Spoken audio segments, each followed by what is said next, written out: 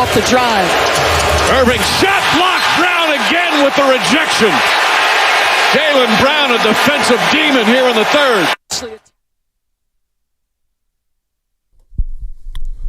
Oh, baby, oh, baby, oh, baby. NBA Finals game number 1. Mike Breen, Doris Burke, J.J. Redick, and the Celtics roll with a monster first quarter, 37-20. And welcome to the NBA Finals, Kristaps Porzingis. What a first quarter he had coming off the bench. Overall finished with 20 points, 6 rebounds, 3 block shots. Boston wins game 1. No, the series is not over. The Dallas Mavericks will make an adjustment, but you wonder what the adjustment is. I can't believe this, Shasky. As we say, good morning to everybody out there. Getting off the graveyard shift. If you're at work, what is happening? All you overnight dancers, man, it's time to make some money, baby. Summertime is here. Cops, firefighters, students, everybody graduating. All these graduations. I got a graduation to go to tonight. Niece graduated the other day, Nai. All these graduations happening. Proms, everything. Well, proms is actually over right now, but shout out to YouTube, Twitch, Twitter, brought to you by First NorCal Credit Union. Upgrade your savings dividend. Open a First NorCal First Class Buddy Market today, and shout out to the Xfinity Mobile text line. We got Giants and Rangers today. They're down in Arlington. Let's see if they get a winning streak to go on. We got more Niner talk, a lot going on with Brandon Aiyuk. And nothing to panic about with Brandon Aiyuk until training camp. I'm not going to freak out right now at minicamp. Most, it is surprising Niners got these extensions though, but there is a Brandon Aiyuk conversation. And the more and more I think about it, the more and more they need Brandon Aiyuk to try to win the Super Bowl this season. The more playmakers, the better. I always thought that you could squeeze one more year out of these two guys. But Shasky, what up, man? What's going on? Nothing. Obviously, you're going to look at the final score, and a lot of people are going to say that was a ho-hum game. But I thought there was a lot. I thought there was a lot coming out of that. Jaylen Brown pressuring the ball, just simple things like pressuring the ball and taking accountability on the defensive end. I think that's one thing that has really endeared NBA fans to Anthony Edwards. Jaylen Brown is a guy, we could talk about how much he's making, but in terms of the player he's turned himself into coming out of Cal, I just don't know who saw this coming in terms of his growth every single year. His body he's got a great, physique, and the way that he utilizes his chest defensively, I thought he got up into Luka, and they kind of gave you, and it's different, but the same thing Draymond said when they were facing Jokic many moons ago in 2022. I'll let Jokic get buckets, but I'm not going to let Jokic get everyone else going and get buckets. You got to turn the faucet off somewhere. And I thought they did a great job just basically making Luka a scorer and not a passer. Yeah, they pressured the ball. That's a great point there. And I think Kyrie and Luka, they were taking some quick shots, especially Kyrie Irving. He didn't have it rolling. He may have to slow it down just a little bit. Just a little bit to try to slow the game down and shorten the game, shrink the game, if you know what I mean. Kind of like in football where you go on these 8-minute drives and you're running the ball and you're taking the air out the football and you're trying to limit the possessions of the other team. Dallas may have to do that in this series because with the 5 out that the Boston Celtics employ offensively and Kristaps Porzingis shooting over everybody, getting the switch, and they ran with Horford and Porzingis, which I didn't think would work in this series. And they nullified the alley-oops that Dallas made famous in the Western Conference Finals and against Oklahoma City. They took Lively away. Gafford was non-existent at times. I was very, very surprised at how well Boston executed their offense and it translated to defense because you're right, the ball pressure on Luka. When you want to play the great players, and you see this against Steph and Curry, you press, Sacramento did it in the first round last year, they did in the playoff game. Pressure these guys 94 feet. Sure, they're going to get theirs, but make them work, and you get into your offense with 14 seconds left on the shot clock. It's not enough against a team like the Boston Celtics. So offense translated to defense translated to offense.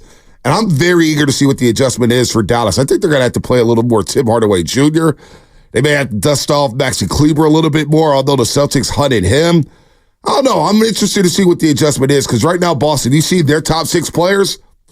I think they're a lot better than Dallas's top 6 players. And Tatum and Brown, to your point, forget the dollar signs. Jaylen Brown has turned himself into a damn good player. And he's a player that you want representing your franchise. Absolutely. This was subtle, and I don't know how many people picked up on this because you're talking about the rim-running bigs and the lob threat because that's been the beauty of the Dallas team, right? Those players perfectly, go alongside of a Luka and a Kyrie.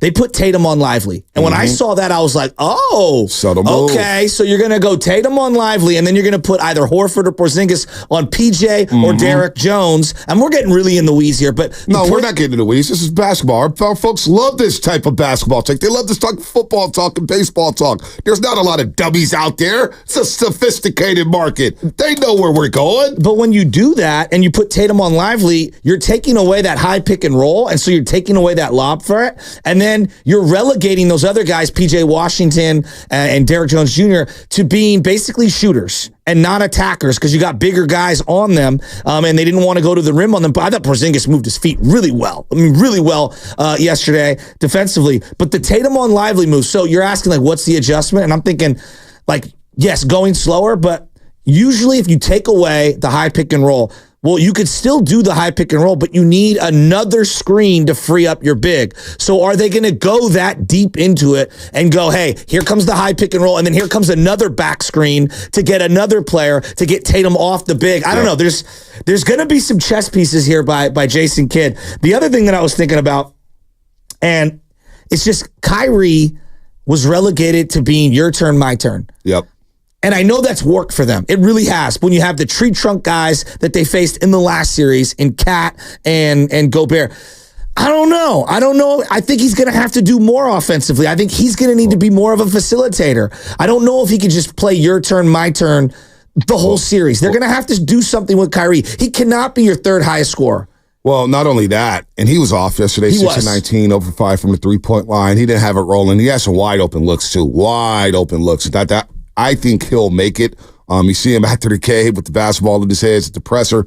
The one thing that Kyrie's done so well in this playoff run is get into the paint and break down the defense. Dribble drive penetration, which sets up the alley-oops, which sets up the drive and kick and getting the wide open threes. And now with Jaylen Brown at times pressuring Kyrie, and then you got Drew Holiday, who could get physical with you on the perimeter. And then the subtlety of, hey, we're going to make Derek Jones Jr. beat us on the perimeter. And Derek Jones Jr. wouldn't shoot it.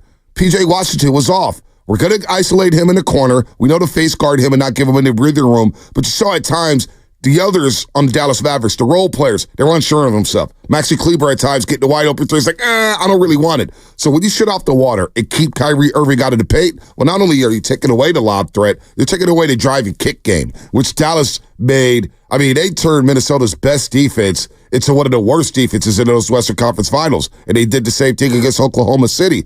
So having Tatum on Lively, taking away Daniel Gafford and that lob threat, they just look like a completely different team. You may have to get to the mid-range game if you're Kyrie Irving and Luka Doncic instead of hoisting up threes. And look, when you see a team finish a game with 9 assists, you're not going to win a lot of basketball games. And that tells me they're taking away the drive and kick game, the alley-oop game, and they're keeping them out the paint. So credit to Boston for having that adjustment in game number 1. What is the adjustment for Dallas and Jason Kidd in game number 2?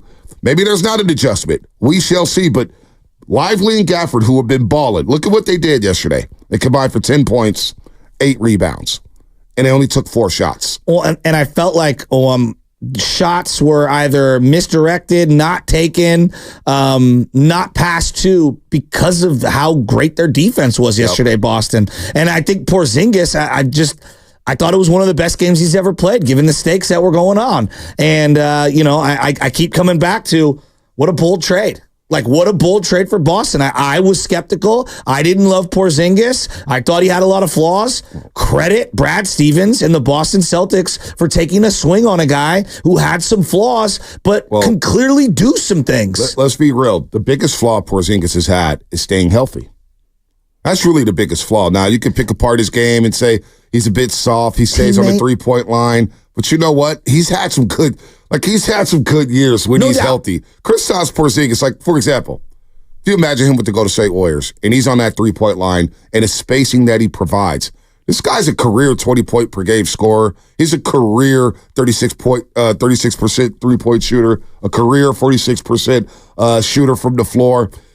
And he's long. And that block shot that he had in the first quarter, blocking a dunk attempt by Hardy, all ball, and the rim protection. And when you have that size, and you can just jump straight up, and then you got a guy where if you switch on that pick and roll, and he's shooting over everybody, everybody, with the exception of Lively and Gafford, on that perimeter, now you're cooking, and you see the vision. Now it's like, oh, wow, you got Tatum and Brown, who have all this lane, all this space to operate with, and you got Porzingis on the three-point line who could draw the bigs out. And then, oh, by the way, old man Al Horford, he's just going to stand in the corner. And if you don't guard him, he's going to kill you from the three-point line. And yeah, they just have a very balanced floor attack. And so I'm Porzingis fits well with them. It fits really well. I think he fits really well on a lot of teams. But like, I saw this narrative from a lot of Warrior fans. Like, we should have got Porzingis. We should have traded Jordan Poole for Porzingis. And I'm thinking to myself, that's the thing now? Well, I mean, come on, man. Well, I do think a lot of Warrior fans. I guess my take. So Dallas is going to trade for Jordan Poole when they already have Luka Doncic and Kyrie Irving. I know what you're saying, but I just want to make this clear for the Warrior, for whatever Warrior fan said that, whoever said that. They already have Kyrie, Luka. They have Hardy. They have Tim Hardaway Jr. Who's the other kid they had who was really good last year? Was it Green, I want to say, who came off the bench? Yes. Who had some big time nights last season? They're going to trade for Jordan Poole? Well, again, I know, I hear you. I'm hearing the rhetoric. I know. I'm just trying to make sense of it. No, I'm with you. But here's the bigger takeaway on the Porzingis thing. It's not necessarily the Warriors didn't trade for Porzingis.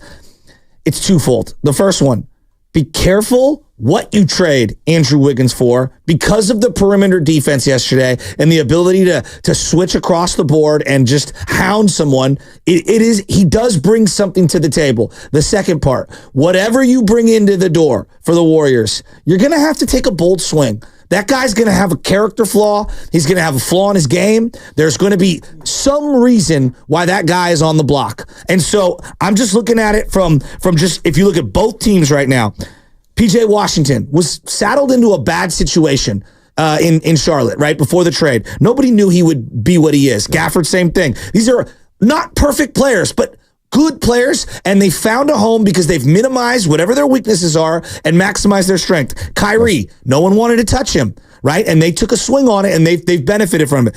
Porzingis, they took a big swing on Porzingis. And again, your thing, hey, the number one flaw is health and availability. That's huge, right? It really is. It's huge. But they knew that, hey, we could have Porzingis here, and even if he plays 50 to 60 games, we're good because we do have Tatum and Brown. Agreed. Porzingis has been asked to be the number one and number two option in New York City and Dallas for all these years. Now in Boston, he could be your 3, your 4, or your 5 on any given night. Totally. And the pressure is relieved off of his shoulders. Now he could just go play basketball. Yep. So fit matters. Fit matters. And Go ahead. No, I agree with you on fit matters. I'm just saying, like, I'm looking at all these potential, like fill-ins for the Warriors. They need more shooting because as I watch Boston, and even Dallas doesn't shoot as well as Boston, you have to space the floor. So you got to get other guys who can catch and shoot around Steph Curry and Draymond Green. The second part is, you're going to have to take a swing on somebody who's got some flaw, character, personal, there's a hole in their game. I don't know what it is, but you have to be willing to take a bold swing. And I look at the Porzingis thing, even Drew Holiday, but wow, you can't believe you traded for an old guy and, you're moving off of Marcus Smart. Like, they all seem like the right move now, but they all came with question marks. And I just think that whoever the Warriors are going to be targeting, as I'm looking at this, to try to get back into that conversation, you're going to have to be bold, and you're going to have to be willing to accept whatever that player's flaw or flaws are. Can they overcome that by solid coaching and the other pieces around them? Well, here's the other thing, too, and it may not happen in the offseason. So you talk about these trades with P.J. Washington and Gafford. Those are mid-season acquisitions. The Kyrie trade happened last season. Yeah. They didn't make the playoffs. And they were able to keep that pick, and they pick Lively out of Duke, and he fits, right? And then all of a sudden you get Gafford and P.J. Washington at the deadline. What I don't want fans to do is freak out. Say if the Warriors are playing next season, they're hovering around the 8 seed or 9 seed. I think that other trade, because it may not happen in the offseason.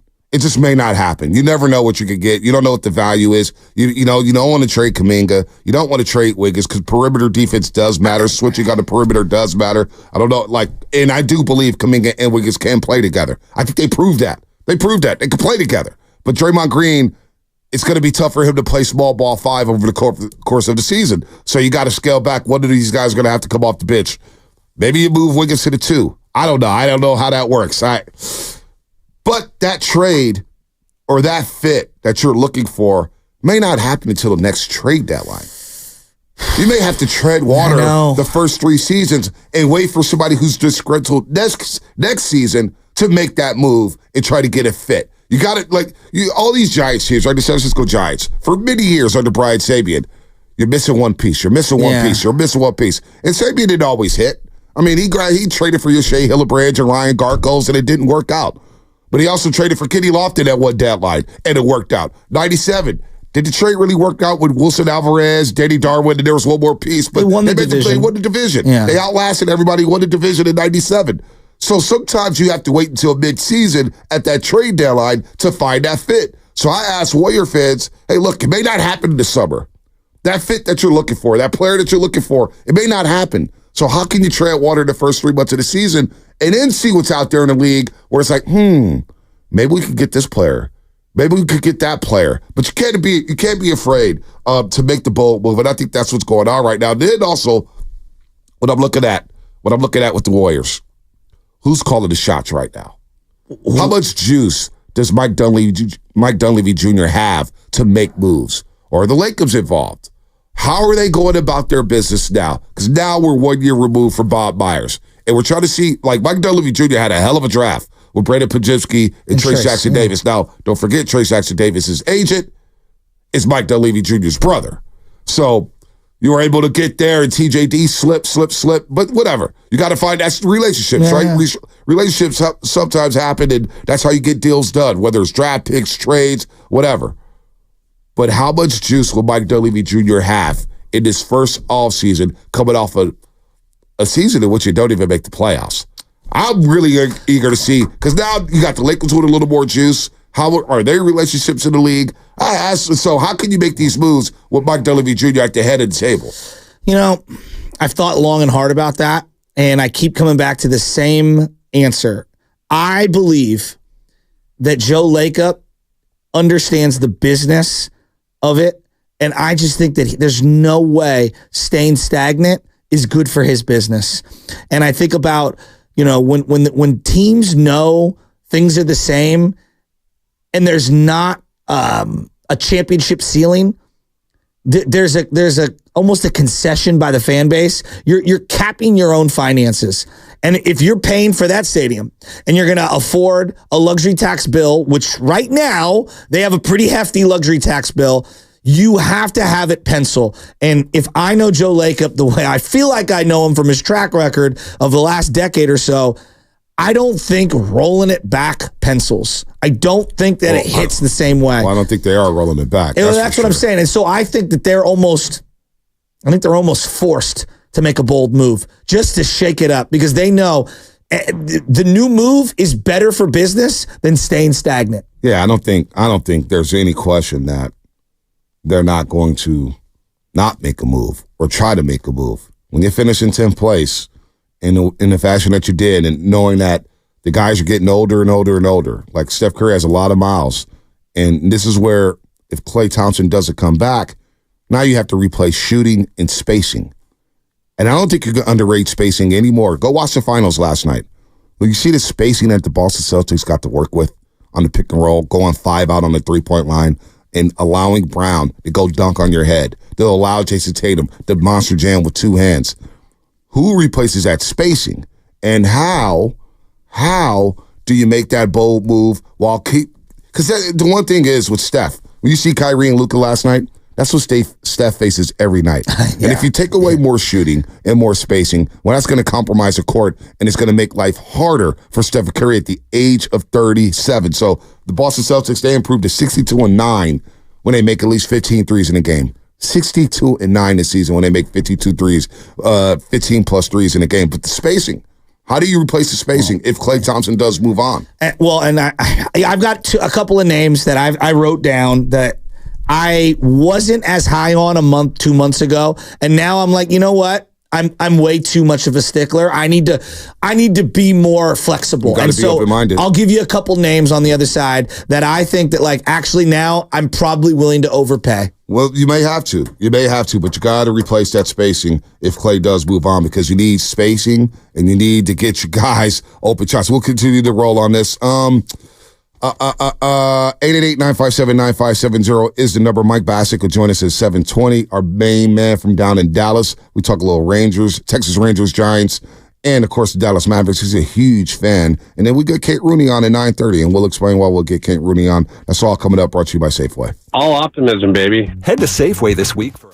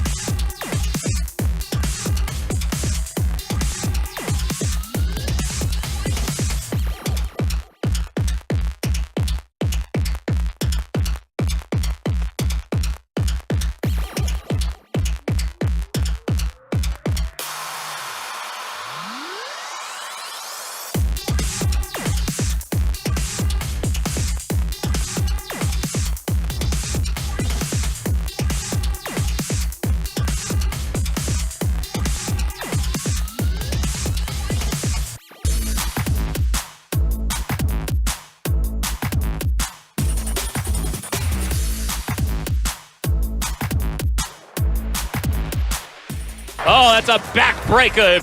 Hey, Dub Nation, it's Chris Paul, and you're listening to The Morning Roast with Bonta Hill and Joe Shasky on 95.7 The Game. Chris Paul, where's he going to be playing next season? He's trying to get back down to L.A. with the Lakers or the Clippers? Where is Chris Paul going? Plenty of teams need a point guard, that's for sure. That'd be interesting to see what the Warriors do with this team option, whether or not they trade him, let him become a free agent. By the way, just hashtag random, as Guru would say, BFC playing Chicago Red Stars at Wrigley Field. BFC getting to play soccer at Wrigley Field. That's pretty cool for them. Just wanted to shout them out. They're playing Chicago Red Stars at Wrigley Field June 8th, 2024. So cool for them. They had to play at Wrigley. What an iconic stadium there. As we'll talk a little NBA Finals. Free agency is right around the corner for Warrior fans as we watch the NBA Finals. The Celtics up 1-0 after dismantling the Mavericks last night. The Mavericks just 9 assists. 9 assists last night in game number 1. By the way, be sure to be locked in the 95.7 Game for a chance to win some awesome Warrior prizes, as well as qualify to win the perfect Father's Day gift, an autographed Steph Curry jersey. Tune in at 7:30, 12:30, 4 o'clock every day this week for a chance to win. Thank you to the Golden State Warriors for the prizes there. And we're going to play Know the Show.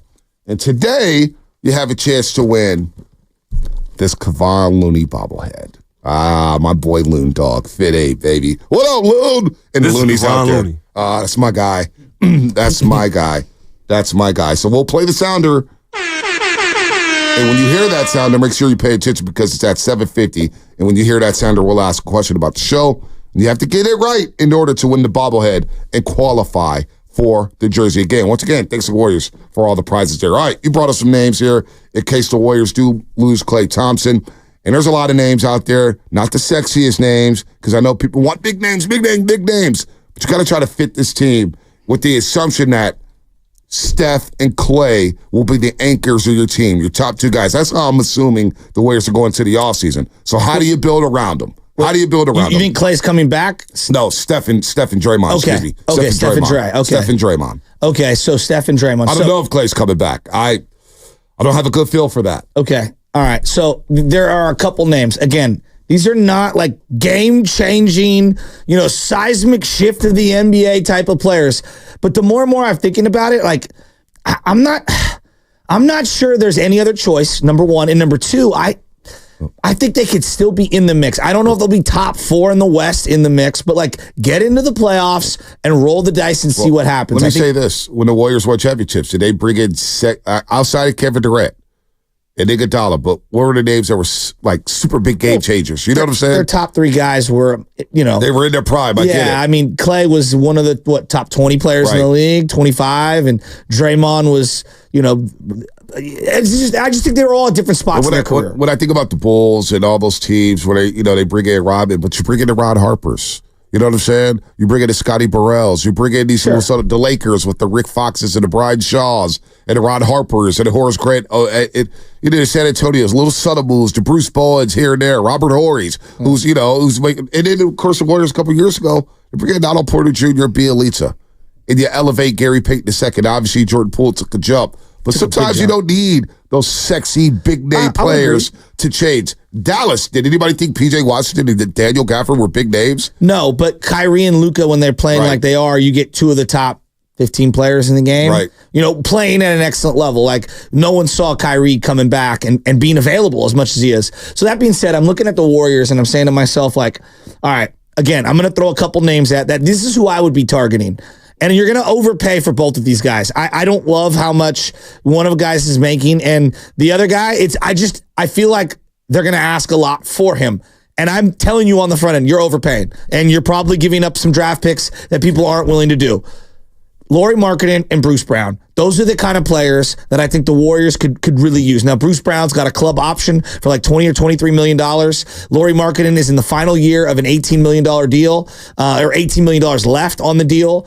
So, Utah giving up Lauri has been long rumored. There are probably 5 or more teams that are going to try to jump in front of you to get him that probably have better trade packages. You're going to have to blow them away with stapling draft picks. You might have to blow them away by adding Moody and Kuminga. I don't know what it's going to cost you. I really don't know. But I think if you add someone like a Lauri Markkanen, now you have some offensive balance spacing the floor. Now you have some catch and shoot. The reason why I like Bruce Brown, to me, He's a catch and shoot guy. And I think he's overpaid. I don't love the amount of money if he opts into or if they keep him on his club option. If he's an outright free agent, it probably makes it way more difficult for the Warriors to acquire him. But those are the kind of guys that you're looking for. You're looking for someone who can play a little bit of defense like Bruce Brown, but be more of the catch and shoot guy who's not going to be dribbling, who could stand on the perimeter, who can, play opposite Steph Curry on one end of the floor and receive passes from Draymond Green.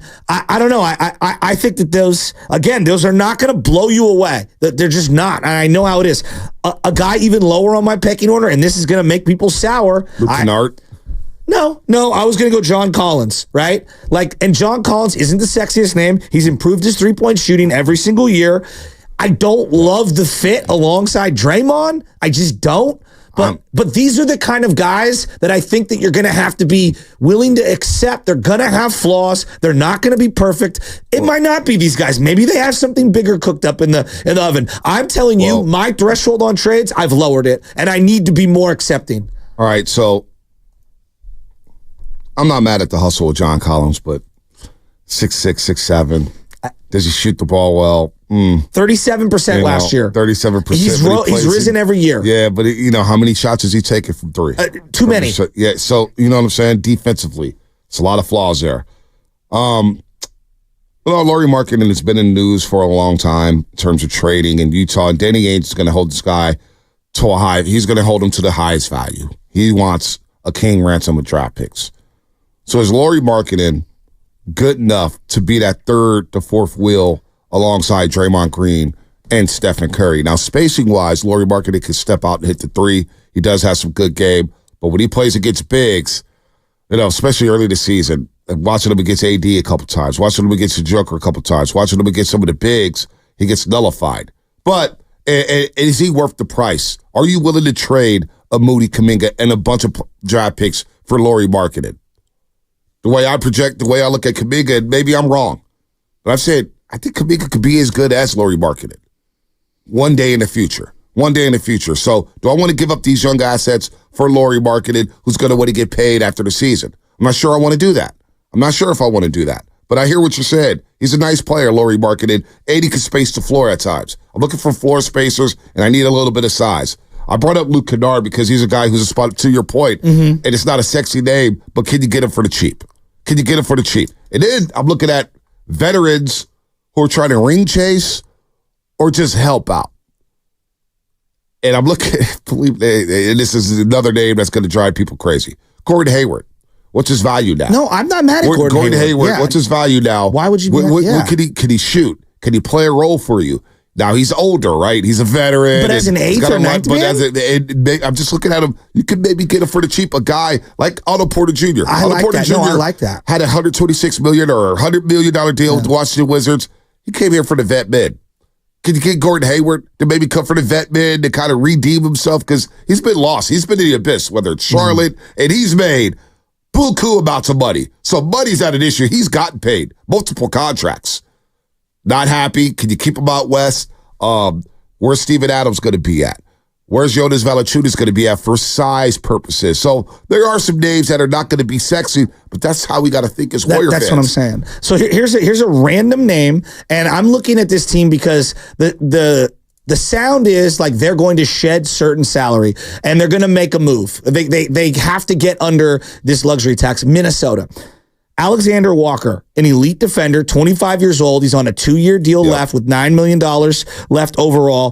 2025, he could be basically a restricted free agent. Like, that's the kind of guy that I think is an under-the-radar move that you could bring into the fold, and maybe you're surrendering a Moody. Maybe it's a GP2. I don't know. But they're the kind of team that is looking to either shed salary or they're going to make a move, and it might be a bigger player, and so they might have some redundancy that's left on that bench, and they might have to shuttle someone out. And it just feels like Alexander Walker is one of the guys on Minnesota that's kind of lost in the shuffle right now. Those are the kind of guys that I'm looking to target. And if you don't know who he is, elite defender, maybe can knock down a shot here and there. Yeah, a shot left him in the Western Conference Finals. He was left open. If he can improve that shot, and I think there is room to improve for Nickeil Walker-Alexander. I always liked him as an individual defender.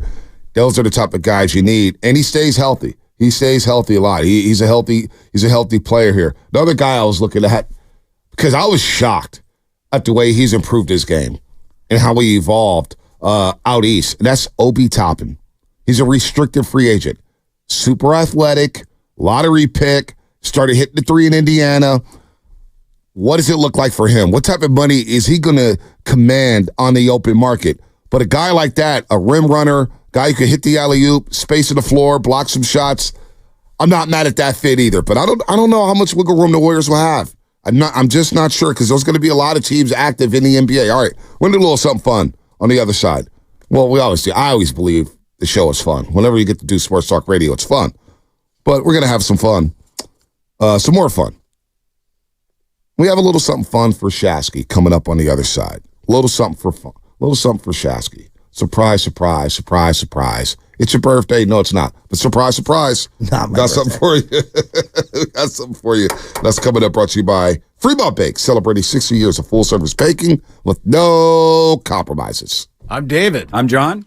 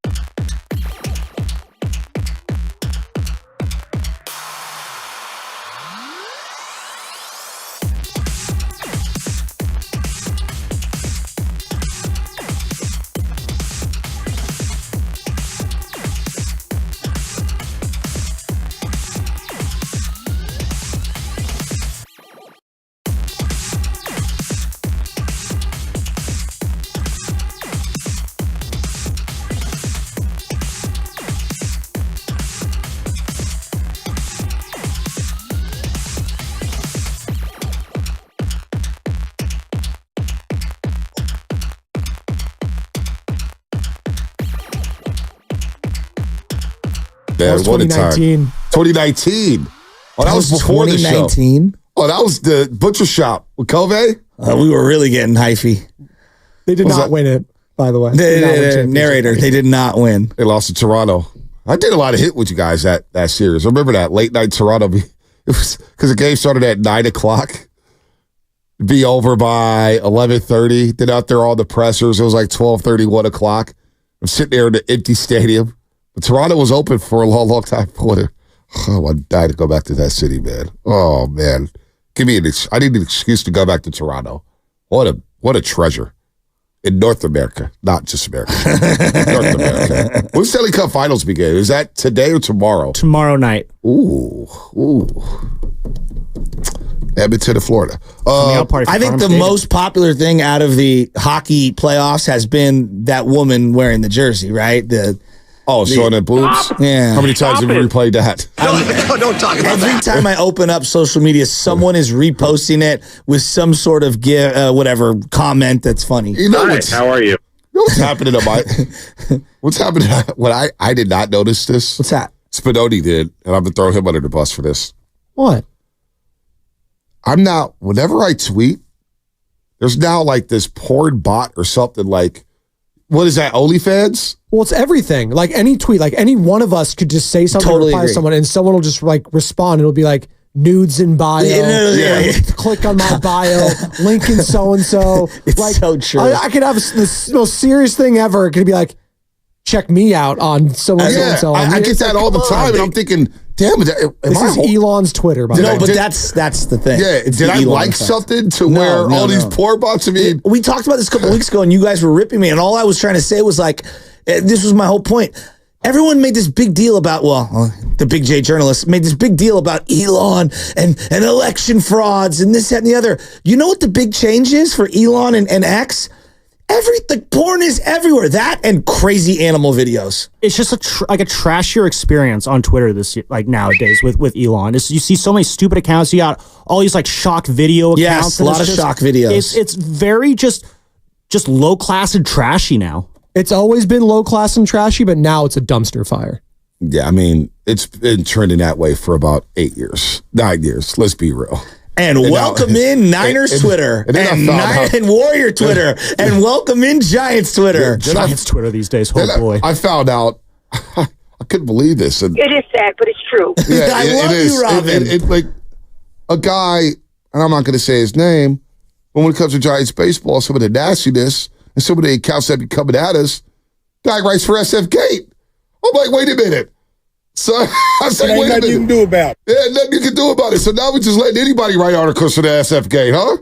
Alexander Simon, I love you, man. Let's get it together over there. Control your people. All right, we're going to do a little fun here. We got Mike Basso. Shameless shout-outs coming up at 8:45. We got Caller of the Week at 8:20. Obviously, the injury report. You got Know the Show. So giving out this Kavah Looney bobblehead. We're talking finals. We're talking Giants and Rangers. We're talking Niners and Aiyuk. Got You Don't Know Jack. A lot going on here. A lot going on. We're going to bring something back from the dead.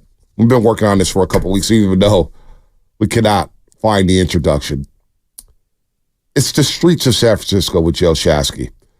And we're going to do a little something different here. Instead of Shasky riffing about the streets of San Francisco, about what we did growing up in the city, whether it's taking Muni, whether it's taking Bard. Serious look you just gave me in the producer studio. Well, Bob. I'm Did you thinking, like, see that? what are we doing here behind the scenes? He's scared, I think. Surprise, surprise. You don't like surprises? You guys surprise me all the time. Don't you love surprises? Surprise! Oh, I like being on your end of the surprise. Matter of fact, Shasky's the one who ruined his own surprise for the birthday. Because Michelle was throwing him a surprise party last year. That's right. And Shasky, because he gets so antsy, got to the surprise party before everybody, and we all came down there. It was like, oh, hey, surprise, you're already here. Yeah. That's tough. I did ruin my own surprise party for my 40th. But you can't ruin this. The streets of San Francisco. So get in here, Lubman. We're going to ask you 4 questions. We're going to quiz you on 4 questions and test your knowledge about the city and streets of San Francisco. I'll start off, Lubman. I'll start off with the first question. Number 1. Now I'm worried I don't know these things. Yeah, well, I think you'll know this one. That I'm may going to or give may you a not be the layup point. to start. I'll give you a layup to start. and I'll make it multiple choice for you. Okay. Hey, look, we all love multiple choice. That's what got me through math class in college. Where's my Scantron? Let me Don't get my like that E Scantron. option though. Just A, B, C, D. The A, B, C, D. throws me off. Oh, the E, or you just try to guess like, okay, I think it's going to go like this, B, B, A, A, B, B, or you just look over at somebody's paper like, okay, I see what they're doing over there. Let me just B, B, A, A, blah, blah, blah. All right, first question. It's too much for me. This might be too much for you, Shasky.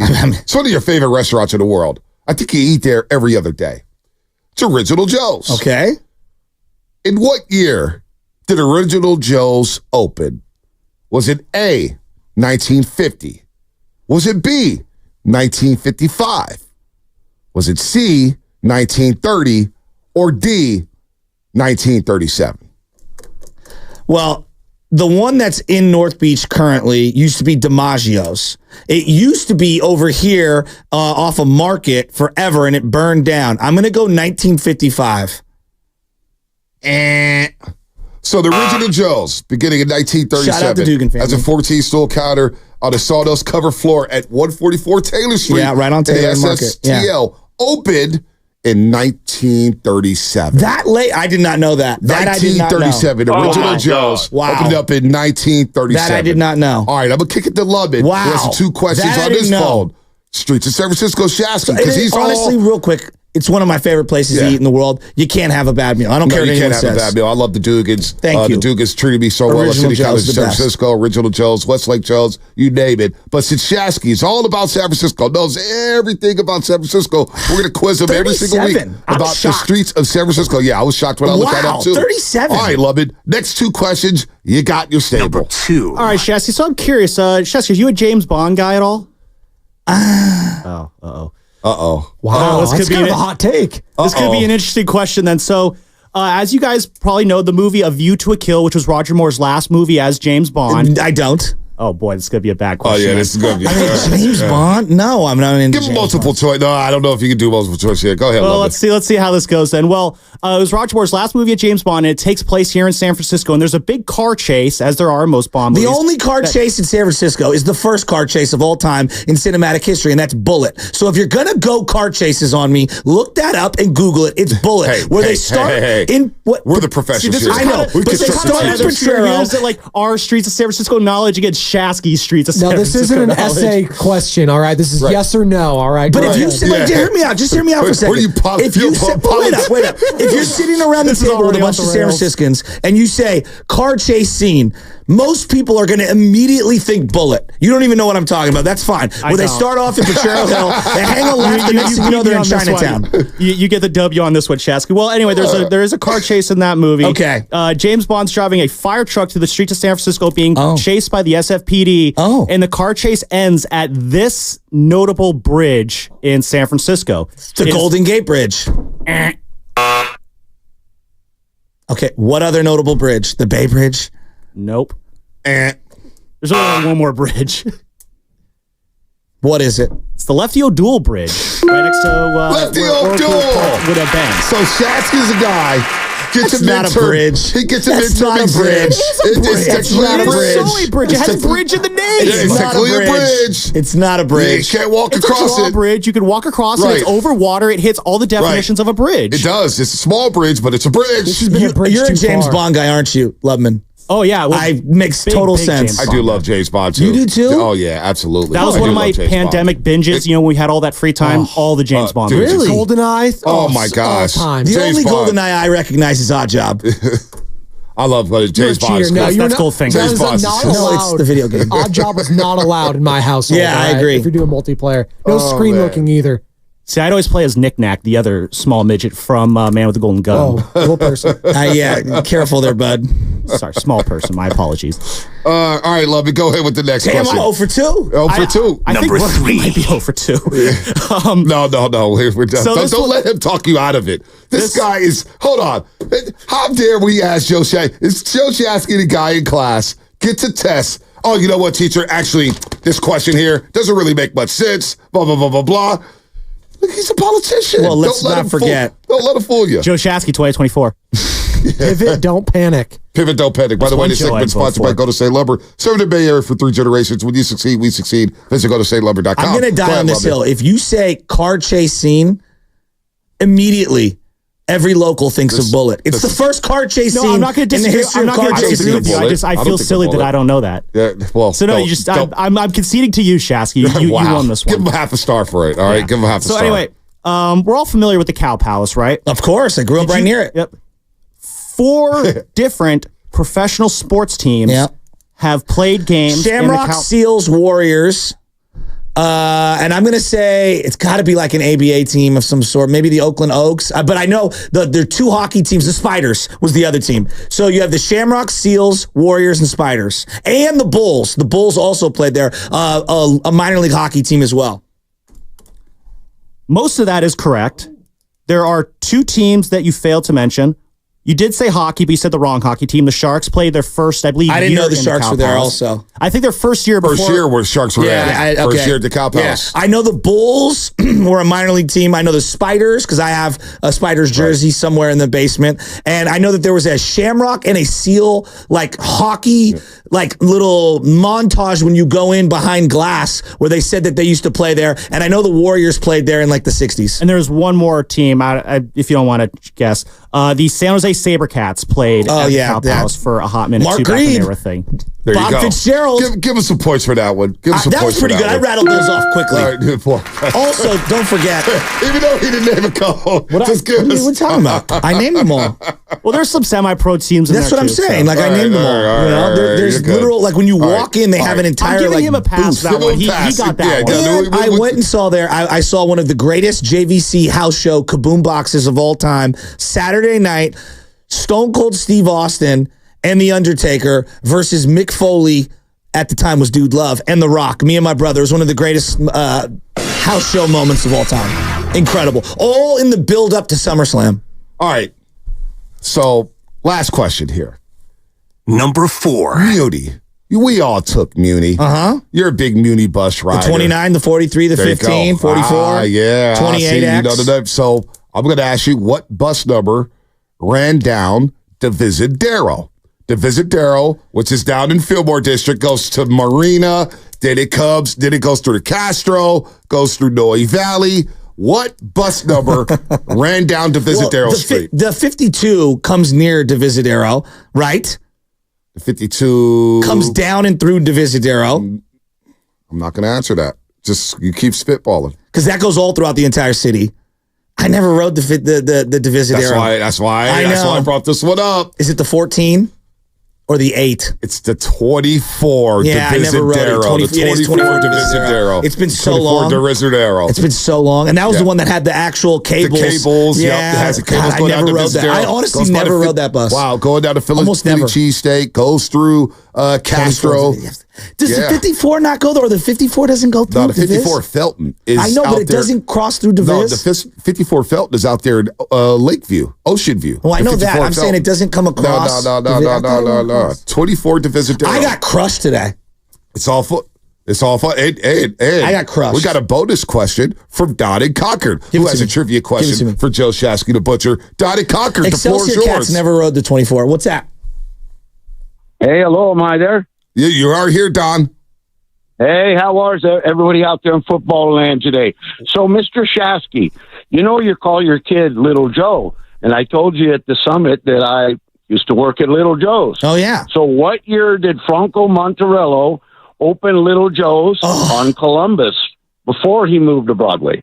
I mean, after like 100 years of I have no idea. What, 1908? 1970. 1970. Yeah, Little Joe's, a famous Little Joe's on Broadway.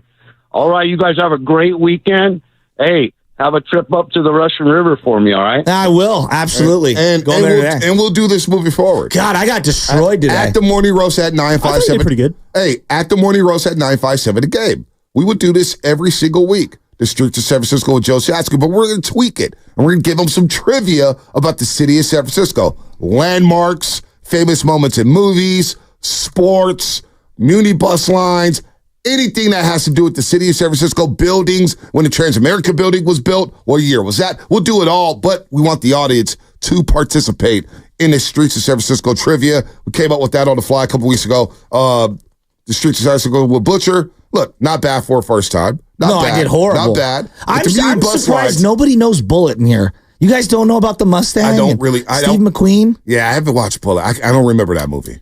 I remember the car scenes in Rush Hour. I remember 48 Hours. I remember, what else? 48 Hours, they also stole a bus. Yeah, they stole a bus in 48 Hours. I believe the 48 O'Shaughnessy, or the 48 or Ortega. The 48 is Quintara. The 48 Quintara. There you go. And the 44 O'Shaughnessy, which goes from. It's been so long. I haven't ridden a bus. 44 O'Shaughnessy goes from 6 in years. California all the way through Hunters Point. Yes. It is a long 44 and 52 ride. used to end up at the same spot. Right. The 24 Division, Daryl, I mean, look, I had to catch every single bus growing up because I didn't have a car. Some buses just sit in the front seat, like the 15th 3rd Street or the 9 San Bruno, because it was going through Sunnydale. You'd not want to sit in the back going through Sunnydale. You want to kind of sit where the divider, you know, the big buses where they got the little panels in the middle. You kind of want to sit there so nobody sees you and you won't get jacked. Yeah, that's what you want to do there. All right, you're listening to 95.7 The Game. Bullet. Now, I haven't seen Bullet. I'm like shocked. I got to see Bullet. I think Robert Duvall's in it as well. I think he is. I know Steve McQueen's like front and center. I think he is in Bullet. All right, Mike Basso coming up in 15 minutes. You are listening to 95.7 The Game, KGMG FM and HG1 San Francisco and Odyssey Sports Station. Always live on the free Odyssey app. Don't forget, you can also watch us every single day on our YouTube, Twitch, and Twitter streams. Powered by First NorCal Credit Union. Upgrade your savings dividend. Open a First NorCal First Class Money Market today. So we'll go restaurants, we'll go beauty bus lines, we'll go landmarks, historical moments in the city. We got a lot cooked up for you, Shasky. We're going to be picking your brain every single week with the streets of San Francisco. We'll be picking Mike Bassett's brain in a little bit here about the Texas Rangers, who has struggled a little bit coming off their World Series championship. They host the San Francisco Giants today for a 3-game series at Globe Life Park. We'll get a look at that big old warehouse, which is right next to Jerry's World. Right next to Jerry's World. Right next to each other? Right next to each other. So when I was walking around Jerry's World at that wild card playoff game, Globe Life is right there. And it looks humongous. And they have this place called Texans Live. They got all these restaurants, bars, big screens, and all that. And it looks like a great, great time out there. So Texas right now, with Corey Seager, Marcus Semien, are in second place in the AL West at 30-32. They're 6-4 in their last 10. They've had some injuries. Yeah, Seager got hurt this week running down the line. Yeah, is he going to play this weekend? I don't know. They didn't do any MRIs. They didn't say they needed any for that, but he said he might get a couple days off. So maybe today, but there's a chance he plays either tomorrow or Sunday. Tell me you guys saw the video of Machado. Oh, boy. What happened? You didn't see it? Manny Machado just running down the line, looking out of shape, and then got thrown out. He didn't even get hurt. He was just gassed running down the line and healed over and was just huffing and puffing. It is sad, but it's true. I mean, at least Corey Seager sprinting down the line got hurt sprinting. Right. Machado's a little older. They still have my guy. They might be the same age. They might be. Who knows? I don't know. They still got my boy Nathaniel Lowe out there at first base. Evan Carter's had a terrible season. He's on an IL. I thought he was going to have a big-time season. They have Wyatt Langford, this DH who's a great kid. And they're pitching. Scherzer, DeGrom. They're not going to come back until the second half of the season, but they are locked and loaded. And, of course, it's Bruce Bochy in that dugout, managing the Texas Rangers against his former team. And last year, when they came out here in mid-August, they won 2 or 3 against the San Francisco Giants, and he felt really good about it. You could tell. He had a smile on his face from ear to ear. But can the Giants, now, if they're losing those 6 straight games, having a big-time win against Arizona to prevent a sweep, can they start to get something rolling here as we head into mid-June? Big series for the Giants here on the road before they come back home, Shasky. It is, and, I thought that the way that they responded to the Arizona Diamondbacks, beating up on them in 2 games, and then for them to come back and after Bob Melvin went a little crazy, if you will, and flipped over the spread, for them to respond the way they did with the bats, I thought that was big. And then, we were all watching, like, can Hicks go deep? He didn't, and the bullpen picked him up. I think this is a big weekend for the starters. Logan Webb tonight against Michael Lorenzen, and Logan Webb 4-5 on the season for them. He's got a 2.95 ERA, 1.25 WHIP, and it's a big boy club, man. That swings the bats. Now it helps if Corey Seager, our old friend from the NL West, who won't play with the Dodgers for all those years, won a World Series. Now he's got 2 World Series rings. If he doesn't play, it's a winner. You got to watch. And then we got 2 good catchers here, 2 good young catchers, Patrick Bailey and Jonah Heim. He's really good with the Texas Rangers. He's got a good bat, calls a good game behind the dish. So the starters with Logan Webb. Now you're not going to have Blake Snell, right? Jordan Hicks is not going to pitch in the series. Kyle Harrison, will he pitch on Sunday? Well, Probably. He's going to replace Blake Snell. Your bullpen's you had to get 16 outs from your bullpen the other day. So I'm eager to see how this Giants team, as they try to find themselves, maybe the bats get rolling. And you know what? You know who's a big series for? I'm looking at Jorge Soler, who had the monster home run with nobody on base. He's got all these solo home runs. I think 6 or 7 of his home runs are from the solo edition. Can he hit with runners in scoring position? And can he start to bring that lumber that the Giants paid him to do? Jorge Soler, can he get rolling there? Because ideally, he's going to be in the middle of your lineup. Yeah, I'm going to go, and I agree with you that he does need to get going. But like the 2 guys for me that have to start picking it up, I think Ramos has been fantastic. To think that he's going to keep this up, I don't know. We'll see. I'm looking at Yaz, Conforto, Slater. That combination. Like, you guys are the veterans. Everybody's triggered because you're playing and the youngsters get sent down. I mean, you even hear Will Clark on the other station talking about how it's a shame that Matos got sent down. Like, those 3 guys got to bring it. All 3 of them. Like, Slater, you better keep your worth. All this talk about what you were 3 years ago, you haven't been great the last couple of years, for being honest. And you've been out hit from the facing lefties by Matos in the last 2 years. You have to start playing well. Yaz needs to start playing well with the bat. And I need to see Conforto do something. Come back from the injury. He's been out a long time.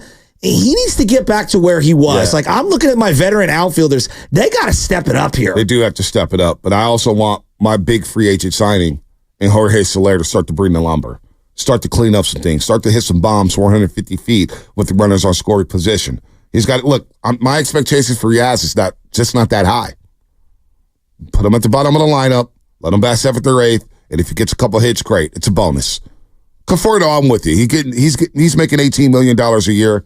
He's got to get rolling here. So we'll talk to Mike Bassick coming up on the other side from 105.3 The Fan in Dallas. Former Major League Baseball pitcher. Made history when he gave up Barry Bonds' record-breaking home run, 756, of course. But he's cool, man. We like Mike Bassick, and he's a huge Mavericks fan as well. So we'll ask him some questions about the finals and, of course, the series between the Giants and the Rangers. And that's coming up, brought to you by Robert Half.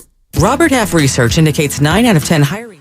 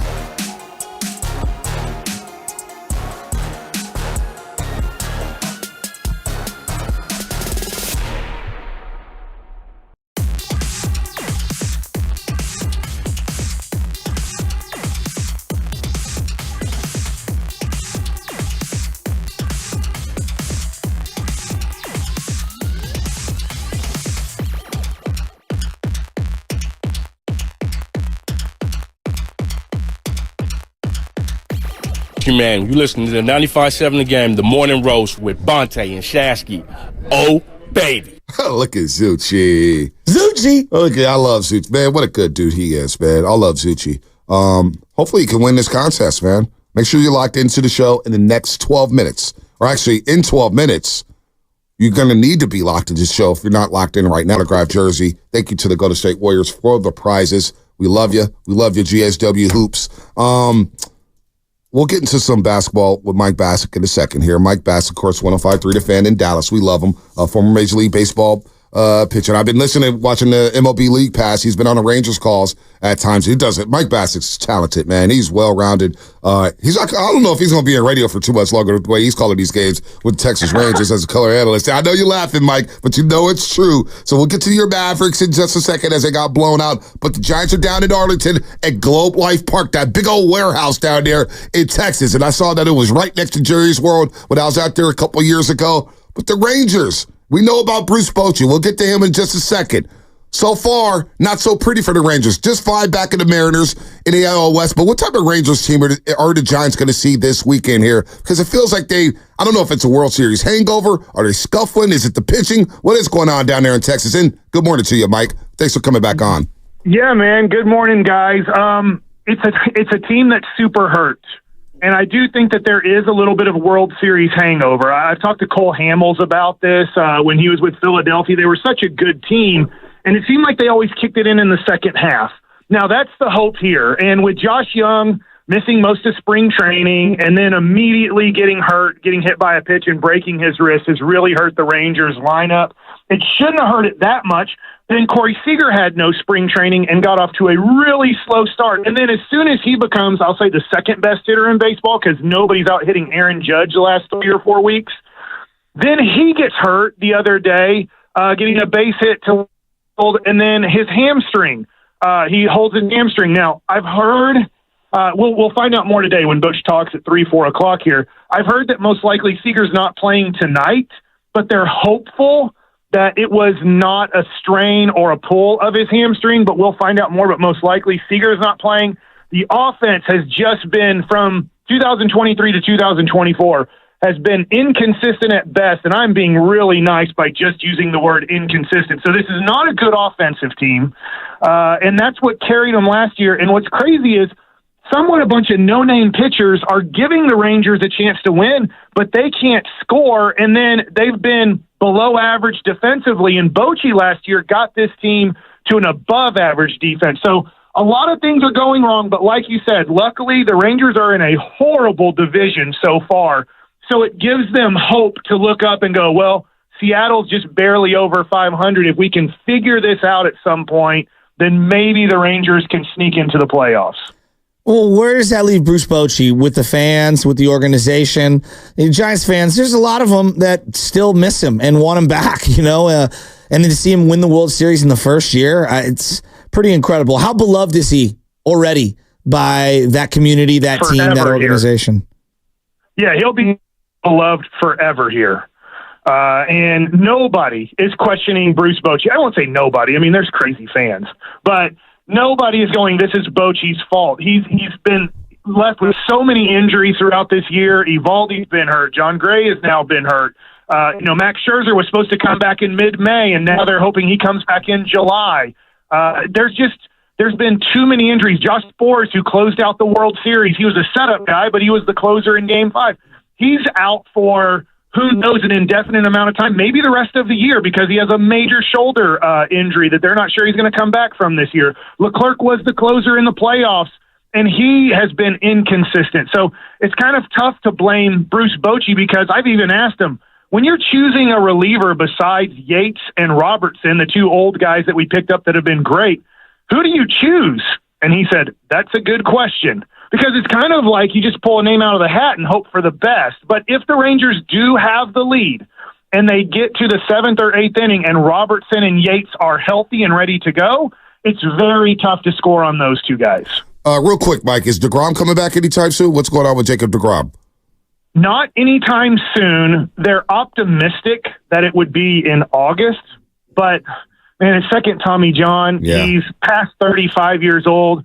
Thank God the Rangers won the World Series, because if they would have kind of, let's just say, been ousted in the first round, which everybody thought after the bad September, people would be really questioning that signing. But when you win the World Series, stuff like that kind of gets swept under the rug for a while, and you're hopeful that he can come back and help. But I would say, even talking to Mike Maddox, the pitching coach for the Texas Rangers, he's kind of like, look, he's in his mid-30s and it's a second Tommy John. We are not going to push this. And after this year, you still have 3 more years of, I can't remember the exact number, but I think it's over $40 million a year. So you don't want to push them, because you got a lot of money left and a lot of years left on that contract. Wow. Mike Basso here on the Morning Roast on 95.7 The Game, 103 The Fan in Dallas. Our good friend, former Major League Baseball pitcher, big-time hoops fan. We'll get to the finals in just a second. But I ask you this, as being a former pitcher, and you mentioned how Corey Seager's been off to a slow start without a spring training.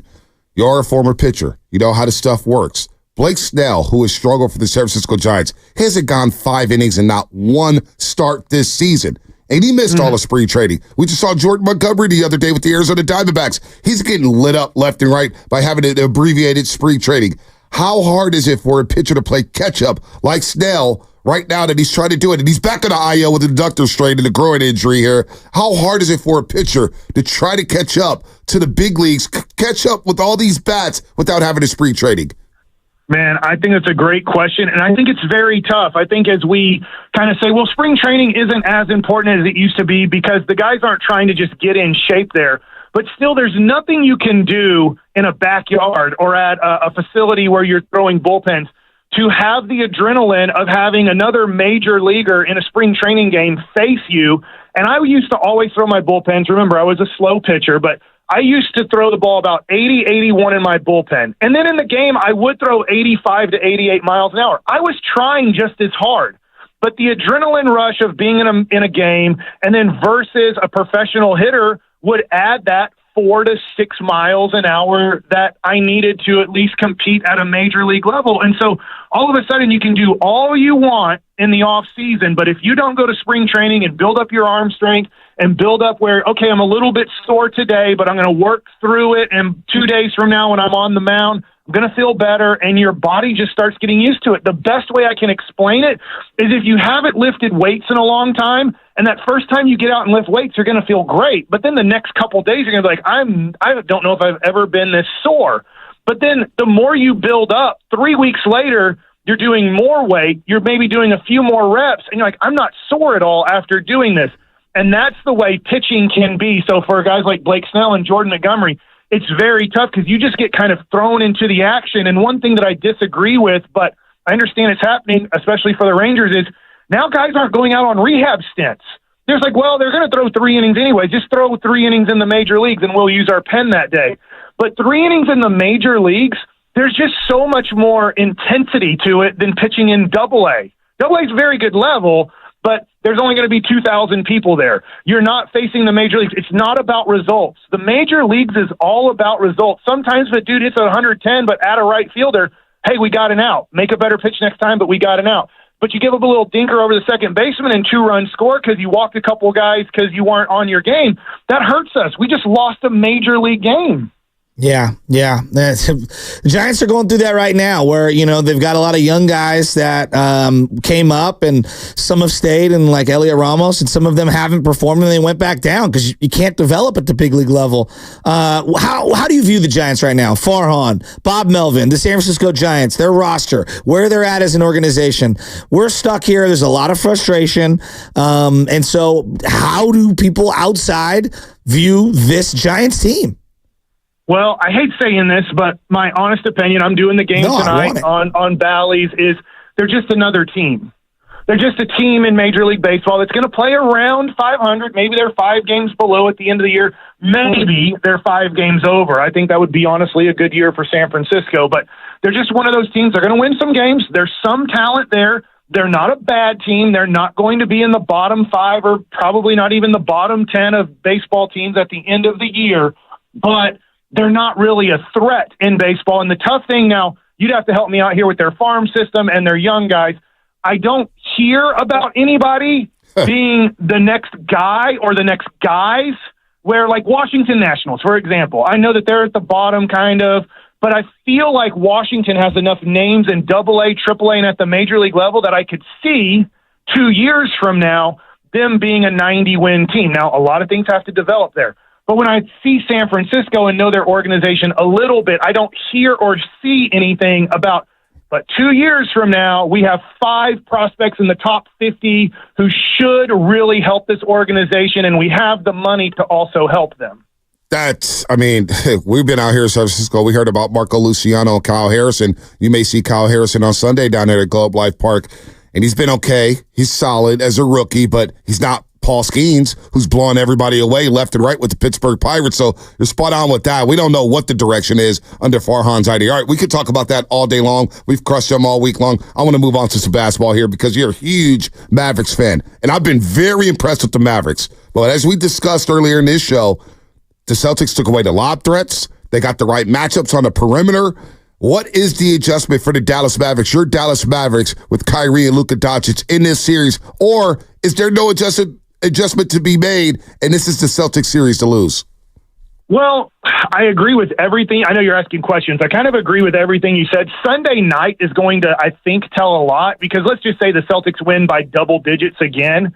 Then maybe you're right. Maybe there is no adjustment, and the Celtics are just that much better than the Mavericks and every team in the NBA right now. But I'm going to be optimistic on this, and I know I'm not answering your question directly, but a couple of years ago, Luka got blown out in Game 1 in Phoenix, got blown out by more in Game 2, lost by 20 in Game 2 in Phoenix, won Games 3 and 4, lost by 20 again in Game 5, beat them in Game 6, and then blew out Phoenix in Game 7, and they were the best team in the NBA in 22 from a record standpoint. And everybody thought, obviously, Golden State won it all, but everybody thought Phoenix was the team to beat going into the playoffs in all of basketball, and Luka didn't compete for 3. I say Luka, the Mavericks, didn't compete for 3 games in that series, so you thought Game 7, Booker, Ayton, Chris Paul, Bridges, they're just all going to kind of beat up on the Mavs again in this do-or-die game, and it didn't happen. And maybe that's the way you beat Boston. Maybe they're better than you,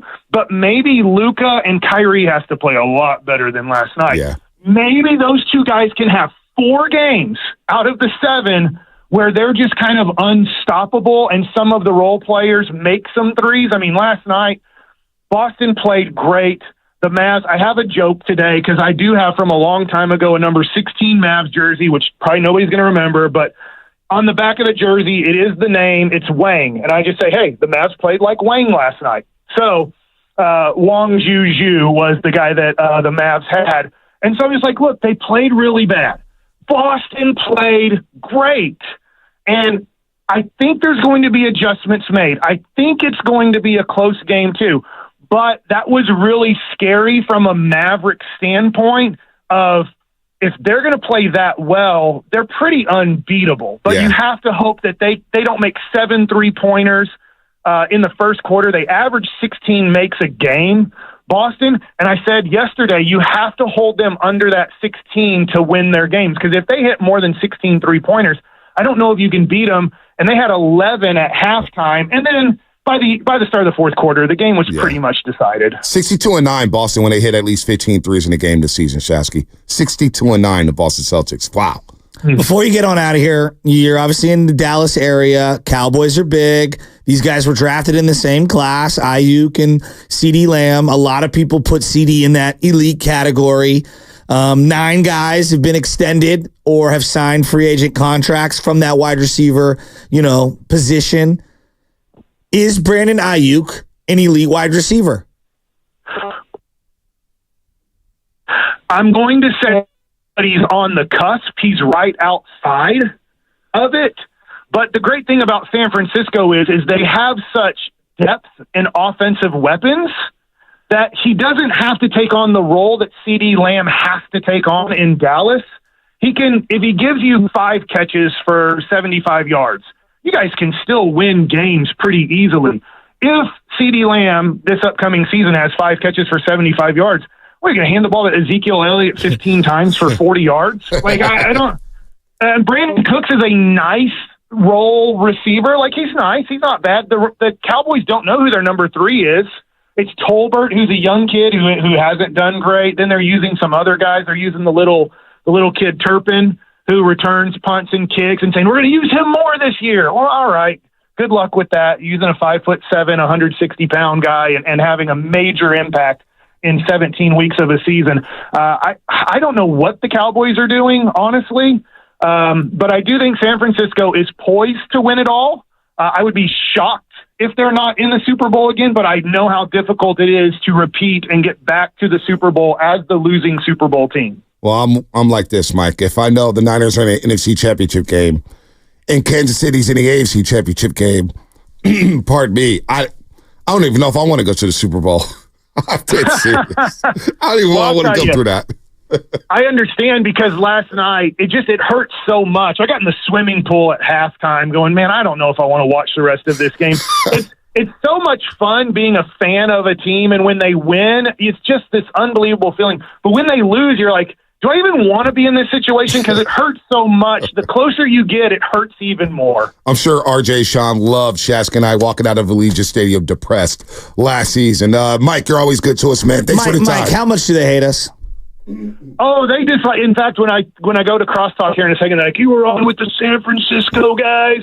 And I'm like, man, they're good guys to me. I love having the conversation. We have real conversations. Yep, they're unable to do that. That's unfortunate. It's unfortunate. Have fun with crosstalk. Have fun. Hey, you're doing a hell of a job in that booth, Mike. Seriously, man. I'll check in on some Texas Rangers games because you guys got a lot of great players, fantasy baseball purposes. You're doing a hell of a job, Mike. Thank you guys so much. I'm having a blast doing it. All right, Mike. Take care, man. Enjoy the finals. Enjoy the series this weekend with the Rangers and the Giants. All right. Be locked in right now. Be locked in right now, because at 7:50 we will ask a question about what happened during this next 15 minutes. And if you get the question right, you will win. My boy Loon Dog. And no, there's no Fit Aid on here, but it's a Loon Dog bobblehead, Kevon Looney. And you get to qualify for an autographed Steph Curry jersey. So we're going to do that. So there's a lot from Mike Bassick right there. The Aiyuk question is very interesting. Is he on the cusp of being elite? And if he is, what is that worth, Shasky?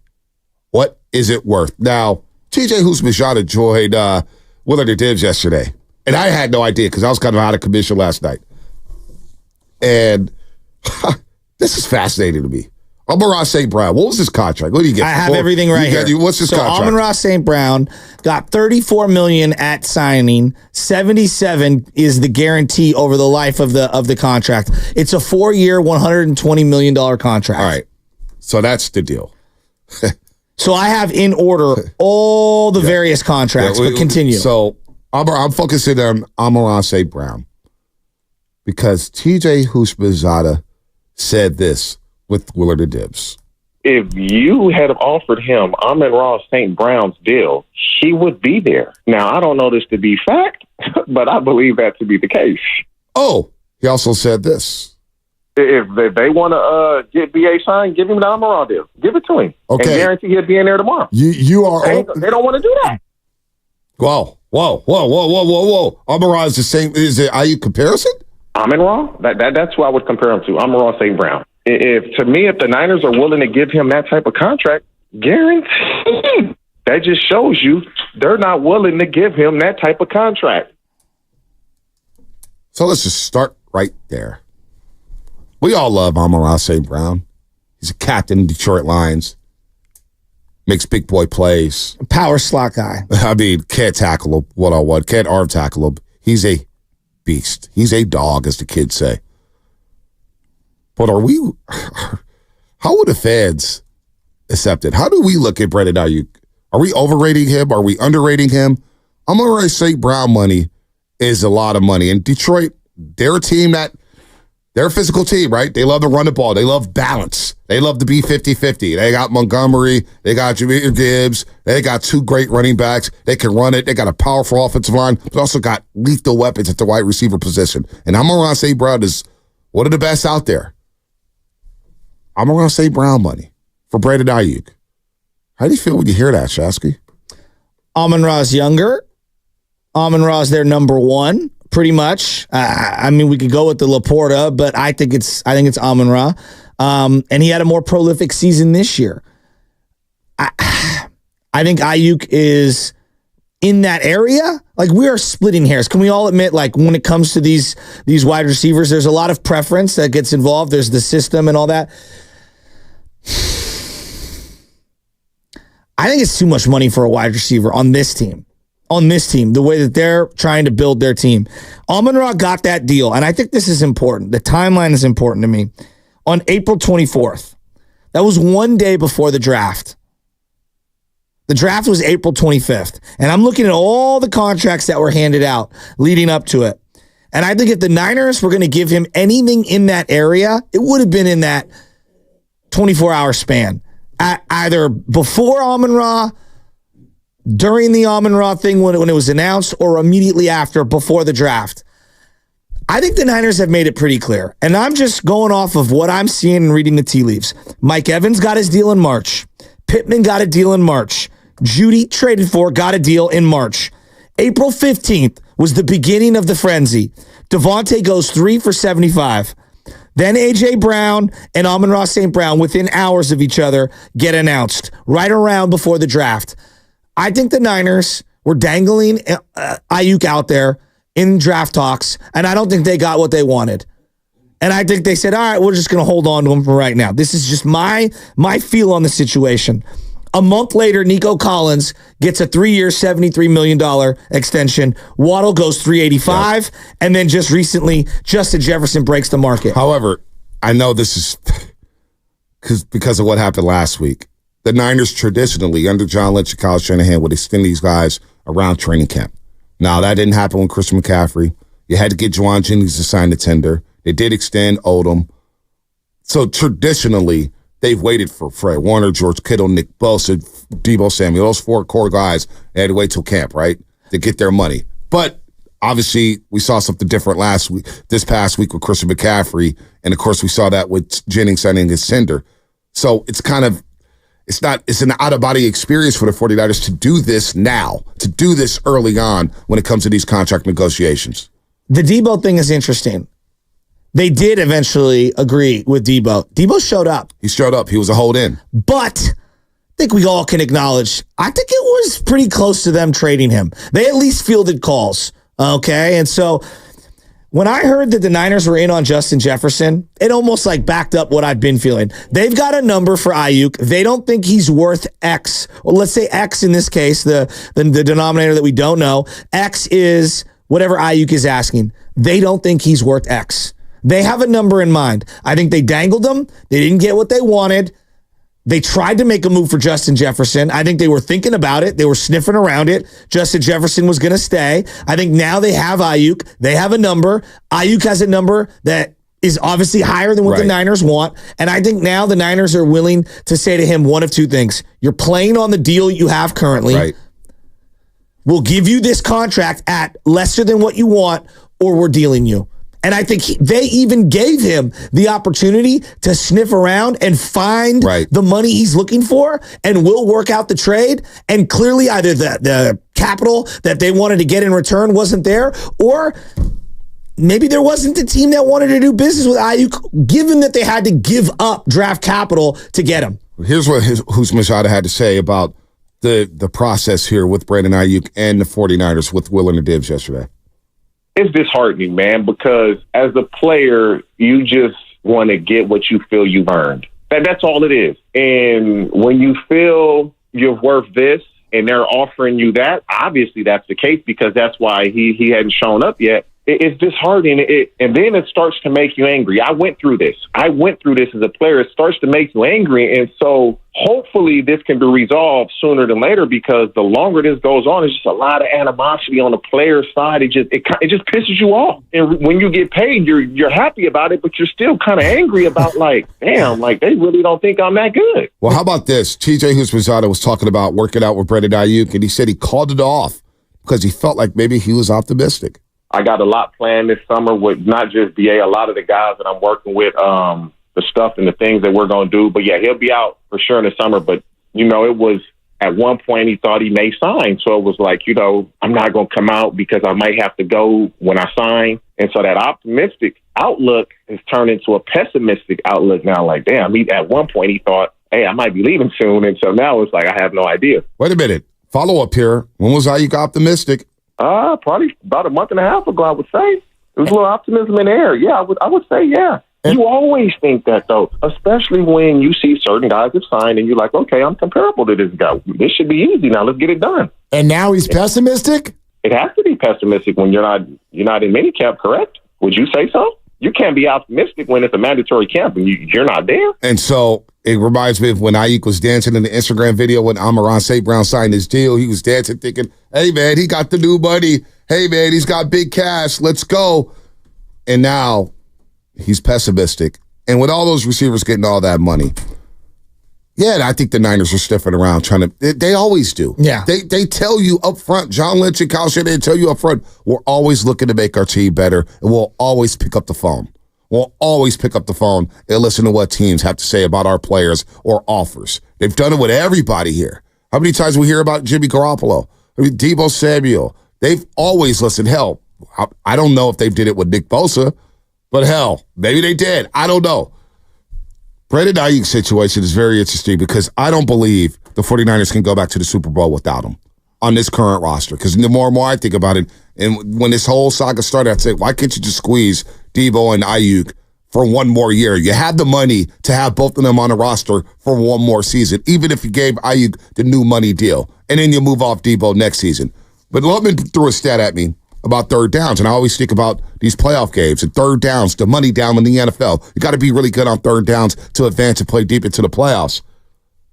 18 of Brock Purdy's 55 third down completions with the Brandon Aiyuk.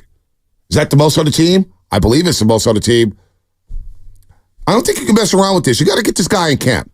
And if you have to overpay for him, sometimes you just got to bite the bullet and overpay.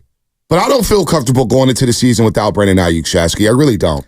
I think most people agree with that point. Like, you don't feel comfortable with him. But I also I kind of like how the Niners are playing this one. Like, I'm sorry, this wide receiver market's out of control. Like, it just is. The money being thrown around is out of control. That's just my particular opinion. And you might have kind of screwed yourself by giving Deebo all that you did. And then when you acquire Christian McCaffrey, the money for Deebo looks a little out of whack because his usage isn't what it was prior. Let's get $28 million this year.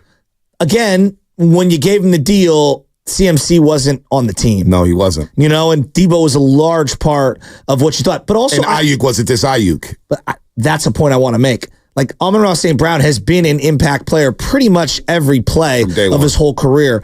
Brandon Aiyuk's been a little up and down. Now, the last year was outstanding. It was absolutely outstanding. But when you want to get paid outstanding money, you have to be outstanding every year. Now, he might be an outstanding player moving forward, like Devontae. Devontae early on was not an elite player. I'm talking about Devontae Adams. Devontae Adams, thank you, from Green Bay. He struggled early on, dropped the ball a lot, and he evolved into an absolute elite, unbelievable player. But I also think that, like, you can't just spend flippantly on everyone. You have to drive a hard line. And right now, I think that the wide receiver market is inflated. I think they've handled this perfectly. I would be shopping him. And if you can get a haul, great. If not, play on the money. Clearly, they can't afford it. So you'd shop him before the year? You'd shop him? If he's driving a hard line and he needs to make exactly what Amon-Ra St. Brown makes, I'm sorry, you're not going to, projecting forward, I don't think you're as good as him, and I don't think you're going to get the usage as him, and I think that's bad money spent. Well, and I'm dicing hairs here. I think he's very good. Yeah, I will push back before we get to Jose in Oakland. I will push back here for just a little bit. His first season, he came in, was the New York Giants game, was his debut, and he had the jet sweep for a touchdown right away. Then he had the great play against the Philadelphia Eagles on Sunday Night Football. Then he got hurt. And, of course, the second year, he's in a doghouse where he doesn't start. And from then, he's been excellent. He's been excellent. He's been as consistent as any wide receiver on this football team. I'd have a hard time trying to look for a package and trading him for right now. But I want to get to a Pearsall comp, or what Willard or Dibs asked about Ricky Pearsall and Brandon Aiyuk. But we got Jose in Oakland on the line here. Jose, what's happening, man? You're on the roast. Hey, good morning, guys. Look, Amon-Ra demanded double coverage when we played against the Lions. Brandon Aiyuk does not demand double coverage. Other teams plan mainly for Deebo, Kittle, or CMC, and Aiyuk benefits out of that. Okay, so to me, Brandon Aiyuk is great for what we have. I like him on my team. I want him on my team. But honestly, I think the Niners are thinking, okay, look, we're not going to put ourselves in a situation where next year we're going to have to figure out who to cut because we're trying to make the salary cap fit. To be honest with you, I think it's not even Aiyuk. I think it's his wife is in his ear. And if she's not happy with the money that he's supposed to be getting according to her, he's not going to sign. But he's still on the team for one more year, whether he likes it or not. And I guarantee you, if he doesn't sign, he's going to play because his wife is going to tell him, you know what? You're not going to be here the whole year not making any money. You better go out there, play, and next year, then we'll make the money. So I wouldn't give him that money. Honestly, I wouldn't give him money. Good call, Jose. Jose says something there, Shasky, where he says Aiyuk benefits from CMC, Kittle, and Debo. But couldn't you say the same about the other players, that they benefit from having a threat like Aiyuk on the outside? Yeah, I think they all benefit from each other. There's no question. And because of the multiplicity of the offense, it really depends week to week and matchup to matchup who's going to be the main target, who's going to be the one that's kind of the distraction, if you will. But here's the other element of this, and I think that I'm looking at Brock Purdy's situation, right? He's making $500,000, right? And now these guys all have a very small shelf life to make money, which I freely acknowledge. He is making $13 million this year. It's not like he's on a $700,000 contract, Brandon Aiyuk. No, we can't do that though. What do you mean? He's outperformed that contract. He had the second most 19.7 yards a catch last year. Second in the league. He had a great year. 13 million, 14 million. He had a great year. And you see all these contemporaries who didn't have the productivity that you had in a run-first offense. Like Brandon Aiyuk was 35th in targets. All right, 35th in targets. Yeah, but he had one outstanding year, right? No, he had back-to-back 1,000-yard seasons. Yeah, I would say that it was a really good year last year. Debo had an outstanding year and did the same damn thing. Yeah, but his contract was up, and he was a second-round pick and didn't have $13 million under contract. He had to get new money. He was but he wasn't making $13 million in the year that he was going into. $13 million is not a lot for a wide receiver, man. I'm just saying, I'm looking at this. You have to juggle everything. We can't, this is the NFL. You got to get paid like it's contemporaries. And again, if he wants to get paid, which I hear his camp, I'm saying to him, look, we can't pay you this amount of money right now. It feels like they were willing to pay him X. He wanted a little more. And they were unwilling to do it for whatever their reason is. Either it's actual cap constraints or they just don't want to pay him that. You have Jerry Jeudy's contract up? Yeah, and I don't think it's a good one. Jerry Jeudy, 3 for $53 million. 3 for $53 million. He was in that same draft class with Brandon Aiyuk, correct? Yeah. Brandon Aiyuk's looking at that. Please. Jerry Jeudy can't hold my jock strap. Who else? Justin Reed, I push back on that with the $13 million. He wants his new money. Jerry Jeudy was guaranteed $41 million in signing. Well, I tell you what. And I think most people think that that's a pretty over the top. Oh, overpay. it is. It's a big time overpay with what he's done in Denver. All right, know the show right now. And we told you to be locked in. Be locked in. So the question is, as we throw out the number here, 415-523-4652, and if you get the question right, you get this bobblehead and you qualify for a Steph Curry autographed jersey. Shasky does not think Brandon Aiyuk is as good or worth the same money as this wide receiver. Question is, Shasky does not think that Brandon Aiyuk is as good or is worth the same amount of money as this wide receiver. 415-523-4652. That is the phone number. You get the question right, you get the bobblehead, and you qualify for a Steph Curry jersey. All right, the cut I'm looking for here was something about Ricky Pearsall. If Aiyuk would be upset about drafting Ricky Pearsall. Here's what Husman Shada had to say about that. I mean, I don't know, BA, but me, TJ, I would care less because I'm thinking in my head, he ain't better than me, so draft him. I guarantee that's what BA thinks. Like, oh, he's pretty good, but he can't bleep with me. And so I'm sure that's mentality. Ricky Pearsall can play, though, by the way. Yep. He's nice. He's real nice. And so, but I guarantee BA's mentality is he can't do what I do. But we know the NFL, every year it's a draft. And that draft is to replace players that were in the league prior. And so at some point in time, we are all replaced. Have the Niners been proactive for Brandon Aiyuk during this process? Look at the Philadelphia Eagles. They signed Devontae Smith. Since they signed Devontae Smith, the market, like you said earlier, has exploded. So the Eagles, they were proactive. Devontae Smith is probably looking like, man, I probably could have gotten $4 to $5 million more per year. But the Eagles being proactive, they got out in front of it. And The Niners could have done the same thing. The longer they wait, it's like, okay, the next guy's going to sign. And then you start to think to yourself, like, man, I'm really comparable to this guy. Why am I taking what this guy is receiving? So I hope everything resolves itself because the Niners have a hell of a team. That offense is damn near unstoppable. Kyle Shanahan's a great coach, but you just don't want your best players unhappy when you have a history of taking care of your best players. That I agree with on him completely. Them waiting, it did make the market go up, and it only drove the price higher, which to me, I don't think the Niners are dummies. They knew all these guys, or at least had a good feeling that a lot of these guys were going to ink new deals. I feel like they were dangling him, and they didn't get what they wanted around draft day, and I think they thought he might settle for a lesser number, and now it's not looking like it's coming to fruition. So, Devontae Smith with the Philadelphia Eagles, and it's 3 years with the Eagles. 240 receptions, 3,178 yards, 13 yards a catch, 147 touchdowns. Philadelphia, would you say they love the pass a little more than they love the run? I mean, yeah, they've invested heavily in their wide receiver course. So, yeah, that's what they want to do. Although Jalen is a runner and they try to get to the running, but yes, I believe that they want to throw the ball. So, Brandon Aiyuk has eclipsed those numbers on a lot less targets as I pull up my stat sheet here. Brandon Aiyuk, in those 3 years, he's had 3,183 receiving yards, 303 targets, 209 receptions. Devontae's had 240 receptions on 352 targets. 3,178 yards for Smith, 3,183 for Brandon Aiyuk. Now, Smith, I believe he has 19 touchdowns. Brandon Aiyuk has had 20.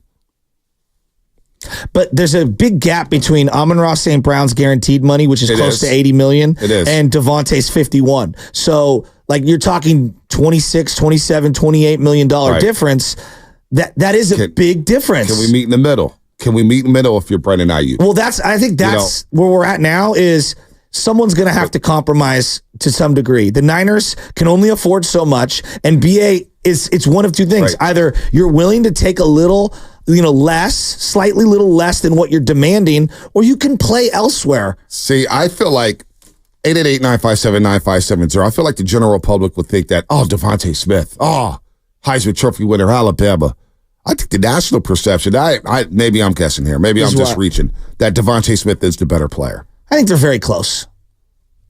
And the numbers prove that they're very close. Yeah, I think they're very close. I think a lot of these guys are really close. But I would say Philadelphia throws the ball a little bit more, and they take a few more deep shots and had a better deep ball thrower, although Jalen Hurts was off his rocker last year. The year before, he was dynamic throwing a deep ball. Aiyuk has been as productive as Devontae Smith in a run-first offense. And Devontae Smith is probably your number 2 option in the pass game outside of A.J. Brown. Brandon Aiyuk may be your number 3 at times. I go back to team building. And you know what? We'll talk about it on the other side.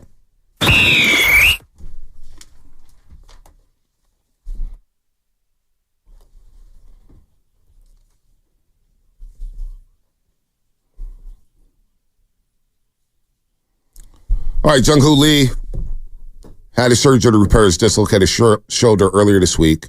By all accounts, the surgery was successful. Lee would now begin his 6-month rehab process. So 6 months, what is that?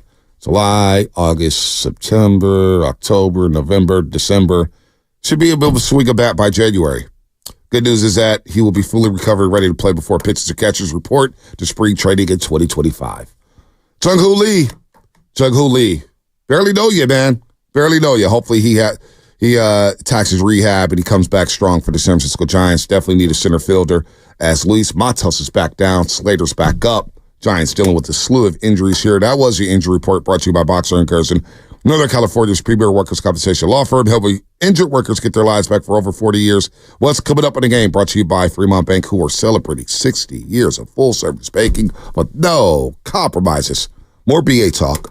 We'll get to the finals. A little more Giants. Kate Rooney, 9:30. All that coming up here. Oh, shameless shout-outs. Start to line them up. Shameless shout-outs. 8:45 today. We had to push it back. 8:45 today. Shameless shout-outs. Plus, caller of the week at 8:20. Lot going on the roast here on a Payday Friday / Bay Area Friday / 50 Cent Friday. It's good to get paid on a day like today. I, Bonte Hill, will never lie to you ever again.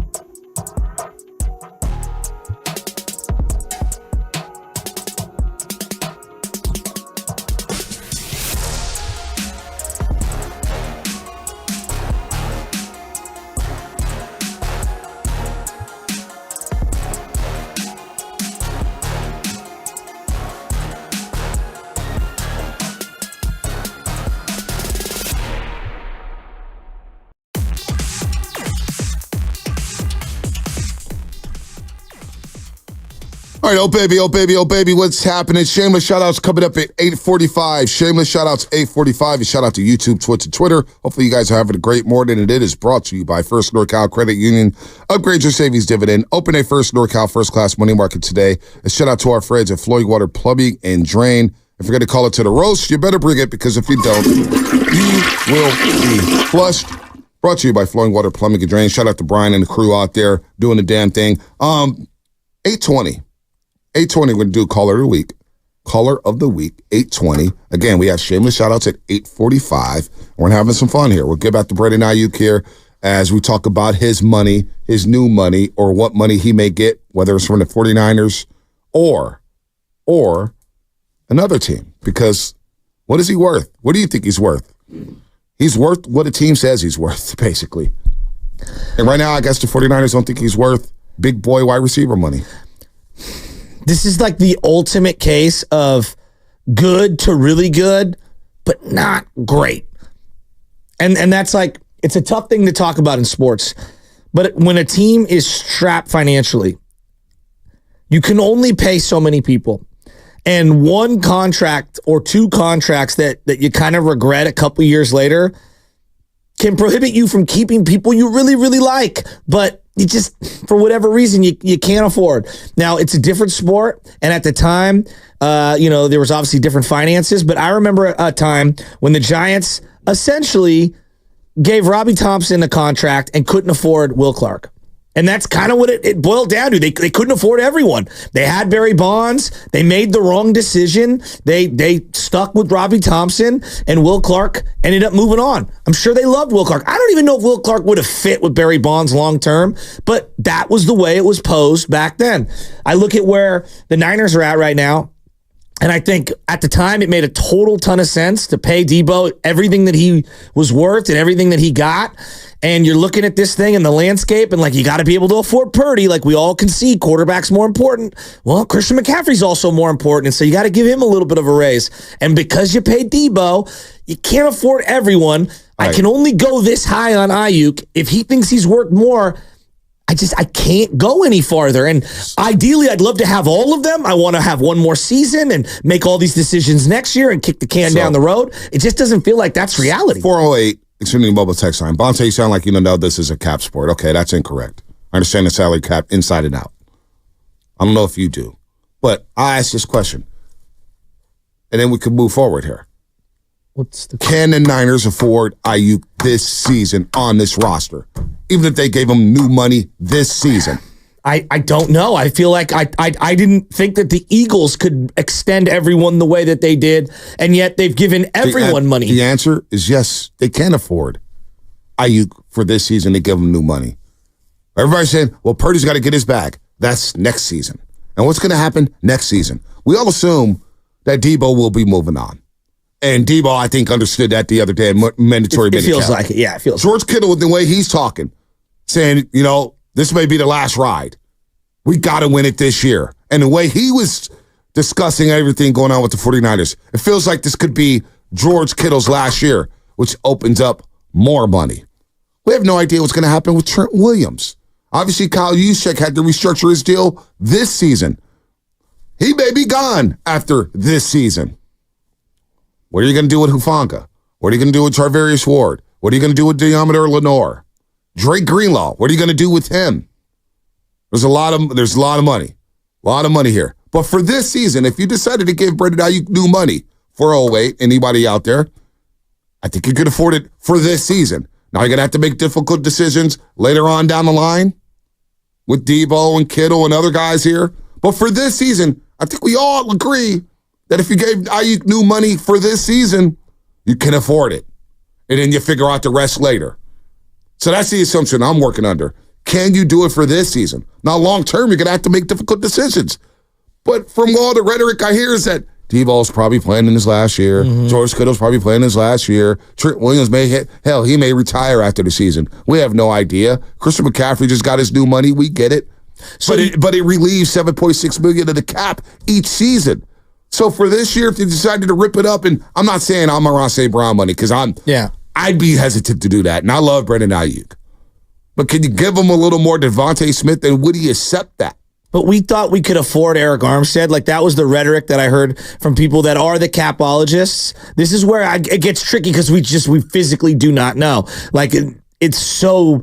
The language is so crazy. Like, we just don't know. I was told all last year, Joe, you suggesting that they would cut Eric Armstead. There's no way they would do. They've got plenty of money. And then here you go. They're eating a bunch of dead money, and out the door goes Eric Armstead. So I agree with you. It sure feels like they can afford him. Right. But it's just but they don't want to. It feels like they just don't want to. Well, then that's the question I want to answer. For let's say they can. Let's work on the assumption they actually can afford him. Do they want him at that number? That's what I'm saying. That's what I'm asking. It sounds like they don't want him at that number. Well, I think their actions are telling you they don't. So reportedly, the 49ers have $32.7 million in cap space right now. Yeah, he's not taking that guaranteed money right there that he would. See, but that's another factor of this. When you see all these contracts, right? You have to give a huge chunk guaranteed at signing. So, for example, Amon-Ra St. Brown got $35 million guaranteed at signing. And then they're going to roll the next year. You'll get X amount. Exactly. So when you're giving Purdy, let's say $100 million guaranteed at signing next year, you can't be also giving Brandon Aiyuk, $30 million this year and guaranteed and $25 next year. Like, that's where I guess I'm saying, like, we don't understand the cap enough. The McCaffrey deal created approximately $7.46 million in savings for this year's cap, providing the Niners with additional immediate flexibility. Now, obviously, they hope to sign Aiyuk. Deebo Samuel expressed sympathy for Aiyuk and the challenges of the negotiation process.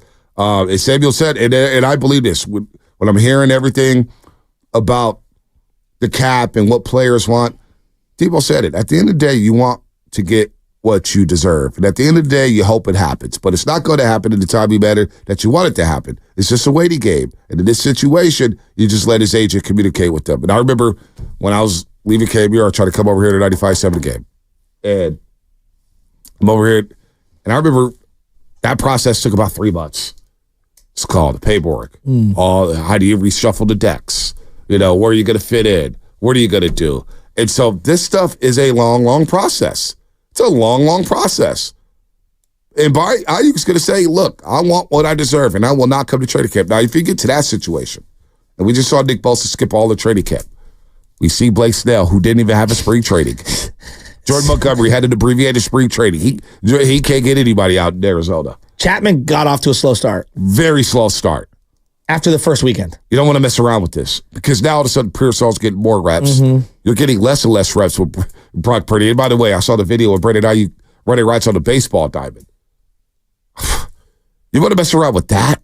And Brandon Aiyuk has been one of your better players. I've heard you say this over and over, and I agree with it. Brandon Aiyuk has been one of the best players in training camp for the last couple seasons. No doubt. By far and away. Practices hard, stays healthy, runs crisp routes.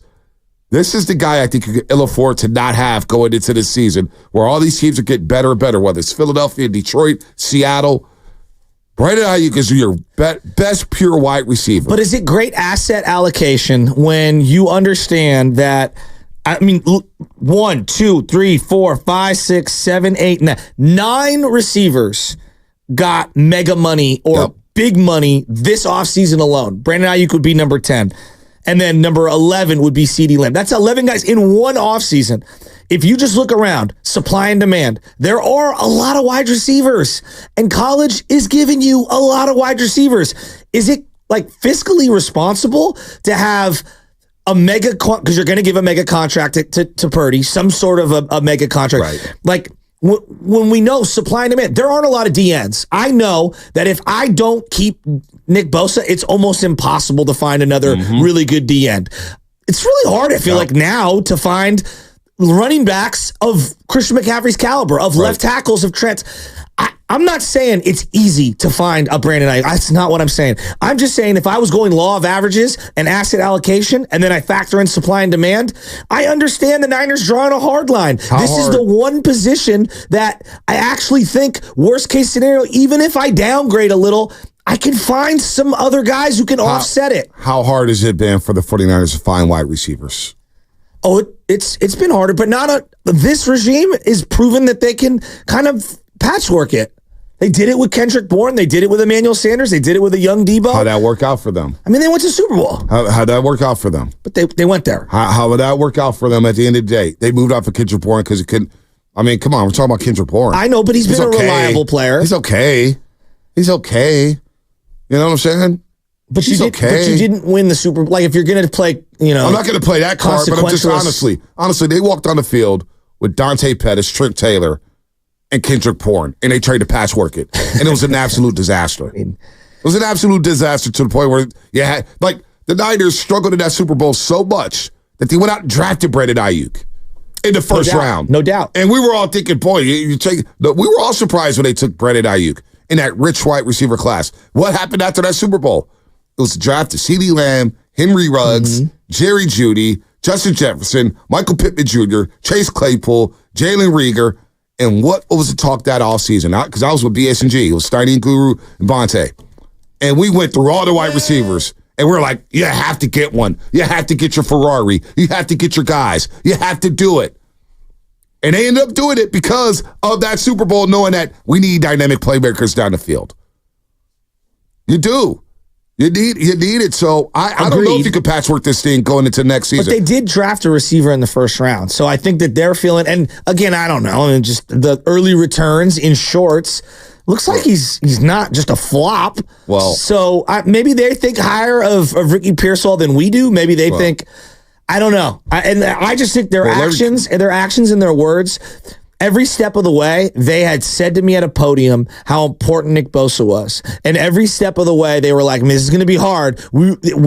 I'm not going to field the team without Nick Bosa. This is what John Lynch kept saying. And it's going to be really difficult. But the rhetoric and their actions around Brandon Aiyuk have been a lot different. And so to me, I'm kind of trying to listen to them and how they're operating. And it's telling me, I think I should be prepared to part ways with them. Well, is Brandon Aiyuk elite? Here's what Mike Bassick, 105.3 The Fan in Dallas. He watches a lot of football. He sees CeeDee Lamb. How does he view Brandon Aiyuk? I'm going to say that he's on the cusp. He's right outside of it. But the great thing about San Francisco is they have such depth and offensive weapons that he doesn't have to take on the role that CeeDee Lamb has to take on in Dallas. He can, if he gives you 5 catches for 75 yards, you guys can still win games pretty easily.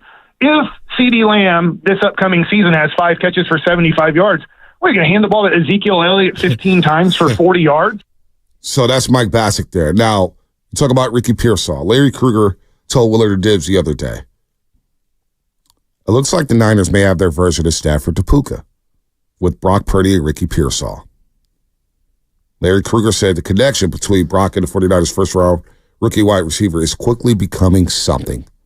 What is that something? Is it something special? Is it something elite? And if that's the case, then maybe they do trade Brandon Aiyuk before the season or during training camp and try to get picks for next season, knowing that they don't really want to pay him. You still have Ronnie Bell. How good do we think Ronnie Bell could be? He made some plays earlier this season, kind of fizzled out, especially as a punt returner. Jawad Jennings made a lot of plays in the Super Bowl. A lot of plays for the Niners on third down. Had some big third downs against the Green Bay Packers. Tough kid. We also hear that, boy, it's tough to adjust the Shanahan system. Oh, my God, it's so complex. It takes wide receivers a long time.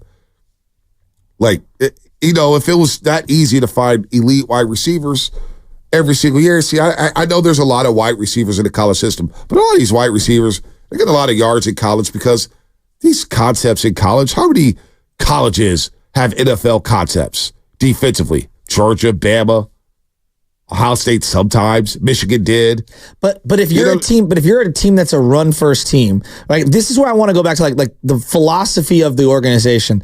Last year, he had a great year. Everyone it was an elite year. Last 3 years, Brandon Aiyuk has had just as much production as Devontae Smith. Okay, but first round pick. But I hear, and he's been unbelievably excellent. But he only got targeted 10 times once. That's the way the Niners offense roll. But that to me is like, that's not how we play football. We play football by running the ball. That's why we gave CMC all that money. We play checking it down. That's why Kittle's so important and Juszczyk's so important. Not that Aiyuk isn't important. It's just we can't allocate the kind of money that he's demanding when we're not targeting him in this offense, especially moving forward. And if I know I'm going to pay my quarterback $50 million guaranteed, I have to get cheaper on the outside. And if this team doesn't emphasize the passing game like that, might as well get cheaper. So what happens on third down? Because Brandon Aiyuk was the most reliable third down wide receiver on this football team. Now it's Brock Purdy's trusted agent. Well, then you see a lot of those highlights. Kittle. You see a lot of those highlights when it comes to deep routes and deep. Well, you got to bring in Kittle to block because your offensive line is not as good. Then you use him as a blocker. That bad last year. The advanced numbers would tell you.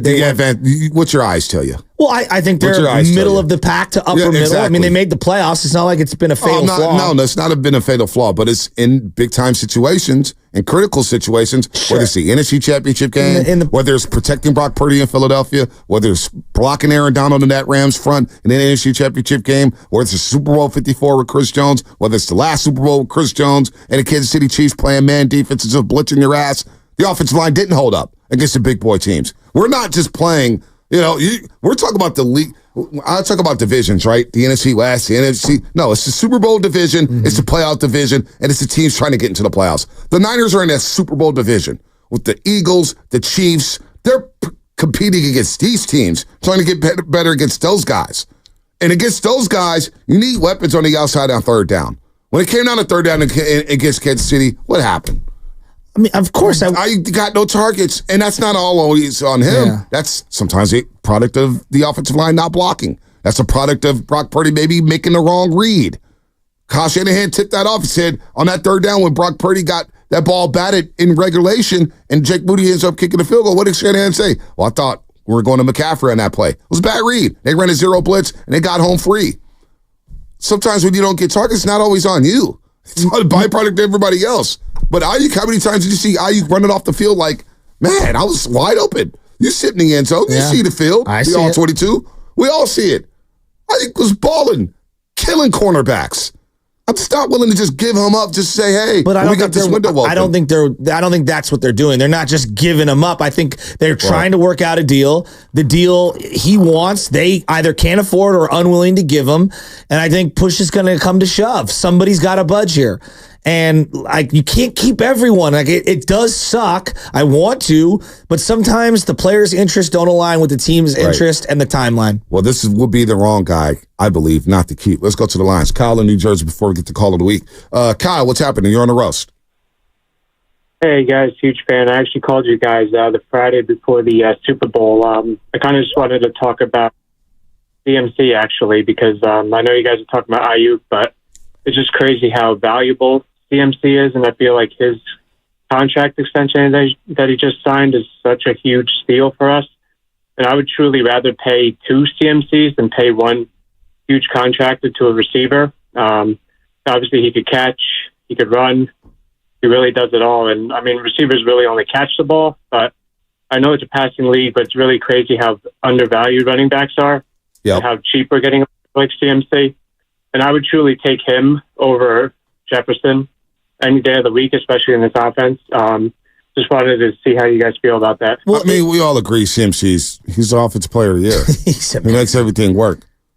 But I do wonder if you take away a weapon on the outside and now defenses get to say, all right, we're going to make the rookie and Ricky Pearsall beat us. Yep. We're going to make Brock Purdy beat us.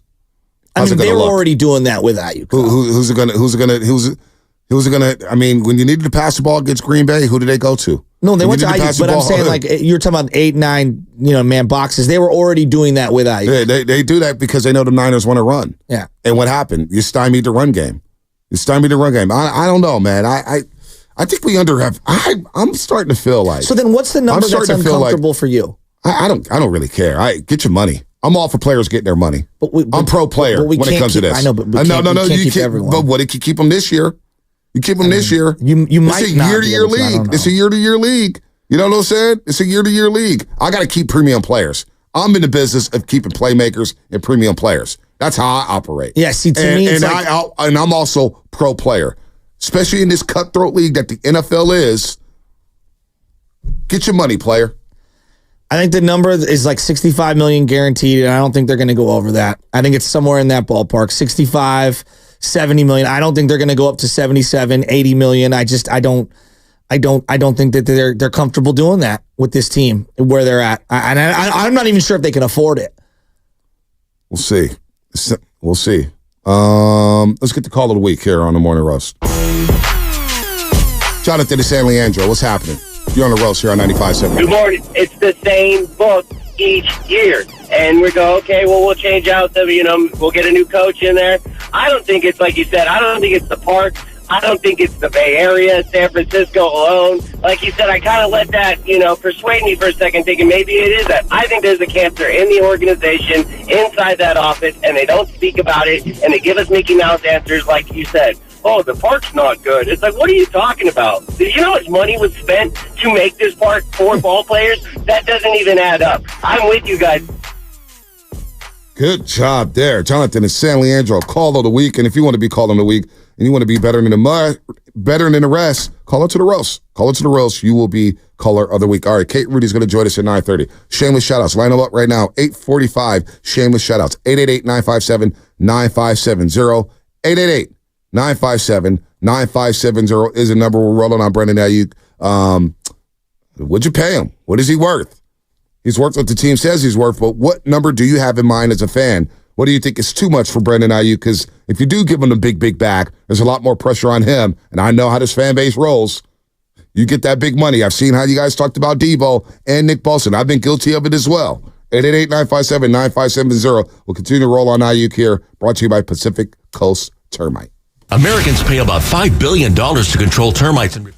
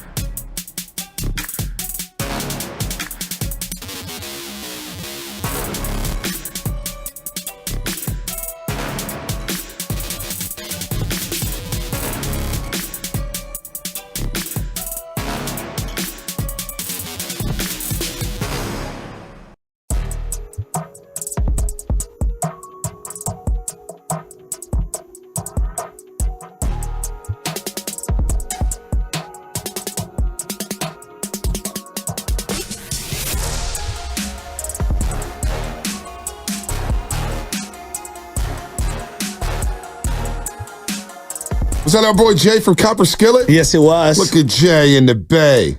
Jay, what's happening, man? Great sweater, great hoodie. I actually got the Copper Skillet sticker I do too. on YouTube on the laptop. You put it on the laptop. I put nice. it on the laptop.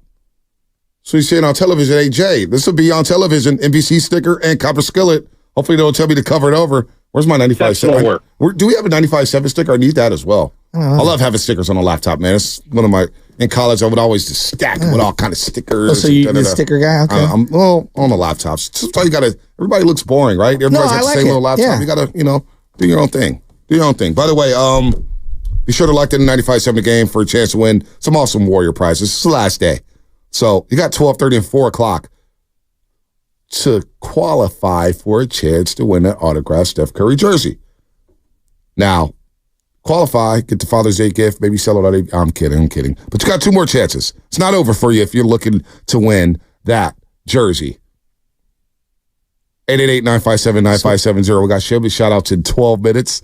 And we got a lot of people who want to talk about Brandon Aiyuk. And I'm going to let them all get in here. And the shout outs today, it's about you. Like, we have all week to shout everything out. I want you guys to shout stuff out, the audience out there. So I've been thinking about this long and hard, just philosophically, Kyle Shanahan, the Niners, blah, blah, blah, blah.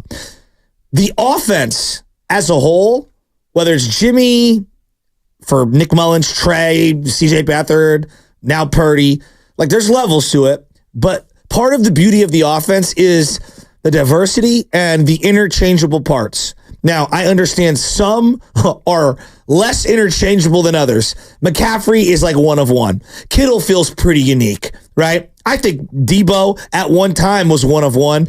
And now it's like, because CMC does a lot of the things he does. Aiyuk is very good. I don't know how they view him as an interchangeable part, but I do feel like they're telling me they have a number in mind at their head that they value him at. He has a number in his mind that he values himself at. And I just feel like they're off on this one. And yeah. Well, they were off on Debo for a while. It's true. They were off on Debo to the point where Debo requested a trade. But wasn't the Debo one more unique because of his usage that year heading into that, because they ran the ball and then we obviously know that running backs depreciate quicker than wide receivers. And so they even wrote in the language about how many carries he would get and the kind of bonus structure and things like that. That one was just a little murkier. This one feels pretty cut and dry in terms of, like, the number's probably the number. Like, we know it's not 4 for 140, what Justin Jefferson got. And we certainly know it's not Jerry Jeudy 3 for 53, right? It's in between those numbers. Yeah. Yeah, it has to be. I wonder what that number is. But let's go to the lines, man, before we get to shameless shout-outs. I see some shout-outs lined up. We got some special shout-outs here. 10-minute shameless shout-outs, 888-957-9570. We also have a few calls here about Brandon Aiyuk. So Winston, Mario, and KC, starting off with KC down in San Jose to 408. Wants to talk about Aiyuk in this situation here. Hey. What up, KC? Hey, guys. Look, Shasky, first of all, congratulations on being a new dad. Thank you. But I just got to ask, man, I know your back's hurting at home carrying the kid. Is it hurting carrying Bonte? Bonte, this is the... No, you should have let him go. I didn't know where he was going. You should have let him go. I wanted... What was his what? KC, call him back. KC, Sam, call back. What was he getting at? Oh, you know what? You know who that was? You know what I think that was? Who was that? So there was a guy on my Instagram. I posted a video last Sunday with Baby Chaz talking about the Giants and the Yankees.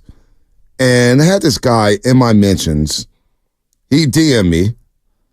And he said, does she look at the box scores like you? Because we all know you don't watch the games. And if you want to say anything about me, I mean, I don't watch the games, dude. Like, okay, great. You hurt my feelings. Whoa, I don't watch the games. But he was saying, like, I bet you Shasky feels like that every day. So I bet you, KC San Jose, call back. What read? For the flushing sound. Oh, yeah. Oh, yeah. I want him to call back. But shout out to our friends at Floyd Water Plumbing and Drain. If you're going to call it to the roast, you better bring it, because if you don't, you will be flushed. Brought to you by Floyd Water Plumbing and Drain. He showed his ass. Let's go to Winston in San Francisco. Winston, what's happening? Hey, what's up, fellas? Hey, listen, man, I can't speak eloquently about contracts or know the intricacies of all of that nonsense. But as a football fan, how much more talent do we need in order to win the chip, man? I mean, look, every single Sunday I watch the game, and we got so much talent, we don't know what to do with it. We don't know what to do with it. So listen, I think at the end of the day, before we become the laughing stock of the NFL, that we can't win it with so much talent, I just think we need to work with the pieces that we got. And if Brandon Aiyuk wants to stay, fantastic. If not, I think we can win the Super Bowl without him. With this team, you think we're going to Super Bowl I think it would be harder. I think it would be harder, but I'm kind of with him. It's like in the words of, was it paid in full, get down or lay down? Like that's what we're doing here. Like we're trying to win the Super Bowl, and I get that you have the money that you've earned. Like you've earned a payday. No one is saying that you haven't, but like we've offered you, the Niners have offered you a contract. And if you think a couple of extra million is the give or take, well, then you're going to have to take it. Well, I do wonder. From someone else. I do wonder. Can the Niners win a Super Bowl without Brandon Aiyuk? All right, before we get to Mario, let's bring in KC back in San Jose. We flushed him, but KC. I want him back because I want to hear what he has to say. Because, KC, I'm in a very good mood today. Very good mood. The weekend's here. The sun is out. It's payday. I've been feeling lovely this year. Lovely. I've had a hell of a year. And you can't bring me down, buddy. But I'm eager to hear what type of haterade you're sipping.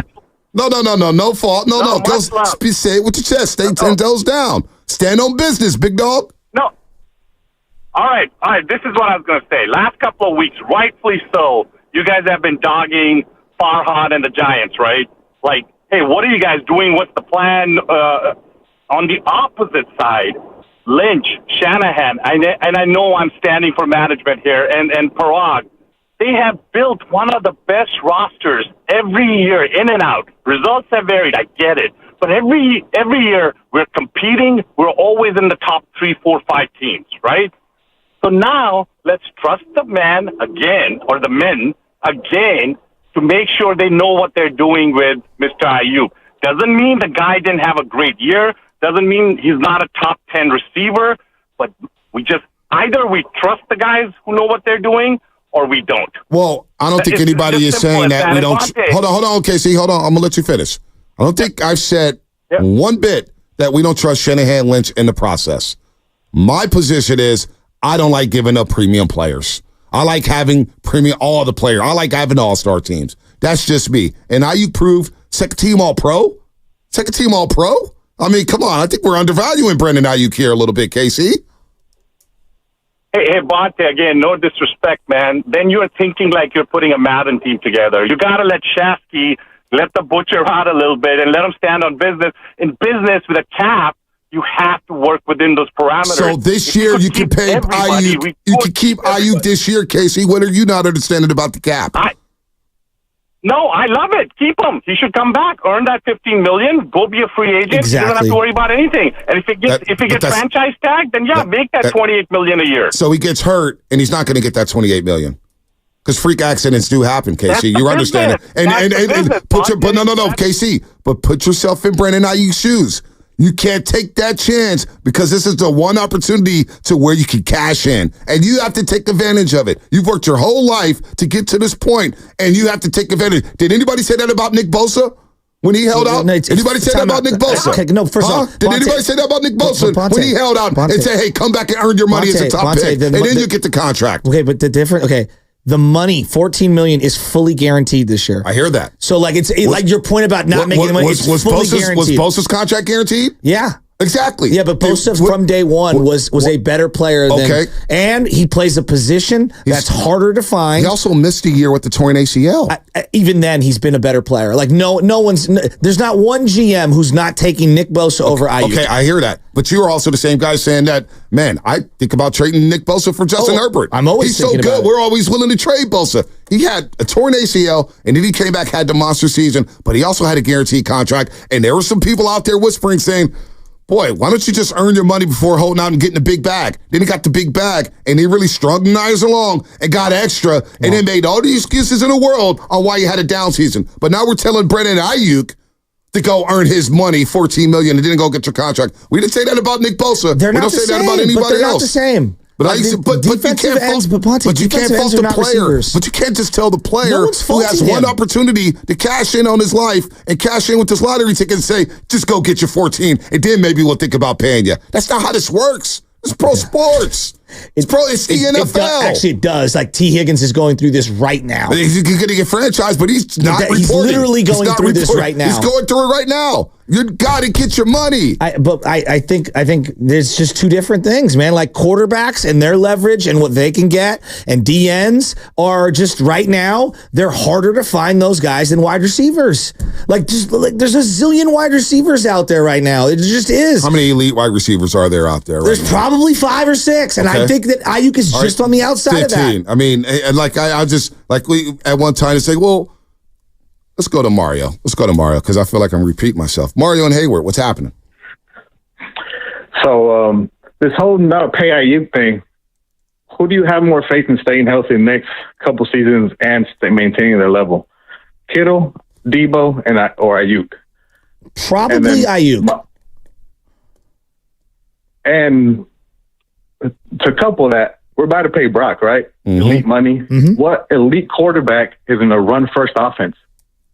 Makes no sense to me. This year, Justin Herbert, because he's elite. Well, I mean, people think he is. I'm just off the top of my head. That's the first name that I came with. No, but and do Brady, you think you are? Do you think he is? Well, and Brady was a run first quarterback. I mean, this early on in his career, his team was run first, even when he was at his best. Early on, I know, they but were even balanced, when he was at his best, they would throw that thing. Don't do that, Mario. Don't do that. That's how they set their team up. So that's what my thing is like. I feel like if we have faith in Brock, why not give him the weapons to make this Brock's offense to pay Aiyuk? And honestly, I'd rather let go of Debo or Kittle later on because I think their bodies are going to break down.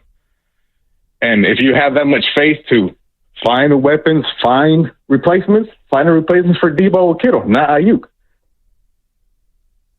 Well, so I just, again, going back to team building, I believe, this is my feeling, that tight end, if you look at how much they make, it's half of what an elite tight end is literally half or sometimes more than half of what it costs for a wide receiver. And I believe you can get tremendous value from tight ends. So just based off how little Kittle makes in comparison to all these wide receivers, I think it's crazy value. So I'm not ready to move off of Kittle. Yeah. And that's why there's a reason why Tyreek is out of Kansas City and Travis is there. And part of it is financially based because Travis, even if he's making, he's making 17 this year because he signed an extension. But would you agree that Kansas City uses Travis Kelce completely different than the 49ers use George Kittle? No doubt. George Kittle got how many targets in the Super Bowl?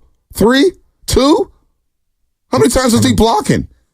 We're using him as a blocker. I know Kelce, he lined up in that slot. And he's going to run routes, and he's going to get his targets, and they're going to throw to him over and over and over again. And we seldom do that with George Kittle.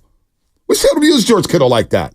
3 targets for Kittle. 3 targets for George Kittle. And how many saw Kelce get mad at his coach to tell him to get him more targets? There you go. I'm just talking team building. You guys are diving into the weeds. Like Laporta was getting more touches than Kittle in that NFC Championship game. That's sad. But that's sad. But maybe they do a philosophical change, and if Aiyuk is not on this roster, maybe Kittle takes on a larger role. You can't feed everyone every week. Well, who's going to stay in that block then? Well, with a suspect offensive line. Well, because part of the value with George Kittle is that he is a great blocker. No doubt. Is that he is a great run blocker. No doubt. And he is a good pass blocker. Kelce, we look at him as, he's gotten better at blocking, but we look at him as a wide receiver. Again, I'm just telling you that if you're paying a top 5 tight end $15 million, it's better value than paying a wide receiver $30 million. It just is. All right, let's get to shameless shout-outs here. Great conversation. Great conversation to have. Talking football here in the month of June. Let's get to shameless shout-outs. 888-957-9570. Again, we do this every single Friday. This is for you, the audience, for you, the roasters. It's your chance to shout out whoever you want to shout out. Get on the radio. You can shout out us. You can rip us. I don't care if that's what you want to do with your shout-out. Go ahead and do it. Let's go ahead and hit it.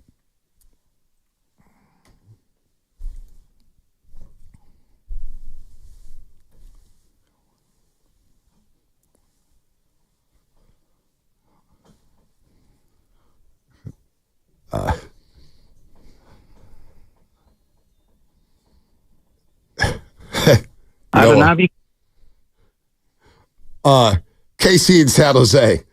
I felt like I was LeBron James when he flinched at that lady courtside in Denver, and she was talking trash, and then she got spooked. Well, KC tried to say, he came in and ripped, and he got flushed, and he came back, and he was a lot nicer. I was a little disappointed with KC. I thought he was going to come at me harder. Anyway, my boy Ralph in Coyote Creek. Shout out to Cade, the younger brother of Miles. Just graduated from El Cerrito High. He's off to San Jose State. Go, Sparty, go. Ralph, you guys have done a great job with your kids. You and the missus done a great job with the kids.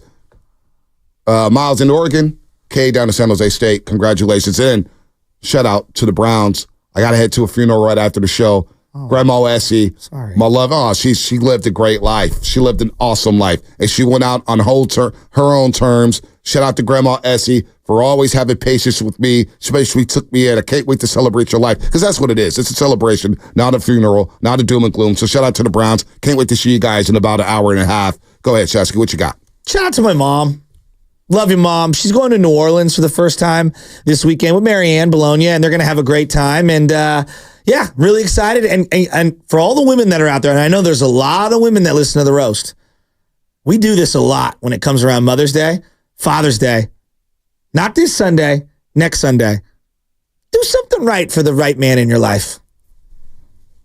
Exactly. Let us be alone. What? We're in a society of equality, and I'm not allowed to say? It's not about them. Say anything. It's about the dads. Let's just remember that. That's what I'm saying. It turns into not about the dads every time. Let your man play golf in the morning, come home, maybe kick his feet up, watch the U.S. Open, final day. I don't know. Maybe fire up the Madden, just without the hassle of folding clothes, doing diapers, laundry. I fire up the Madden TV when it's not Father's Day. Oh, my franchise of Cleveland is humming. And it's funny, my thought process with my football team is I haven't paid my wide receivers because my running backs and quarterbacks have been so dynamic. I've paid my defense. But that's my team building because I feel like I could develop. And then I give them the one contract, but I know how to make things happen. I understand the cap a lot more than people think. Like, we've been looking at the salary cap our whole life. Like, what are you doing? But you got to understand what Brandon Aiyuk, this is what I don't want before we go to the calls. With Brandon Aiyuk, why do we always get mad at the player? Well, you already getting $14 million. Just play for your $14 million. Then he gets hurt. Then what is he going to get? What is he going to get? We've seen this before. Anyway, let's go to Gene in Oakland. Gene in Oakland, what's happening? Hey, fellas. I got a shout out, but I also want to say something about Aiyuk afterwards, if that's all right. Just fire away. Okay. Anyways, I want to shout out my grandson, Henry, who just graduated last night from Monte Vista High School. Oh, wow. And we'll be going on to UC Riverside next year. Oh, he's a smart cookie, Uncle Gene. The home of Drew McAllister and Bob Myers, Monte Vista High School. There you go. Yeah, both of you guys met him, at the 49er kickoff event last year. Yeah, I love him. It was touch and go at the end. He had 5 tests to make up in the last week, but like the Niners in the Detroit and Green Bay playoff games, he came through in the clutch, and he's got his degree. So. That's what we do, Henry. From the 415, the shout out, Batch's Bakehouse. Check them out, Richmond District Night Market this Saturday night. Never heard of them. Oh, you never heard of them? Oh, no. my gosh. Batch's. So let me tell you real quick before we get to Dave and Steve. So Batch's Bakehouse. They hooked me up with a Mother's Day cake. Oh. Yep. Mother's Day cake. Wow. Not only that, they hooked me up before with cupcakes for baby Chez's birthday. No way. I went there on their grand opening day. Batches. And Batch's Bakehouse right there, what is it, 3rd or 4th in Clement. Man, maybe I don't have time to talk about it today. What's my favorite word? But you should go out to the Inn in Richmond. Batch's Bakehouse. Nice little... what's my girl's name? Ashley, I believe. Ashley, my girl Ashley, out there making the cakes, doing a hell of a job out there. I was like, Ashley, I need a cake. Are you good with it? She said, dude, I'll whip it up in 2 hours. 2 hours. So Batch's Bakehouse, Ashley Michelle, that's her name, the owner, the founder of Batch's Bakehouse. She's doing a hell of a job out there in Richmond. We love Batch's Bakehouse. Cool. Love it. Let's go to, and she's also a Boston Celtic fan. She's all about Boston. And so she's feeling high right now as the Celtics are 3 games away for having the most championships in NBA history, surpassing, or actually, I think the Lakers had a half a championship a couple years ago, but we could argue with your mama about that. David Fremont, what's happening? You're on the roast. Good morning, fellas. Just want to do a quick little shout out to myself. I accomplished one of my lifelong dreams. I finished my bachelor's degree. Congratulations. And where at, Dave? Thank you. Where at? And besides my SNHU, Southern New Hampshire University, if anybody's out there thinking about doing the online, that school is absolutely amazing. That's awesome. And besides my sobriety, hugging my father and telling him that he's got a son who's a college grad, probably the best accomplishment of my life. So to anybody out there who's thinking about finishing school, you can do it. SNHU is a great school, and you guys have a great weekend. All right, you too, Dave. Let's go to Steve in Santa Rosa. Steve in Santa Rosa. And by the way, shout out to Eggies in Berkeley. Best Mexican fusion style breakfast in the East Bay. Love those. Let's go to Steve. What's up, Steve? Hey, yeah, I want to give a shout out to you guys and the whole crew that brings this great show to the Bay Area. Especially you, Bonte. I've never been a real NBA fan, but after listening to you and your breakdowns of it and everything, it's piqued my interest somewhat, although last night was kind of a thrashing. Yeah. But it's fun, man. This show's fun. It's great to listen to. You guys give a real honest take on the teams we have here. I kind of wish we'd get a little more A's coverage because the A's do have some real future stars on their team. But I dig the show. I dig you guys. Keep it up. Thanks. You're doing a great job, and have a great weekend. Absolutely. By the way, we're going to get spun on the 11. I just got a video from my in-laws there. Baby Chaz's grandpa's there to pick her up and take her over to the house. She's brushing her teeth by herself. Wow. So now she can't dupe me and say, Papa, brush my teeth for me. She's doing it by herself. Go figure. Shout out to you, Baby Chaz. You're growing up by the day. Spadoni, what you got? What you got, Spadone? I want to shout out a legend in the broadcasting industry, in the game show industry. Pat Sajak, hanging him up tonight after 40 years on Wheel of Fortune. I actually got sound of his goodbye. Would you guys like to listen to it? Yes, I would. I would love to. Well, the time has come to say goodbye. I have a few thanks and acknowledgments before I go, and I want to start with all of you watching out there. It's been an incredible privilege to be invited into millions of homes, night after night, year after year, decade after decade. And I've always felt that the privilege came with a responsibility to keep this daily half hour a safe place for family fun. No social issues, no politics, nothing embarrassing, I hope, just a game. But gradually it became more than that. A place where kids learn their letters, where people from other countries honed their English skills, where families came together along with friends and neighbors and entire generations. What an honor to have played even a small part in all that. Thank you for allowing me into your lives. Thank you, Pat. That's my final thought. Or shameless shout out. It's a very touching send-off there. It is. I want to give a shout-out to the Garlic Fries of Baseball Guys podcast. I haven't really plugged it this week, but Shasky and I released a new episode earlier this week. Talked about our frustrations after the Yankees series, talked about some of the pitching problems, and Shasky did a very, very good deep dive on Bryce Eldridge, who, we keep saying, look at the farm, there's a guy coming, but Bryce Eldridge, he is next man up of that dude to keep an eye on, so... great episode. Check it out wherever you listen to podcasts. Garlic Fries Baseball Guys, new episode available now. I just saw something about Madden, cover athlete for Madden NFL 25. It's going to be released Tuesday, June 11th. Could be Christian McCaffrey. Do we like that if he's a Madden cover? I'm not a fan of that. I'm a big believer in the Madden coverage, Jinx, so no, I am not a big fan of that. I also want to shout out, hopefully I'm pronouncing the name correctly, Daryl Bontow. I may have butchered the hell out of that name. But his cousins, my homegirl, Erin Donahoe, Tracy Donahoe. I love the Donahoes. Shout out Jake, who's over there at Bishop O'Dowd, getting older and older and older. But Daryl and his girlfriend are going through a very difficult time right now. And Daryl's like Erin's brother. She's hurting for him. We're all hurting for him. So shout out to Daryl and his girlfriend. I know you guys are going through a tough time right now. Our prayers are with you. We love you. And hopefully you keep your head up, man. And we're there to support you in any type of way you need support. I know the Donahoes are great. They're going to do it. Tracy and Aaron, they're great family people. So I love you guys. Shout out to you guys as well. What else we got? We done with shout outs? We got one more shout out? None? No. Tell my wife, man. See, what Casey and San Jose's got to learn here is that I love all the smoke. I welcome all the smoke. I grew up in the hood where you had to talk trash and defend yourself. I went to George Washington High School where if you didn't clap back at people, you're going to get clowned for 45 straight minutes. And you had to come with it. You had to be tough, mentally tough. So I welcome all the smoke. If you disagree with us, please call us. I love disagreements. I love conversations. Don't go out soft on me when given another opportunity to talk on these airwaves. And you start backpedaling like Deion Sanders. That's what I don't like as we talk Brandon Aiyuk here. We got Giants and Rangers, and we got Kate Rooney coming up, Shasky. You know, you've referenced Nick Bosa a few times this morning. It sure feels like they learned a lesson from the Nick Bosa thing. I'm talking about the 49ers. Well, Nick Bosa, I heard he got another $20 extra million. They thought they had a number in mind, and Nick Bosa was like, yeah, we're not budgeting unless I get this. And Nick Bosa was, I mean, when you look at the defense, he is indispensable. He's a low pass rusher, man.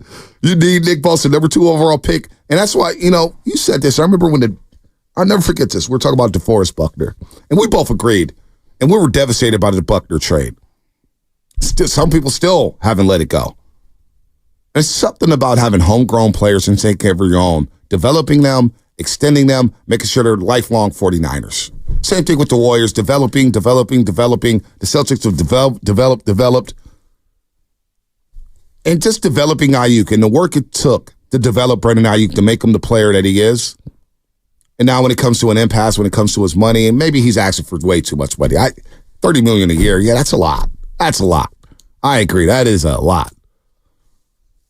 But I have a hard time letting go of homegrown players when they become valuable. Same thing with Nick Bosa. I get it. You have to pay him at some point. And think about the rhetoric once Nick Bosa held out. And all the excuses he made and how like even you're the biggest Nick Bosa fan out there. And you were so down on him after the end of the season, watching him on the sideline on the final drive. I mean, giving a guy quarterback money, I'm just hesitant to. Like, these deals are big, dude. Like, I look at one bad deal can harpoon your team in the NFL for at least a couple years. Daniel Jones. It's a horrible deal for the New York Giants. I look at the one that's way worse is Deshaun Watson. You give $200 million guaranteed to a guy that stinks. And Deshaun Watson? Yeah, it's a horrible contract. Well, what do you think that when he first signed it? I mean, he was suspended for the year. I know. Like, while going through that whole thing. I don't know. I feel like the league, the NFL, can you wiggle out of a $20 million dead cap? Yeah, the Rams did it with Todd Gurley. You know, the Niners are going to try to do it this year with Eric Armstead. You can do it. $100 million? That's where you get yourself in trouble. And so when I look at the Aiyuk thing, like, you can make $20 million mistakes, the Niners, in terms of guarantees. They did it with Javon Kinlaw. Essentially, it was a $20 million contract over the life of it. $80 million, $65 million, that's where you get yourself in trouble. My uncle, who's one of the smartest people I know, he said to me, for us normal people, I said, Joe, you can make $100 mistakes till you're blue in the face. That will not make you go broke. You might even be able to get away with a bunch of $1,000 mistakes. It's the $100,000 mistakes that do people in. They buy the boat that they don't need. They buy the third car that they don't need, or the fourth car that's way out of their price range. They buy multiple homes that are way over the top that they can't afford. Like, when you make the $100,000 mistakes at normal people level, you do get yourself into trouble. So I look at, like, football teams and I correlate that to them, and I'm like, you can make some 10, 15, and $20 million mistakes. You cannot make $65 million mistakes. Can't do that in any sport, for that matter. You're probably we're right. looking at the Giants right now with Blake Snell. Does it look like a $32 million mistake? Right now it does. Right now it does, right? Absolutely. But sometimes you got to take that chance. Sometimes you got to, you can't, you're going to make mistakes. The Niners made a mistake with Trey Lance. You know what I'm saying? It is sad, but it's true. It is sad. It's true, Robin. It is. By the way, you're listening to 95.7 The Game, KGMZ FM in AC1 San Francisco, an Odyssey Sports Station, always live on the free Odyssey app. Don't forget, you can also watch us every single day on our YouTube, Twitch, and Twitter streams, powered by First NorCal Credit Union. Upgrade your savings dividend. Open a First NorCal First Class Money Market today. Let's go to Jeff in San Mateo. Jeff, what's happening? You're on the roast. Hey, guys. A long-time listener. Appreciate everything you guys do for the Bay and the sports scene here. As a over 40-year San Francisco 49er fan going out to Candlestick, I've got to say that the Niners are in absolute perfect position to make it and win it this year. And I think Brandon Aiyuk would be a perfect example to reward, regardless of how crazy the money is.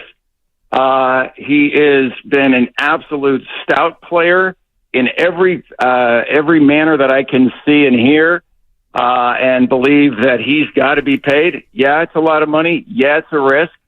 But I'm a full supporter of the Niners signing him for whatever they have to pay as a reward and an incentive to the rest of the team that when their time comes, they will treat him fairly. Yep, and the Niners have for the most part. They have for the most part. Good call, Jeff. At least with Brock Purdy. And we don't have to have a deep dive when it comes to Brock Purdy. And this is not a rip job on Brock Purdy. I'm not criticizing Brock Purdy. I'm not questioning his level of play, Shasky. I'm happy with Brock Purdy. I'm happy with Brock Purdy. Cut that up, Spadoni. I am happy with Brock Purdy. No. But doesn't it feel like now we've gotten really comfortable with whatever number Brock Purdy gets? And most fans, 49er fans, will say, yeah, that's fine. Give him the bag, whatever it is. $100 million guaranteed, $120 million guaranteed, 40 a year, 50 a year. There's no question marks, it feels like, when it comes to Brock Purdy. It's money. I don't know. It feels like because we backpedal when it comes to Brock Purdy. We bring up the contract when Jay York said, "Oh, we're going to reset the quarterback market with Brock Purdy." It's like, whoa. Okay, let's go back to supply and demand. What's harder to find? No doubt those quarterbacks harder to find. There's no doubt. All right. There's no doubt. But you can still make that mistake. And I think the second he inks a deal, everything's going to get scrutinized. And there's going to be a number that is uncomfortable for everyone. There's going to be people saying they shouldn't have paid him. Like, I disagree on that. I mean, there were people angry about Jimmy Garoppolo. He should have franchise tagged him and not re-signed him in that offseason that the Niners gave him the mega deal. There were people mad at Trey Lance. I don't agree with that. I would also say that... You don't think people are just comfortable with that? No. No? Not at all? No. With Brock Purdy? You think people are going to question mark the contract? I think today, a year removed from when the contract will actually hit, once we're actually talking about the negotiations and the possibility of him inking any day, I think it changes everything. Well, I just all I hear about in every article I read, well, you got to have your money for Brock Purdy. Like, it's already baked in that they're going to give him all this money.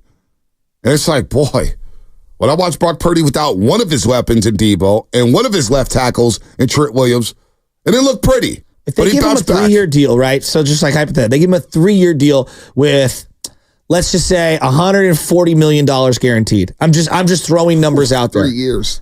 Well, that's a good deal though for quarterback money. You don't think Brock Purdy's going to want more than 3 years? No, I know, but I'm just saying, like, I'm just going on the low end here, right? It's like $45 million. Everyone's gonna go, wow, he took a discount, right? What if they give him a 7-year, $450 million deal with $280 million guaranteed? I think people are going to lose their minds, right? So, like, I need to know what the deal is. He's getting $50 million, B, a year, like he is. Oh, it's harder to find a quarterback. I know he is. And I would add this to you.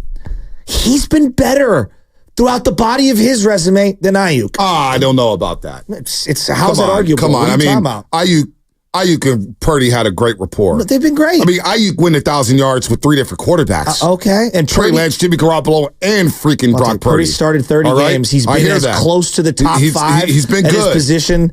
But has Aiyuk not been a top 10 wide receiver the last 2 years? Last 2, but not the first 2. Well, the first year he was a rookie. But that, didn't play. Come on, man. We can't. But that's why Amon-Ra St. Brown is getting his money. And then the way we talked about Jimmy Garoppolo, that was Brandon Aiyuk's quarterback. And Brandon Aiyuk's been very outspoken. When people on Instagram Live are saying, who would you rather have, Trey and Jimmy? Trey, easy. I don't know. If you think that Aiyuk has been better than Brock Purdy throughout the body of their careers, he's been as good the last 2 years. I just don't think we're watching the same thing. He's been as good the last 2 years. He's been as good the last 2 years. Plays every game. Last year, blocks. look at this. Last year, he was elite. I didn't think he was elite the year prior. He was really good. He was really good. 1,000 yards. He's been close to elite. You know how hard that is? For 30 straight games. 1,000 yards with 3 different quarterbacks? It is difficult. 3 different quarterbacks. In this and in the first year, you do it with Jimmy Garoppolo. Kittle did it too. With Jimmy Garoppolo as your quarterback. And he damn near had 1,000 yards. Kittle and Debo have the same argument as Aiyuk. And they got paid, right? Big boy money. Yes, they did. But why can't we pay Aiyuk his big boy money? You can't afford everyone. You can this year. Well, James in Oakland. And then we'll get to You Don't Know Jack. James, what's happening? What's up, guys? What's up, baby? Hey, here's my thought process behind this. Let's say Aiyuk is making $13 million a year, right? So let's round that down to 12. He's making $1 million a month. And if you break that down per game, he's making $250,000 a game. Let's say that you double that, and he's making $500,000 a game, $24 million a year. I think that's a reasonable price. What do you guys think? I think that's reasonable. I would think it's reasonable. But Aiyuk's maybe looking at Deebo Samuel saying, I'm more valuable on this football team right now than Deebo Samuel. That could be a real thing. Could be a real thing. I can see that. And it's always the grass is greener on the other side. You know, if he was going to make $500,000 a game and win a Super Bowl, is that a deal that he's not going to take? Your thoughts? I can't get in guys' heads. Some guys want the Super Bowl because they want the legacy and all that. Not that the other guys don't, but money is the number one priority, and other things don't take precedence. Some people want to live in certain areas. Like I can't speak for what he's got as his algorithm. All right, let's do this here. It's time for You Don't Know Jack. Presented by Jack's Restaurant and Bar. I'm not going to get me a Jack burrito today. This week, the Golf Channel did not know Jack about what former Texas Longhorns and Titans quarterback Vince Young looked like. Go ahead, take it away, Spadone. Vince Young playing this week, and he's down with Florida. Played 6 seasons in the NFL, arguably one of the best NCAA quarterbacks of all time at Texas. Picked up golf about 4 years ago. What's the biggest shift you make going from the ultimate team sport to now the ultimate individual sport? Now, I apologize. You have the wrong person. I'm Everett Sands over at Citadel. So, I'm a football coach. The thing is, the great thing about golf is that I'm not only competing against myself, but I'm competing against everybody else. This is your first pro-am ever played, and what's the best part of being out here? Well, being out here is a great thing. And have an opportunity to play with some professional golfers is a intimidating thing, but also a great thing. Good luck this weekend. Hey, I appreciate it. It is sad, but it's true. What? How? Point of interest, Vince Young was participating in this golf tournament, but still. Looks nothing like him, by the way. What a horrific mistake. No. Oops. Was Vince Young a participant in this tournament? That's what he just said. Yeah. Sorry, I was reading the You Don't Know Jack part. My bad. I'll pull the Shasky there. You beat me to my own line. Shout out to the coach there for like how cool he was about it. He was very cordial about it. You know, I'm sorry. That's not Have you ever had that happen? Has anybody ever you ever approached somebody thinking they were someone more popular and they were not? Trying to think. Because I haven't admitted sure I have. Not a celebrity. I went to an event. I'm not going to say what it was. And I stood there and I was talking with someone and I thought he was someone else and he wasn't. And I referenced his father. And I was like, yeah, I ran into your dad. He's like, huh? My dad's no longer with us. And Michelle was watching the entire thing. And I was like, oh. And I tried to backtrack. And I was like, I just admitted, I'm like, you know what? I thought you were someone else. And he's like, really? I've known you. And I was like, oh boy. And Michelle laughed and made fun of me. You knew this person? I confused them. Oh my God. Yes, I confused them. I was a little out of my skis. See, that's if it was like someone you just met, that's one thing. But you've known this person and you thought they were someone else. And I didn't really know them, but I thought I knew them. And then I totally messed it up.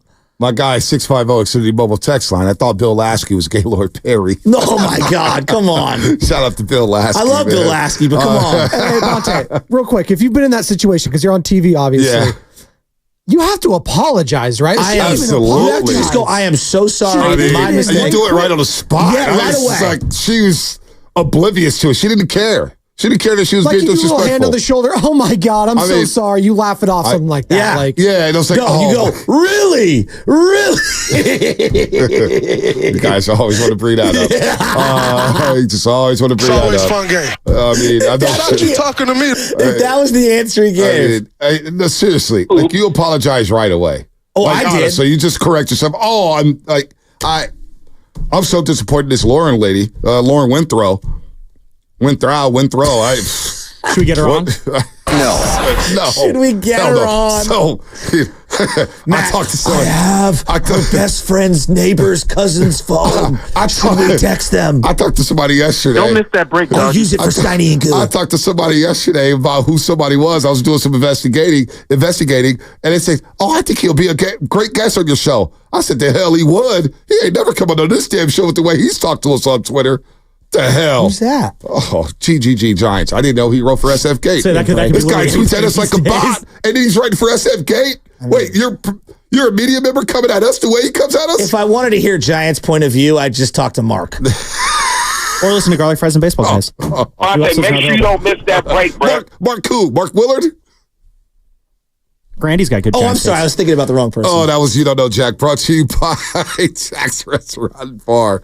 Locations in Pleasant Hill, San Bruno, San Mateo, San Jose, and Newark, California. You can also order on DoorDash. Learn more at ilovejacks.com. Coming up on the game, we got Duke in the city. Hang tight, Duke. We'll get to you first before we get to Kate Rooney, and we'll explain on the other side why we're bringing Kate Rooney onto the show from Con 4. That's all coming up, brought to you by Express Employment Professionals. B, I can't argue with you.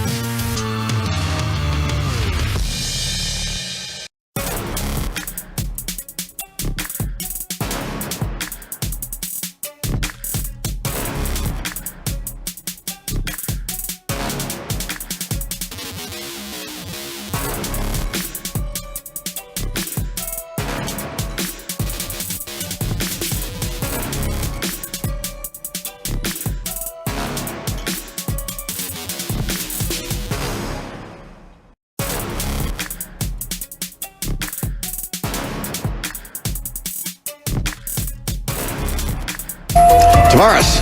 Right in the butt? What? No. Blake. This is the best. Yeah, that's it. The Morning Roast is live on YouTube right now. Take it away, Bonte. No. Shout out to Steph Curry. Shout out to Steph. This Wankster beat, though. I could play it over and over and over. Is this like a top 10 beat in hip-hop history, Wankster? I mean, who produced this beat? It's so hard. Can you play it for the Toss Spinoni? Because you came in, you had me feeling good. And we got Duke in the city. Homie. I mean, oh my gosh. It's Tugs. Shout out 50, a.k.a. Ferrari F50. I got a lot of living before I die, but I ain't got time to waste. Let's go to Duke in the City. Duke in the City, just for you, Duke. Duke, do you want to freestyle over that beat, Duke? What's up, baby? Turn down that radio, Dookie. Turn down that radio, Duke. Get Duke on hold. Get Duke on hold. That reminded me of the time Ric Flair just hung up on us. We gotta flush him, but we'll keep him on hold. Gotta flush him. And that is brought to you by Flowing Water, Plumbing, and Drain. Shout out to Brian and the crew there. Don't forget about Flowing Water, Plumbing, and Drain. If you're gonna call into the roast, you better bring it or be ready. Because if you don't, you'll get flushed. Brought to you by Flowing Water, Plumbing, We'll call and back. Drain. Wasn't a great line. Yeah, it wasn't a great line. Dr. Dre did make that beat. Oh my gosh, 707 City Mobile Text. You made it a hot line. I made it a hot song. Wait, was that who was that? That's Jay-Z. That was Jay-Z. Oh Talking about Nas. yeah. Talking about Nas. Yeah, Talking about your tech on the dresser. Take over. I was a little worried there. I was like, hold on, let me make sure it's not who I think it is. You know, the guy who's canceled right now. There was a video, a picture of somebody dunking over Diddy. I saw that. And the picture was wow. Yeah, I just can't. I'm going to move off of that. I got to move off of that. Nope. Not going to do it. Can I ask you something? Brock Purdy. No, you can't ask me anything. Brock Purdy. Getting the money that he's getting. You're here for that, aren't you? Just for everything. Chaos. Oh, businessman Bonte loves chaos. Conversation. Because like Aiyuk is clearly triggering the fan base in both directions. Oh, Nick Bosa did. Debo did. What do you think the Purdy conversation is going to be? I am happy with Brock Purdy.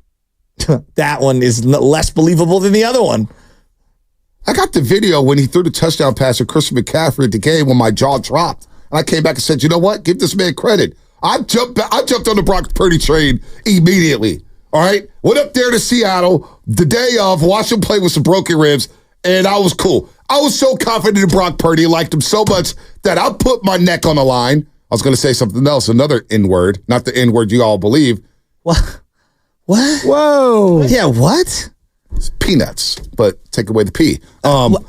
So I put him on the line.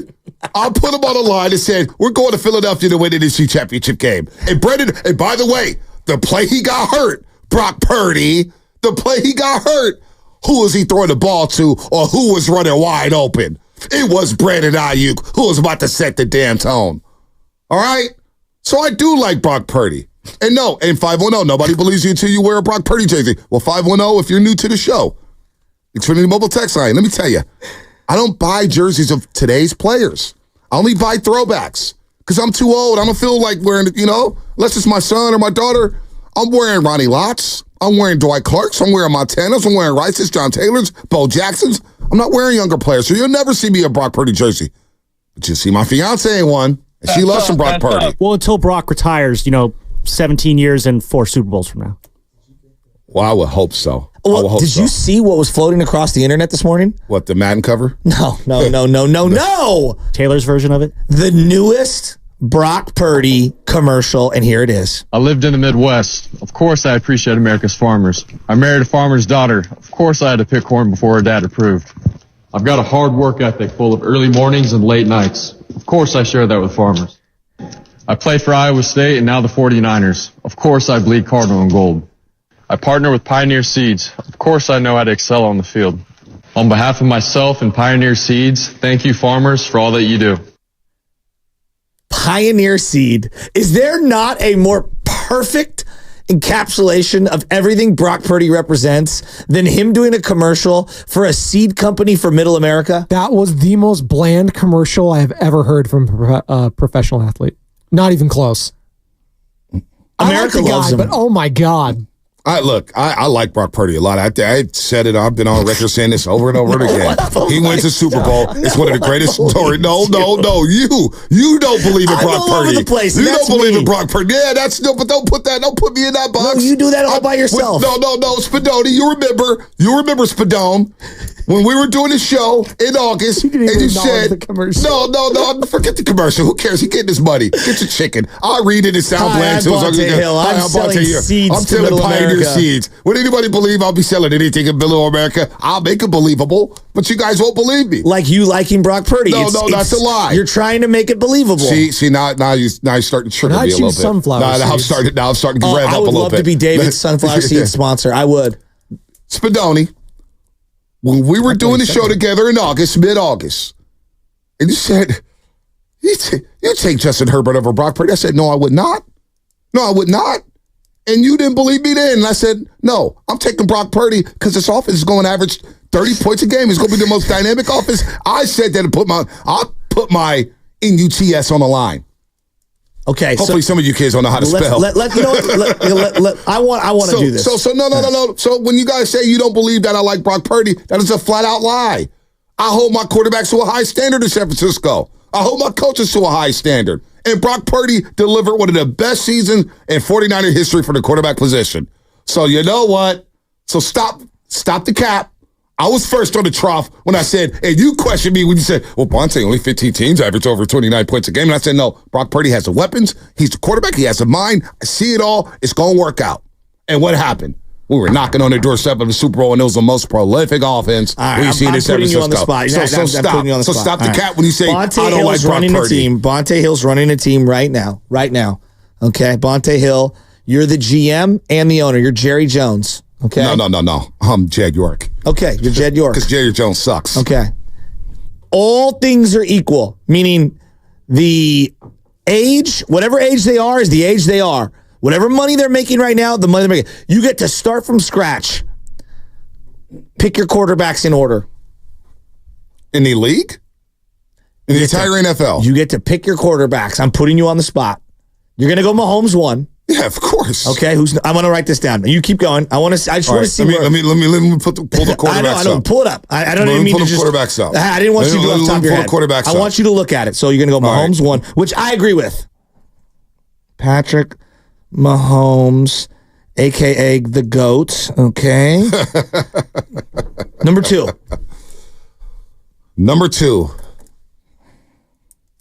I'm not going to hold you to the exact order. I just want to know. I'd probably go Josh Allen. I'm taking Josh Allen 2 as well. Okay.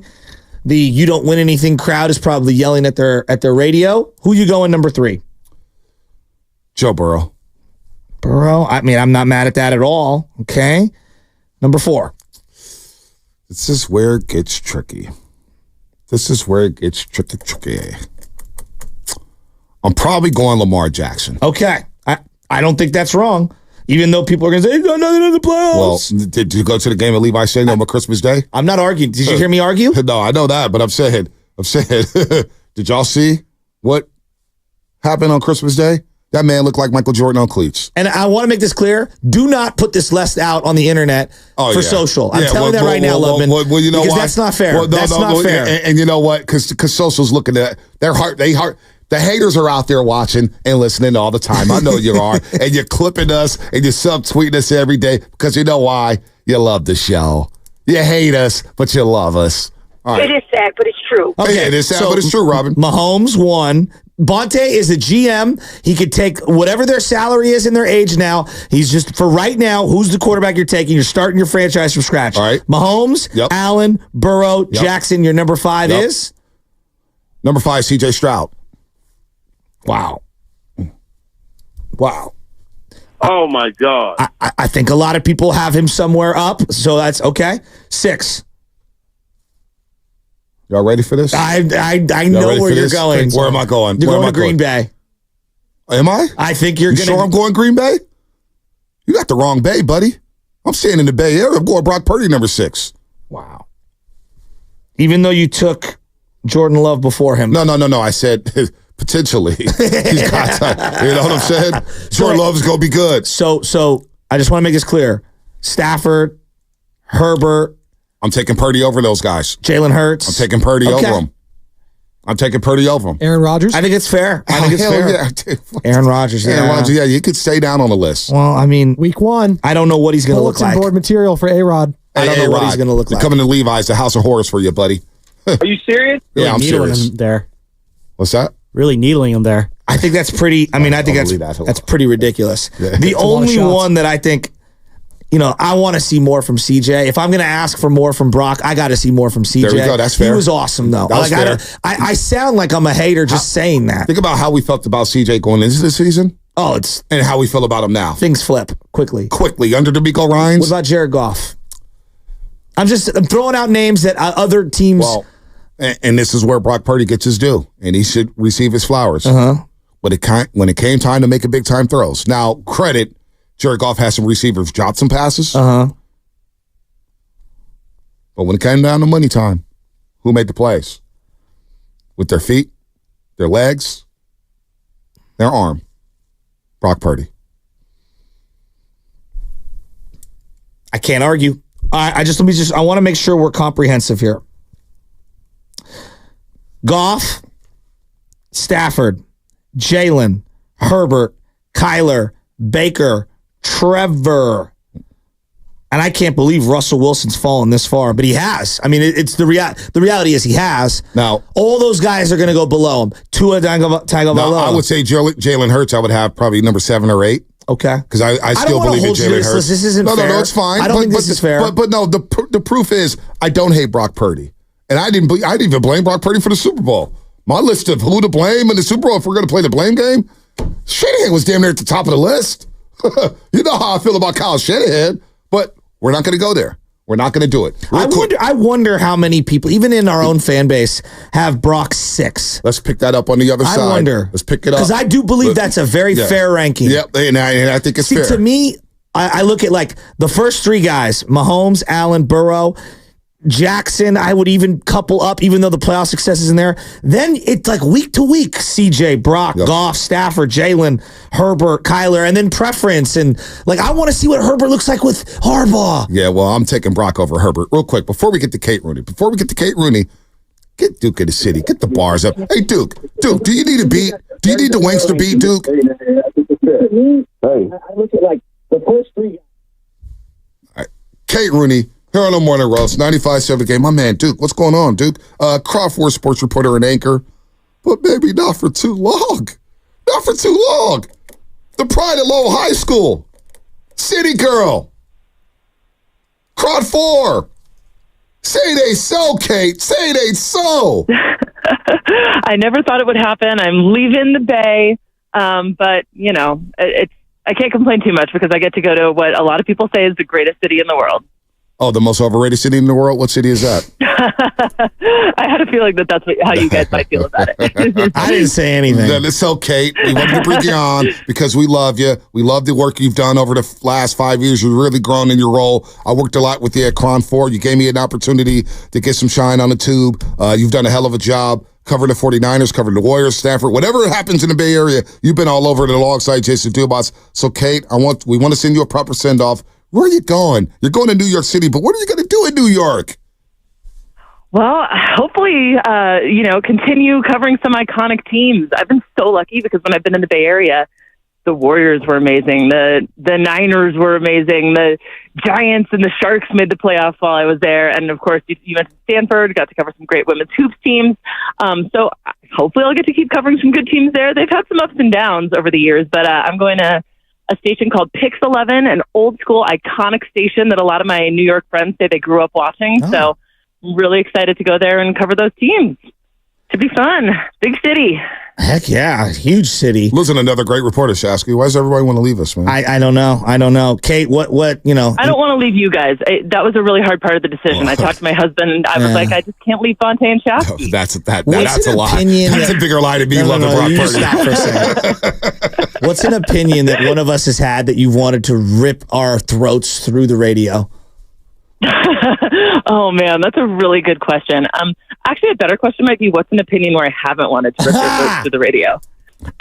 No, honestly, I feel like you guys are on point. A lot of the time when I listen to you, I find myself kind of nodding my head and being like, yeah, they know what's up. I mean, you guys keep it so real. You're two Bay Area guys. You speak for, I think, what a lot of the fans are thinking.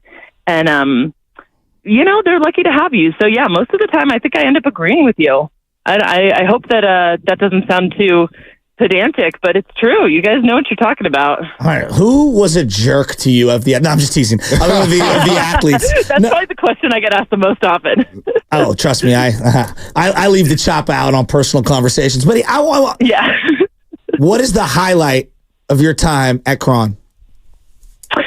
I've been thinking about that a lot lately. I think I have a couple. If I could share a couple, absolutely. One of them is, of course, covering 2 NFC championship games. Sorry, what am I talking about? I was there for 3.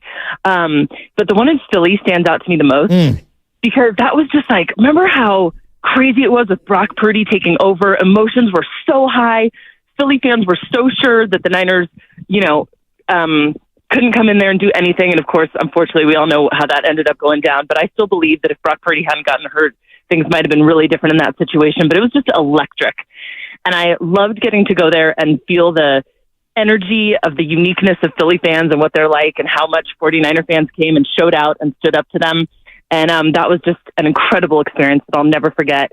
Another one for me was a story that I got to do just a couple months ago, actually, the Kristen Juszczyk story. Had the stroke of luck with some good timing on that because Taylor Swift wore her jacket right after I interviewed her. We dropped the interview that week and she blew up like a couple days later. And just getting to meet her and watch her career ascend has been absolutely incredible. The Juszczyks are just such great people. Going to miss covering Kyle for sure. But yeah, those are a couple probably of my highlights. I mean, I spent the most time with the Niners, so I got a lot of Niners highlights, but so many moments that I will absolutely never forget. Who's the Grant Cohn of the New York Yankees beat? Aren't they all like Grant Cohn? That's what I'm expecting anyway. So are you going to be the David Lombardi? I got to get out there to figure it out. No, she said, don't do that. I'm teasing. Don't do that. Kate, did you ever think, though, we all dream of being in this position one day if you grow up loving sports, especially this city of San Francisco. We all want to do great. But when you started this business and you got into this profession, did you ever believe that one day you'd end up in New York City, the media capital of the world? That's a good question. You know what? I can honestly say no. And my whole goal when I first got into this business was to just be able to talk about sports for a living. I had no idea what that would mean. It was totally surreal to me and a dream when I got the opportunity to do that in my hometown in San Francisco. I know you guys know how that feels. Mm-hmm. It's just an unbelievable feeling. And there were so many times that I thought that I would absolutely never leave. Why would you? It's an incredible city. I think it's the greatest city in the country. The teams are so much fun. The fans are so passionate.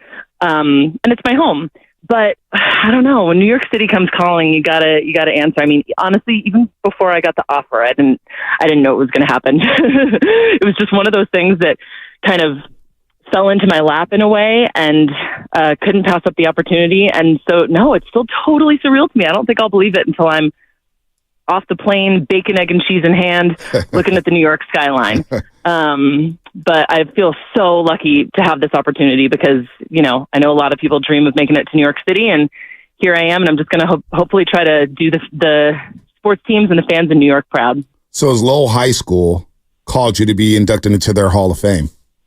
They better. Whoa! Look at the confidence right there. Oh, my God. You hear that, Lowell High School? People on that wall. I've never heard of half the people on that wall. Wow. Hey, watch their high school. I'm kidding. Wow, look at that. Okay. Hey, while we're at it, since we're here, USC. Hey, what's up, man? Call K. Rudy, fight on. Come on, give me the song here. Fight on. I met some USC fans last night. USC, baby. They'll be playing in Maryland, Kate. They'll be playing Rutgers soon. You can go watch them in Rutgers in New Jersey. Maryland. You're so close. Oh, I'm going to be fighting on so hard. I'm going to get to see more of my USC Trojans than I did on the West Coast. I never thought such a thing would be possible. It's probably going to take me a lot longer to end up on the USC Wall of Fame because they've got some very distinguished alumni there. But you know what? They say work until your idols become your colleagues, and so that's what I'm going to try to do. Try to end up on that USC Wall of Fame. That's my goal. Right next to OJ. No, what you just said? No. I'm teasing. Because that was a great joke. Why'd you tell him that joke, Spinelli? Why you know you're joking? That wasn't. Listen, this is the problem with Shazzy. This is what I have to deal with, Kate. Hopefully you don't have to deal with this in New York City. We do the little private show during the show, and guys are sharing secrets. And Shasky, he's going to get. I swear, there's people out there who think Shasky's the reason why I got yelled out by Draymond Green. I boosted your profile. Listen.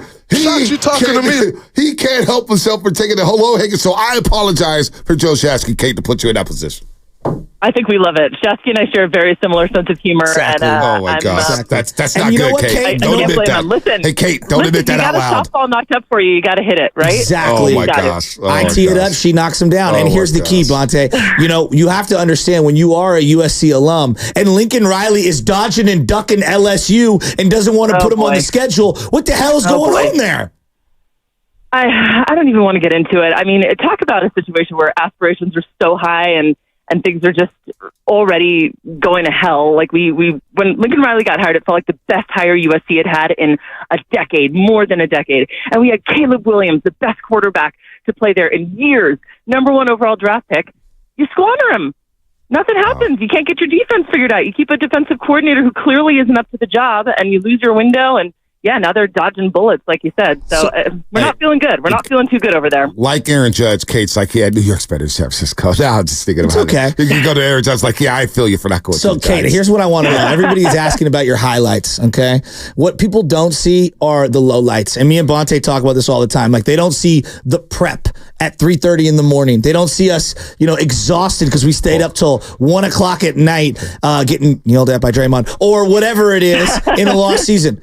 What was the saddest game you ever covered? Oh, man. Well, ironically, I think the saddest game I ever covered is also the one that I just mentioned as a highlight. I mean, the NFC Championship, Brock Purdy getting knocked out, getting hurt, them trying so hard to make something happen, Christian McCaffrey trying to get into that end zone and reignite the fan base and reignite something, and it just didn't happen. I mean, that was just so depressing.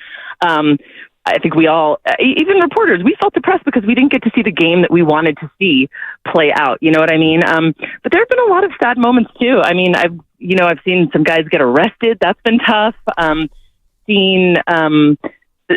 Giants are a perfect example. I mean, the optimism when they were in the playoffs a couple years ago and couldn't get it done against the Dodgers, like that felt kind of like a golden opportunity that didn't pan out. That was sad. There's been some really big letdowns too. And the grind is real. I mean, we're all working on little sleep here. No one more so than Bonte, obviously. I still don't know how you do it, but, I've spent the last 5.5 years lugging around camera gear everywhere I go.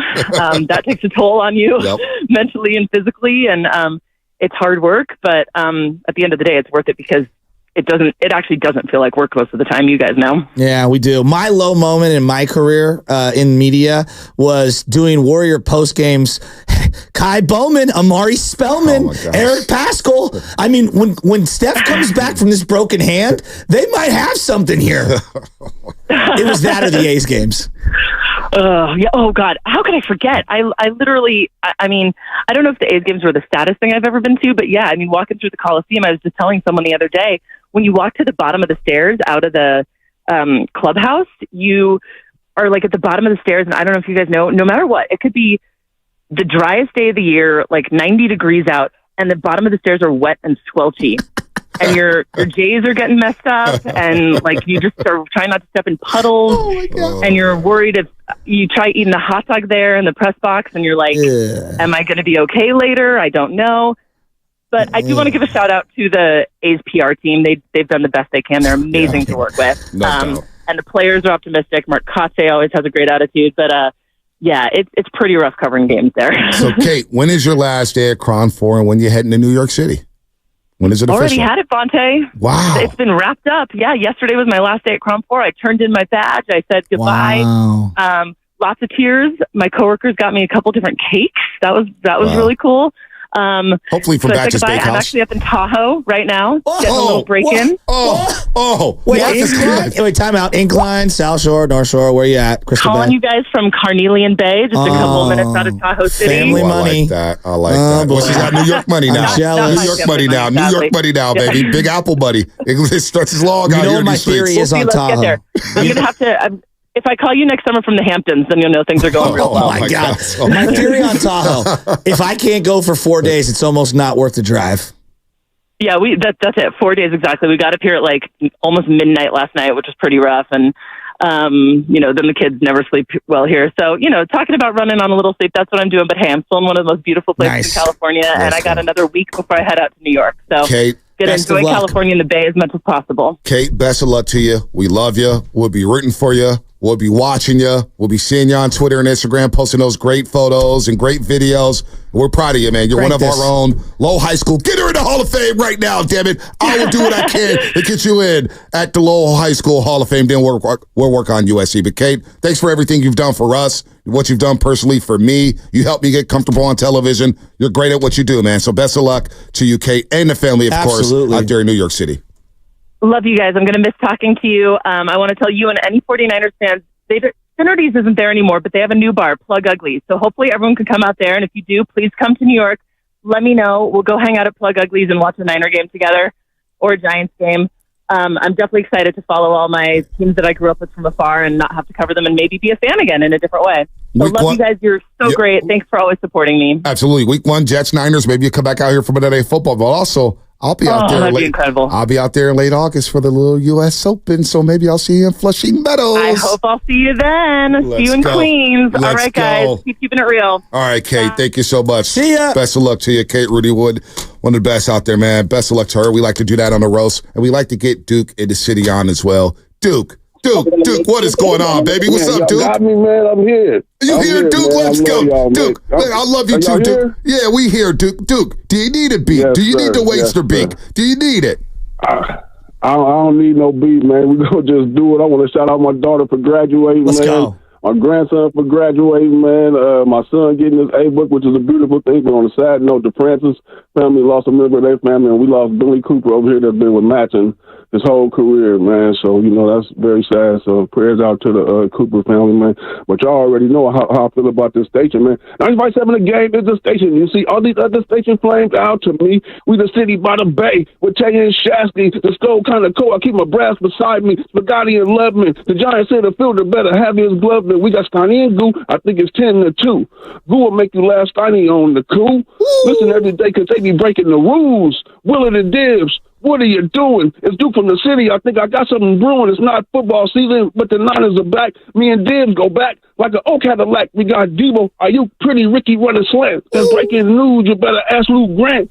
YouTube and Twitch, I ain't forgot about you. Coming in with remarks so clever and smooth. From the east to the west, the north to the south. 95.7 The Game, all in your mouth. That's how you represent your squad. You're listening to 95.7 The Game. The morning roast is ATC, UNLV, IMP, ILW, 95.7 The Game for life. Roasters, roast on. Wow! I got goosebumps. Steiny and Goo from 10 to 2. Wow. And they always breaking the rules. Duke, he knows all the shows. He said, "What are you doing for Willard and Dibs?" I was like, "That's one of their segments." It was incredible. This Duke in the city. I mean, come on. Is that Freestyle of the Year? Yes. Is that the Doobie Award for Freestyle of the Year? Post that on our... Is it already done? Is it already done? That category's he has over. all of the other nominees right now, so it's kind of he owns the category. Adam and SF, you got work to do. Gene and Oakland, you got work to do. Somebody else said there's a freestyle as well. It was well. Then Tony had the poem. Puff Daddy from jail. Why do you? It's a joke. What are you doing? Joke. You can't joke about that right now, dude. We're gonna get canceled one day. Don't talk about that. And I swear to God, if I lose my career over you, we will fight. We will fight. By the way, my boy Carlos Alcaraz on his way to the finals to the French Open. Let's see. He's at 3 match points. Yeah, 3 match points. Sinner ain't going out like no punk on the clay court. Got 10, man. We got what a sports weekend. What is the greatest alumni from Lowell ever? Thomas Sherry? Yeah, that's a good. That's probably Larry Bear. Yeah, that's Larry Bear's a good one. I forgot Larry went to Lowell High School.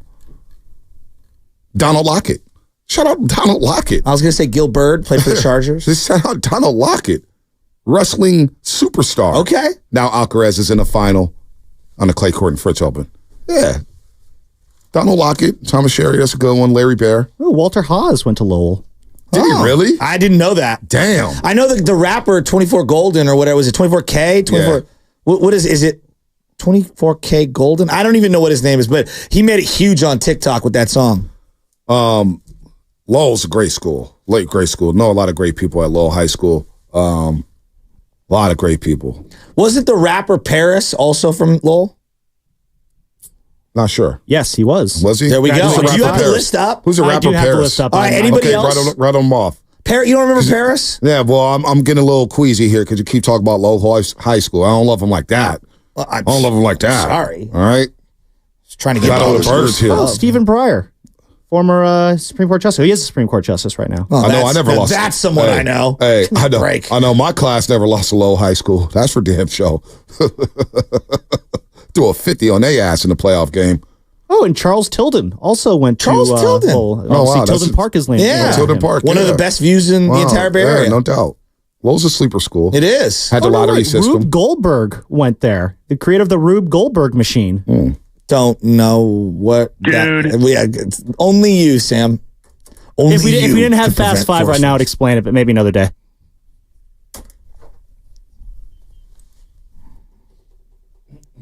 I said what I said.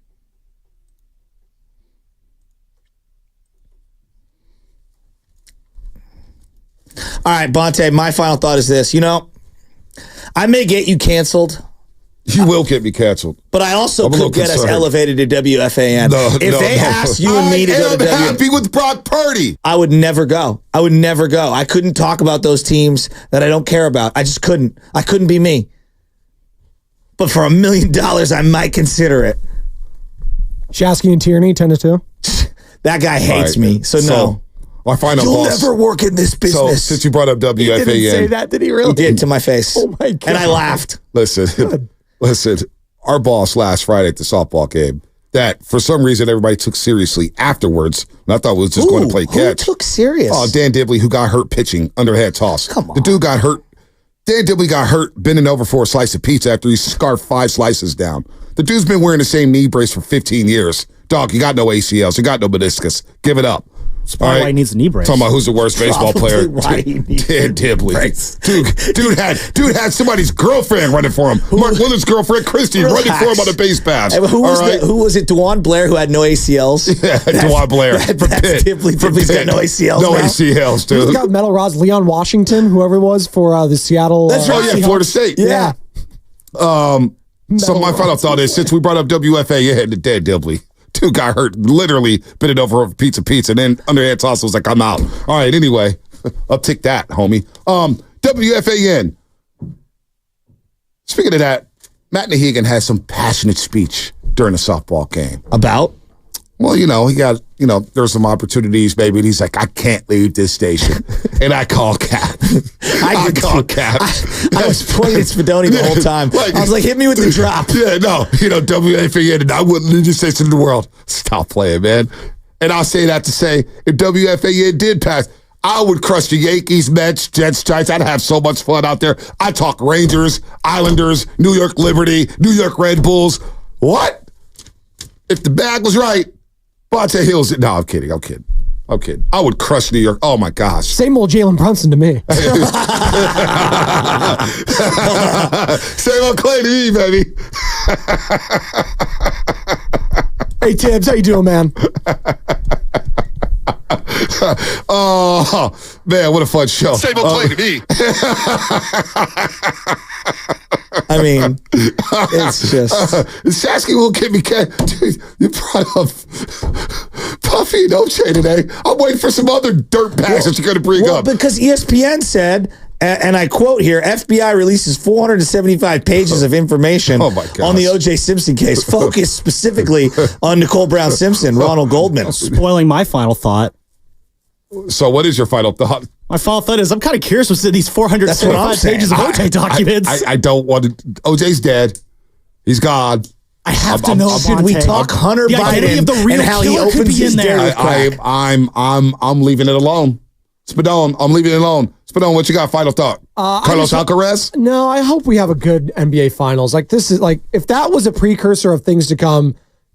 We had a week off and then we had to wait a week for that crap.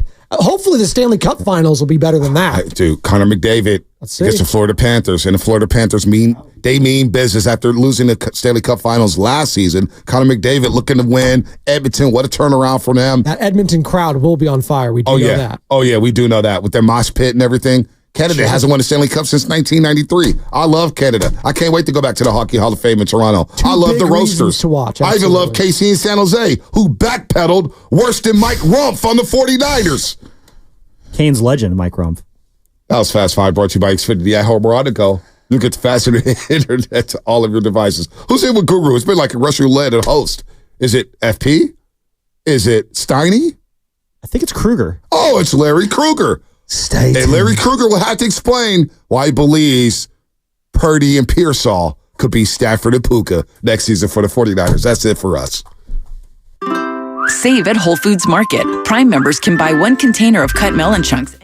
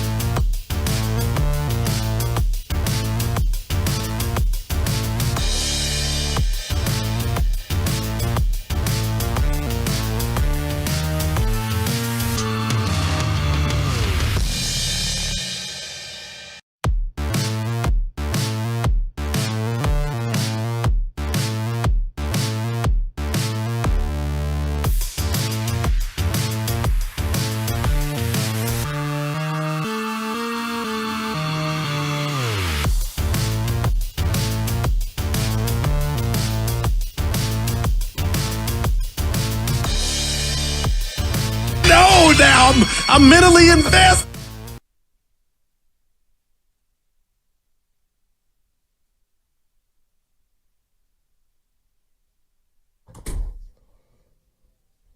Let's.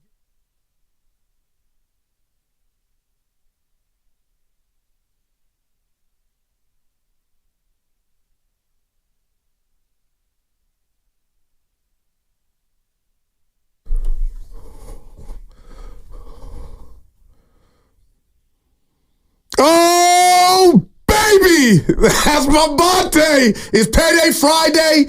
We got so much to get to. I'm in here with Larry Krueger. And I'm upset. Can I tell you why I'm upset? Real quick, Larry. Please do. I got a ticket this morning speeding in the slow lane. How can you get a speeding ticket in the slow lane? Did you have tinted windows? No, and you asked did I have rims. I ain't got no rims.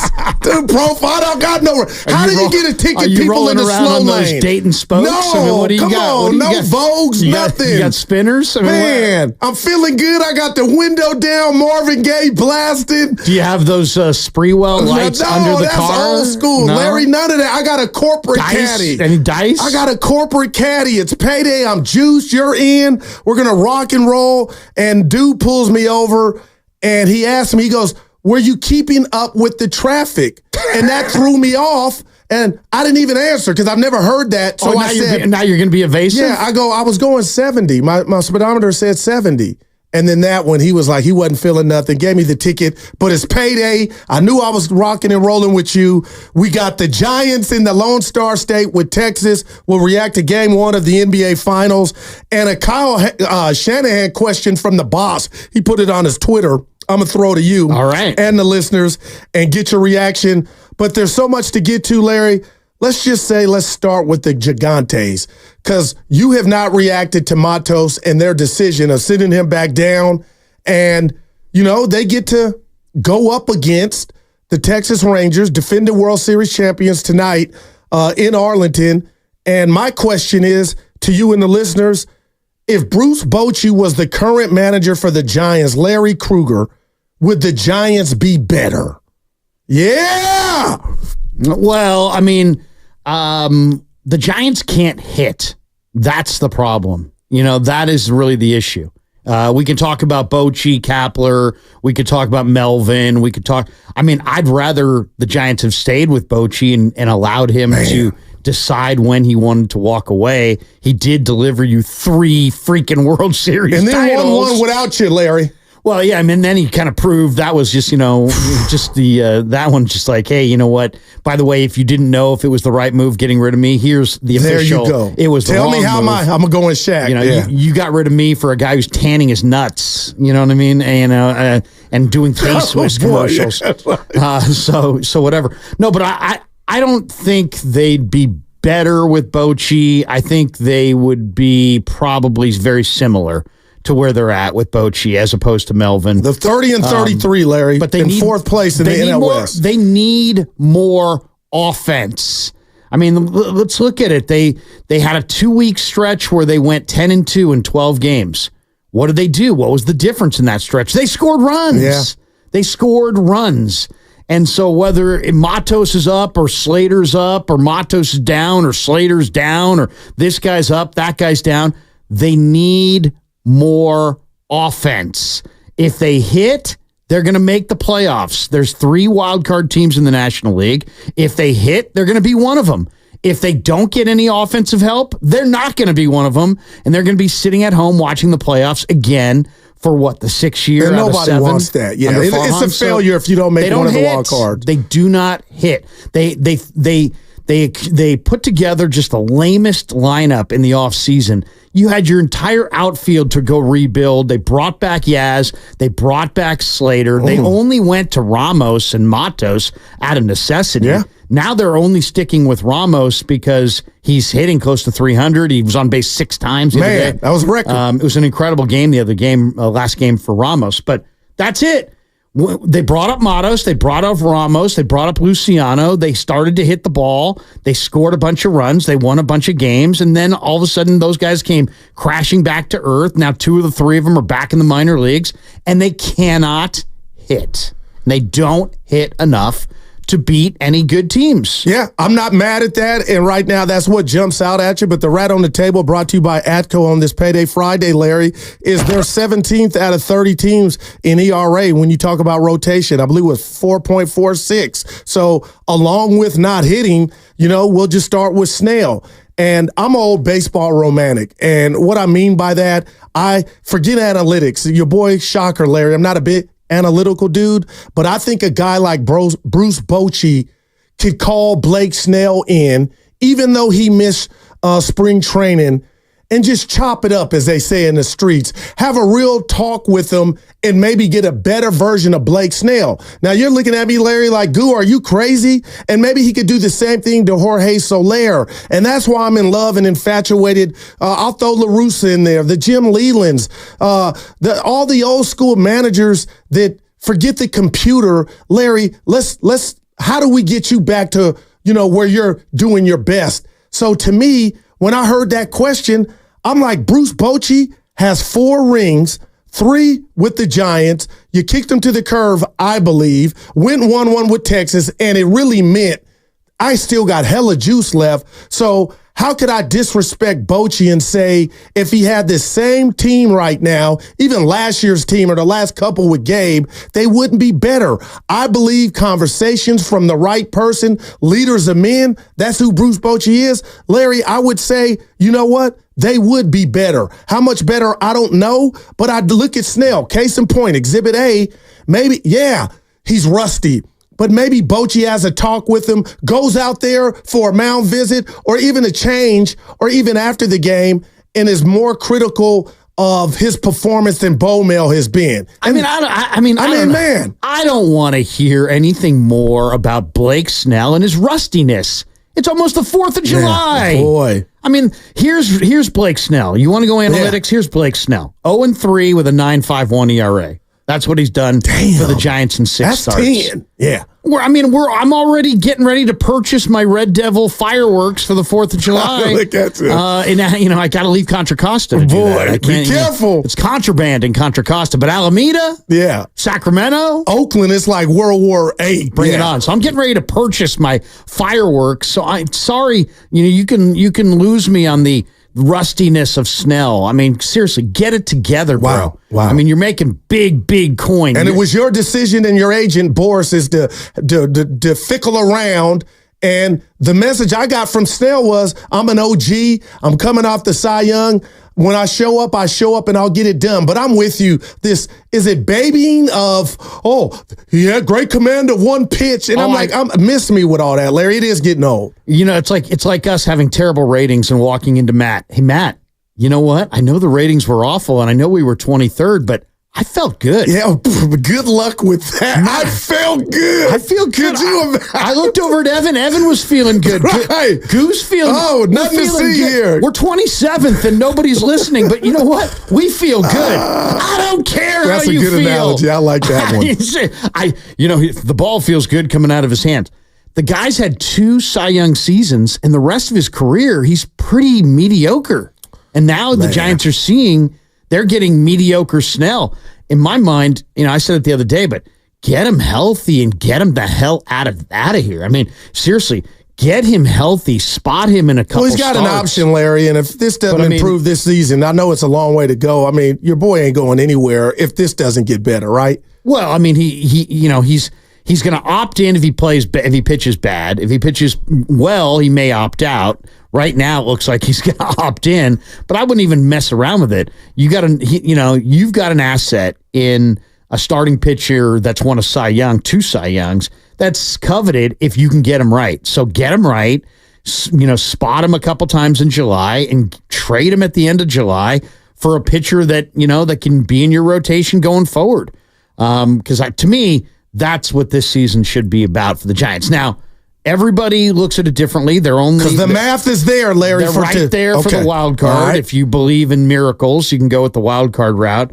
But more than anything, they're defensively, they don't look good. The defensive metrics don't look good. The pitching metrics don't look good. But it's the lack of offense that's many times this year I've tuned in going, Are they going to score 4 runs? Left 16 men on base. Hey, I got to give them credit. They won 9-3 their last game to salvage one game in Arizona. They left 16 men on base though, Larry, and I'm like, okay, hey, it was a win. You snapped a losing streak, but Melvin's getting frustrated. I'm gonna throw this name at you, Mike Bassick. He gave up number 756, former Major League Baseball pitcher. He does radio, the afternoon show on 105.3 The Fan in Dallas, and he joined Bonte and Shasky this morning.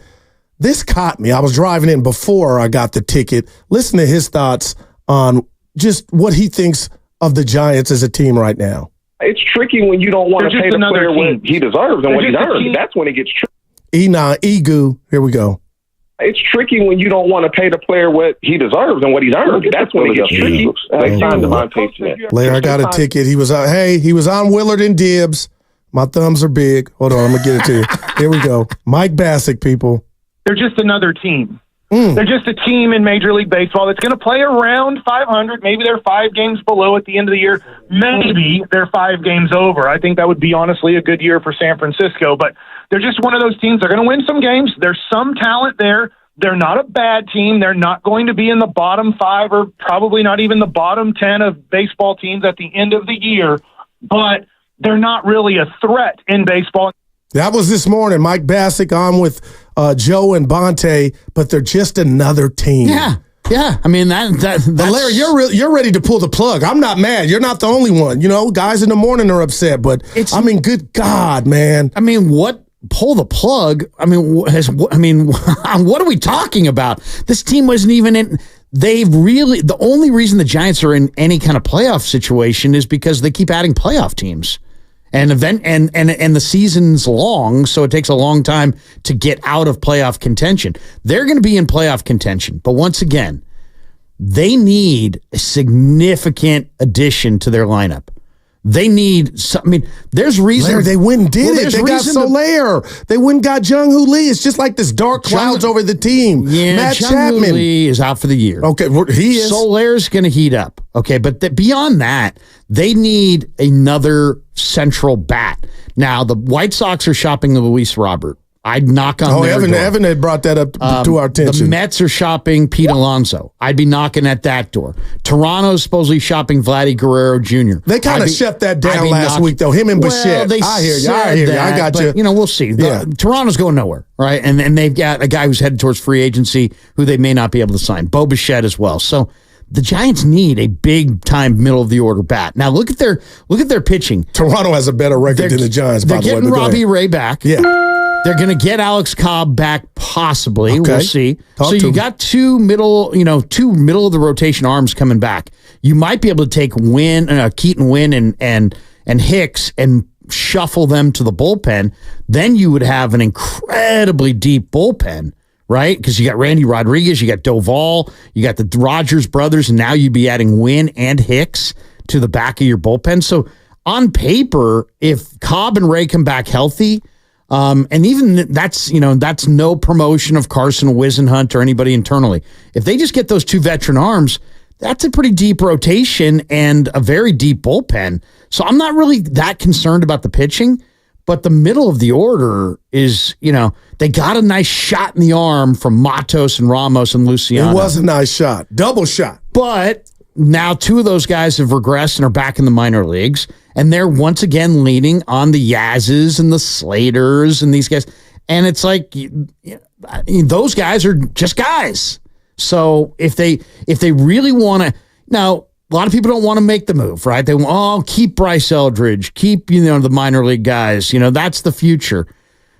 I would say if I was Farhan, you may want to accelerate the future into the present, because is Farhan even going to be around in 3 years when Bryce Eldridge comes to the majors? Probably not.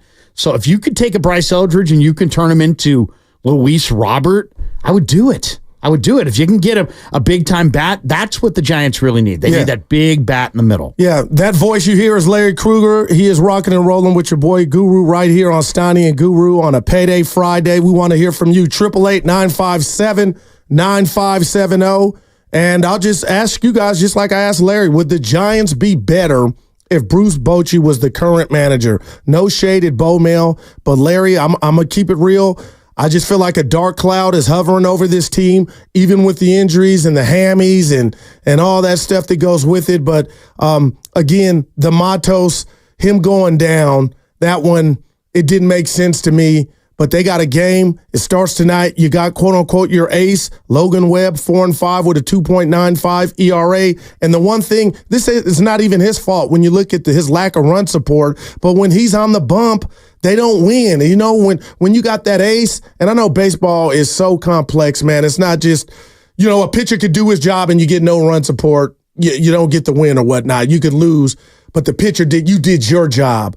But when I see Logan Webb penciled in tonight, I'm like, okay.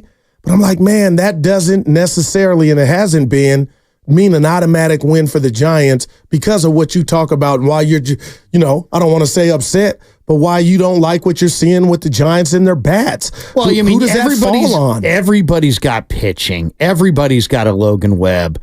You're not, and why is he struggling? He's probably struggling because he's matching up with everybody's ace. Right. So he's there. He's the Giants' one. He's matching up with everybody else's one, and they're not scoring any runs. I mean, the bottom line is you can go out there, strike out 9, walk 1, give up 2 runs, and lose 2-1. And that's happens to him. It seems like a lot. If anything, he seems almost kind of like Matt Cain.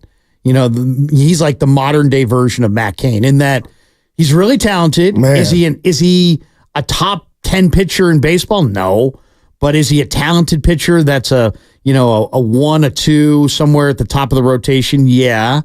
But he just doesn't win because he doesn't get enough run support. So, again, how do you fix that? And you're so confident, and you said it Monday when you're in, Larry, and I don't know if I agree. I got to bet with Steiny in regard to Soler hitting 30 home runs. So, hell yeah, I want him to get hot. But are we so sure he's going to warm up and be that bat in the middle of the lineup? And, we talk about Wilmer Flores. Got to give him credit. He hit a grand slam against Arizona. But I keep thinking about Bruce Bochy.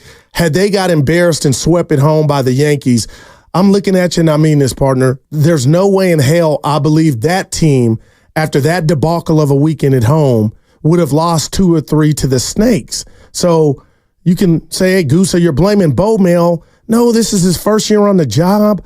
But when you have a steward of the game, a guy that manages with his gut and can have those difficult conversations and bring the best out of guys, Larry, I'm looking at the Giants 3 games under. I'm like, maybe they'd be 2 or 4 games over with Bochy. I don't think that's unfair. Well, I mean, what do you mean? Are the Giants, if you really walked up to every Giants fan right now and said, are they overachieving, achieving at their talent level, or underachieving? Underachieving. I think they're achieving at their talent level. Larry. I thought the Giants, the Vegas had them at 500. So what? They're 30 and 33. They're hovering a little bit beneath 500. When you factor in the injuries they've had and how bad Blake Snell has been, to me that's about par for the course. I'm not surprised at all. I thought the Giants were going to win like 75 games. So there was a 75 win type team. Yeah, that wouldn't get you in. And maybe if things broke right, they could get 5 or 6 more wins and get to 500. Well, I'll tell you this. So I'm not surprised they're 30 and 33. I keep saying my dad's phrase, and you can let me know if he stole it, but he hasn't done that as of yet. But don't mistake activity for achievement. Farhan Winton, he loaded the covers. He went shopping with the black card. How do you get to the deadline, which is approaching, and not follow that up? Because they got a top 10 payroll, so it's not like the Giants are not spending. It's just like you said, Wadi Coyote, bad luck. Everything, guys are getting hurt. But my question is, it would be to Farhan, how the hell you go shopping, okay, it doesn't work, and you stop? Like, they got to give something up to get that bat or bats that you speak of to put some thump or fear in this lineup. Could you imagine if, we fast forward the calendar a month and you don't follow up your spending spree that you did in the offseason without trying to go get a Vlad or whoever, a Pete Alonso? Like, that could be a colossal failure on Farhan's part if you don't continue to try to be active and bring something in if this offense doesn't fix itself. Well, okay, so last year, I'm looking at 2023, the Giants went 79 and 83. So they finished 4 games under 500. Yeah. And here they are. And they are 3 games under 500. With a different manager. A different manager, but what exactly did they do to their team? From last year, They still have Wade at first. They still have Tyro at second. Well, they don't have him because he's hurt, and that killed. That's a big one. That when they put this team together, they didn't change first base. Yeah. They didn't change second base. They moved Crawford out for Nick Ahmed. That literally means they didn't change shortstop.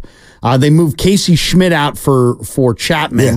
Chapman's hitting 220 or 230, whatever he's hitting. But that glove has been spectacular. So they're better defensively at third, and maybe a little bit offensively. They're the same behind the plate. They brought back Slater. They brought back Yaz. So this huge offensive improvement from this team that was 4 games under 500 all had to come from Casey Schmidt out, Chapman in, and whoever was in center last year out, Jung-Hoo Lee in. Jung-Hoo Lee played 40 games, done for the year, 262 average. They're basically the same team from last year offensively.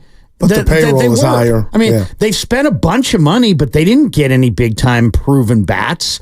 Their lineup's basically the same. So they got a little shot in the arm with Matos, a little shot in the arm with Ramos, Luciano initially. Then a couple of those guys fell back to earth. Ramos is still doing it, but it's basically the same. So what do you team. prescribe? What would you do if you're Farhan now? I would absolutely find out what 3 or 4 prospects are coveted by other teams in my farm system, and I would go get that central figure. Because you've proven it. You can't sign that guy. You couldn't get Shohei, you couldn't get Stanton, couldn't get Judge, couldn't get Harper, didn't want Correa. You can't get it done in free agency. So stop trying and go take some of your prospects in the minor leagues. You got me thinking about Alonso. History shows that your prospects crap out. Giants prospects get to AA and they die.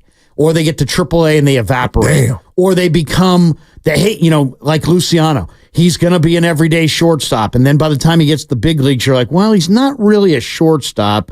Maybe he's more of a platoon left fielder. That's a bad look. And all of a sudden, it's like the value goes way, way down.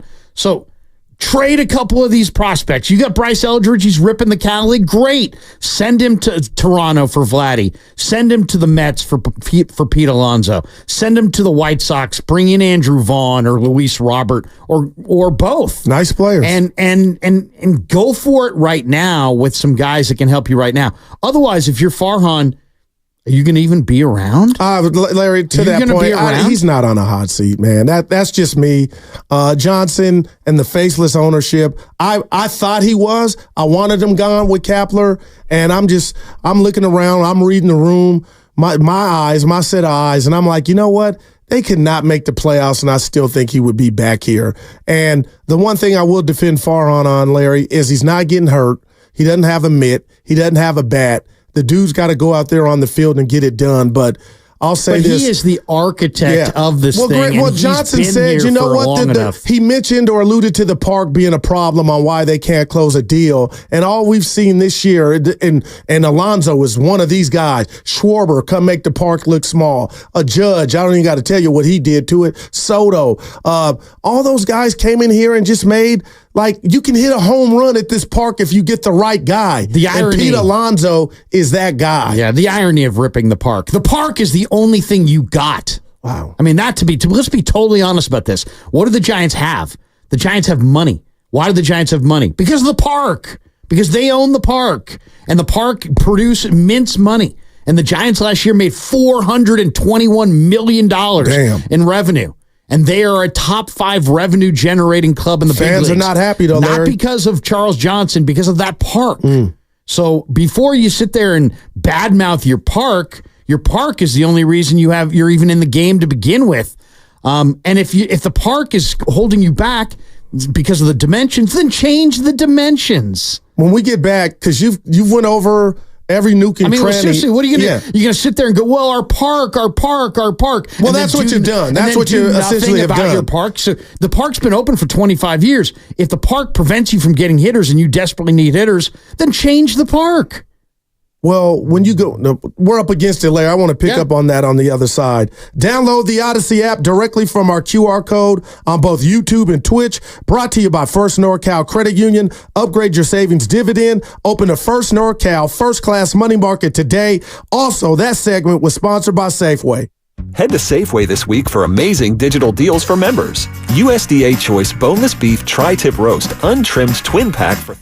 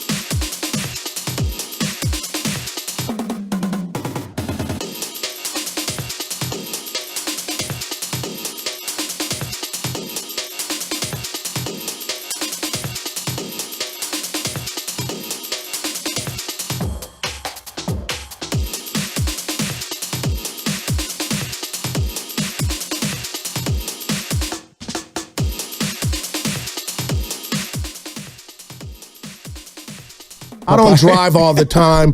Guru, that was the worst breaking news. Shut up! Now, back to Steiny and Guru on 95.7 The Game. No shut up on a Payday Friday, people. Larry Krueger in for Steiny. We are rocking and rolling. And forget I got a ticket. It's all good. Larry's got me laughing. What's that ticket going to run you, by the way?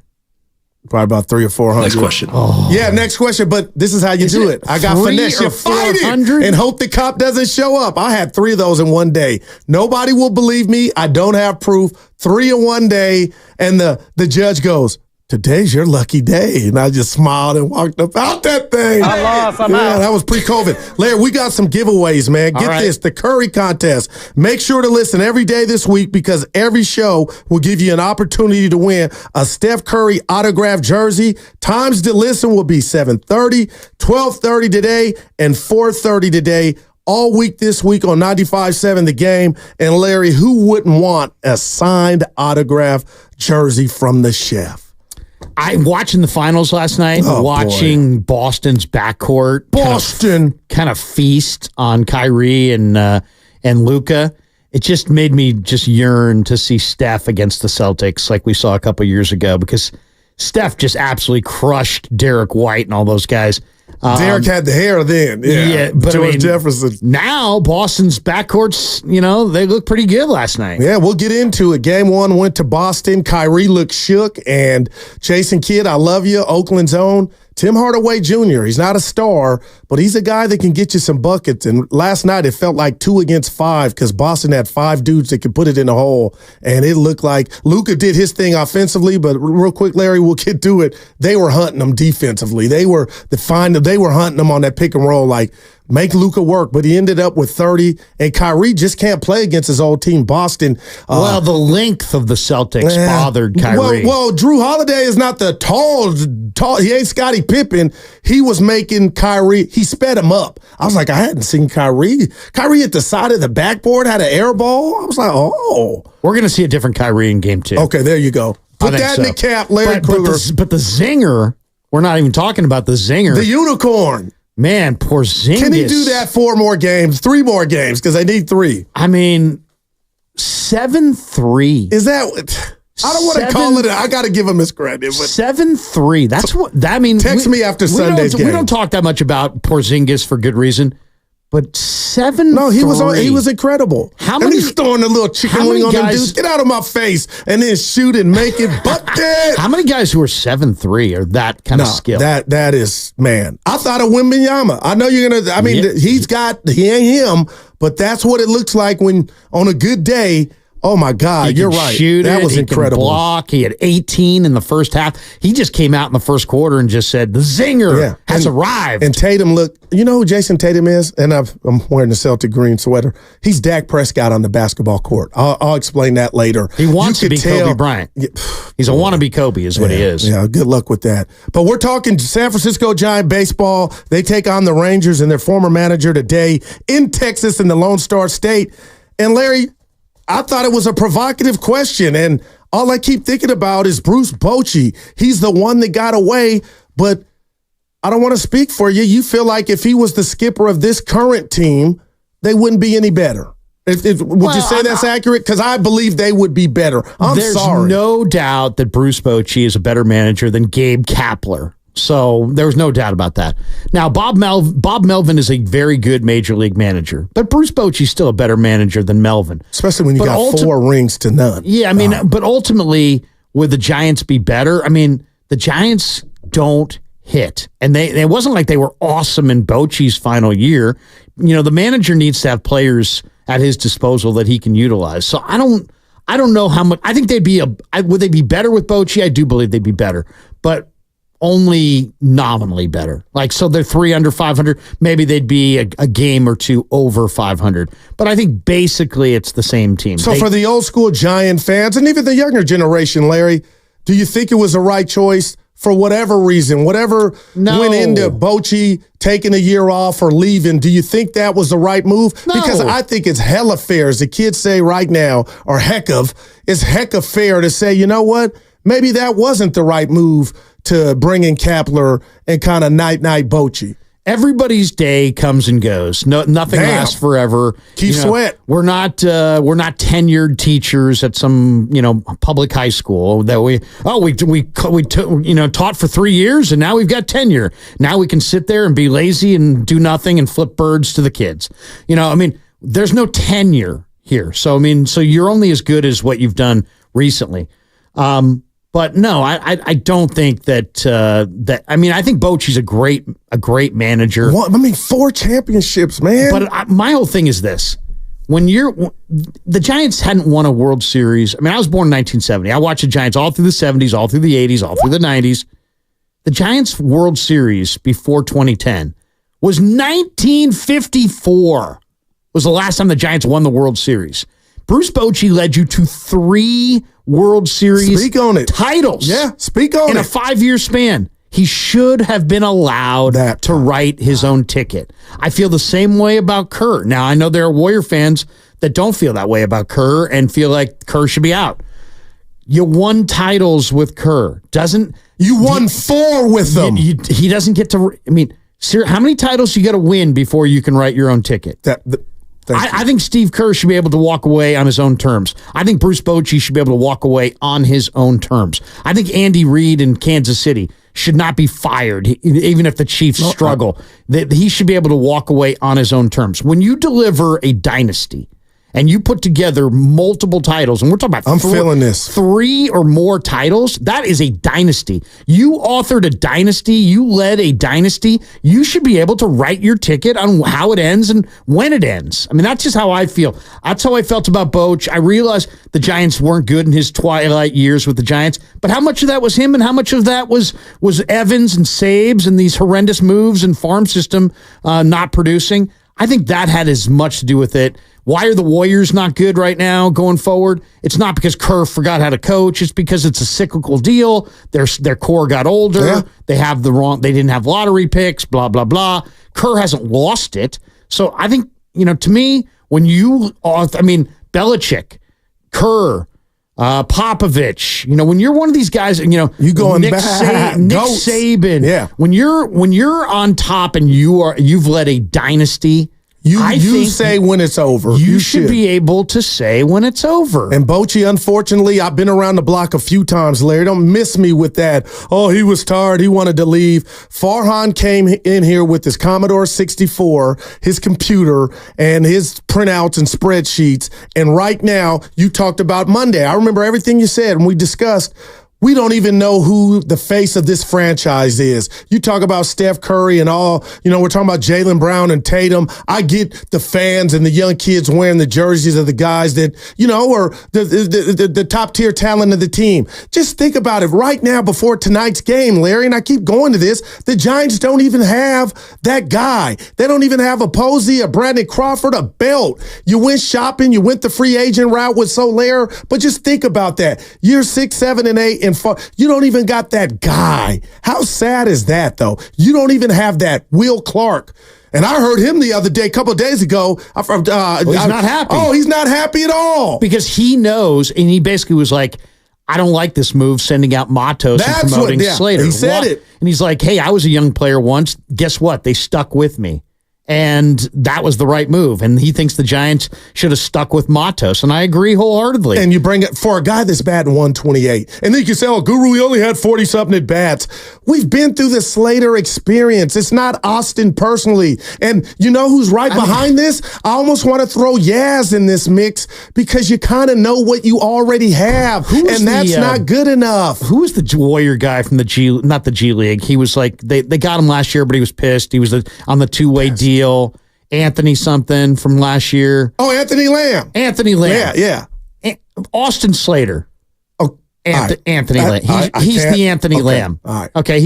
So I don't want to see Anthony Lamb, but I don't want to see Austin Slater. And I really don't care I'm not. To me, it's not about effectiveness. it's bad enough that you're one of the 5 or 6 richest teams in baseball and don't spend the money. You don't spend as much as the Dodgers, but you don't even spend the same percentage of your revenue that the Dodgers spend. Dodgers are spending 52% of their total revenue, which is more than the Giants have. Well, the Yankees are the only comp for the Dodgers. I won't throw eggs. I'll hold this egg in the hand saying you don't spend as much as the Dodgers. It's one thing to have less revenue, but to spend a lower percentage of your revenue, you're losing twice. Okay. You make more money than me, but then you spend more money than me on your business. Well, you know what? It's bad enough that you're making more money, but you're spending a higher percentage of your revenue. Now you're beating me. Giants are spending 47% of their revenue. It would have been higher real quick, Larry, had Judge said yes. Had you had somebody that could close that deal for Aaron Judge, that percentage you just mentioned would be higher. And that's what makes it so frustrating to me. You were in, but you just can't close. I don't live in the if world. Right now, their payroll is 47% of their revenue. The Dodgers are spending 52% of a much bigger revenue pie on player payroll. So you're getting outspent by the Dodgers, and you haven't competed for a division in a decade. So that's where they're at. And 2022 they had a couple years ago. That was a total aberration. But it was you said if you don't live in that world. The fact of the matter was they won 107, and that went down to the wire. Right, and that 107 was the biggest aberration I've ever seen in my lifetime. Yeah. Look what happened before that and since that. I got it. But you did that with Posey and Belt and Crawford and Longoria and a lot of Sabian's old guys. But now here you are. It's like you've got to either win or develop. And the Giants, as that the media guy said. From Texas, they're just a team. They're just another team in baseball. They're not a top team. They're not a bad team. They're just kind of in between. So they're not really a World Series contender. Horrible per se. Place to be, Larry. Anybody who's making the Giants can win the World Series argument is high. You're absolutely crazy. You think the Giants are going to beat the Yankees, the Dodgers, the Phillies, these 100-win type teams in October? You're crazy. They got to have about a 2% chance of actually doing that. So are they contending for a World Series? No. So develop young players. This would have been, I think Giants fans are a lot more understanding and a lot more sophisticated than the Giants franchise gives them credit for. They understand that some years you win and some years you develop, but what are you going to do this year? Because this year it looks like it's headed towards a don't win, don't develop kind of a year. And to me, you got to do one of the two. Ramos looks like he's got the goods right now. That's why I'm tuning in. I know you're going to be, come on, Goo. No, I love Ramos. Yeah. I love Ramos. I interviewed him last year in the clubhouse in March. The Giants were ready to kiss him off. I get the feeling that Farhan's not even a Ramos guy. Wow. And thankfully, the injuries. We don't want nobody to get hurt because he's looking good. He was on base 6 times. He had 4 walks in the last game. That's great. And I'll say this, and I told Willard and Tibbs, I think Giant fans, because you talk about the sophistication, and I'm right there with you. Matos was just him going down was symbolic to me because it was like you're going with the older guy over a guy that got Player of the Week, even though he was struggling currently. That Player of the Week should have bought Matos some time, man. It's no different than you're sitting Kuminga and Moody for Anthony Lamb. All right, and that happened. And I was pissed at that when it did happen. I want to see Moody play. I want to see Kuminga play. I want to see young players develop. I don't want to see Anthony Lamb. I don't want to see the Virginia point guard what was his name? Chioza? No, the 6'5" point guard from Virginia. Spadoni and Evan will know. The Warrior point guard last year, we went to Phoenix. Corey Joseph? Or Damian Lee? No, 6'5" point guard. I like him. Who's he from Virginia? Spadoni, Evan. He was a two-way player with Ty Jerome. Look at Evan. That's why you get Evan here, man. He can pull a Ty Jerome. Let's put a rat on the table. Very impressive. So on your list, on your metrics, I don't want Ty Jerome. I like that. I don't want Anthony Lamb. You told us everybody you're mad or disappointed in, but not once, because I'm down this hill today. It's about Bruce Bochy for me. I believe they miss him, and he brings something to the table and guys, and there's more than one that are underperforming, maybe he could sprinkle his magic dust and it could just be one or two conversations and maybe Snell's better. I'm just throwing that out there. 63 games, Larry. Let's talk about Bowmel. Give me a letter grade or tell me what you've seen from him. Or does he just get a pass? No, I don't know if he gets a pass, but I mean, great managers get you through October. What's a great manager for? A great manager makes he's never done that. The right decisions. He's never done that. Well, he's Verlander on line too. I mean, he was the bench coach on the 2001. Wow, I'm talking about D-backs. running the show, but I mean, he's had some good teams too. He's won 100 games with the A's, right? I mean, he's had some good teams, but they didn't lost do it in the playoffs. World Series in '98. But that's what I'm saying. That's where you miss Bochy. You miss Bochy in October. I mean, what do you need? Well, you don't miss him in October if you don't get there. Well, yeah, but I mean, I missed him a whole lot in October watching him manage the Rangers this last year. No, you got you miss the key components of a championship team in baseball, I think, are, I mean, go look at all the great dynasties of baseball. They almost always have a really smart, really good catcher and a great manager. Orioles in the 60s, in the 70s. They had Dempsey behind the plate, but they also had Earl Weaver. The Yankees, all those years. The Reds with Johnny Bench. Yogi Berra, the Reds with Johnny Bench. The Yankees with Jorge Posada. The Giants with Buster Posey. I do like Bailey. Bailey is a good catch. I'm saying. No, I'm serious. You've got one piece in place in Bailey. Bailey's the real deal. If you had Bailey and Boch, now you've got two pieces in place. Then it's about, can you pitch? Can you hit? Can you play defense? I mean, the other aspects of the game. But I think you really need a smart, winner, kind of a manager, and you need that great brain behind the plate to be the pitch caller, framer. With Bochy and Buster, you had both. And they had just enough offense, just enough pitching, just enough defense, just enough bullpen to get it done. So I don't think Melvin is necessarily the problem. I don't think Melvin's spectacular, but I would say I'd give Melvin like a C+. Okay. All right. What would you give him? I would give him a C-. I'd give him a C- because just like you said, if the ratings are down, we can't go in there to Hegan and say, hey, I felt good. It is what it is. And the numbers are what they are. But they were projected to be 500 by Vegas in the over-under. But you just shared with us, and I'm still maybe under. I don't live in the if world. That's just, that was prognosis. They were just guessing. Those were guesstimates. The reality of the situation is, Larry, if the red, and people don't want to hear, I'm not selling pipe dreams. You're saying he's underachieving? Yeah, they just had lost 6 in a row. Yeah. What's he done wrong? I mean, what do you want to see him do that he hasn't done? I'm not being a smart ass. They haven't won.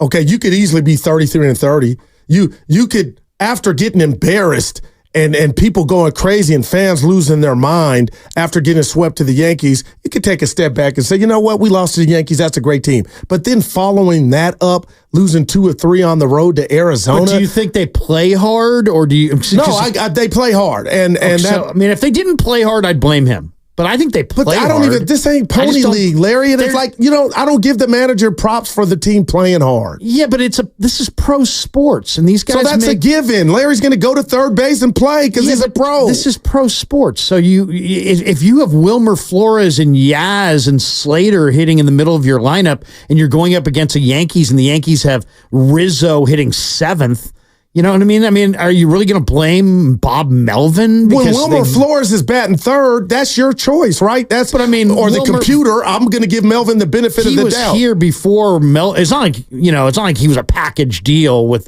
Flores. He inherited Flores. I'm just saying, when Flores is hitting in the middle of your lineup, maybe it ain't the manager. You know what I'm saying? Well, I mean, are you going to sit there? I'm being unfair. Let me give you this one. Are we going to blame Kerr this year? Okay. When Pajemski throws a ball that ricochets off Moses Moody, or we're going to be like, hey, man, Kerr's now leaning on Pajemski and Moody. I'll give you that one. But tell me if I'm being unfair here. I'm looking at Melvin coming off a year to where you had Tatis batting third. You had Soto batting third. You had Machado. So it's not fair, but to me, it's totality of Bob Melvin. Like, how the hell did you lose that job? And I know he didn't get along with the guy upstairs, and that had something to do with it. But the bottom line is the Padres were a failure. And just from a Bowmill standpoint, if he was right here in the studio, I'd be like, Bud, you don't get those opportunities too many times, and you got ran. You got ran when you had the exact opposite of what you're dealing with now. So you C+, C-.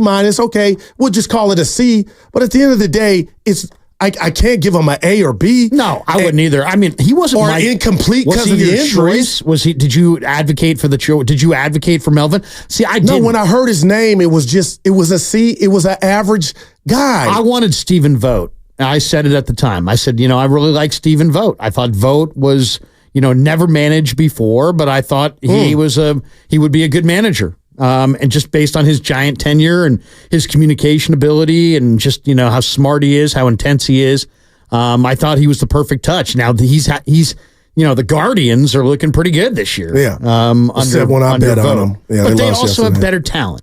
I'll tell you this, Larry. So, okay, Snell gets healthy. You mentioned Ray and Cobb. Let's just say one of them come back. Ray comes back. You got Harrison. You got Webb. You got Hicks, Lamont Wade Jr. If this team gets healthy, I've already said at minimum, I told Steiny, they should make the playoffs.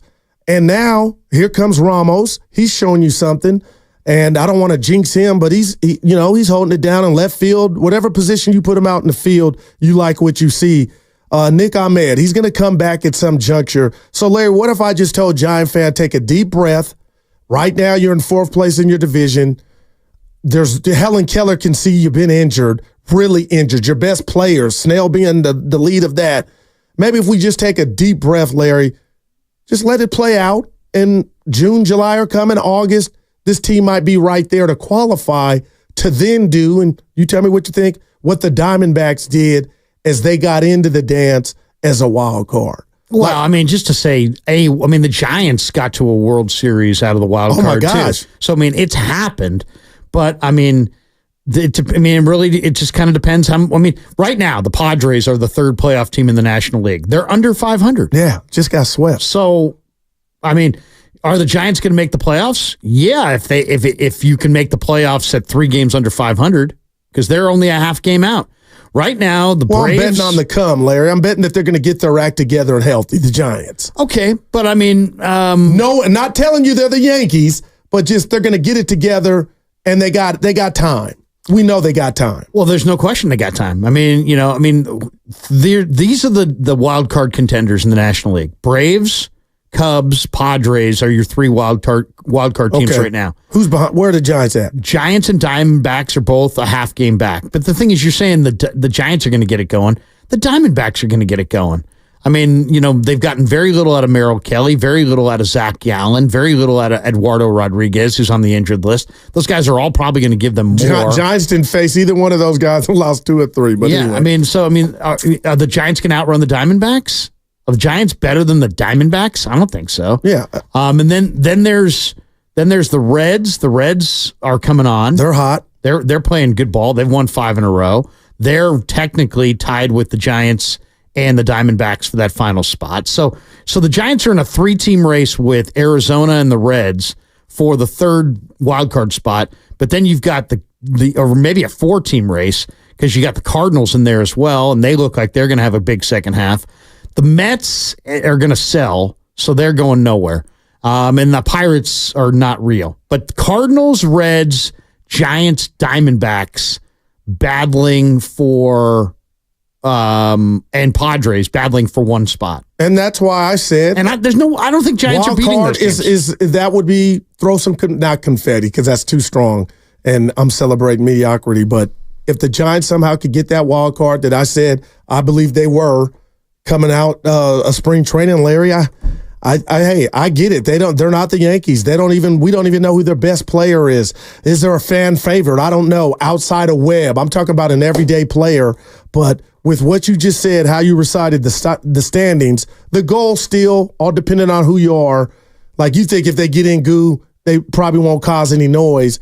But I just got my popcorn. Like Well, it would be if they get there, we'll see. If you and Steiny took a call in March from a guy going, hey, the Warriors got a good shot at maybe being in the play-in, and guys, if they're in that play-in, they got a shot to win it all. Well, that was me. And then, what would you guys say to that caller? You'd be like, dude, come on. Well, seriously. I was that. That's what I said for the Warriors. You thought the Warriors were going from the play-in to the title? No, not to the title, but you take one step at a time, and they didn't even take the first step. Thank you, Evan. They didn't even take the first step. I'm saying, what if somebody called up and said, hey, man, I think the Warriors, they're only 3 games out of the play-in.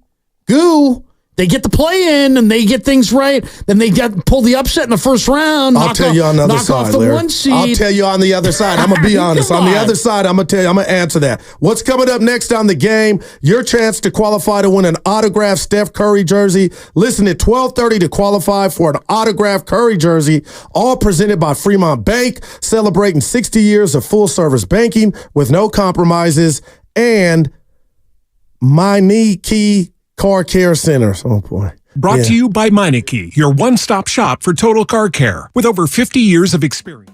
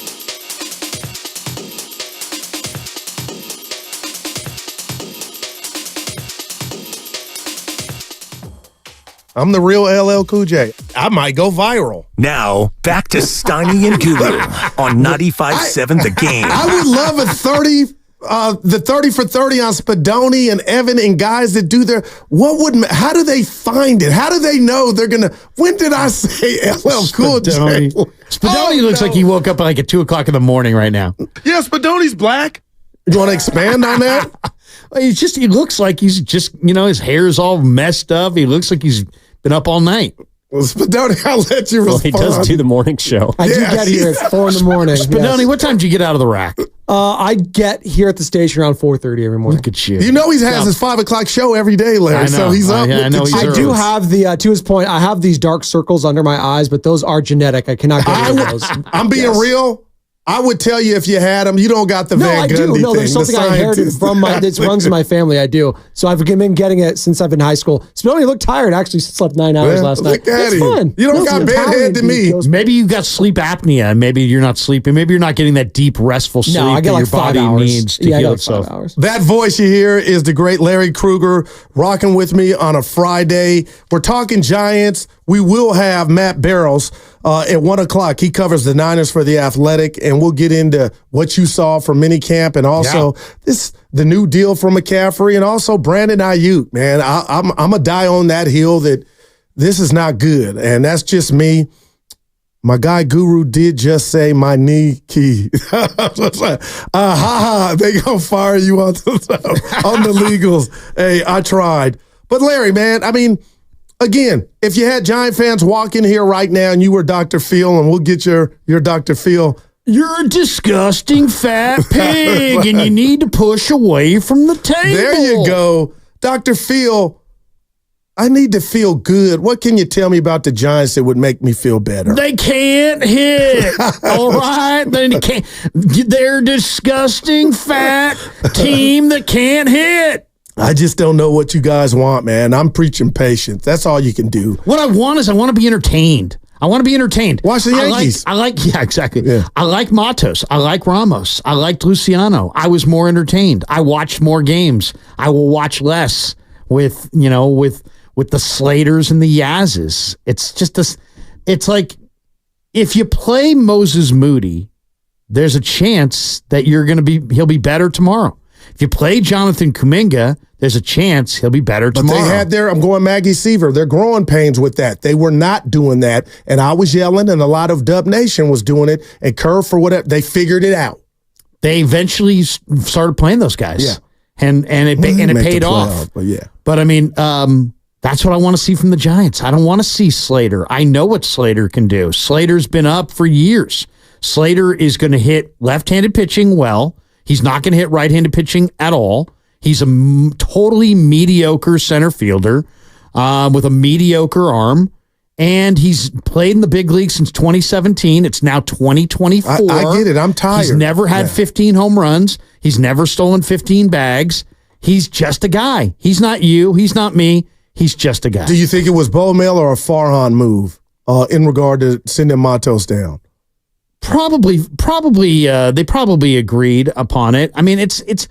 I understand. It's like I understand. They've got money invested in Slater. Matos has hit a snag. They don't want him. They don't want to sit him on the bench. But they want to slow down his role so he doesn't bury himself. I get it, but I'm just not in favor of it. I'm in favor of you're going nowhere. You've got 3 or 4 young homegrown players that you've produced in your farm system. Go with them. Well, come on, Larry. Let's get real quick here. Go with your young guys. In regard to Luciano, that thing has been, shout out Shasky, they butchered that. But this dude doesn't even have a position now. They can but what's your alternative? Nick Ahmed. Brett Wisely and Nick Ahmed. And Casey Schmidt. Those guys are donkeys. Well, I want to, seriously, get somebody in there who can play. Ahmed can't hit at all.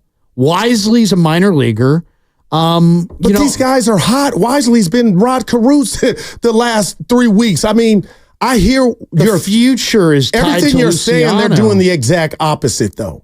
And because you know why? Because Farhan knows that if they don't win at a certain clip, that he's gone. I don't believe that. I don't believe he's gone. I believe I'm telling you, man. Gabe wasn't gone either. Until all of a sudden he was. He had a Pasoy problem in the clubhouse. He couldn't even stop dudes from playing poker at the right time. But I mean, there was no talk of him leaving until about 10 days before the end of the regular season. Then suddenly it was like, well, Kapler might be out. And then Kapler was out. So just because right now Greg Johnson is like, hey, I think the world of Farhan, doesn't mean that when there's empty seats for months and the team's they're out of ninth contention. I think, last I checked, 9th in attendance, the Giants. Yeah, because they spent a lot of money in the offseason, and a lot of Giants fans are really excited. But are they excited now as the team can't hit? Well, you got 99 games left, Larry. And you know this. That's and you're gonna lose. It could get worse. I don't think it will. Yeah. But if you get healthy, you got a long way to go before we just say it didn't work. Because right now, nobody's feeling it,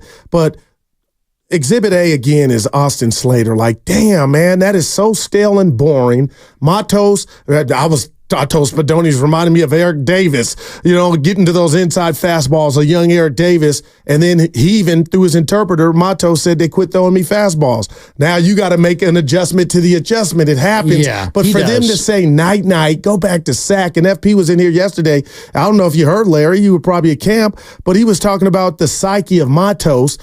I didn't want to hear it. Like, I get he's distraught. It hurt him to go back. But the Giants got games to win. We can't worry about Matos. And he did say, to be fair, paraphrasing FP, he wondered how the other Latin guys on the team took that, Matos going down. I'm like, well, if you got guys not going to, almost like Wiggins with Poole, we don't really know if anything's there or that's why nobody's been home and we haven't got the great Andrew Wiggins. But I'm like, if guys are mad that their guy got sent back down to Sacramento and not worried about what they got to do, then you weren't going to do anything anyway. I just can't stand the constant shuffling. We'll go with this guy for 10 days. We'll go with that guy for 10 days. It's like, show some belief in your young guys. Don't listen to me. Listen to Will Clark. Will Clark's like, you know what? I didn't like that move. I couldn't believe that. I didn't like sending out Matos. I believe you got to stick with your young guys. I agree with Will Clark. Stick with your young guys. You have so few legitimate young prospects coming out of your system that when you do have a legitimate guy like a Matos, like a Ramos. What about Eldridge? So you're saying roll with him. If he could get you Alonzo and be a part of the package, you would do that in a second. Yeah, because Jesse Foppert was on the cover of Baseball America. He was supposedly going to be Roger Clemens, except he wasn't. And Jerome Williams was going to be a badass, but he wasn't. And Kurt Ainsworth was going to be amazing, but he wasn't. And Gary Brown was going to be incredible, but he wasn't. Those are called prospects, Larry. Right. All these. So that's what I'm saying. So it's illogical to look at 35 years of Giants failed prospects and sit there and go, we can't move Eldridge. I mean, it makes no sense. History says that your prospects crap out at a very high rate. Eldridge is now having a very good year in San Jose, but the Cal League is so far away from the majors. I mean, you got to show that you can do it in Double-A in the Eastern League. Then you got to show you can do it in Triple-A. Then you got to show that you can do it in the majors. I mean, Eldridge may wind up being a good Giant, and maybe you want to being a great Giant, but it's going to be 2027 before that happens. And the way I look at it is, you know what? If you could get a young, controllable asset like a Vladdy or Luis Robert or even going after a polar bear. I mean, imagine what kind of juice adding a bat like Vladdy or polar bear or Robert would do to the Giant fan base. There'd be all kinds of people walking around wearing Vladdy Jr.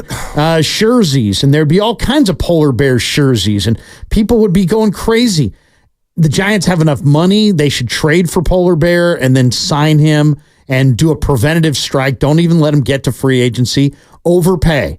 And then have him be the centerpiece of your lineup. Put him at first base. Yeah, don't stop there because I love everything you said, but they tried to do that with Aaron Judge.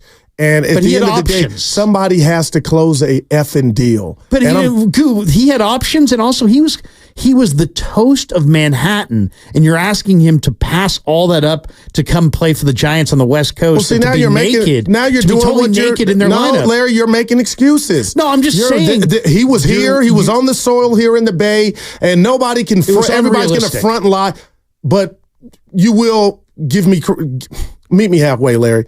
There was a chance You went to bed. I think you even tweeted. You said something. Tell me if I'm wrong. You did. I'm pointing at you. You did. You tweeted something about you had sources the Judge might be coming here. I had a guy at a little league game I remember who worked that. for the Giants who told me that Judge was going to come here. But at the end of the day, I mean, it had to be when you're if you're the toast of New York City and you can go to any bar, any restaurant in Manhattan and you're just eating and drinking for free. I get all that. That is so prime time. Why you would ever leave such a prime time spot? This is his home. To come I hear you. prop up the Giants and be naked in their lineup. Yeah. You know what I mean? That's the thing. I mean, but it got traction, and you tweeted that you were hearing. He was just going to set the Barry Bonds. He was going to approach the Barry Bonds intentional walk record here. Right, no doubt. So he didn't want to do that. But see, that wasn't realistic. And getting Ohtani to choose you instead of the Dodgers, probably not realistic. But the unrealistic part of it to me is the guy trying to convince them to come here is unrealistic. That's when you have to identify you don't have the right guy in the position to close a deal and sway Larry Krueger to come to San Francisco. I agree. It's on repeat. And that's why I'm like, what does this guy not have to do to get fired? He can't close a deal. And I'm with you. I thought, you know what, Judge is not good. Then it picked up traction. And I remember your tweet. You were like, I'm hearing he might come. It might happen. So it's happening over and over. But you're picking and choosing when Alonzo, he's got to put something together. I'm talking about Farhan to make it happen. And I want to pull my hair out like, when are we going to realize he can't do it. He can't close. Put the coffee down. Trading is not closing. Trading is trading. Trading is I've got an asset that you want. Still getting something done and changing the identity of your team. I'm not going to be put in this position to defend Farhan Zaidi. I think he's been pretty forgettable, to be completely honest. But the Giants can't keep doing the same play and doing the same thing to their fans. They can't fall. They can't fall short and then spend all of September talking about the attractive free agent market and then go out there and get nothing. It's like boys to men. We're at the end of the road. I'm with you. You cannot do that anymore. I mean, think about it. Think about it this way. The Giants need a hitter. They need a middle of the order presence. I'm going to put an S on that. They need hitters. Well, they need hitters. Okay. But they need a middle of the order presence more than anything because they don't have that.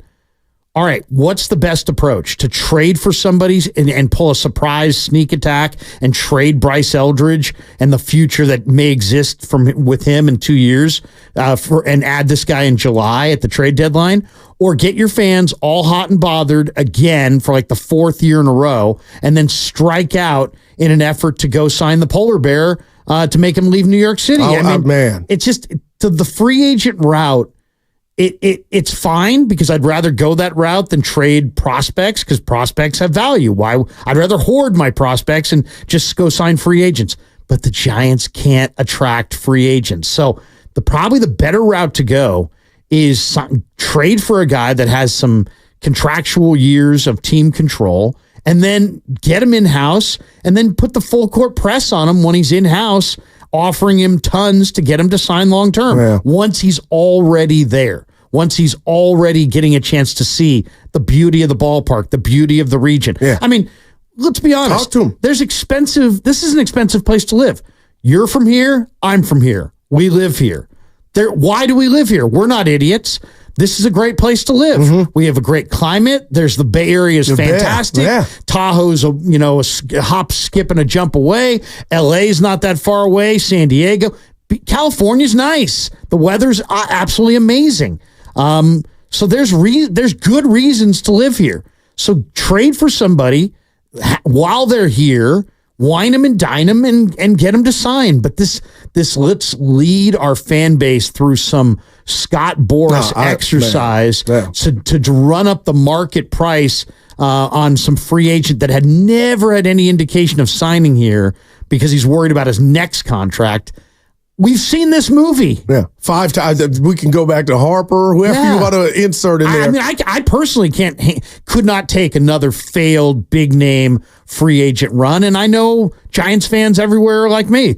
They don't want that either. They want that big bat, but they don't want to have to go through that free agency. Do they want us? Do they not? Yeah. And to come up with nothing again and just be demoralized is like getting left at the altar. It's bad. What happens is it's high profile bad PR for the franchise. And every time they're like, we got to get a free agent. And every time they strike out, it's just a reminder to every other free agent and everybody throughout the industry, San Francisco's not the place to go right now. And why would you want to have that commercial out there on repeat mode when you could go trade a Bryce Eldridge in July and maybe get that player that you seek and avoid the whole free agent thing altogether? Yeah, and you brought it up. Chris Bryant was like if you told me a Farhan report card of bringing something to the team while they were trying to go for something.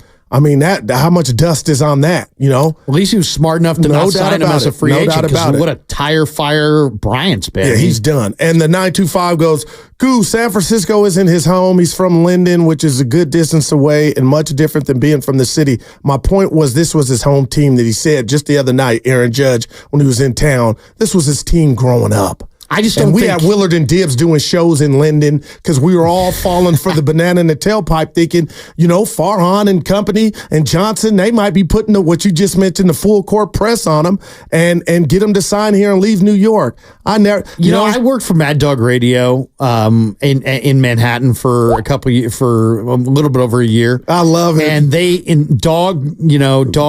Chris Russo, it's his channel. And he flew me out to New York and sort of wined me and dined me in Manhattan before I signed there. Steak dinner. Right. And I'm thinking to myself, that was impressive.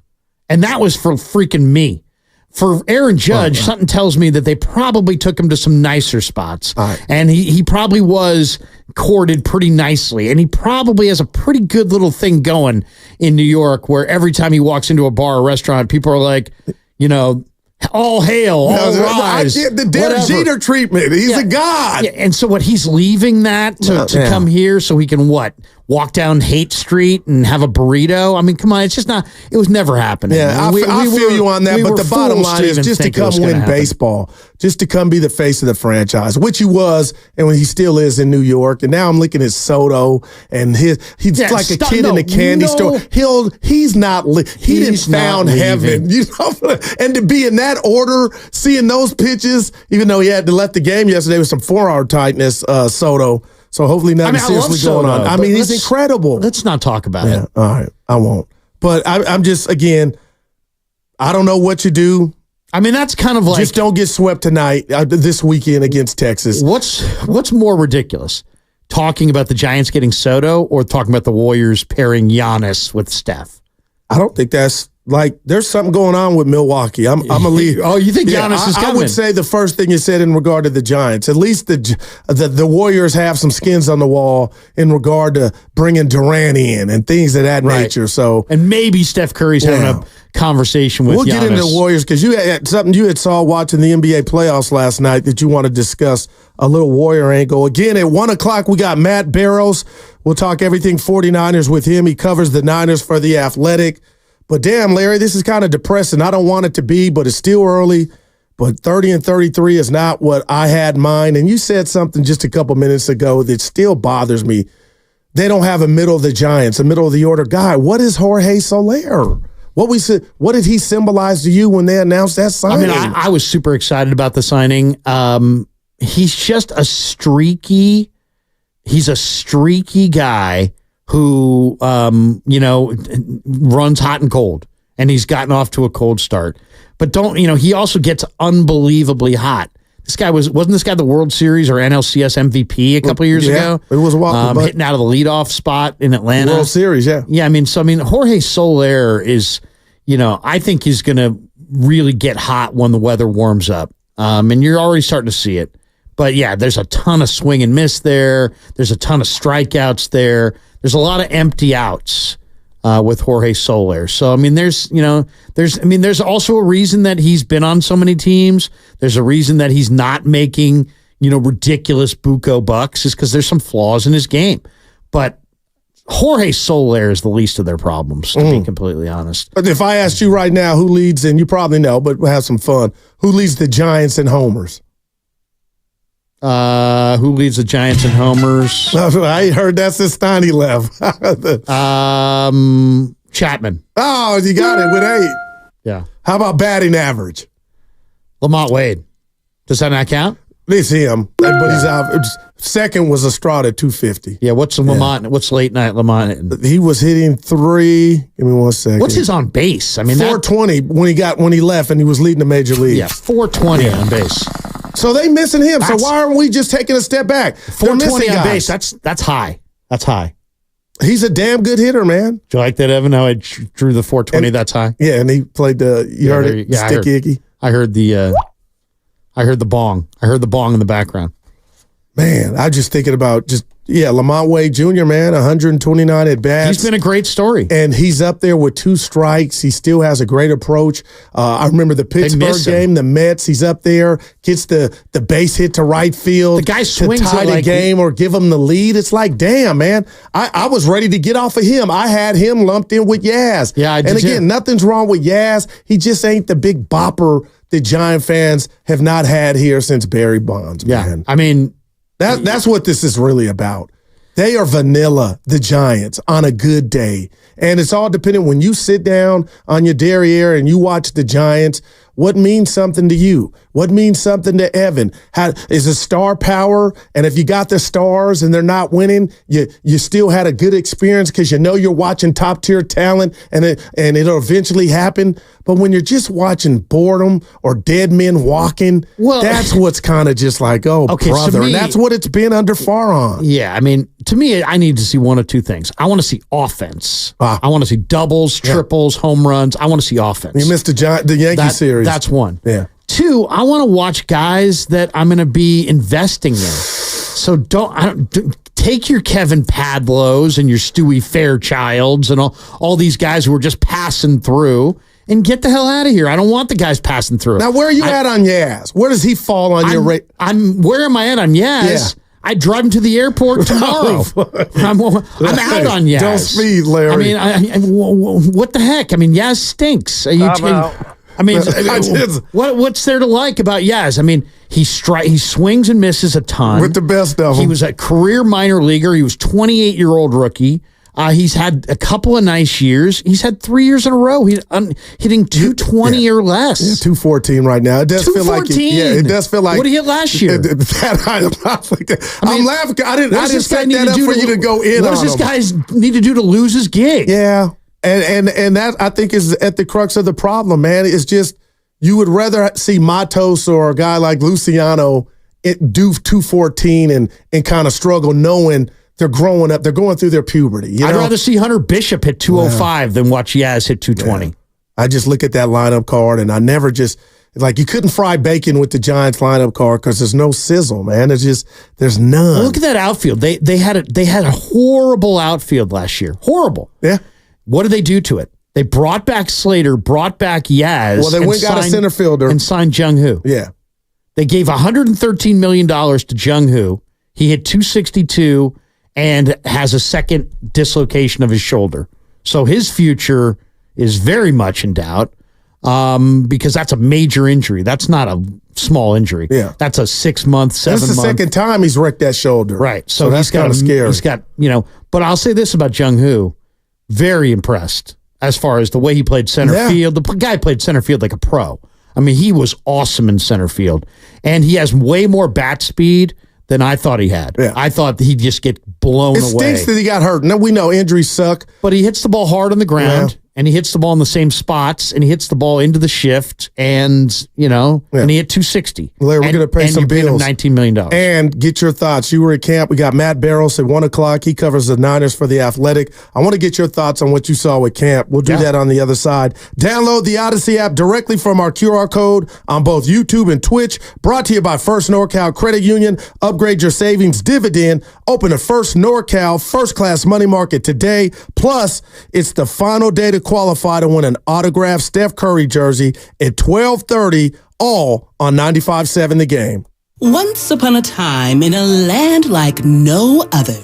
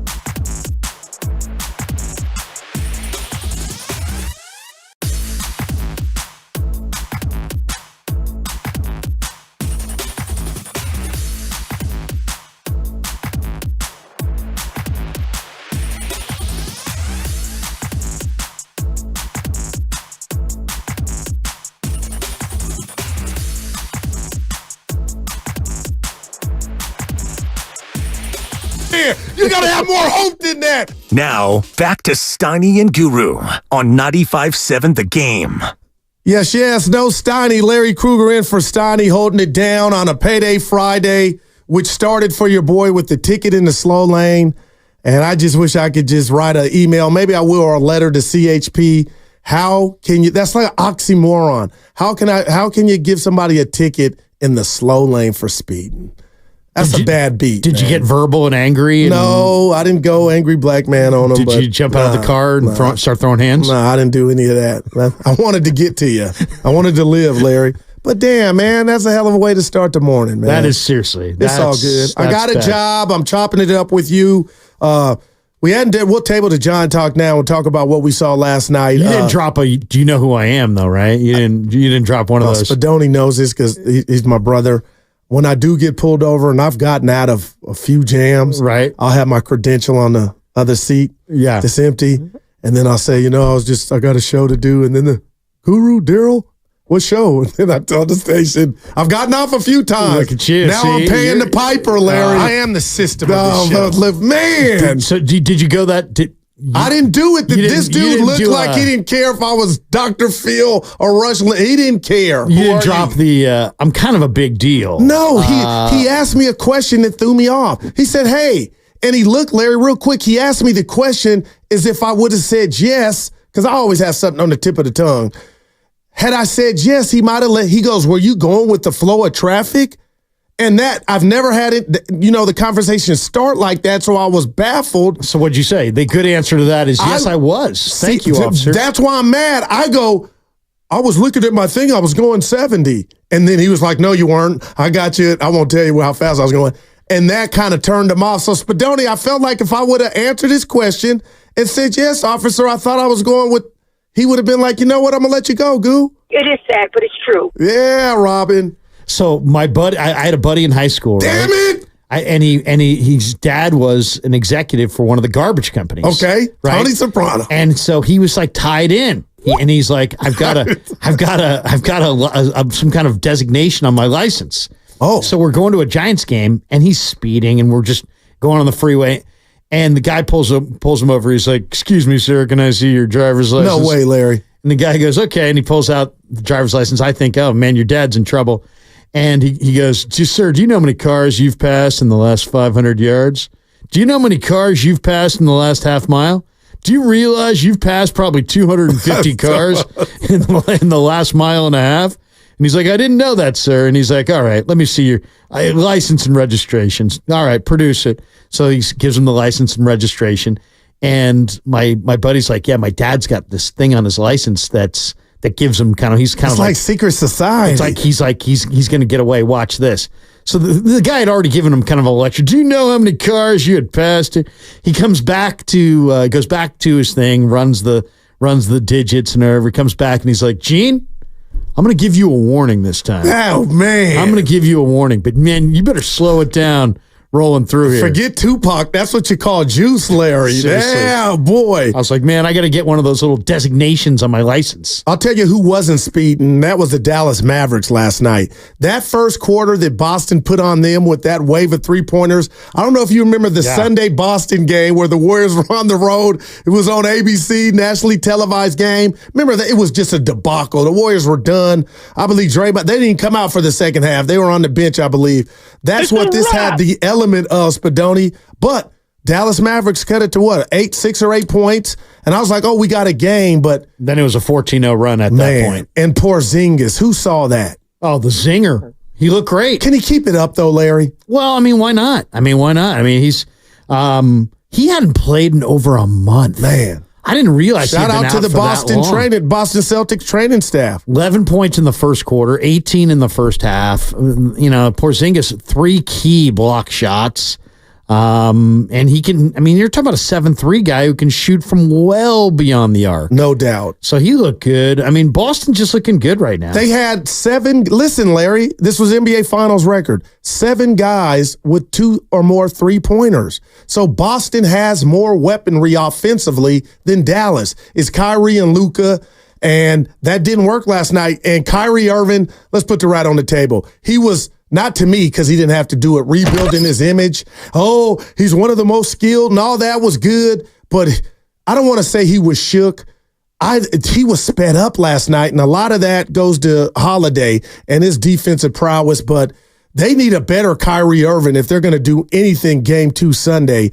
But they hunted Luka. They made him work, and even as much as Boston made Luka work, he had 30.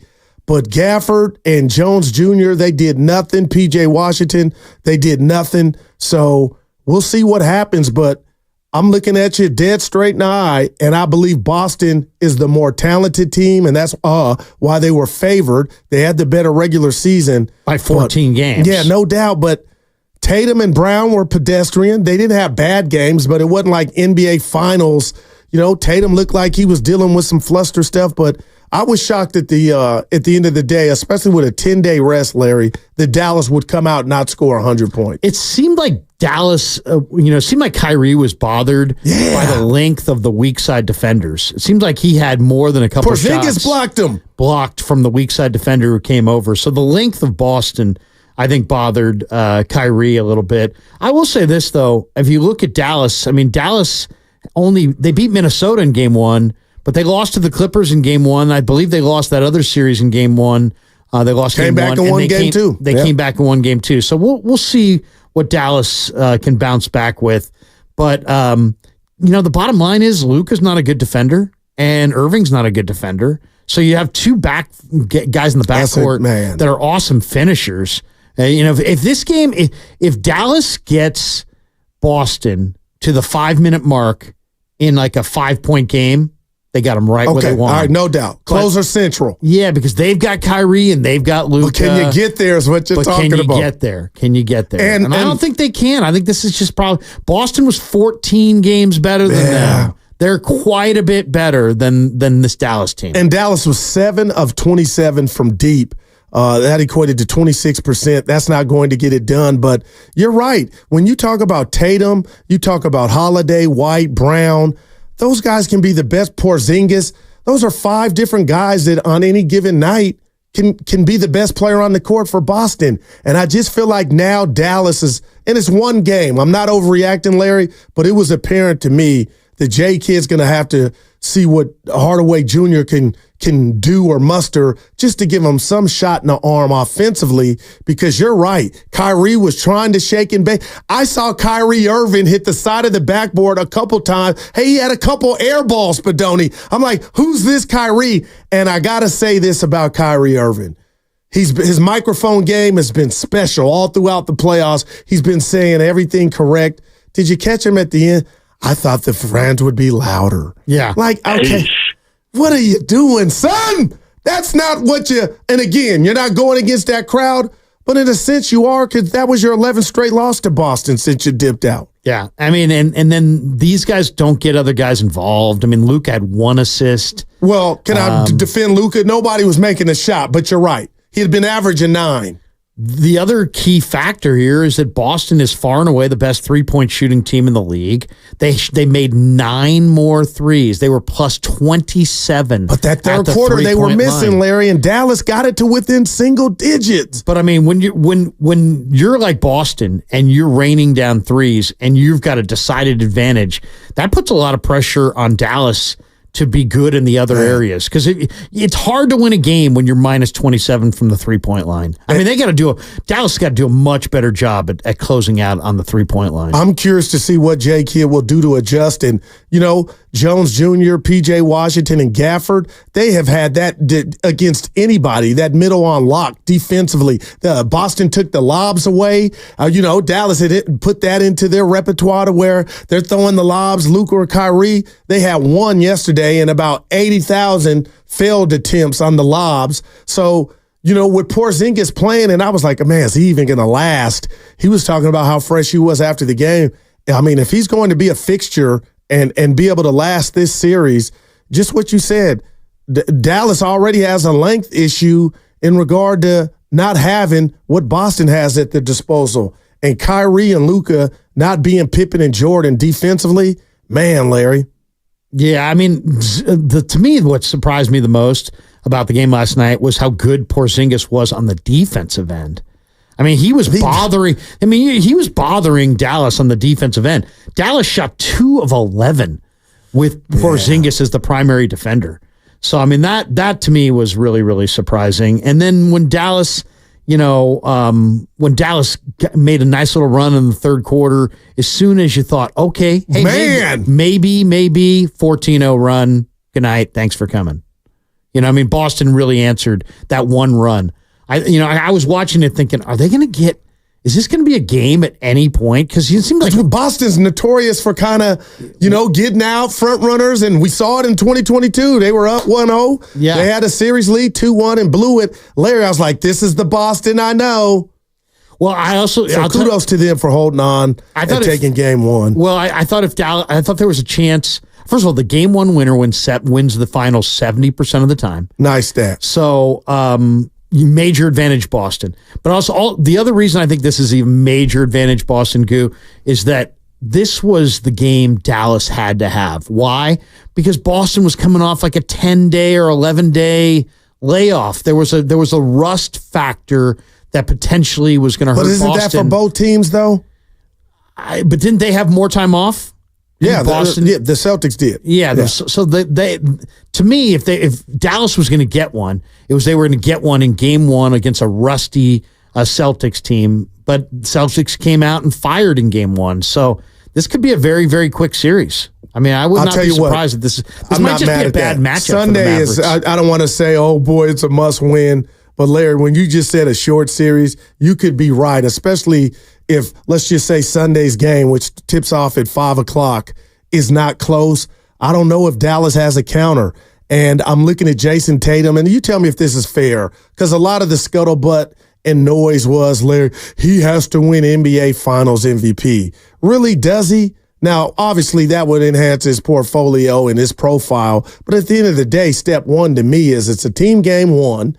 2, if he wins the finals, he can't lose, even if he didn't get finals MVP. We saw that happen with Steph, but Steph's was different because he already solidified himself to me as being Billy Badass, and it was kind of, okay, can you back that up? And LeBron was doing everything he could, but I just don't like the jackals, the streets, even guys like ourselves saying, you need to win finals MVP, and Jason Tatum looked a little overwhelmed early, but he didn't seem extra thirsty to where he was letting that get to him.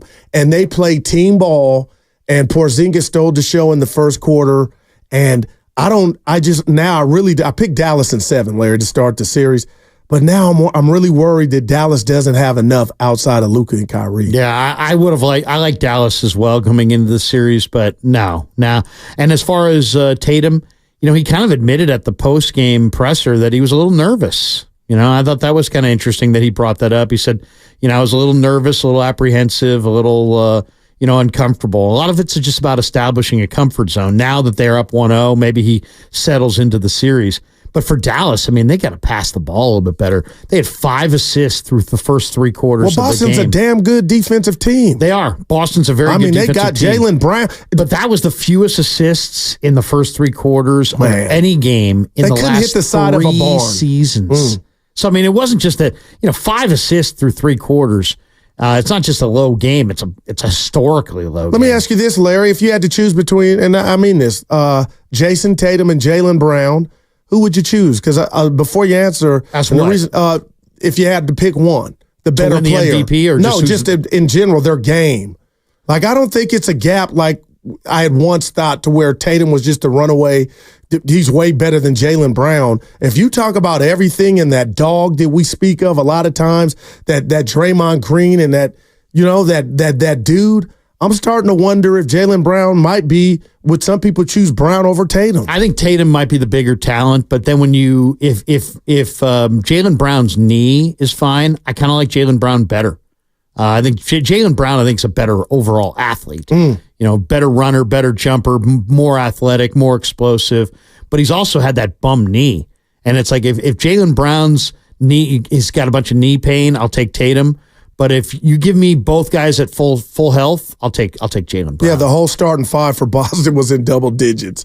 Like, damn, okay, 7 dudes with multiple three-pointers. Boston's deep. We'll see if that depth is an issue. But Jay Kidd used a timeout too, Larry. I thought he was channeling his inner Phil Jackson, early on. Like, dude, call a timeout. And you still probably would have took behind the shed. But Jay Kidd in his glasses was kind of, He seemed like he thought his team was tight because when he was talking to them in the locker room, and he's like, guys, let's just play basketball. Let's play basketball. Like maybe they were too tight for the moment, or maybe the moment was, is too big. Well, the only one with finals experience is him when he played Jay Kidd and Kyrie. Yeah. And Luka's a really young player. You look at Luka and you're like, yeah, he's pretty young, right? I think he's only 25. But I call him Debo on the basketball court. With pros since he was 15 or 16. Because he's always hurt, Larry. Something they'll snag or he'll, don't run down court. And then when the ball is not complete or it came he's reaching for something. Not hurt. I'm going to stay in the game. But Luka has a lot of Debo in him. And I was watching him last night like, dude, you had 100 days off. What's ailing you? But he is not healthy.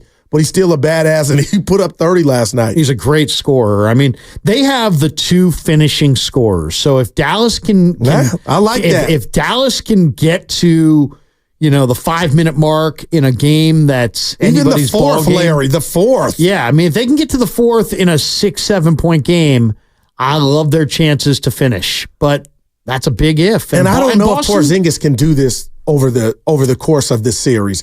The odds would be he can't, right? But he's been out a month though. I mean, I know. Dude, he's just such a mismatch, man. I know. He's so talented. When you look at how many guys his size Dallas had him. Dallas had him. New York had him. The Knicks. I mean, he's very unique. I mean, you're talking about a guy who's got handle. Speak on it. Who's got range. Who knows how to pass? It's the Wemby package. Yeah. But Wemby will be on him on steroids, but it's that. And that was on display. And he kind of was quiet the rest of the game. But what you just talked about defensively, who was that? Hardy tried to flush on him. Like, he stole the show. And I hate to do this, Larry. It's not about NBA Finals MVP, but for the sake of this discussion, it's one game, 4 quarters. Porzingis, you're in the lead. Could you imagine? And also, the unicorn.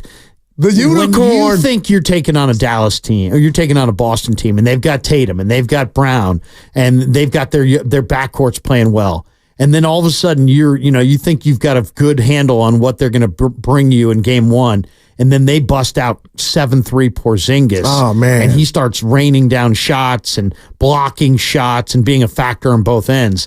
Once that gave Dallas a tremendous lift. Yeah. Or that gave Boston a tremendous lift. And again, not to be redundant, but outside of Kyrie and Luka, who can they throw the ball to be like, go get yours. I'll be over here. Go get you. They don't have that. They really don't. And that's why I'm like, Hardaway Jr., and I know he had 8 minutes in garbage time, but you got to run him out there, Jay Kidd. He's got to be a bigger factor. Hardaway's kid's got to be a bigger factor. I mean, Dallas, you're right. I mean, think about it. They've got Luka and they've got Kyrie, and then who is their third scorer? It's by committee, and that's never a good thing. It's lively. It's anybody at the rim, but I mean, they don't really. I don't know. The rest of that Dallas team gets caught watching Kyrie and Luka. And I get that. Now, you had brought something up before we get to the to break here, Larry. If you're Steph Curry, how are you watching that game? If you're Joe Lacob or Steve Kerr, and you're looking at Boston and Dallas, let's just focus in on Dallas because they're in the West. Larry, I'm sorry, and I could be dreaming here, Martin Luther King, but if Jimmy Butler becomes available or a dude of that caliber, I'm sorry. And we talked about it with the Giants. I would say, you know what, Kuminga, you're probably going to be great, but it's going to be somewhere else. I feel like I owe Steph Curry and Draymond, if I could somehow pull off a trade to where I could get Curry and Dre, a guy like Jimmy Butler who's done it and single-handedly dragged his team to the finals, not won it, but a dog I would do it, Larry. That's where I'm at. First of all, he makes $51 million. That's a problem. So that's you're a problem. Have to throw all kinds of players at them. So then what's your team going to look like? Then you're talking about a guy who's in his mid-30s, right? So what if all of a sudden you make this trade and Warriors get off to a kind of a questionable start and don't look good early in the year, and now you've driven your franchise off a cliff. What I would want to know... Well, aren't you going off a cliff even when Curry retires or Kerr's out of here in 2 years? Here's the question. You know what I mean? Do you... You don't have a lot of assets. You don't even have a first-round pick. Oh. Okay, so you don't have a first-round pick. You don't have a lot of assets to trade. What assets do you have? Kuminga, Podziemski, Trace Jackson-Davis, Moses Moody, and you've got a couple other contracts you could throw in there. But those are your 4 young guys that are your assets. You also have 2 or 3 future number ones you could trade, but they don't have a number one this year. So, I mean, if you trade all those assets and you get Jimmy Butler, and you probably would have to throw almost every asset you have to get him, and you don't win. Now, wouldn't you sleep better at night knowing that you did Curry right by trying, Larry? That's what it's about. I guess my big question is, what do you think's Joe's motivating factor? Is his priority to try to get Steph one more ring?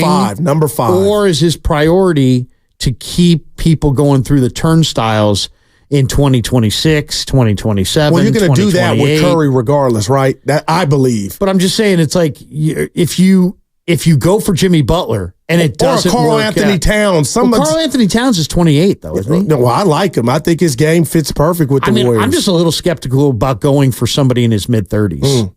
Well, Larry, then that's Paul George is off the hook. I don't like the idea of Paul George. So do you have I know we're up against it. I'd rather go for like a Lauri Markkanen. Oh, well, I would, or somebody, if I could find somebody younger. Would you give up Kuminga for, well, you would have to. I would for Lauri Markkanen. Man, yeah, I like him. He just can't stay healthy. I like Kuminga a lot. Yeah. And Danny Ainge wins most trades.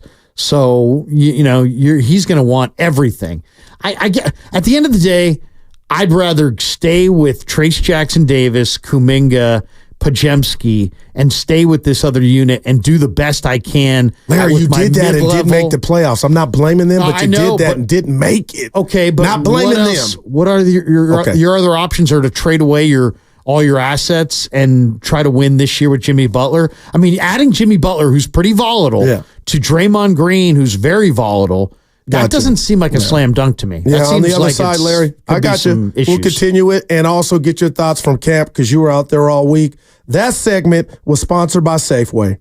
Head to Safeway this week for amazing digital deals for members. USDA Choice Boneless Beef Tri-Tip Roast.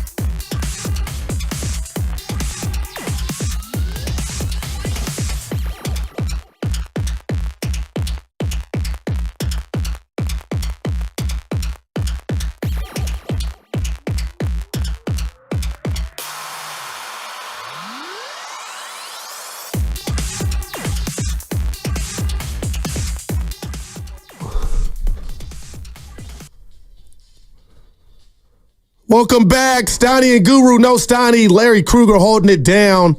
And we come in with that Phil Collins, baby. A legend. Studio. I said, what's your favorite Phil Collins riff? Doo-doom, doo-doom, doo-doom, doo-doom. I can feel it coming in the air tonight. If I were a boxer, okay. I would come out to that one. That's a good one. What's yours? Yeah, Philly. I love that one. I love.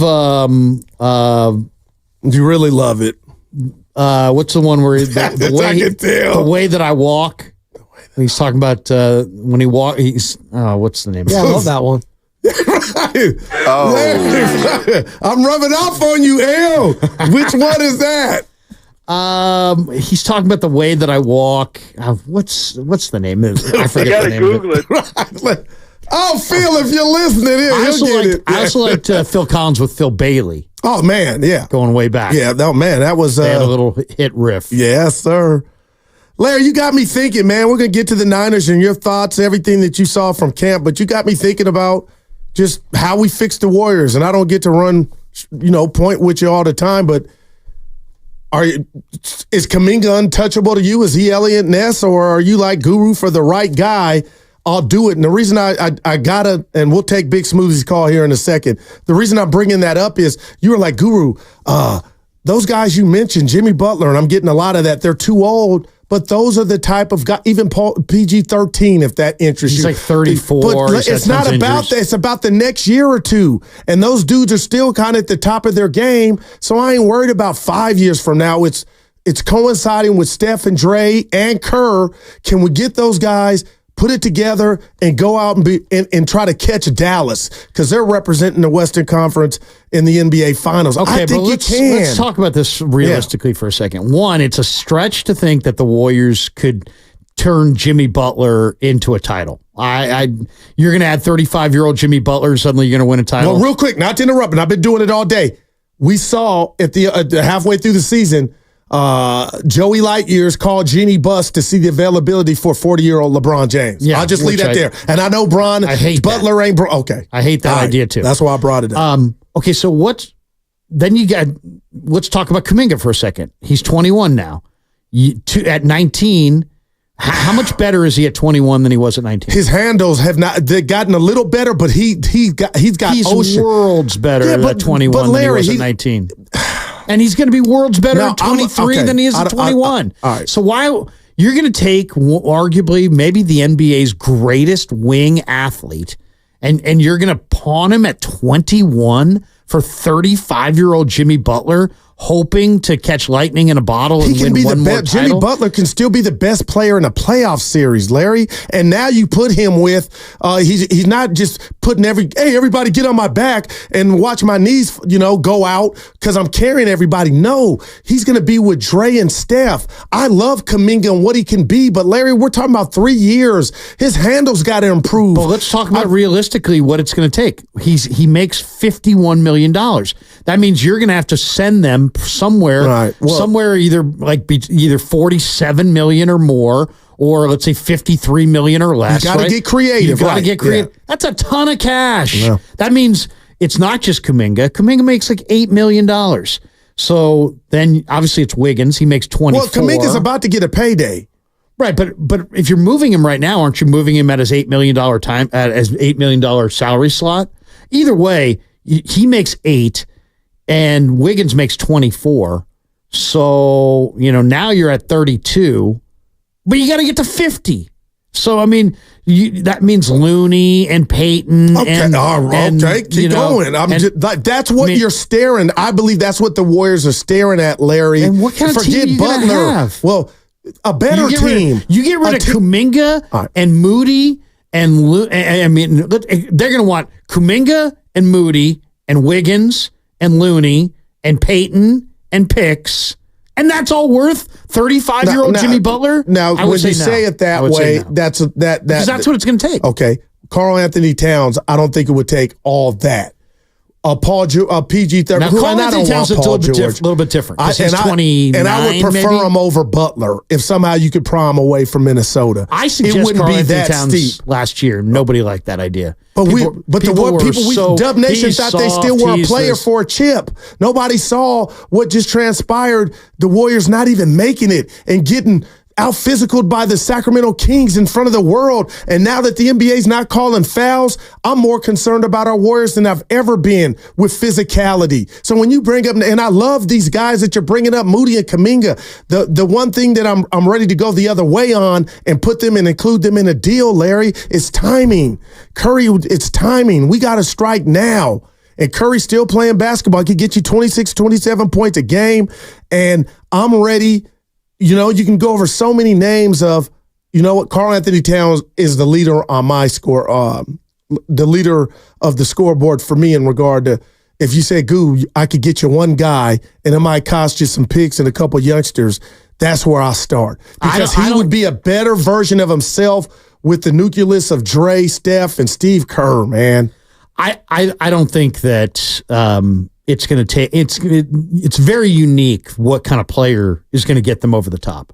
Karl-Anthony Towns could. Jared Allen? He's younger. Jared Allen's a defensive player. I like Jared Allen. I do too. And if I could get him for Wiggins, I would do it, and that salary does match.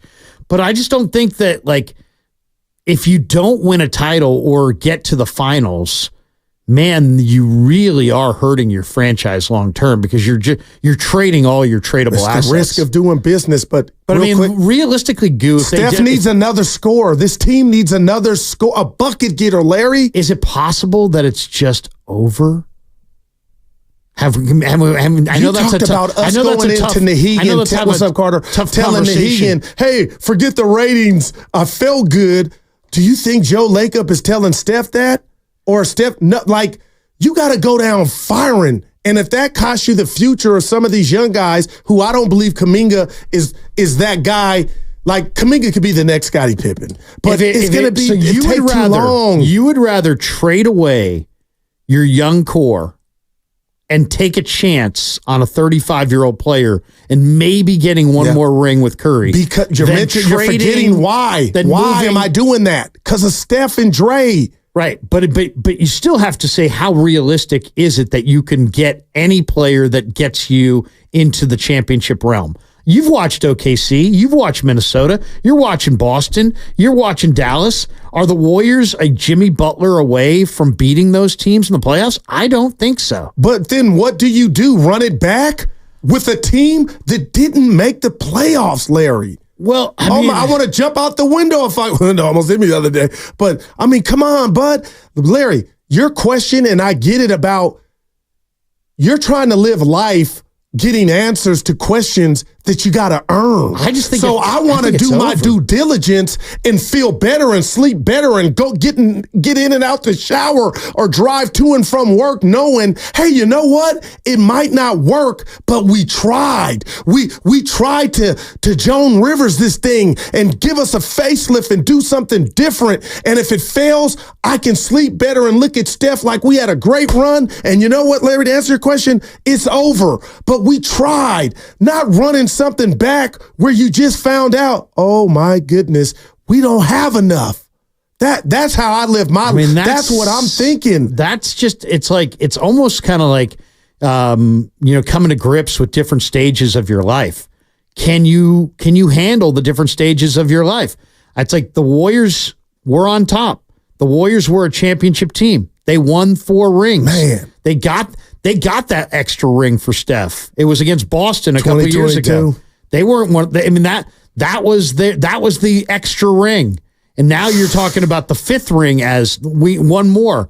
I don't think it's coming. I don't see the Dallas. I mean, look at Denver. Let's just take a look at Denver for a second, because Denver, in a lot of ways, is the preeminent team. They're kryptonite to this version of the Warriors. Every guy on their team is in the prime of their career. The Warriors don't have a single guy outside of Wiggins in the prime of their career, and they're somehow going to do better by trading away the guys that are improving dramatically, like Kuminga and Trace Jackson-Davis and Podziemski. You're going to have to move probably 3 of your 4 young guys. And TJD is not going anywhere. Okay, so let's say you're keeping him. But so that means you're moving Pods and Moody and Kuminga and probably 2 or 3 number 1 draft choices, all for 35-year-old Jimmy Butler. And let me real quick here, and I love that the trifecta that you just mentioned. I don't even think that would be enough. No, probably isn't enough. So why? What's the goal, Larry? What do you think Steph and Joe Lacob and Mike Dunleavy are talking about right now? Like, if you're correct, then it's status quo. We just run it back and hope we make it, and Draymond doesn't get suspended for 25 games, and we're a 5th or 6th seed. I've said that to Steiny many days. Like, hey, if you do that, I would get excited. Now, are you saying that's going to win you a title? I'm like, oh boy. But how did you build this team originally? With homegrown star. Through the draft. You hit home runs. Through the draft. Yeah. How is OKC built their team? How's Sam Presti built this team? Through the draft. But you don't have that luxury now because the clock is ticking on Steph. And that's why I'm saying, there's all kinds of teams that are willing to move picks in this draft. If you can identify good players in this draft, you can get them. You want a top 5 pick, you can get it. You want a top 15 pick, you can get it. You want a second round pick, you can get it. It's just a matter of, do you have the conviction on somebody in this draft is going to make you a better player? I don't know. To me, they built this whole thing through the draft, and I don't believe in any shortcuts. And but now it's different, Larry. It's different. I don't want to trade 21-year-old Jonathan Kuminga and watch him become a great wing for the next decade, all because, man, you thought you didn't have the confidence that his game could elevate to that point, so you pawned him. All right, we're going to people want to talk now, but before I grab a call, Larry, we grab a call. Okay, and again, this is no shade at Kuminga, but okay, you want to watch Kuminga average 23, 24 points a game, and people are coming to Chase Center and you're not making the playoffs? Because that would be on the bingo card too. Like, is Kuminga good enough for Steph Curry to hand the baton to and be the face of the franchise? I'm a little skeptical right now. I need to see. He's great. He's got all the athletic talent and the P word potential. I get it. But I feel like people are talking about Kuminga like he's the next Kevin Durant. And I got questions on how easily, if he's the 1 or 1A, can he get, you know what I mean? Like, I hear you. But, so what are we talking about? That's what's scary. How did you get here? You got here because you drafted Draymond Green at 35. You did. And if you're going to get here again, you're going to have to go find the next Draymond Green at 35. And you're going to have to hit in the draft. And there are no shortcuts. And I just don't believe that suddenly you're going to get 35-year-old Jimmy Butler, and suddenly with Jimmy Butler, one guy in his prime, well, now you're going to have that one guy because you're going to have to move Wiggins. So you're going to have nobody in their prime and Jimmy Butler added to this mix, and suddenly you're going to take down a Denver we're talking team about a 2 or 3 has 7 guys in the 25 to 29 range, which is like the super prime for an NBA player. I think we're kidding ourselves. Yeah, and you know what? It's hard when you kind of just say Jimmy Butler coming back and player A, B, and C leaving off the Warriors, because obviously it's going to take more than that. And they know they need more than Jimmy Butler. But I'm just talking about not making the playoffs can never happen again while you have Steph Curry. And if he pulled up on us, waste. Yeah. Let's go out to Oakland and welcome Big Smoothie to the program. He wants to share his thoughts. What's up, Big Smoothie? Thanks for letting me in, guys. Let me be a part of this. So listen, man, first of all, enough with the Jimmy Butler. The point is, we got to make some waves. We got to take a swing. Look, and Larry, I disagree with you the way you're saying it should be done, because a year ago, if you guys recall, we were laughing at the Dallas Mavericks. We were saying, look at them. They bowed out. They tanking. We laughed at them, but you know what happened? They drafted well. They made a move. We could have had P.J. Washington. No reason why we could have had P.J. Washington. My point. So I'm saying that, how did they get there? They're in the finals right now. They didn't do it the cookie cutter way, Larry, you just described. They made a move. They drafted decently, and look at them. They're in the finals. I don't care how we get there anymore. I don't care what Kuminga may be. I don't care. Because it's all about now. Take a swing. At least, listen, Dallas had the stones to say, hey, Luka, we're gonna take a swing. We're gonna go get Kyrie, which we all snickered at. Remember? Everybody loves Kyrie. But last year, everybody didn't love Kyrie. We snickered at Dallas. So don't tell me that you can't make a move and catch lightning in a bottle like Dallas has done. All we need is to get in the playoffs. And we would have been there, in my opinion, if Draymond doesn't get suspended those games. So, yeah, we as Warrior fans make a move. We're happy that we tried. I don't like this Giants vanilla scared to move stuff. It sucks. This is not who we are. We're scared to make a move, just like the San Francisco Giants. Now you're stuck with a vanilla team that nobody wants to watch. And I pray that we would never end up like that. Let's go. Let's make a move, guys. Appreciate the phone call. Wow, Larry. And he brought up the Giants. Let's make a move sentiment sounds good, but it's generic. It's just let's make a move. You got to have to come up with the move. Well, Joe Lacob called Jeannie Buss, and I know people go, Guru, that was 5 months ago. That's giving you some insight, unless something's changed, of what he's going big game hunting. And you would be okay with trading Jonathan Kuminga for LeBron James? If you told me I'm going to get a round or 2 or 3 for the playoffs and a chance at a title, like I would rather watch that than a repeat of what we're experiencing right now. And I want the finals to be over because it's just a reminder that we weren't good enough to even qualify. Here's the question I would have, and it's not a question for you or for Joe. It's a question for Steph. At his core, what does Steph prefer? Does he prefer to have Draymond and Klay with him there at the finish line? And, we all came in together. We're all going out together. And maybe that means you don't win. Or do you want to move, be open to moving away from those guys and potentially going after big game hunting, as you guys say, going for that big fish? What do you think Steph would rather do? You think Steph would rather ride in and ride out with Klay and Draymond? Or do you think he would be like, you know what? Get rid of Klay and Draymond if we can win a title? He would. I love the question. He would never, I believe, say get rid of Klay. But the caveat is Klay can control what Klay's going to do. And Steph can call him just like he tried to convince KD don't leave and KD left. It was his choice. So I feel like we're watching Klay go somewhere else. I hope that's not the case. I just feel like that, Larry. I just feel like Klay is ready for the next chapter. So I feel like Curry is saying, okay, I lost my brother. I hated it. I still got Dre, but we need that big dog to maximize or give us the best chance. And you know what? We may fall short, but it makes sense. And I feel like, and I can hear Steiny, Goo, come on. I feel like they owe Steph Curry that. And he's a winner. I think this is probably the worst offseason of his career in regard to, when they didn't make it the last couple of years, somebody's hand was broke. There was something tangible we could point to. But this year, they weren't good enough, and the Draymond suspension is out there. But, Larry, there's got to be a proven vet that the birth certificate won't be what you want it to be. He won't be as young as Kuminga, but there's a seasoned vet or vets out there that could change the fortune of this team starting next year. We'll see. All I would say is name me the team that's ever done this. San Antonio had David Robinson, and they extended their run. I got you. But how do they do it? Yeah. In the draft, Ginobili, Tony Parker, Kawhi Leonard. And we Tim blew Duncan. ours with Wiseman. Right. So San Antonio kept it rolling, but they did it largely through winning on draft day and picking the right players in the draft. Yeah. What team that you can remember had a run, won championships, and then traded young assets for more veteran players and won more championships? I got you. I'm literally asking. We talked about it. It was the Spurs.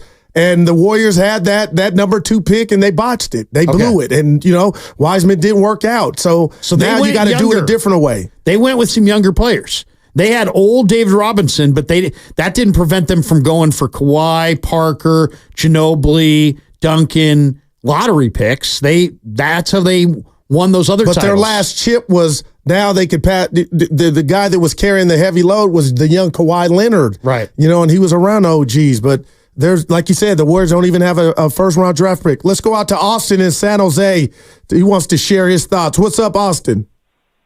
Hey, fellas, Joe took my thunder. How you guys doing? All right, baby. You. Oh, by the way, by the way, Larry, before you go, when you get to the NFL, I'm jumping the gun a little bit, but I want to hear your thoughts about, because I won't get it from anybody else on the station. I know you might know something about my Commanders and what you're hearing about, what you think about what Peters is doing and some of that stuff. And how about Austin? They're going to win 6 games. Austin, go ahead. But hold on a second. So let's go back. Well, I'll take that bet right now. I think I like the over. I'll take the over on that. But anyway, so on the Warriors, guys, listen, Larry, I got to disagree, man. I got to disagree. I don't think we should wait. I'm kind of with Joe on that. We can't afford to be messing around here. If you ask the vets right now, you think for a second that the vets care about the young guys' development? They don't care about the young guys' development. I think that's overhyped. They want to win now, and I think they're going to go tell Joe Laker to go get somebody they can run with now, whoever that is. I think there'll be a couple vets, not just one vet. I'm not loving the Jimmy Butler thing. I'm not really a Jimmy Butler guy, but I can see a combination of someone like an Ingram, and I like Caruso. I think the boys need a point guard. I really do. Take Steph off the ball. Hey, remember last year there were games when Chris Paul was the best guy on the court, guys. Think about that. And he was like one of the oldest guys in the NBA. So I think it's not just the wings and the size, it's also the point. Who's going to win the point? And I'm also not as in love with the young guys. You guys keep saying young guys, young guys. You got to separate the young guys, man. I mean, listen, I'm keeping Pods. I'm keeping Trace Jackson Davis. But I don't care about Moody. I don't care about Kuminga as much now. I think you can move Kuminga. Is he the guy?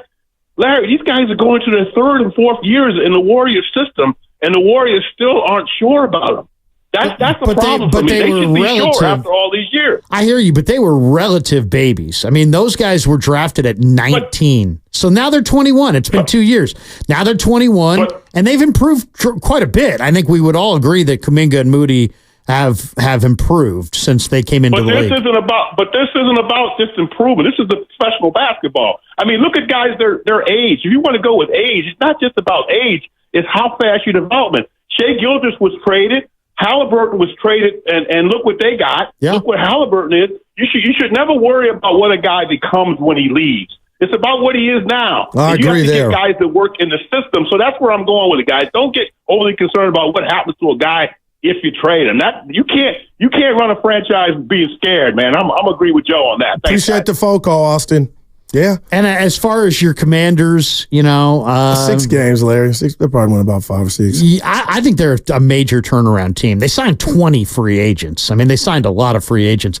I like Jaden Daniels. I do too, but again, he's a rookie. Yeah. And you mentioned how many free agents? 20. Okay, so all that's got to manifest, and a lot of times that takes time. So, new coach. Yeah, we'll see. But they're active.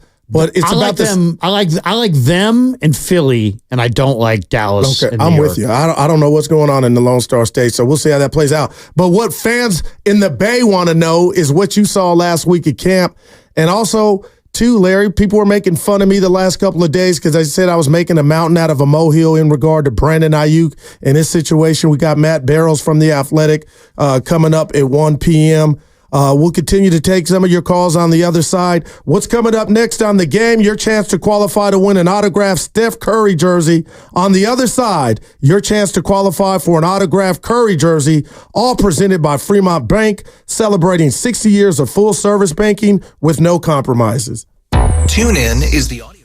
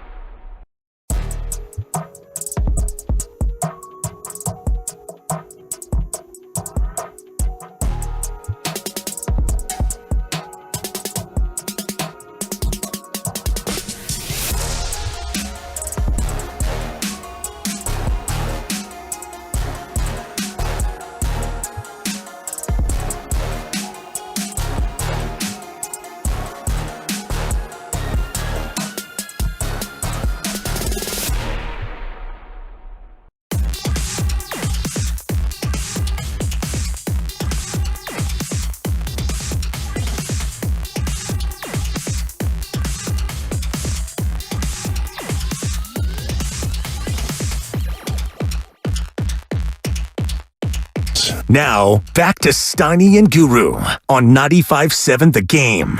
No, Steiny, Larry Kruger in today, holding it down. 3 hours. We got 90 minutes, Larry. 2 o'clock, baby. We got it going. It's a payday Friday. I'm juiced. We got Matt Barrows, who covers the Niners for The Athletic. He'll join us at 1 o'clock. And you've been at camp all week. Yep. The people want to know what you saw. And again, I just can't believe we saw the great Christian McCaffrey get his new deal, 2 for $38, 24 guaranteed. And you know, the lone domino to fall is Brandon Aiyuk. And it's just amazing, Larry. As much as we talk about the Niners almost winning the Super Bowl, it's amazing. I could be in a bar, my friends, my family. Everybody has a different opinion on just how good Brandon Aiyuk is as a receiver. And I feel like he's playing in an offense that will never let him put up CeeDee Lamb type numbers, Jamar Chases of the world, Justin Jefferson. We saw that deal he got. But his mentor and friend, former NFL wide receiver, TJ Houshmandzadeh, who's doing TV, he joined Willard and Dibbs, and he's talking to Aiyuk. And I want to play this sound about what he thinks it would take to get Aiyuk in camp, and you tell me what you think. Okay. If they want to get BA signed, give him the Amon deal. Give it to him. Okay. And guarantee he'll be in there tomorrow. You are. They don't want to do that. They don't want to do that. Your thoughts when you hear that, Larry? And do you say Amon-Ra? Yeah. So Amon-Ra St. Brown makes, his annual value is $30 million. So he's saying give him $30 million. Now, Amon-Ra's total value of his contract was $120 million. And as far as guaranteed money, Amon-Ra got $84 million guaranteed. So, I think absolutely that would get it done. But I don't think the 49ers are offering that. Mike Silver reported a couple days ago that he thinks the 49ers offers probably in the neighborhood of $26 million. So that's less. To me, when I look at the top receivers, I see Justin Jefferson, $35 million. He's better than Aiyuk. A.J. Brown, $32 million. He's better than Aiyuk. Amon-Ra St. Brown, Lions, $30 million. I think he's better. Tyreek Hill, I think he's better. He's making $30. To me, the guy that is kind of on the Aiyuk level is Jalen Waddle. Jalen Waddle makes $28.2 as far as average AAV on his contract. So I would say that's probably where Aiyuk should be, somewhere between 25 and 30 AAV on the contract. As far as guaranteed dollars, that's obviously the big number. And I would say, once again, Jalen Waddle got $76 million guaranteed. So I think Waddle's deal is kind of right where I think Aiyuk's going to sit. I think he's going to probably sign a deal that's going to pay him between 25 and 30 million a year. I don't think he'll go north of 30. I think he'll be under 30.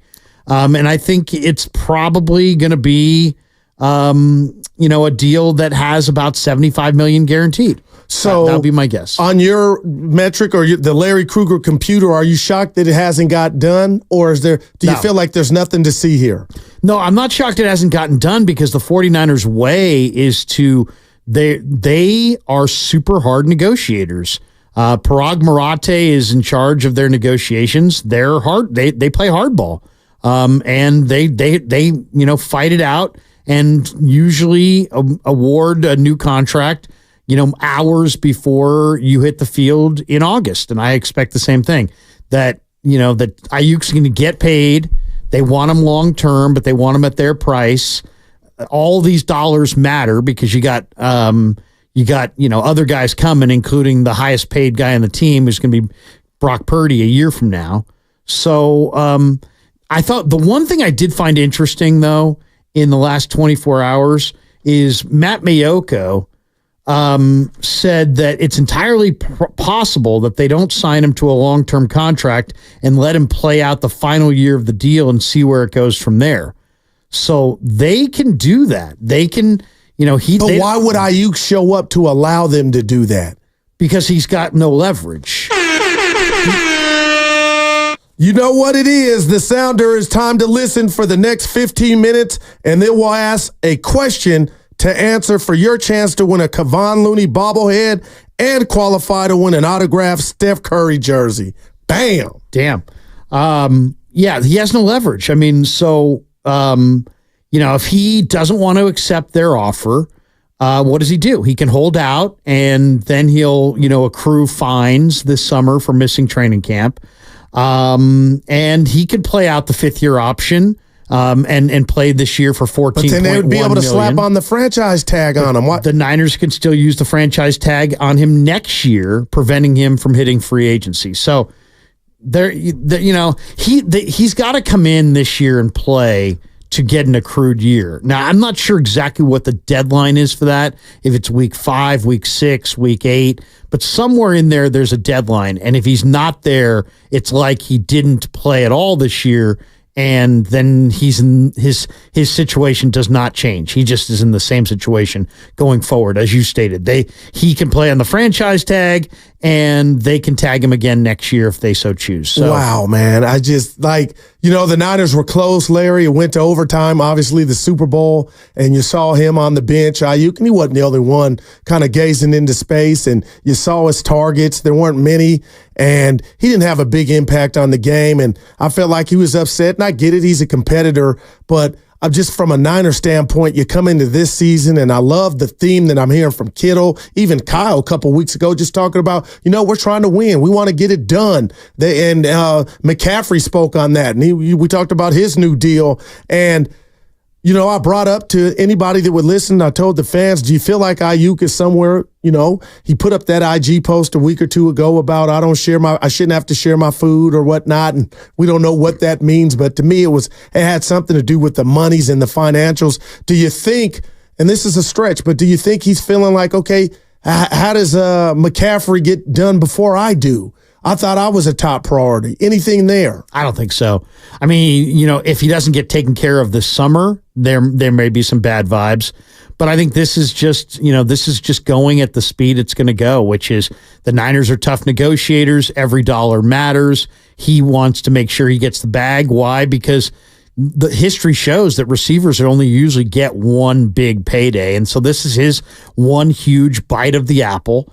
I know none of us want to see history repeat itself with Debo and Bosa. But I think those did get done. But I think we're headed towards the same thing. I think we're headed towards it gets done in camp before week 1, and he winds up missing some time. I mean, I think he's going to wind up missing some time. Now, OTAs don't mean this much, but having your receiver who needs to be in lockstep with your quarterback is a bigger deal than Bosa. The other thing that nobody's asked about yet is the Niners. Yes, Bosa accrued fines, but they wiped away those fines. Yeah.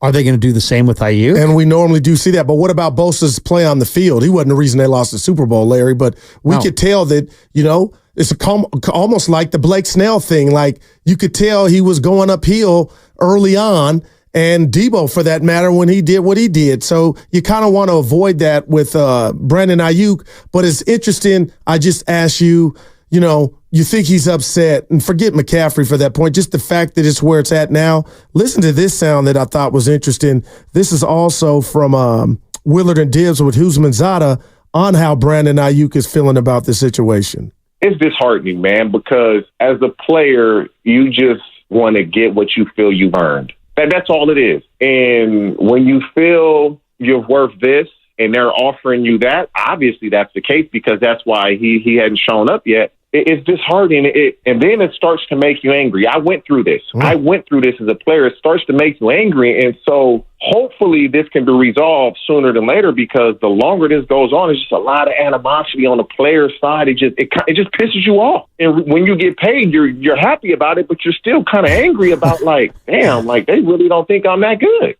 That's damn, Larry, and you know what I mean? Like, for all the people, oh, Guru, you're panicking. I'm not panicking. I'm being real. Like, this guy thinks, he's one of the top 5 or 10 receivers in the league, and for whatever reason, and I'm not saying they are, because when people keep doing it, citing when Debo signed, when Bosa signed, it was a month from now. Bosa, you just talked about it right before week 1. So I would be like, Aiyuk, be patient, but that's somebody in Aiyuk's camp that's talking to him on a daily basis, to where damn, Larry, you don't want to piss him off. Do you have an agent? No. You don't have an agent? No. Okay. But have you ever had an agent? Yes. Okay. So you made a conscious decision to get rid of your agent and save all your money. It wasn't worth it. Okay. Right. Other people don't want to have, so the radio station wants to get you at the lowest number possible. You want to get at the highest number possible. So the agent is the buffer. And it's business. Yeah. So it's like, do you get personal? Do you want, some people prefer to have an agent so they don't have to have those conversations and they don't have to feel like, man, they were really grinding me. It feels more personal because it's like, hey, you know what? You're involved in the negotiations. So, I understand what he's saying. I'll tell you the one thing that I think that TJ brings up there that I think is kind of interesting is he's saying that, Brandon's like frustrated. What would frustrate me would be when I was reading that the 49ers were making trade offers for Justin Jefferson. Man. Because it's like, well, what is it? Did you want me or do you want Jefferson? And it's like, kind of like, if I was Aiyuk, I think that would rub me the wrong way. But at the end of the day, I think whether you're a radio talk show host or a football player, you just got to realize it ain't personal. It's business. Yeah. And it's a cap sport. And, Parag makes a pretty penny on his end to make sure he gets you at their number. And your agent's getting paid a pretty good penny to make sure you get paid at your number. So, don't personalize financial disputes. Well, I'll say this to that, Larry, and you had brought up Mike Silver. I don't want to make the comparison of Aaron Judge and the courtship that went on with the Giants or whatever and how close he was. But there were nights I got into bed thinking when I wake up and look at Twitter, we'll have that news that he's in a new uniform and the Giants, closed the deal. And the reason I bring that up is that's how I felt watching the draft. Mike Silver had come out with a report that the Niners, and it wasn't just him, it was out there. It could possibly be Aiyuk. It could be Debo. And I'm watching Goodell go up to the podium when it was time for the Niners to make their draft pick, which ended up being Persall. But I'm like, oh my God, this started there. And that's how I felt. And I'm wondering if Niner fans are looking around like, could Brandon Aiyuk really be traded? Where were you at on that? And this has been ongoing. And if it's all love, Larry, and it's good, and you want me to be here, then you pay me. Like you said, that's the definition of business. Pay me for my services. But I just get some type of feeling that Brandon, and I'm not saying he's wrong, thinks he's worth more than the Niners think he is. And that's why we're at this stalemate. If you ask me, I think the wide receiver position has exploded. But not for him yet. Well, it hasn't for him, but it's exploded around him. Oh, my gosh. Left, right, left. And look at how many teams, Devontae Adams traded, Tyreek Hill traded, Stephon Diggs traded. Why is that? Because teams are looking at the cost of these wide receivers. Then they're looking at the marketplace. And it's one thing to pay quarterbacks a ridiculous amount because it's supply and demand. But the supply has never been greater for wide receivers. Every team in college football is running 4 and 5 wides. The spread is prevalent throughout the sport. There's deeper and deeper wide receiver classes in every draft, one after the other over the last 4 or 5 years. So, and then you look at free agents, the best free agent players still available right now, many of them are still wide receivers. So there's a lot of wide receivers out there. So I'm just kind of wondering, and I think other teams are wondering, do the supply and demand thing, the supply is great, and yet the cost is very high for these wide receivers. And there's already talk in Pittsburgh that the Steeler media believe that the Niners are going to trade Debo or Aiyuk to the Steelers before week 1. I think the Niners very well could. I don't think they're going to trade Aiyuk. I think it's probably going to be Debo that they move off of. But if the Niners go to camp this summer, let's say they get Aiyuk's deal signed, and Pearsall and Cowing really play well, and the Steelers come knocking at the end of training camp and say, we'll give you a second-round pick for Debo Samuel, they're inside their Super Bowl window, and they would be making their team worse. But that's a calculated gamble because you've got Cowing and Pearsall and what those guys can do, and you've got a team offering you a second-round pick. I think the 49ers may actually pull the trigger on something like that if Cowing and Pearsall look good this summer, if Aiyuk gets signed, if the Steelers come knocking for Debo offering a second-round pick. I could see the Niners pulling the trigger. How weird would that be in a season that's so important to everybody wearing a Niner uniform and them trying to get revenge and get back and win that Lombardi trophy, and you're going to figure out, maybe you already know how much you're going to pay Brock Purdy, but good God, I don't think there's anybody walking around in the Bay, Niner fans included, that don't want to see more from Brock Purdy, because this is going to go into how much M's you're going to give him. It's been pretty already, but this is a big season. And Larry, I just can't imagine him dropping back to pass, not having the luxury that he's had in these past 2 seasons. Oh, do I throw it to Debo or do I throw it to Aiyuk? So that would be new. It would be weird. And I'm on record as saying if one of them are gone, I think the 49ers offense is not, will take a hit. It can't be as great as it was in the past. And I say that to say you were out at camp, and I know it's camp. What did you see from Pearsall? Well, there's no doubt that Purdy to Pearsall is becoming a thing. From the standpoint of they've repped it on the field. You can tell. On Wednesday, they probably hooked up 4 different times on different routes. And, all the things he that people said a thing. All the thing. Well, I mean, it is a thing. I mean, Barrows, when he asked we got him coming up at 1. Yeah, when he asked Kyle about Pearsall, he used the word prolific. He's like, well, Pearsall's look kind of prolific out here. And Shanahan's like, well, I don't know if I would say prolific. But Matty was getting at what the rest of us are seeing, which is it's really, really obvious that Purdy and Pearsall have worked together on the field. And I asked Shanahan about it. I said, well, what do you got to be excited when you see Purdy and Pearsall hooking up like this. And he's like, well, you know what? Pearsall doesn't know all the right steps, and he's still learning the offense and this and that, but he knows where he's supposed to be. And Brock, he's earned that trust with Brock. So now Brock knows that Pearsall is going to be where he's supposed to be. And Brock plays on time and with accuracy. And if you're where you're supposed to be, he's going to find you. And that's what we saw on Wednesday. Those two hooked up 4 times. And Purdy is, loves to throw it in the middle of the field, and Pearsall loves to operate in the middle of the field. So there's a chance that Purdy to Pearsall might even be you may want a guy like Pearsall on your fantasy team this year, because it looks like. Well, just think about, I'm not saying you're wrong. They're going to Pearsall. I mean, it looks like Purdy's going to be able to find Pearsall on a lot of key third downs. So what does he do, if anything, Larry, different than Brandon Aiyuk? No, I don't think he does anything other than he's a great route runner with huge catch radius and great ball skills. The one thing, there was a play, though, on Wednesday where there was it was a post pattern and down the field, and George Odom was playing the free safety spot, and he came racing up. Now, Pearsall's wearing the blue jersey, which means non-contact. He's nursing some injuries, so you can't hit him. And you don't want to blow up your own guys anyway. But Odom was laughing as that ball was in the air because he knew, I'm about to detonate on this rookie receiver.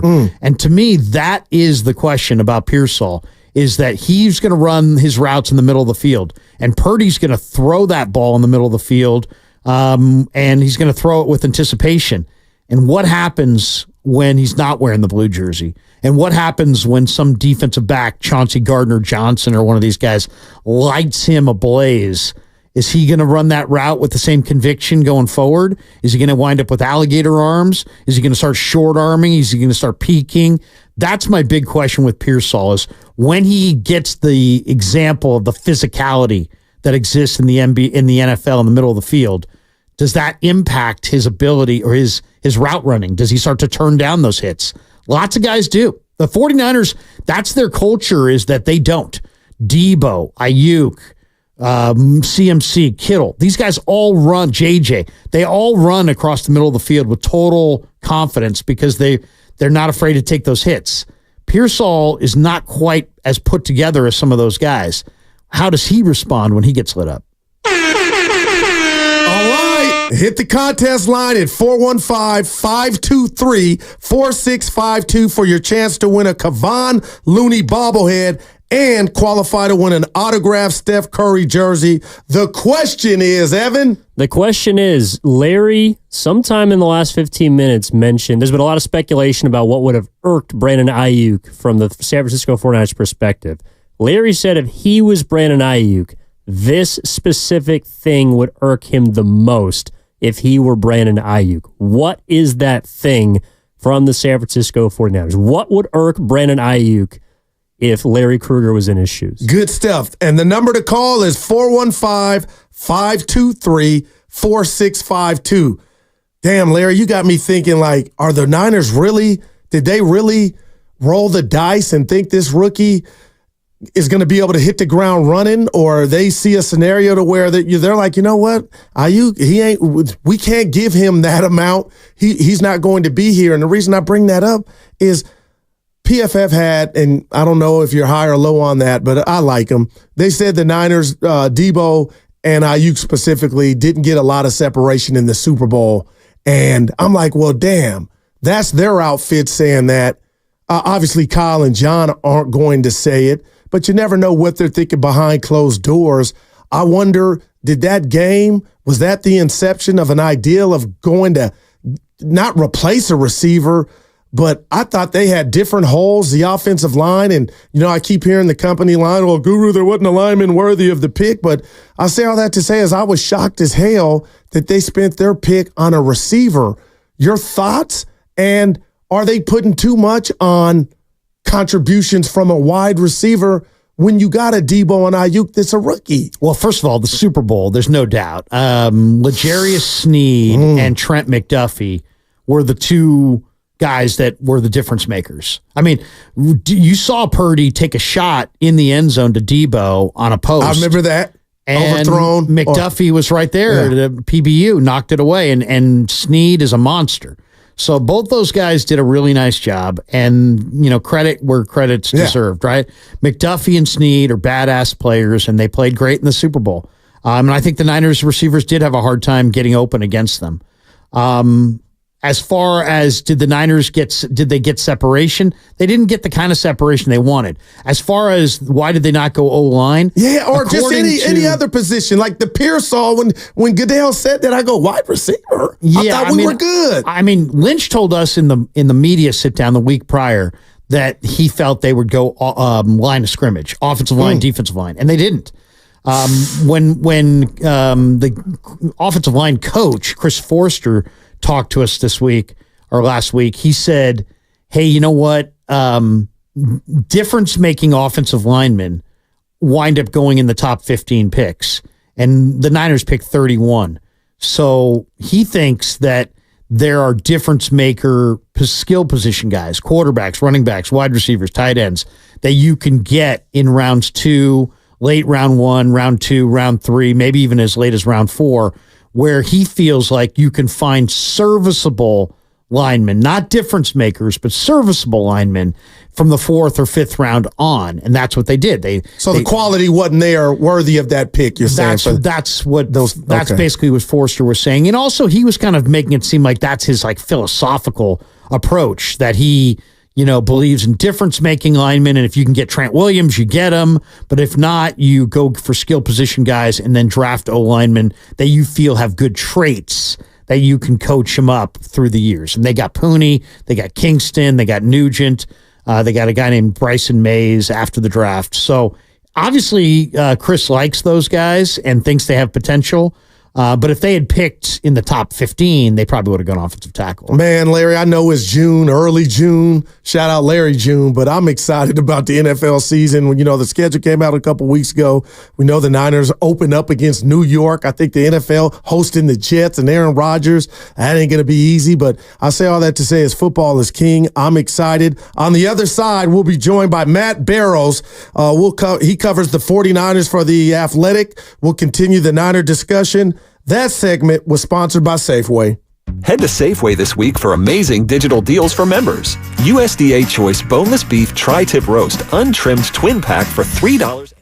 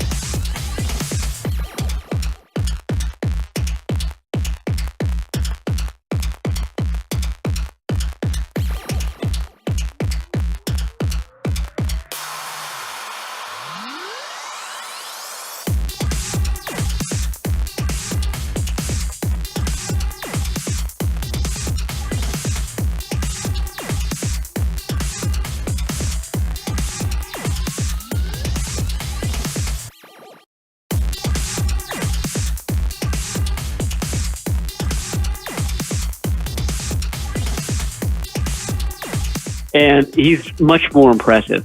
Non-contact practices, only a little bit of 11-on-11 work, but you see what the 49ers are expecting. And what they're expecting is the best, bookend to Nick Bosa since Bosa arrived in 2019. And I feel pretty comfortable that they're going to have it. And then the other thing that jumped out, the first two guys that they drafted, Ricky Pearsall and Renardo Green, they both look really good. Pearsall got a lot of reps with Brock Purdy because so many wide receivers were holding out or hadn't signed or hadn't reported. So it meant that Pearsall cycled through with that first-team group quite a bit and seems to already have a nice rapport with Brock Purdy. Brock Purdy was not shy about throwing the ball in Pearsall's direction, and usually those throws ended up in completions. And then Green, as promised, ended up playing a lot in the slot, a lot at nickel. They'd love for him to come in and kind of wrestle away that spot. I mean, that would allow Diamador Lenore to hang out on the outside full time. And I don't know if that's going to come to pass for week one, but again, just everything that they advertised about him, the feistiness, the close coverage, smart, has picked it up quickly. All of that was on display in those few practices that we watched. Yeah, Pearsall definitely looks sharp, Matty. I think it was Mayoko who wrote the other day that it's possible that the Niners don't sign Aiyuk to a long-term contract and just let him play out the final year of his deal and see where it goes from there. How would that surprise you if no deal gets done for Aiyuk and the scenario that Mayoko lays out actually came to fold? Yeah, it would, only because they've been able to sign their guys in the past. As I've been saying throughout the spring, I mean, it's I don't want to say it's contentious, but difficult negotiation right now with Aiyuk. But so was the Deebo Samuel one, so was the Nick Bosa one, and they both eventually got done. It is interesting though that the 49ers used a first-round pick on a wide receiver. That wide receiver has played well this spring. I would think that only strengthens the 49ers stance at this point. I still think something is going to get done. I still think it would be a travesty if Brock Purdy went into this season without his favorite target. All those fines will start piling up in the summer. No indication that the 49ers will forgive Aiyuk for absences the way that they did for Nick Bosa. So I still think it gets done. But this team is fairly deep, or deeper than it was at wide receiver. Certainly from a year ago. Yeah, Matt, I agree with you. And we all have egos, especially these top-tier athletes like Brandon Aiyuk. And it's funny, I was telling Larry, with Bosa and Deebo, as they, did their business, they didn't have to watch, other guys get, deals left and right. And right now, that's what Aiyuk is doing. The wide receiver market is booming, and he's on the sideline. So if you put himself in his shoes, Matt, do you feel sorry for him? How good do you think Brandon Aiyuk is in your estimation? I mean, I think he is a key component to this offense, and he's a key component to making Brock Purdy successful. So, I mean, everything is tied together. Is Brandon? I mean, the bottom line is how much money is he worth? Is he worth Justin Jefferson level money? I don't think that anybody believes that. Is he worth Amon-Ra St. Brown money? I think we're closer to that one. I mean, I feel like that should be the basis for this negotiation. And maybe the 49ers can work it in a way where he comes out a little bit ahead of St. Brown and sort of saves face in that regard. But I think that's the type of receiver that we're talking about. Number one receiver, 1,000-yard receiver, 10 touchdown receiver, but maybe not at the very top of the market level that Justin Jefferson just signed at.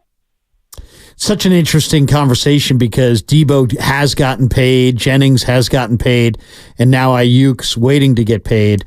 And there's still speculation that the Steelers may come knocking for Debo at some point. And I think even Albert Breer kind of wrote it this week, Matt, that that they'd like to have Aiyuk signed long term, but he could envision a scenario where teams come, keep calling on Debo, and if the Niners are satisfied with the rest of their free agent or the rest of their wide receiver core, that maybe they would move Debo this year.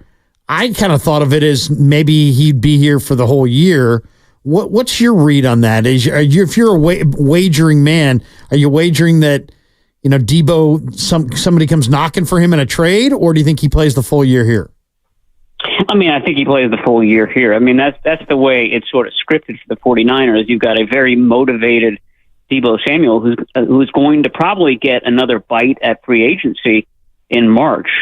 And so, that would motivate him to have another, 2021-like season. I mean, that was the other year that preceded a foray into the free agent market. And he was sensational that year. He was the 49ers offense that year. So if they even get a fraction of that Debo, that's a real asset. Now, what happens if the 49ers spin out or there are big injuries elsewhere and it's clear that they're not going to go deep into the playoffs?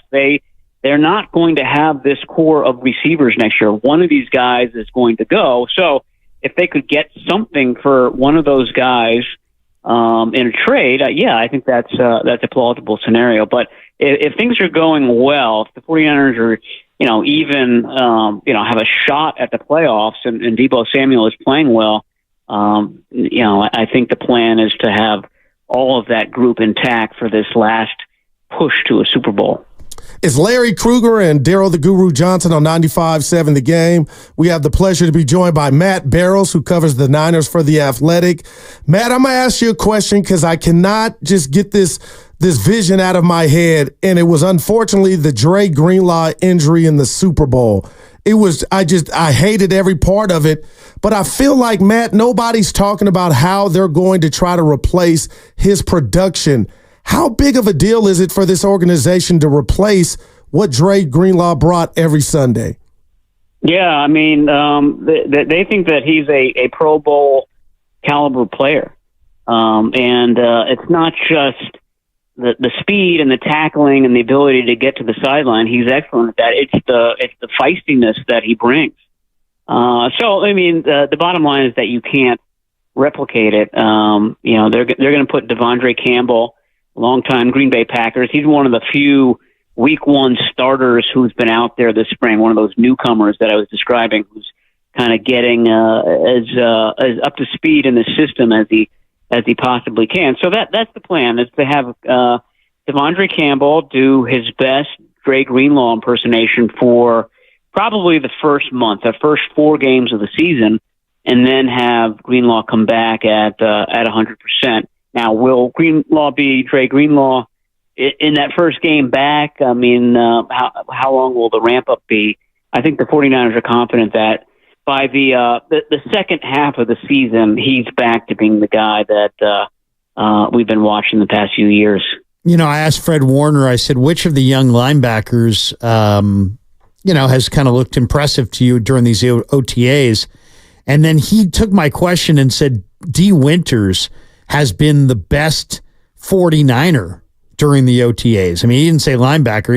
He's been the best guy out here. I've also been impressed by Braden Willis at tight end a lot. I think Darrell Luter at corner has shined a lot as well. What do you think, Matty? You've been out there and watched this stuff and have watched more of this through the years than I have. Which Niners are you seeing? What Fred's seeing with D. Winters, and if not, which 49er or two has stood out to you during these OTAs? Yeah, I don't know if you were watching. They were doing a 7-on-7 drill in the red zone, and D. Winters came out with an interception there. I mean, there's an opening right now. we're talking about Devondre Campbell and Fred Warner being the week one starters. They often play with a third linebacker there, and I think that spot is wide open for D. Winters to fill in there. And we're just talking about how do you replace Trey Greenlaw. I mean, the reason why they chose D. Winters, I guess it was the 6th round last year, Larry, I think that's right, is because he reminded them a lot of Trey Greenlaw, sort of that same physique, the same speed. That's where D. Winters really excels. He's he's probably the fastest linebacker. He's one of the fastest guys on the team. So, it's very kind of easy to see him kind of falling into that role. He'd be a real asset on special teams as well. That whole special teams unit is sort of being reshuffled, just the whole look of it, given the new kick return rules. But, he's one guy. I mean, I thought Elijah Mitchell looked really good.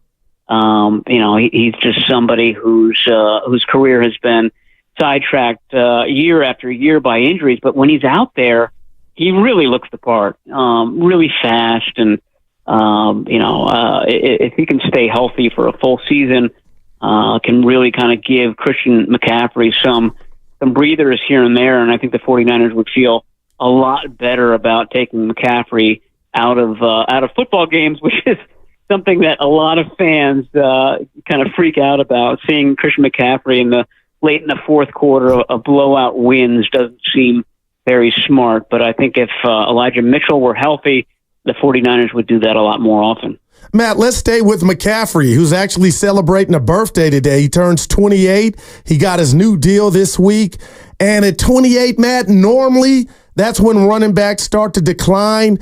Any kind of, a little concern about a decline with McCaffrey at 28 in his new deal? I don't think so. I mean, that's why the 49ers gave him this deal. Anybody who watched Christian McCaffrey in the Super Bowl saw a guy who was running just as hard and it was just as effective as he was in Pittsburgh in week one.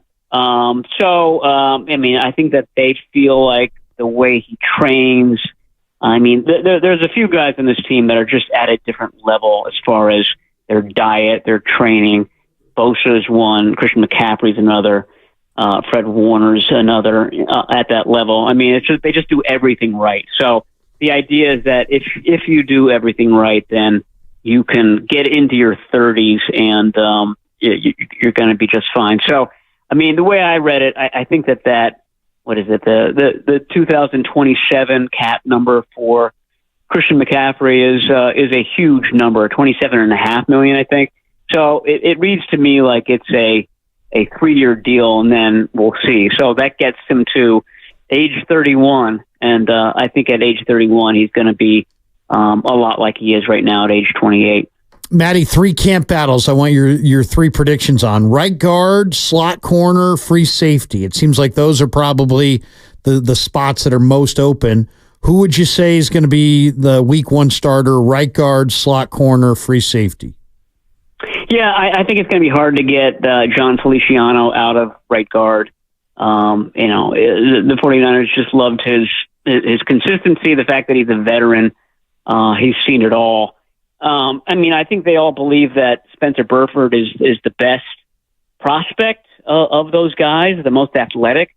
It's just consistency with Burford. And we saw that on that fateful play in the Super Bowl. I mean, that was a Burford screw up that took away a touchdown in overtime. So that's the downside of a young player like that. Nickel cornerback. I mean, I know Bernardo Green is going to be competing for that spot. I mean, if he pulls it off, I think the 49ers would be very happy. That's a hard job to give to a rookie. However, veterans are usually better at it. They've seen it all. Week 1, I still think that it's probably going to be Deommodore Lenoir sliding inside, and then it's somebody else, Isaac Yiadom, your guy, Darrell Luter, coming in as the outside cornerback on third down. And then, for the Talanoa Hufanga role, I'm not exactly sure how the 49ers split it up. But I think that the two starting safeties in week 1, while Hufanga is still coming back from this injury, are going to be George Odom and Jair Brown. So they'll mix them up. Probably Odom will be more of the free safety if you had to delineate it like that. But that's who I see being the starters at that spot. He is Matt Barrows from The Athletic. Matt, we know you're busy. Thank you so much. A lot of good stuff. Have a good weekend, buddy. All right, anytime, guys. Talk to you soon. Thanks, Matty. Man, I got to say something. The biggest takeaway was Dre Greenlaw. I don't know why, Larry. I'm no doctor. I don't got a white coat. He was saying maybe second half of the season. Well, I mean, here's the thing. I was like, whoa. Medicine's changed over time. They used to be you tore an Achilles, it was a career ender. Then you tore an Achilles, it was a year and a half. I think of Achilles as being a year-long injury minimum. Okay. So he suffered it on February the 11th. I got to think that he won't play at all until after Thanksgiving.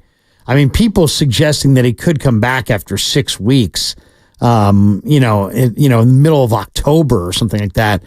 That just seems so unlikely, and I would hate to see him rush back and have a recurring. Right. You don't want to risk anything. Yeah. So I would say if you're the 49ers, probably the healthy approach is assume you're getting nothing, and anything you get is gravy. I would not depend on Dre Greenlaw this year. All right, wow. I would let him surprise me. Yeah, no doubt. I like that. You know what? I'm going to step back, too, because the 5-1 guru, you always worry. I'm just asking questions about things that we don't have answers to.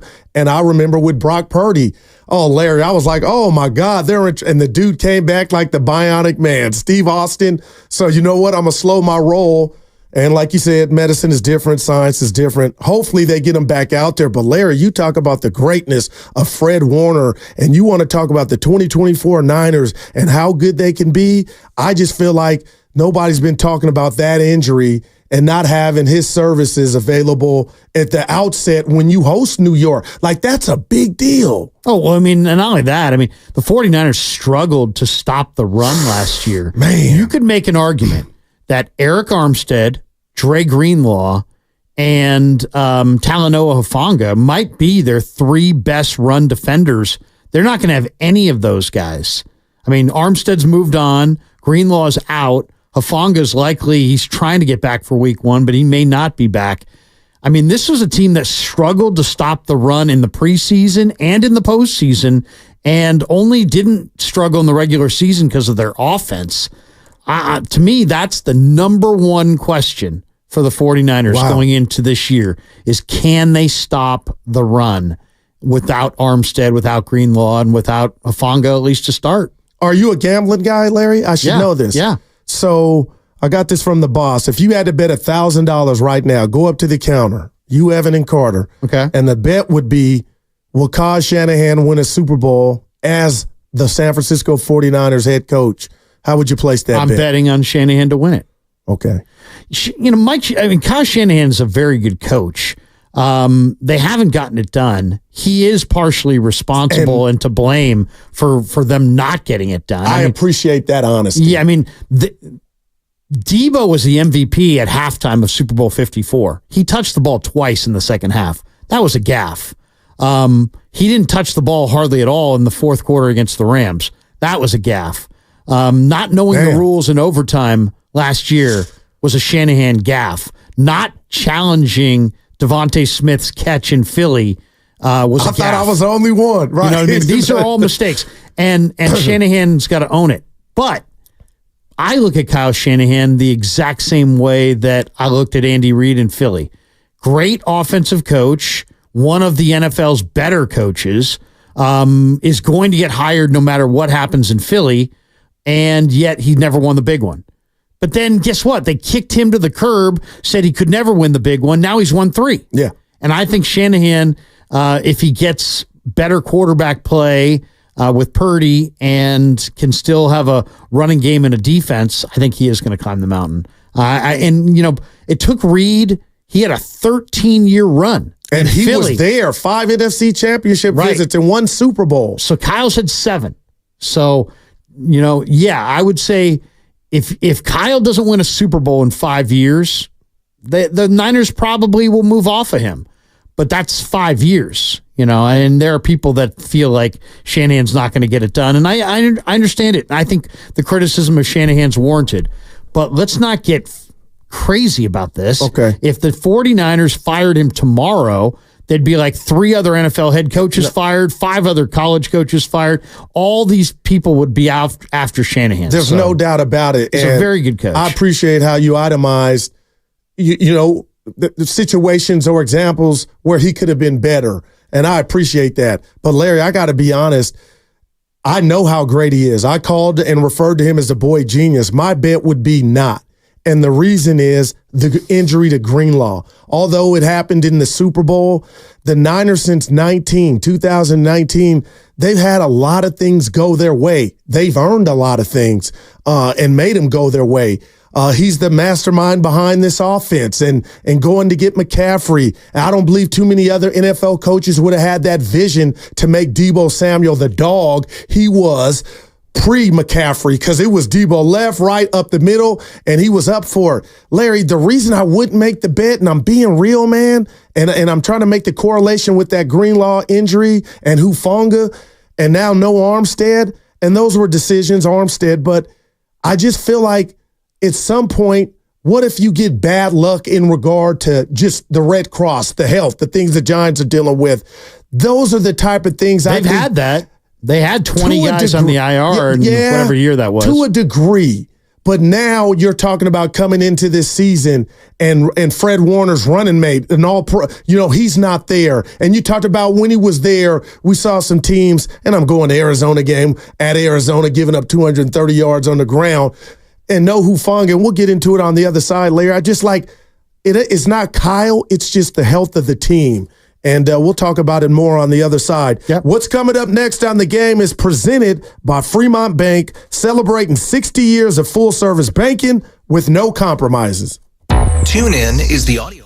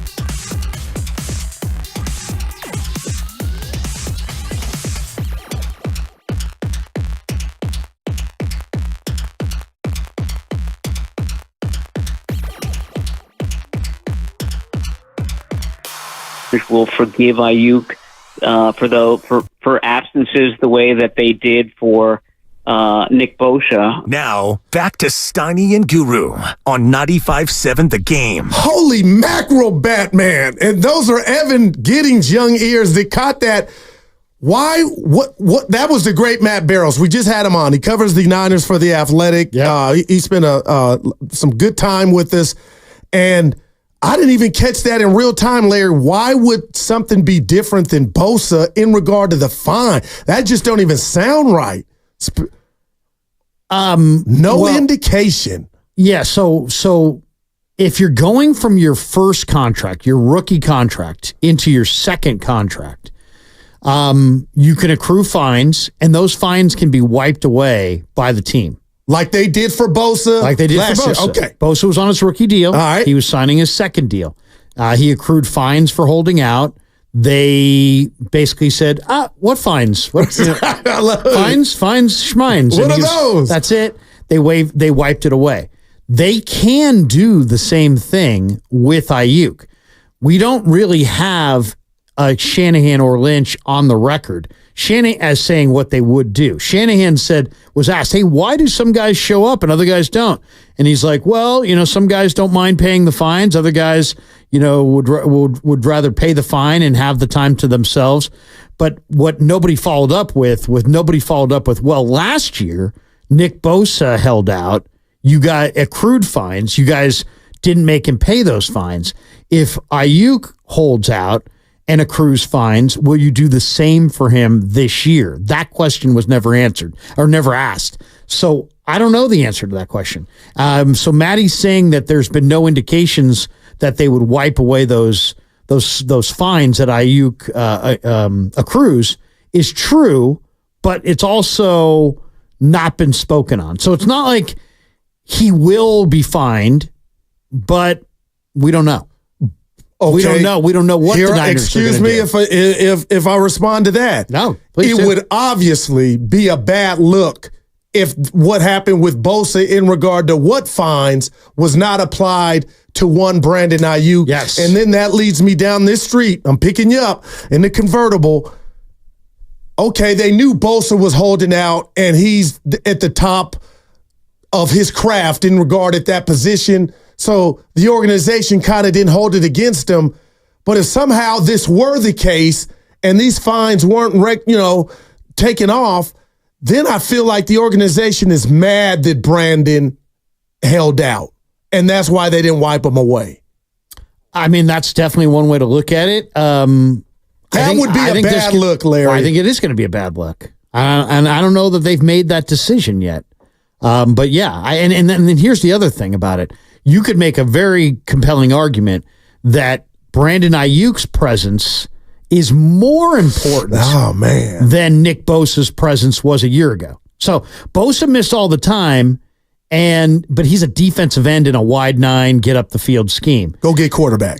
Brandon Aiyuk's a wide receiver who needs to log field time with his quarterback so they can be on the same page. So much about offensive football is about cohesion and about practice reps and about smoothing out those things. So it's a big deal he missed OTAs. It's a bigger deal. Okay. All right. In my mind, it's a bigger deal for Aiyuk to miss OTAs than it is for Bosa. And maybe the bosses or the people in power might be frowning upon your absence because of that. Right. Than the other. That is. But I also think that that's not going to go unnoticed. You know what I mean? It's like, you're going to make Brandon Aiyuk pay those fines, but you didn't make Nick Bosa pay those fines. It's not like you and I are the only people who are going to notice that.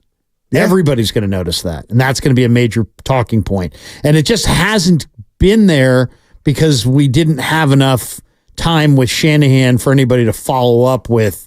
But when you get in there, you'll get to the bottom of that. Yeah, it's a major question mark. It's a major question mark. I would guess that they will do the exact same thing with Aiyuk as they did with Bosa. That would be the Spike Lee, do the right thing, right? I think that's what they will do. That would be. If I had to guess, that would be my guess. Yeah, that would just, the optics of that would look bad. Yeah, the optics would look very bad.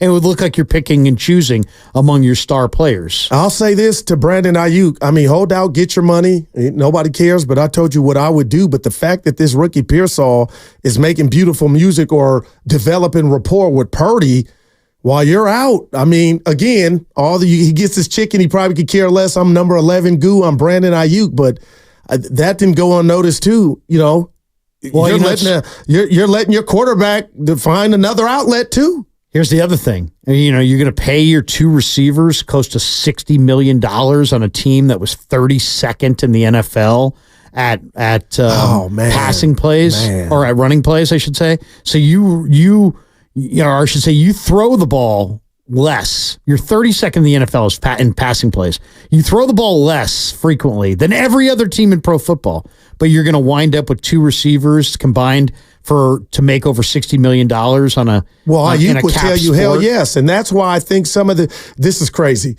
But I just had the thought. I feel like some of this is hush money from Aiyuk. I really believe that he wishes he was in a different offense that we see around the league with these other wide receivers out there, Detroit, the CeeDee Lambs, the Jeffersons, and he wants to win. He likes where he's at, but Larry, the one component is pay me. Even though I know on the field we don't chuck it around like the others and we're 32nd, pay me like you know I can do it. And that's why I'm like, people think I'm making a mountain out of a molehill. If Kyle's saying we got to the Super Bowl with the 32nd passing game, why would I pay you all this? You got the talent, but that's not a necessity. Well, it's funny too, because I was talking to somebody with the Niners, and I'm like, are the Niners really going to pay 2 wide receivers that kind of money?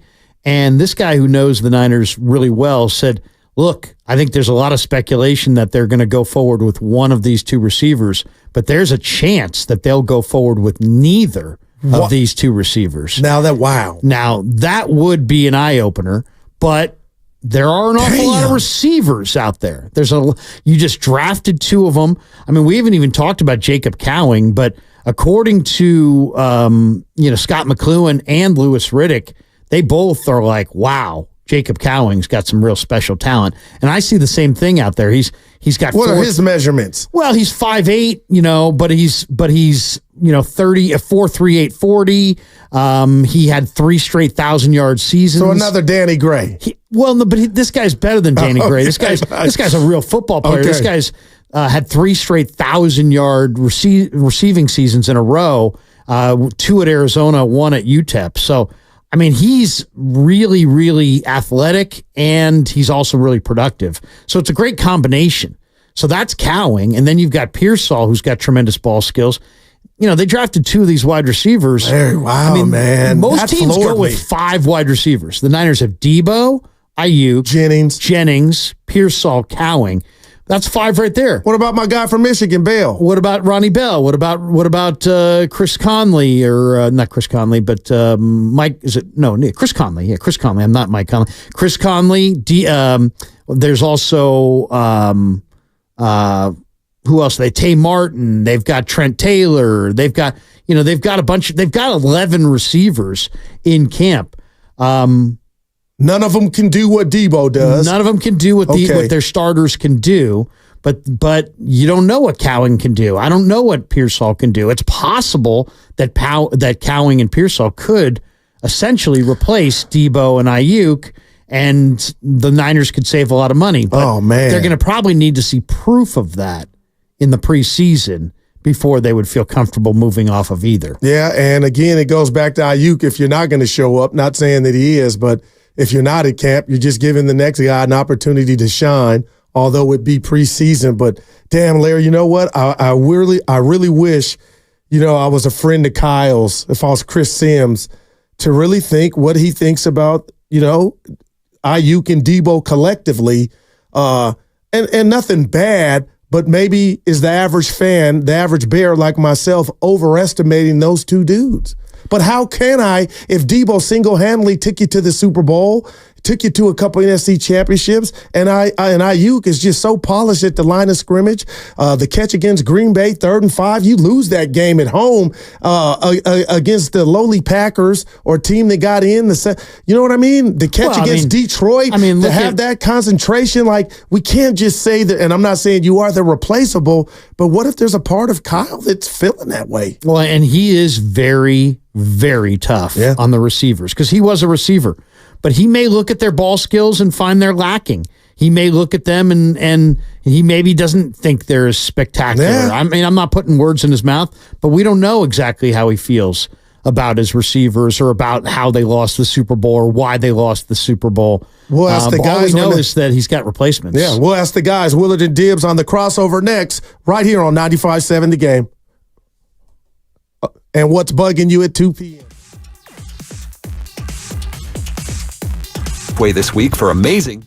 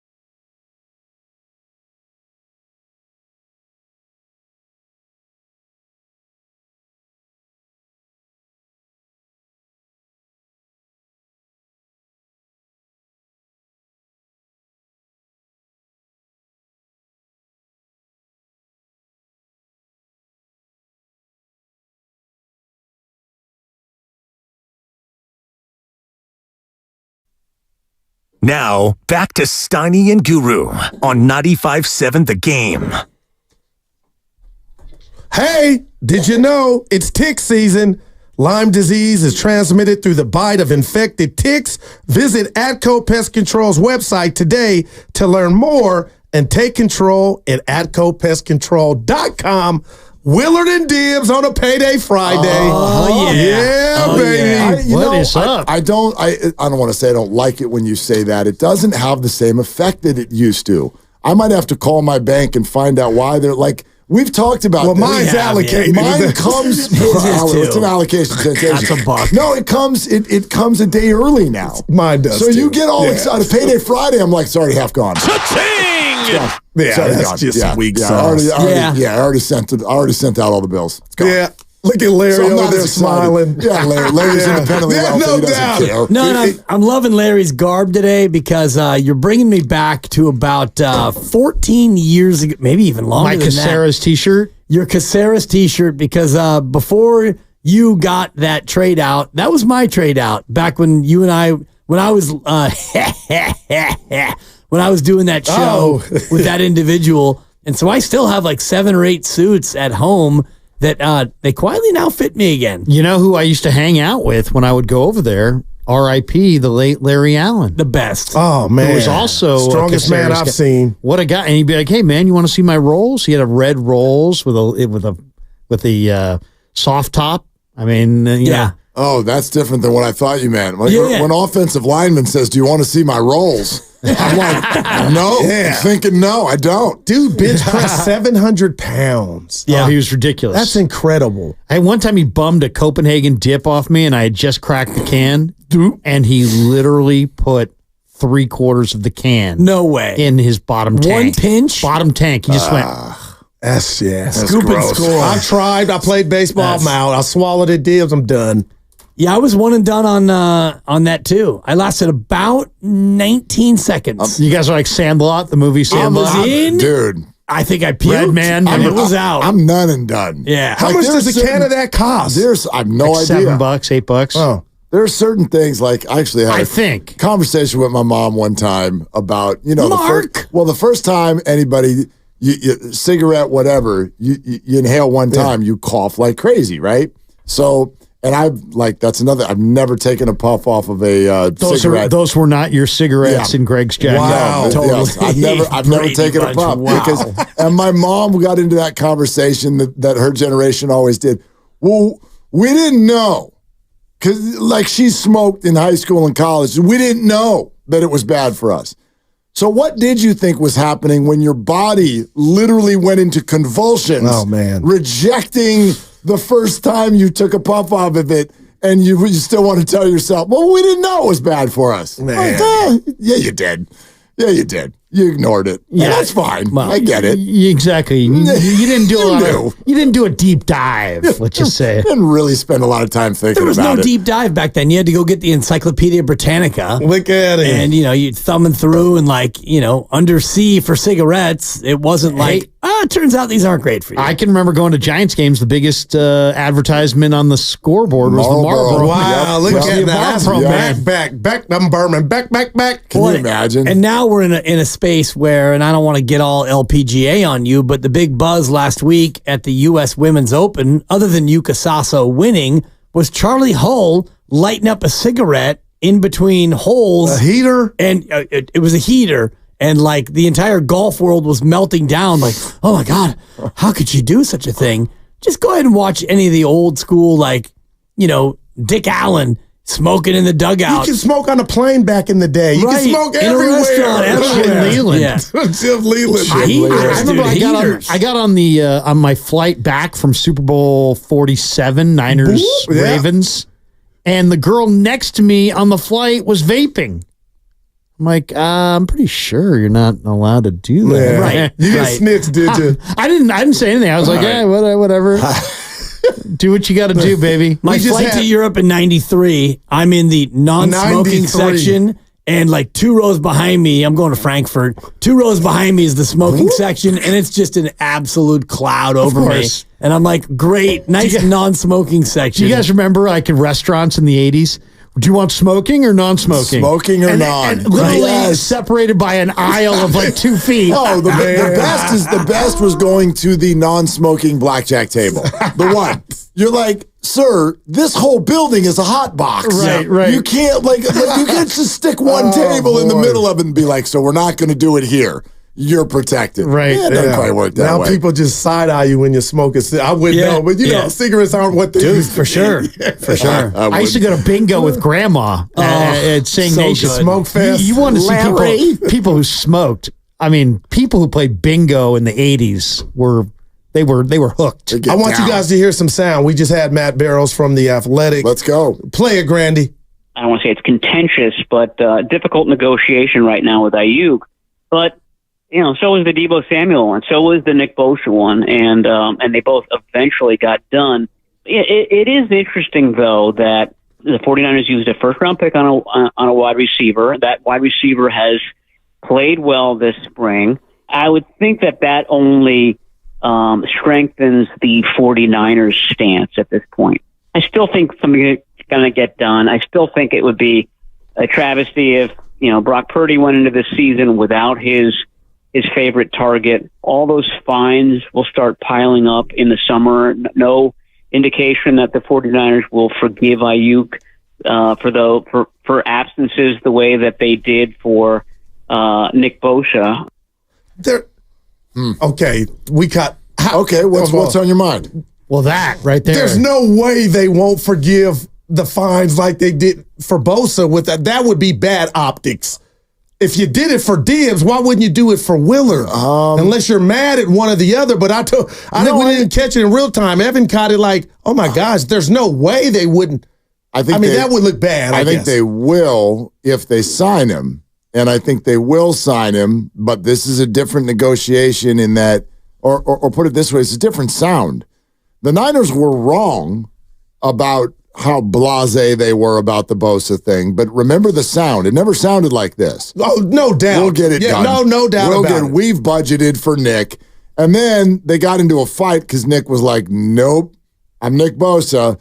My family's been through this, and you need me. You need me. And I think that's what Barrows is getting at, is that the Niners probably feel like the need for Aiyuk, while big, does not match the need for Bosa. And the leverage is in a very, very different spot. Like, let's say if you're Brandon Aiyuk, and this is relatable to anybody who's ever been through a negotiation at work.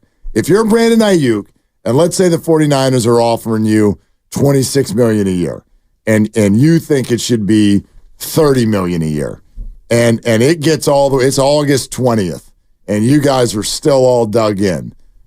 At what point when you're Brandon Aiyuk does it help you to say, I'm not showing up? So in order to get maybe another 5 or 10 guaranteed and another 3 or 4 per year, you're going to sacrifice 14 this year and build in a situation where it is contentious, and who knows, the Niners could pull a franchise tag situation, whatever. Like you're messing with and I'm not saying this is on Brandon, but I've said this all along. He does not have the leverage that he would like in this situation. And he doesn't have the leverage that Bosa had, Not even because close. Bosa is one of one. Oh, and Larry, man. you made a great point earlier about Thank you. A great point. Yeah, it was 4 hours. Good Lord. And Larry, what's I was like, bugging me, finally. I'll get to what's bugging 2 me o'clock. here coming up in a couple of A great minutes. point or a truly amazing point? It was a great point, Okay, just and double it's a checking. point that I've made countless times, and you obviously stole it from me, but As I often do. yes, you talked about the spread in college leading to an absolute preponderance of receivers in the market, because so many teams now go 3 and 4 and 5 wide in college. So there are now more receivers coming out of college who are legitimate NFL players, because there's a lot more guys who play receiver in college than they do in the NFL. And so I thought that was interesting as it pertains to Aiyuk, because the Niners drafted a guy in the first round who's a receiver. And he's nobody that any of us had Getting ever. reps with him. I mean, you with might have Purdy heard of now. him and you might have tracked him, whatever. You track everyone, and you claim that everyone's good, and so when someone gets drafted, you get credit for it. And I get that. But your point today about the spread believe this guy leading to the watering down of the position, I thought was fascinating. You're welcome. Well, it's just like quarterbacks, supply and demand. But receivers, the supply is great. Right. So the demand is great. And Aiyuk still has leverage because he's special. But we'll see how much. The 49ers, you know what made me think was when I read Mayoko, who's somewhat tied in to the 49ers. And here's what Mayoko wrote. He says it's entirely possible that they don't sign him to a long-term contract and let him play out the final year of his deal and see where it goes from there. Then they can franchise you. Why would he do that?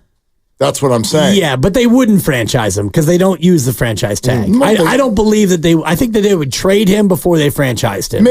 Maybe. I mean, but like it's a threat, and that's kind of what I'm getting at. If you're Brandon, at what point do you go, how much money am I going to lose in order to make less back? Right. I mean, they're not arguing over $14 million a year, so are you going to give up $14 million to make $4 million? Here's the other question. If you're the 49ers, do you want, not every guy on the team has the same presence in the room, but the receivers, your starting receivers, usually have a big presence, and they do. Aiyuk and Debo have a huge presence. Debo's already said, hey, you know what? I talked to my agent. I know where I'm at. I'm fine playing out the year and just letting it go. So mentally, he told us, hey, I'm in the right frame of mind. But we don't know what frame of mind Aiyuk's going to be in. And do the Niners really want to impose, hey, you're going to play on the tag at $14 million. It's a good amount of money. There's nothing with that. But we're not taking care of you, and you're going to show up and you're going to have a great attitude. I don't know. I mean, you are kind of tempting. You never know what kind of attitude he's going to have. You're listening to 95.7 The Game, KGMZ FM and HD1, San Francisco, always live on the free Odyssey app, Twitch and YouTube, powered by First NorCal Credit Union. Gents, it's that time. It is now time for What's Bugging You, brought to you by Atco Pest Control. If you allow me, can I go first? Can I be Ricky Henderson? You're our host. This morning, I'm on I-80, and I got a ticket in the slow lane. That should never, ever happen. Highway Patrol pulled me over. I've gotten out of many tickets using my radio career, and I put my credentials on the seat, and I had the thing glass. I started for going $1 for my million. How fast were you going? You know who I am. I don't want to tell you, but it doesn't matter, Dibs. Okay. I was in the slow lane. And then he asked me, and this is why I always have something on the tip of my tongue, and you always got to be ready. He said, were you going with the flow of traffic? That's how he introduced, that's how it started. And it stunned me. All I did to answer that question was, I was going 71. He goes, no, you weren't going. So I should have just said, yes, I was trying to go with traffic. Yes. And he might have said, you know what, I was going 70. Okay, I'll be right back. So I got a ticket today, guys, in the slow lane. I told Larry and the listeners. That's an upset. That is an upset. I made the same mistake about 2 months after my 16th birthday when 16th. Well, I know this was right away. And music blaring, sunglasses on. This highway patrol officer pulls me over like this punk. And I didn't know how to answer these questions either. And she says, do you know how fast you were going? And I gave her this is back when the speed limit was only 55. And I looked at her and said, I thought I was only going 65. She's like, oh, exactly right. And I'll be right back. Oh, punk. I was like, yeah. So word to the wise. Yes. I was just going with the flow of traffic. I don't know. Wow. How fast was it? I got pulled over one time in Texarkana. Look at you. What the hell were you doing there? I was headed from Shreveport to Memphis on a scouting. Is a country song about to break out? This is a great story. This is a great story. I got pulled over in Texarkana. I got pulled over in Texarkana, which is on the Texas-Arkansas border. I get that. That's why they call it Texarkana. Kind of like Arkadelphia is also in Arkansas. Anyway, the guy pulled me over, and he goes, do you know how fast you were going? And I go, I just pulled on the freeway. I couldn't have been going more than 50 miles an hour. And he goes, you were going 50 miles an hour. I'm like, oh, sweet. And he's like, but you see those big cones there? and there was these cones down in this little gully. He's like, that means there's workers down there, and that means you can only go 40 or something like that. And so I'm like, he goes, license and registration. So I give him my license, give him the registration. Of course, it's California. Oh, no. He comes back. Yeah, he comes back. He's like, son, he's like, California is not part of the transcontinental blah, blah, blah, blah, blah. He goes, so I go, okay, yeah, no problem. Just write me the ticket. So he writes me the ticket. He hands it to me. It's $110. I'm like, okay, no big deal. I'm like, thank you. I'm about ready to take off. He's like, no, sir, you don't understand. California is not part of the transcontinental blah, blah, blah. I'm like, yeah, you said that before. What does that mean? He said, that means you need to pay right now in cash. And I go, I don't have $110 on me. He's like, I'll follow you to an ATM. Oh, come on, man. There's no way this was legal. Come on. Seriously, no the cops in Texarkana followed me. You're going to need to call Nancy Pelosi to get you a little loan. ATM. California's not part of the United States of America. I thought I was going to, wind up in one of those USA Up All Night women prisons movies. Wow. I thought he was going to tell you, Rhonda Shear, Sir, you're due back here in 3 months for court. I said I got to pay cash to an ATM. I got to pay cash right now. So wait a minute. Seems like a shakedown. Where'd the story go next?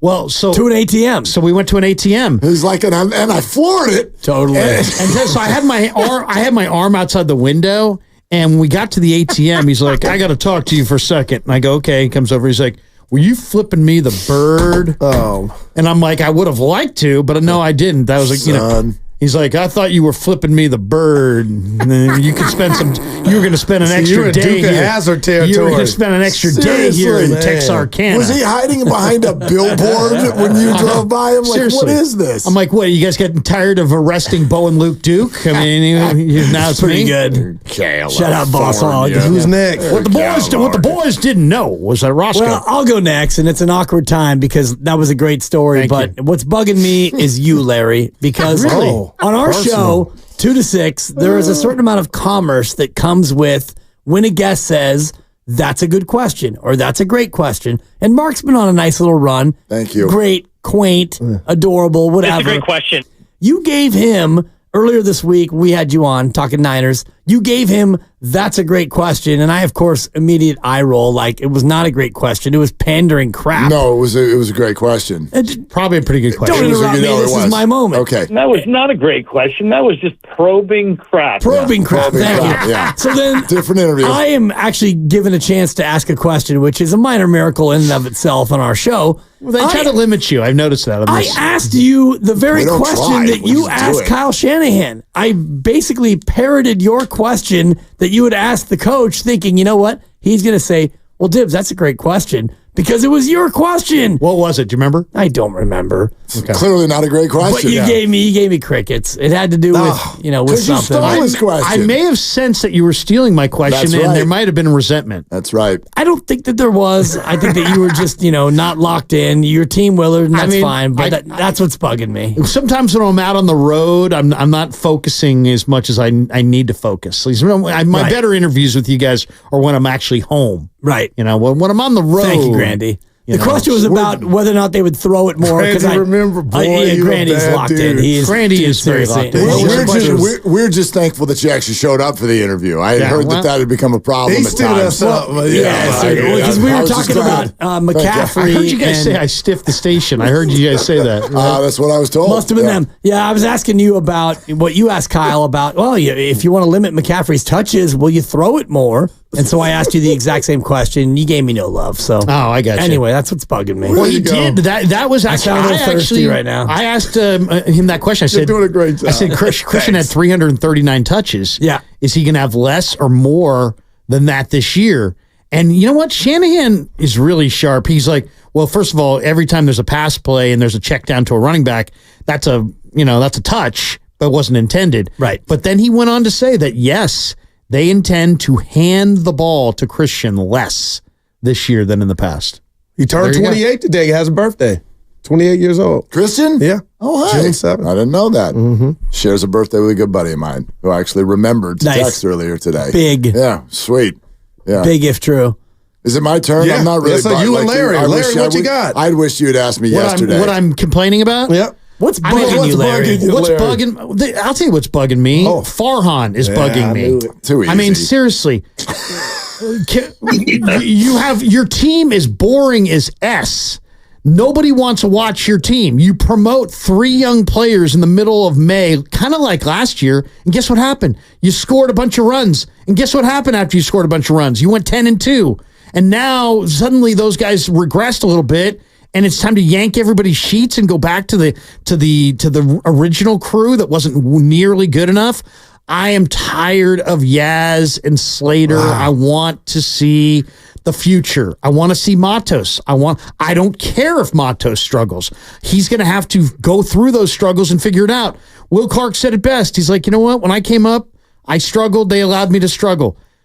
The Giants have to allow their young guys to struggle a little bit and stop going back to the security blanket of Slater and Yaz and these no-tool guys. I mean, it's to me, I need me some Matos, some Ramos, and maybe to a little lesser extent, Luciano. I want to see the young guys. I don't want to see Slater.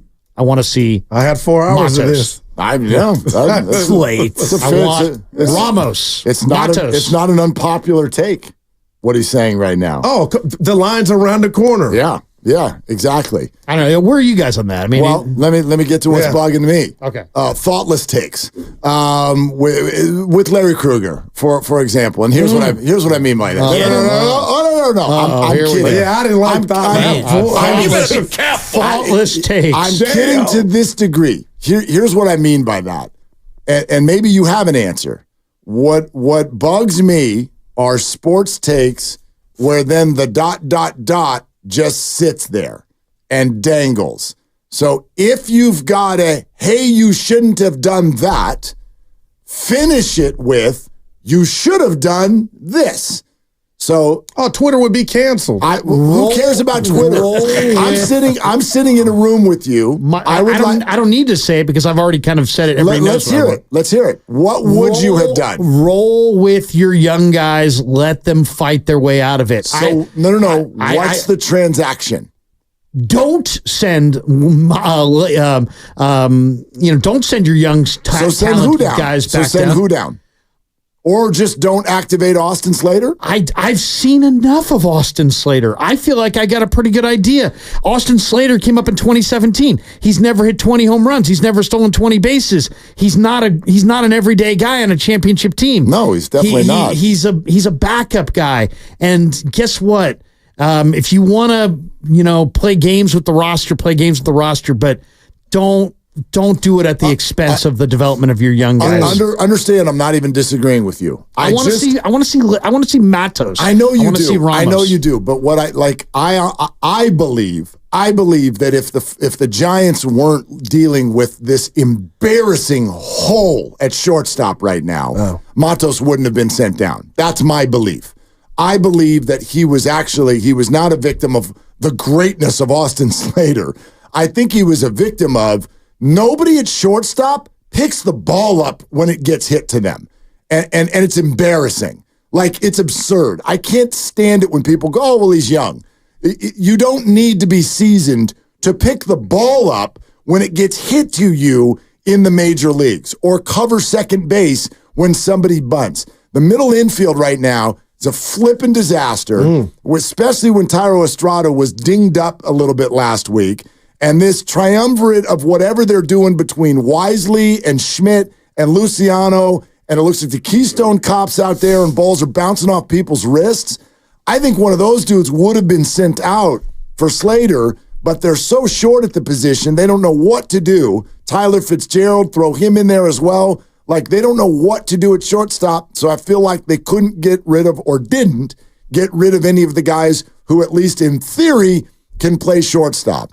And my hope is that when Nick Ahmed gets activated, which I've never thought in hell I would ever be waiting for that, but when he gets activated, my hope is there's 2 corresponding moves and Luis Matos gets sent right back up. That's my hope. There you go, Larry. Yeah. I mean, the Giants have so little that's worth watching that when you do have a couple guys worth watching, those are the guys I want to watch. Like, I get it. I tune in every night to see Ramos and Matos. Ramos.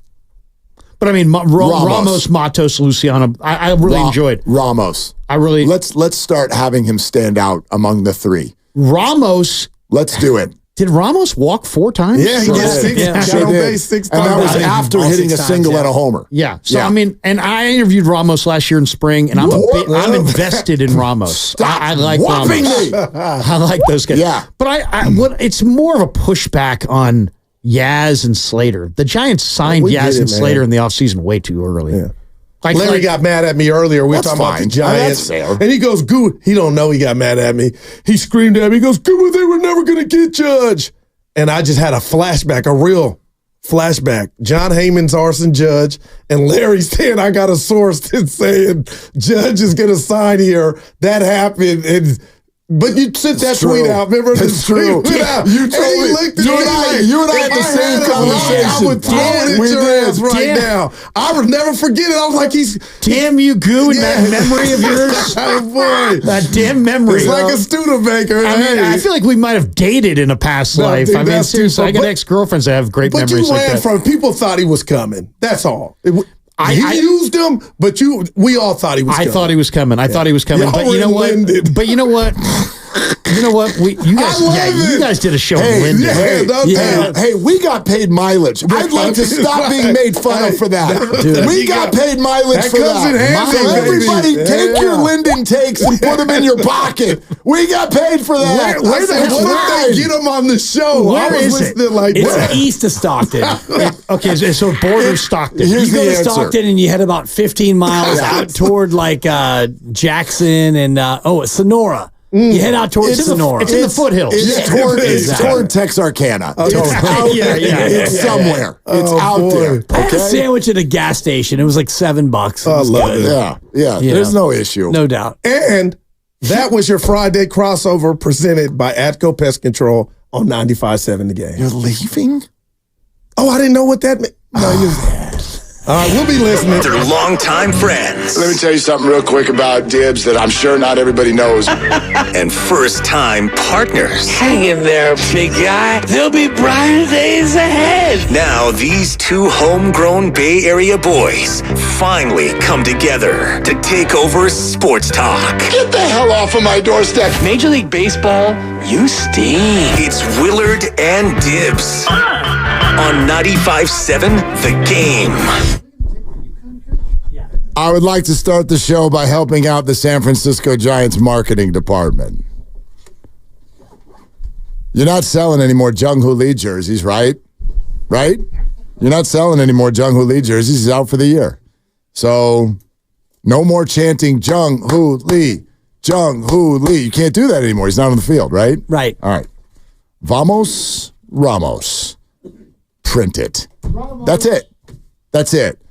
I like the young guys. Something's getting lost in this conversation. Elliot Ramos is playing not well. He's playing like a star.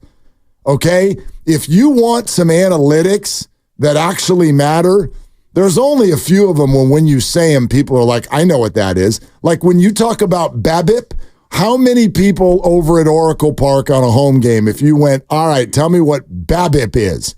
How many people could do it? Maybe 1 in 20. All right. How many people know WAR? Maybe 1 in 10. Okay. I think it's better than that. That's better than that. WAR, wins above replacement. I would say 1 in 10. Okay. I think it's higher than that. Maybe 1 in 5. Is it or is it not the most popular analytics number? It is, but right? I think that we overstate how much people are actually into analytics. Maybe. I don't think people are into analytics, but I think that they matter. And there's only a few that we look at and we let them register with our opinions, don't you think? Yes. Is WAR one of them? WAR would be one of them, I would imagine. But, again, even if you said WAR, people would be thinking, oh, yeah, I know that's important. And when you have a good WAR, that means you're a good player. But what does it actually mean? What is it good for? Right. Absolutely everything in baseball. Yeah, right. Absolutely. But most people wouldn't know exactly what it means, what the acronym is, and actually how it is representative, Jurickson Profar, Fernando Tatis Jr., Christian Yelich, Brandon Nimmo, and Elliot Ramos. Those are your top 5 National League outfielders in terms of WAR. Top 5 for the year in the National League, and it's a guy who didn't get called up until how many weeks has it been, by the way? What's he been up? 5 weeks? That's about right. Yeah. And I'm doing that by feel. I have no idea. It's how a long small he's been sample. out. Yeah. I mean, he hasn't even had 100 at-bats. I think he has. Maybe 100 at-bats, but not many more than that. I think you need to have had 100 at-bats to even register on one of these little gizmos, these dealios. Let's see, where he's at. Where's he at? Yeah, you're right. 92. No, well, 108 plate appearances, 92 at-bats. Okay. Yeah, there you go. It's been a month. His first game with the Giants this year was May 8th. Okay. So I remember when Casey Schmidt was good for 2 weeks. Right. We went bananas. I remember when Luis Matos was National League Player of the Week. Yes, but did we or did we not the following week go bananas? And now there's Elliot Ramos, who in a month is among the top 5 outfielders in the entire National League in terms of wins above replacement. He has been able to achieve that in a month. That's actually even more impressive. I'd argue that if he were to do what he's done this month, stretch it out over the whole season, he would probably be number 1 in the National League in terms of outfielder WAR. Where's the fervor? Where's the bus? Where's the fire engine filled with clowns? Where is Brandon Belt's hat? Where is the energy over Elliot Ramos? He's killing it. Yeah, for a month. Right, that's longer than what the other ones have been able to do. Way longer. And there was Casey Schmidt last year was a thing. And then Luis Matos. And then he wasn't a thing. Correct. That's my point. Yeah. Is that Elliot Ramos, I would argue a month is long enough for the other pitchers to get the data. It's enough for them to start throwing to the weak spots. And what he's showing is, I got you. I'm ready for you this time. In fact, he's getting better. The OPS is over 900. Yeah. This, are you not with me? Is this not getting lost? It's not getting lost. I do think that you're, jumping a little bit ahead. You're putting the cart before the horse. Okay. It's only been, as you said, a month. So if it's 2 months, if it's 3 months, then we can really get excited about this guy being here to stay. Because what we've seen from Farhan Zaidi, if he has a bad, 2 weeks, which is what Luis Matos had, he had a bad 2 weeks and he was gone. And I think that we're in that same spot right now with Elliot Ramos. I don't think that I'm ready to pencil him in for the next 5 years in the middle of the lineup. Not 5 years. That's not what I'm saying. Although I will tell you, Farhan has spoken publicly already about Elliot Ramos and said very, very difficult for me to see him losing his spot in the lineup right now. By the way, manager say, though, that Luis Matos is going to be the center fielder, and then 2 weeks later, he was gone. Right, because the manager and the president of baseball operations are not always on the same page. Right. This one came from the guy who sends people down. And he said, I have a hard time seeing Ramos lose his spot in the lineup. He's leading off tonight. He has also been fantastic defensively out there. And I guess my point is not that we should all buy a Ramos jersey. That's not even what I'm getting at. I hear people still talking about, quote, the kids. Right. I'd like to separate the kids for a second. Let's separate the kids. Everybody go to your rooms. Okay? You have 3 kids. You're damn right I do. I'm sure you do that a lot. I've thought about renaming them Matos, Luciano, and Ramos. My neighbor was like, bad idea. But anyway, I do. I have 3 kids, and sometimes you need to separate those suckers. You go to your room, you go to your room, and you go to your room. And then I'd like to knock on Ramos's room and give him a little wink. I don't want to call you one of the kids anymore. I, for right now, would like to call you the kid. You're the one. Right now, and sure, it's always subject to change. It's sports. Right. We get to change our opinion next week if we want. And he's the oldest, so he's not even really a kid relative to the other 2 guys who are 22. He's almost 25. He'll be 25 in September. Mm-hmm. So as far as, the other 2 kids who are both 22, yeah, he's probably not one of the kids. Well, and plate He can rent a appearances. car in September. Yeah, plate appearances, let's see, in the major leagues, 108 this year. Prior to that, he had 82.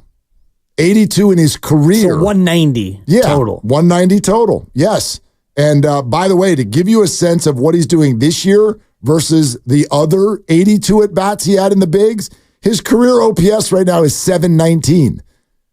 But this year it's 918. Does that tell you how bad he was before and how good he is now? And this you said 719 for his career, right? And that means what he did in his first 82 at bats is more like 500. Yes, 600, like terrible. But his OPS has gone up 175 points this year over the last 4 games. So we do need to keep that in mind because before that, before the 4-game terror where he's gone 6 for 15 over the last 4 games. This is interesting. He was slightly better than he's been in his career. No, I think the whole time he's been here this year, he has looked better than he looked in the past. No doubt. There's no question he's looked about better, that. but over the last 4 games, his OPS going into the Yankee game on June 2nd was 757. It's so interesting because you and others have been excited about Luciano's bat, and we're basing that on 20 ABs. Exactly. I'm excited about Elliot Ramos for sure, but I also want to pump the brakes a little bit on the hype train, and I'm all about the Vamos Ramos t-shirt. I'd buy one. I'd wear one. Let's go, Ramos. I'm thinking black with orange letters as opposed to orange with the black letters. Whatever. You can go either way. Sure.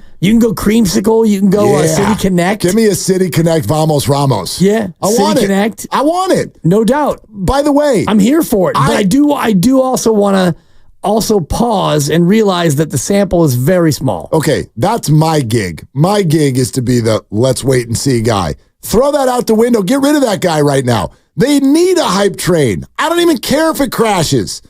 Get a hype train. I'll buy that part of it. They do. You need a hype train. And I'd argue we've done it for less for others. So that's I'm not saying you're wrong. You're not wrong. It's a 92 at bats. We've done it for less. Everyone's crying over Matos. Why aren't you excited about Ramos? Vamos, Ramos! Let's go. Get the shirts. Come on. Let's go. 888-957-9570. Are we sleeping on Ramos? We're sponsored by Safeway. Let's take some calls. Let's have some fun. It's Friday. It's Willard and Dibs. Head to Safeway this week for amazing digital deals for members.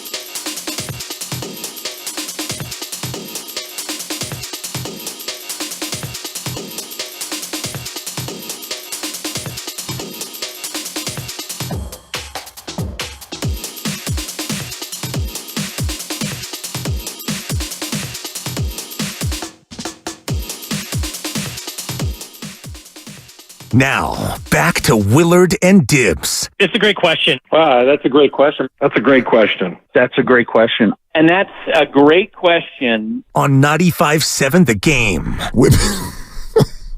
It's bugging me.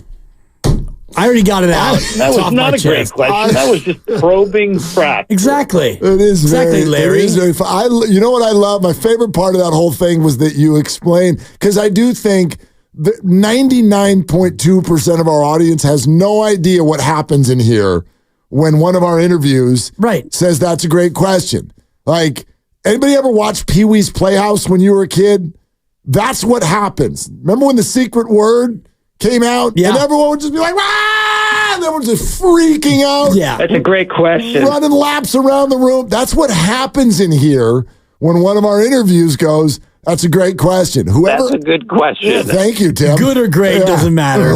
From Tim Kirkchin, it's even better. Yeah, I think that's a really good question. Thank you. And so when that happens, whoever asked the question literally does a lap around the. I mean, it is just bedlam in here. Well, that's a great question. What you do is it's pretty funny because you usually you'll pull away from the mic and then you'll quietly bow your head and you'll take a moment of okay. I'm thankful. Yeah, you're thankful. I have gratitude. It's the least modest being thankful ever. That's a great question. It's the amount of braggadocio that is going into your because you'll pull the fist in close and you'll be like, okay, yes. I act like for people who are not watching us right now. It's a nauseation sensation is what it is. So you ever watch the Grammys or the Academy Awards and somebody wins that didn't think they were going to win?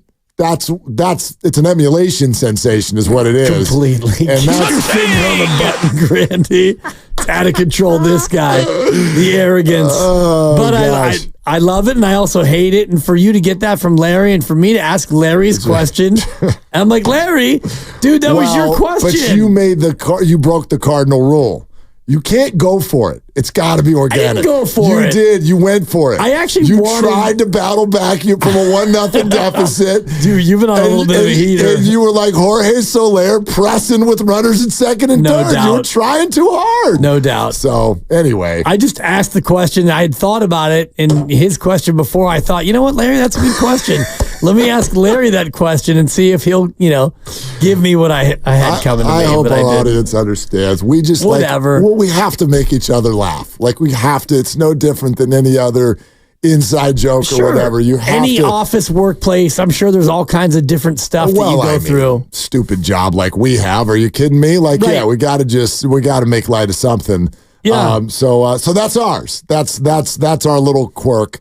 And anyway, so now you know. If you ever hear a guest on this show say that's a great question, or even that's a good question, any of those, a 3. If anybody's, that's a good question. Thank you, Tim. Upgraded to a 4. Actually, that was really good. That's a good question. Tim Kirkchin, yeah. I feel terrible doing it. I love him. Really don't. You really don't. If you felt terrible, you wouldn't keep doing it. Wait a minute. You don't. Let's be fair. You don't feel terrible. No, I don't feel terrible. But I want that an impersonation from me is a sign of respect.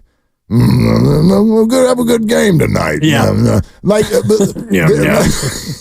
good. These little Cookie Monster in your Bochy. Thank you. Nom. These are people. Gabe Kapler, Bruce Bochy. I'm gonna eat it. Bill Burr. These are people I love. Yeah. So I don't want it to make Harry Callis, rest in peace.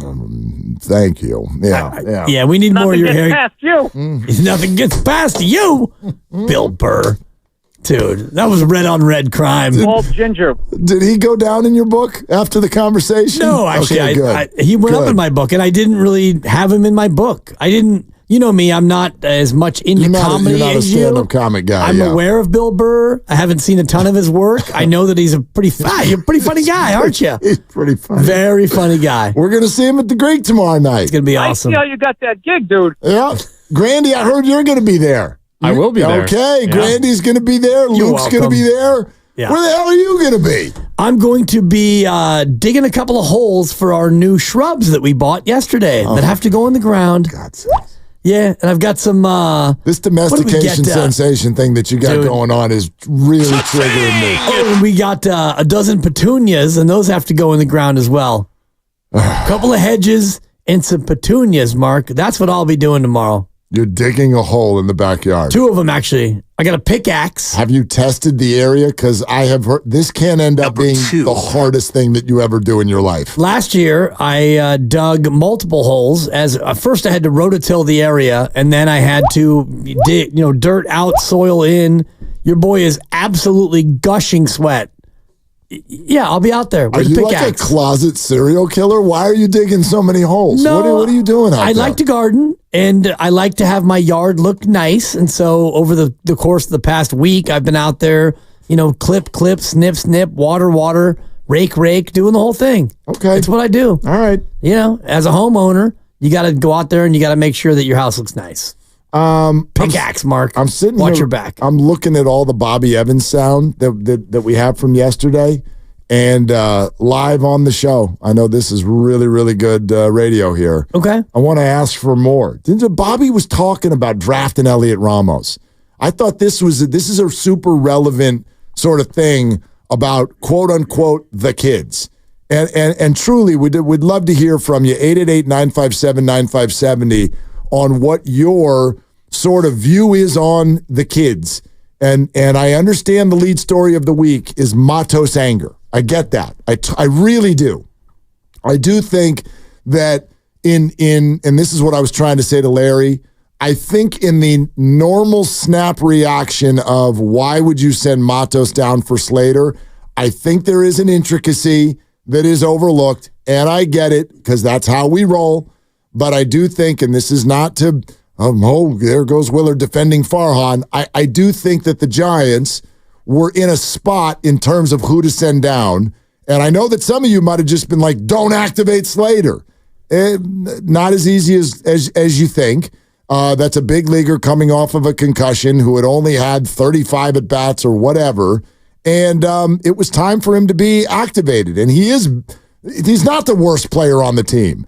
There's a bunch of kids who have been called up, and I would have sent one of them down, and I think the Giants would have too, but they didn't want to do that because they got this gaping hole at shortstop, so they're keeping all the people who might be able to pick up ground balls at shortstop. They're keeping I think, that's just my translation of what happened, and my hope is that a healthy Nick Ahmed means that Luis Matos is right back up in a week or whatever when Ahmed is ready to go. I don't even know exactly when he's going to be ready to go. But my larger point is I know that's the lead story of the week, Matos anger. I think that should be the second story of the week. The first story of the week should be Ramos excitement. And I'm curious, not saying, oh my gosh, he's going to be an all-star, but I'm curious why this Ramos run, to me, doesn't sound or feel like the Matos week and the Schmidt 2 weeks, because this is longer and this is even more effective. Elliot Ramos has been offensively and defensively, objectively, one of the best outfielders in the National League this year. This month, yeah. But even for overall, in terms of output. Right. Number 5 in WAR. Yeah, sure. It's a number. Among outfielders. Yeah. It's a number. It's been a month. Yeah, it's a number, and it's been, but it's a season-long number. So in other words, he's achieved in 1 month more than what almost all of the other outfielders have achieved in 2+ months. Right, and it's led to them being 14-12 in the games that he's played. So, yeah, wins above replacement. I don't know what his replacement would be, and wins above the average replacement. Yeah, he's been better than what they've had out there, and yet it's led them to be slightly above 500 as opposed to what they are overall, which is slightly below 500. I just wouldn't get all overly excited about a player who has had a good month, and even more accurately, he's had a good last 4 or 5 games. And if he continues to trend in this direction, then yeah, go ahead and start printing the Vamos Ramos t-shirts. I mean, he's homering every 18 at bats. He's homering every 18 at bats. I know you keep saying it's been like a good 4 games. It's been a great 4 games. Right. But before that, it was a really solid start to the year. Right. Like he's had an effect. Like this is what I always look for. And what really grabs my attention about Ramos, he's had an effect on the outcome of the games. You know what I mean? Jorge Soler finally got into one. against the Diamondbacks. Another solo job. 15 rows deep. And it was a 6-3 game, and he made it a 7-3 game. Right. Ramos makes 2-1 games 2-2. Do you know what I mean? Like, there's also the clutch gene in there. Elliot Ramos, right now, objectively, and this is a wild thing to say, it's not a compliment to the organization at all, he's your best player. He's your best player. Give me somebody in the lineup who you want up in a big situation right now, not named Elliot Ramos. Right now, probably nobody. I mean, over the course of the last, in his last 4 games, he's homered 3 times. And he has 5 homers on the year. And on the year, I mean, since May 8th when he came up. So that to me is where I look at it as far as his recent run, the recency bias of it. Yeah. And of those homers, you homered against New York, you lost 7-5. You homer against Arizona, you lose 4-2. So those homers did not impact winning. They were home runs that impacted them staying in the game, certainly. But those are games you still went on to lose. That counts, though. It does. It counts. I mean, you were mentioning the solo home run up 6-2, which makes it 7-2, which is okay, good home run. Yeah. But you're right as far as like the impact on the game wasn't as impactful. Well, except for, I do think to a degree in a game like baseball, comments like that can quickly get to an unfair spot. Let's go back to the game against the Yankees on Sunday. Yes, the Giants lost. Had nothing to do with Elliot Ramos. Ramos came up in the late innings with the bases loaded, 2 outs of a 3-3 game, and he lined a shot into left center field and cleared the bases. And made it didn't clear him, but he made it 5-3. Like super, super clutch. And yes, Camilo Doval came out, tipped his pitches, and the Giants lost the game. But to me, that Ramos's hit still counts the same. That is an unbelievably important base hit in a huge moment for the baseball team. And we've watched a lot of that from Ramos. They like the other night in Arizona, they lost in extra innings. Jorge Soler got tagged on the head in what would have been it would have given the Giants a 3-2 lead in the 9th inning. But okay, review, you're out. But what did Ramos do in the 7th inning? 2-1 game. Home run, Oppo Taco, 2-2 tie. Yes, you went on to lose the game, but dude, huge moment. Yeah. So he is having an effect on the big moments for the Giants. And I think we really want to spend some time highlighting this right now because of all the things that a Giants fan is like. To me, come on, we're starved for something exciting.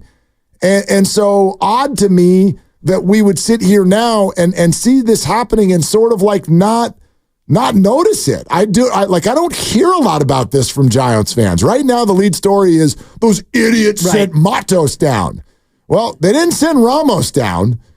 And I get it. You want to see young people, but Matos for 2.5 weeks stunk out loud. He had a hard time. Before getting sent down. He was hitting 165 over the course of about 2 weeks. Meantime, the guy right to his right in left field is killing it. And is another the kids. Right. So let's get hot on that. For sure. Vamos Ramos. Well, and that's how people look at things. It's easier to look at the negative and highlight that and, dwell on that part of it, especially when the team is struggling as they are struggling. You're more apt to look at, Matos getting sent down as opposed to celebrating what Ramos has done over the course of a month. Well, I'm in. Because, by the way, here's another thing to mention in this conversation.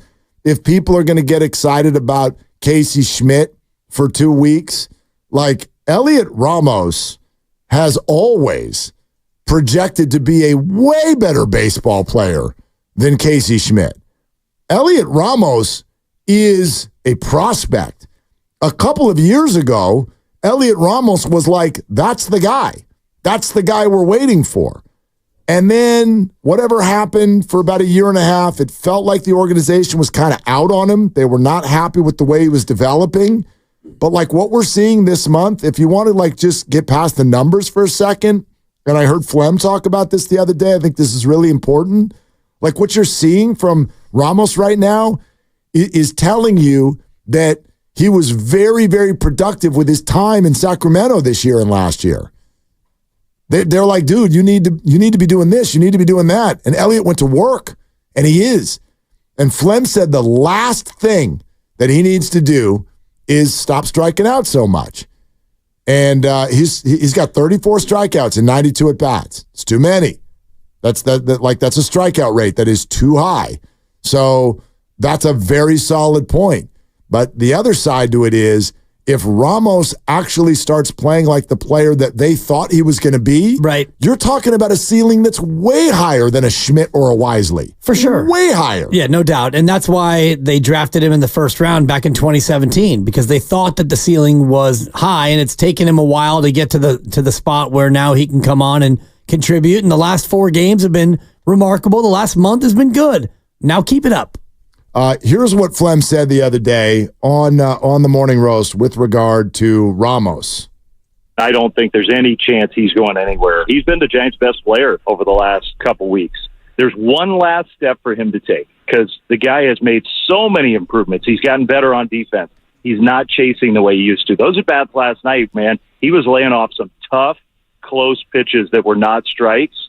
Got on base 3 times in a row to start the game. He does still have to find a way. And look, we've seen him. He's got aptitude. He gets better. He improves. You tell him to work on something, he does it. Like, that's a really good quality. You can't strike out 35% of the time and be a great player. You cannot. I'll say impossible. Maybe it's not impossible. If you were hitting home runs at an Aaron Judge pace, maybe you can still be a good player striking out that much. Otherwise, you got to cut that down. Even if it's just cut it down by 10%, you got to find a way to not be so vulnerable to the swing and miss. Here's another point that I think is really important with regard to quote-unquote the kids. Remember that they were called up out of necessity, not out of what the organization usually likes to do, is have somebody force their way up to the next level. But let's take a look at what the 3 of them were doing in Sacramento this year. And in fact, their hitting coach is going to join us in 40 minutes. Damon Minor, who used to play for the Giants, many of you will remember him, is the hitting coach for the River Cats. So he has been working directly with these guys all year long. And he's going to join us in 40 minutes. I can't wait for that conversation. Because of the 3, who was really doing it in Sac? Ramos. Yeah. So what you're seeing right now with the Giants is the same thing they were seeing in Sacramento. The OPS of 918 in the Bigs was 953 at Sac. He's been good all year. He's been incredibly consistent. The only thing that he did at Sacramento a little bit better than what he's been doing with the Giants, his strikeout rate a little bit lower. Still too high, still too high, and that's something we'll ask Damon about. But this guy's been really good all year at every level. And so Matos was the one that was like, crap, we got to call him up. Jung-Hoo Lee's down. Luciano, gosh, we got to call him up. Ahmed's down, and Schmidt's not hitting the ball. We got to call up Luciano. Those guys didn't force their way up. Ramos did. And so if there's a chip that I'm going to place on the table of one of these 3 right now as far as sticking and being the young guy of 2024, it is easily Elliot Ramos. And he got the chance mainly because Conforto went down. No doubt. But he had the numbers to show that he could have also forced his way up. There was a buzz. Right. Yes. And, you also have the spot where it's Yaz out in right field as Slater. A left-hand hitter, and Slater, Slater's the guy who normally plays the other part of that platoon, but he was not around to do that. So you could have Ramos come up there and play that role, but now he's become an absolute everyday mainstay. The little birdies in the back of my head were telling me before Slater's concussion, he had about 3 or 4 more weeks. Right, and I think he still does. And if he didn't get it the difference now is Ramos is already up. Like, yeah, you could do Matos. That's the thing. The thought was at the time, Slater's hitting a buck here in the Bigs, and Ramos is in Sac hitting 300. Why don't you move on from Slater and bring up Ramos? And then everybody got hurt, and it all got muddy. But that's where we were headed. That's where we were headed. And now he's already here, and he's proven that he should be here. And at minimum, he has taken Slater's job. I think he might have taken portions of Conforto and Yaz's job too. Yaz is lucky he can play center and Jung-Hoo Lee is out and now Matos is down. But Ramos is going to be in the lineup every day. Yeah. Every day.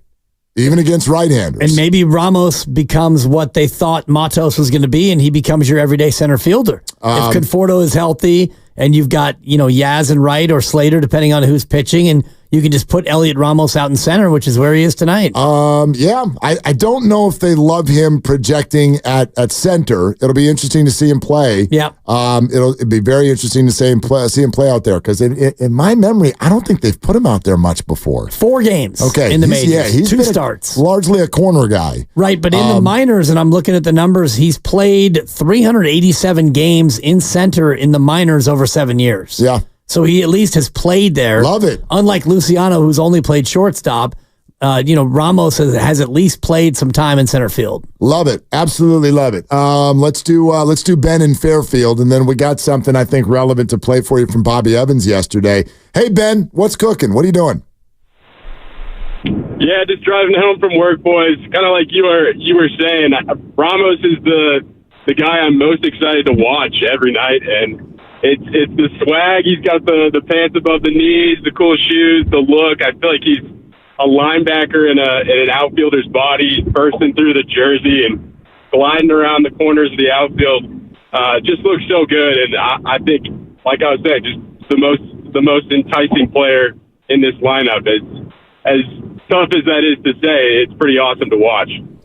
No doubt, Ben. Ben, thanks very much. And again, I mean, maybe I'm being a little hyperbolic right now, but if I'm the Giants and for 3 years you've been begging for things to promote, listen, I'm not saying fill the team store, but I am saying whatever the Schmidt buzz was for 2 weeks last year, and I think Matos had his share of it for National League Player of the Week, obviously deserved it, drove in almost 20 runs in a week. It was incredible.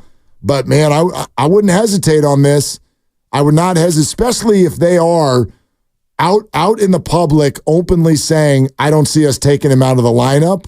Well, man, fire up the hype train. Yeah. Let's go. With the Vamos Ramos t-shirts. Vamos Ramos. Just start printing them and get them out there. And if he continues to play like he has of late, and even like you said, the whole month he's been up here, then, yeah, he's going to stay, and you can figure out what to do with the outfield spots, and maybe it's not until next year because Jung-Hoo Lee is going to be out for the year, but it's going to get to a spot where you actually have a little bit of an embarrassment of riches. If Conforto can hit, you've got Yaz who can play defense, and you start to really stack outfielders out there. Bobby Evans with us yesterday, who was in charge of drafting Elliot Ramos back in 2017. He's 24. He's a victim like all these kids are of COVID. I mean, they missed a year of baseball, really a year of development. And so I think we're seeing what Ramos is capable of. I mean, I think the reality is he's more disciplined at the plate. He's doing damage with the pitches to hit. Obviously, he's improved the all-around game, including his defense in the outfield. And when we drafted him, we didn't know whether he would be able to stick at center or whether he'd have to be a corner. I think that as he was in the development process, we looked at him more as a corner guy. He's able to obviously carry his load there. He's done well offensively. He's shown consistency. He's shown that he's made the adjustments that we all knew he needed to make when he was here, at some point last year. I just think his minor league stint has been longer than people wanted it to be, and you forget that this was the 19th overall pick in the draft. Right. It's a first rounder now. It's a first rounder who's starting to play like one. Pretty exciting. It's very exciting. Pretty exciting. Yeah. I mean, is that not what we've been waiting for? It's what you've been waiting for, and play the kids, and right now it's play the kid, singular, and he is earning his spot. Presented by Fremont Bank, celebrating 60 years of full-service banking with no compromises. His hitting coach with the River Cats, former Giant Damon Minor, joins us in about a half hour. We continue with your calls, 888-957-957 on Willard and Dibs. Hey, what's going on? It's Willard and Dibs for Safeway. Enjoy these amazing deals. And as always,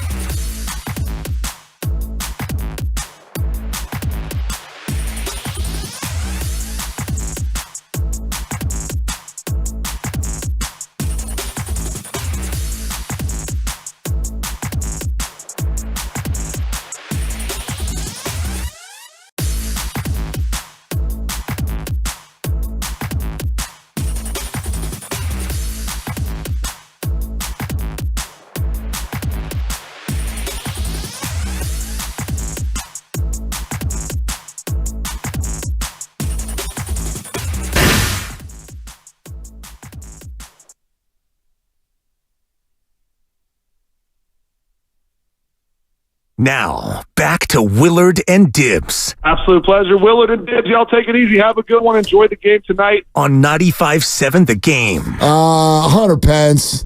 A real one. Let's take a moment, though, on a couple of Warrior-related items. First of all, we got rumors. Yeah? Ooh. Whispers? Rumors? Flights?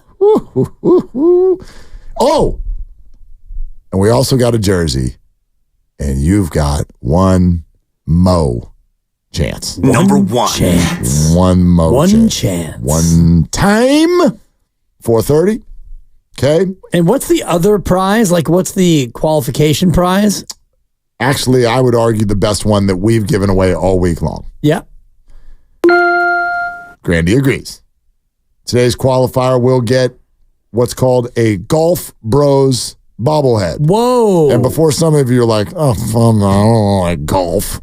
Golf Bros featuring Steph Curry and Klay Thompson, meaning Steph and Klay in their golf gear bobbling. Okay? Yeah. It's pretty awesome, actually. Steph making birdie, Klay making bogey. There you go. I mean, I can take it out? This is the one we're going to give away? All right, Twitch and YouTube. Whoa. I'm making If you're watching. Yeah, you are. Dude, I feel awful. You better be careful. Can you hold it up? I haven't seen it. Well, that's what the box looks like. What's in the box? What's in the box? Thank you. I feel like this is like I'm getting PTSD 40-year-old virgin style. Remember Steve Carell, yeah. All the boxes of his little toys had to remain totally unopened. You just open this thing up. I'm going to get all the styrofoam crap all over the floor. Just don't drop it. Well, I'm not going to drop it. Hang on. You might. No, I got it. Who still uses styrofoam? Good Lord. Yep. All right, there we go. See, I told you there's going to be stuff everywhere.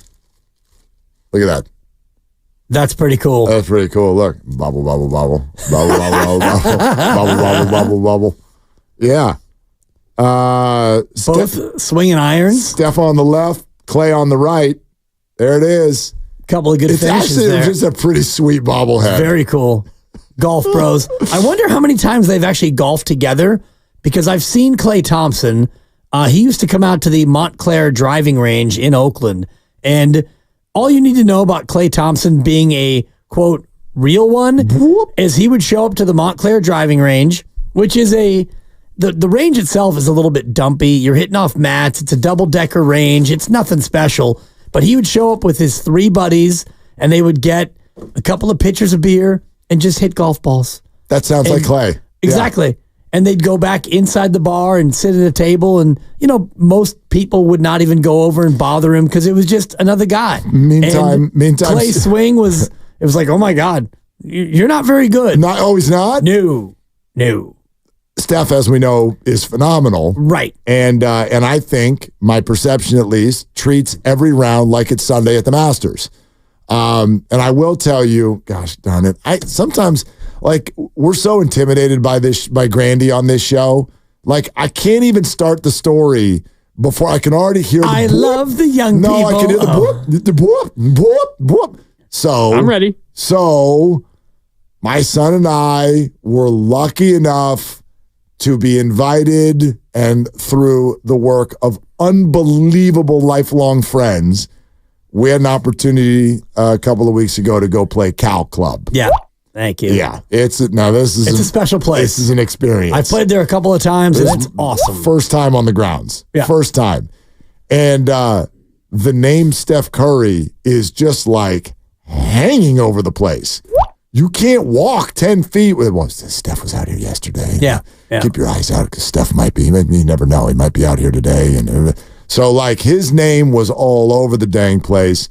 But we've watched Steph play golf before, whether it's Lake Tahoe or anywhere else. He every day looks like the most serious day of all time. Yeah. So anyway, a little bit different golfers, but they're on the same bobblehead. They are. And you know who else plays at Cal Club a lot? He's been a member for a long time. So what?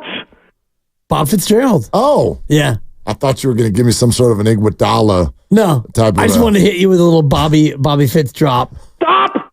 It's just, I'm looking at Spinoni's page, and he's got all of them. My favorite size matters. My favorite part of this is how uncomfortable Grandy gets when you start hitting drops. Like he almost came out of his seat. He's like, "What is Dibs doing in there?" Well, because I think he deep down is like, I didn't hit that. How did that happen?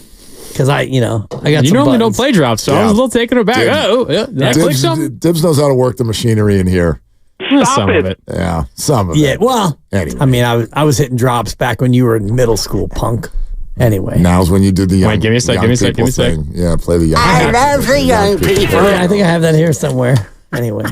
Back to sleep. Anyway, we got to Ramos. We got the Golf Bros bobblehead to give away at 4:30.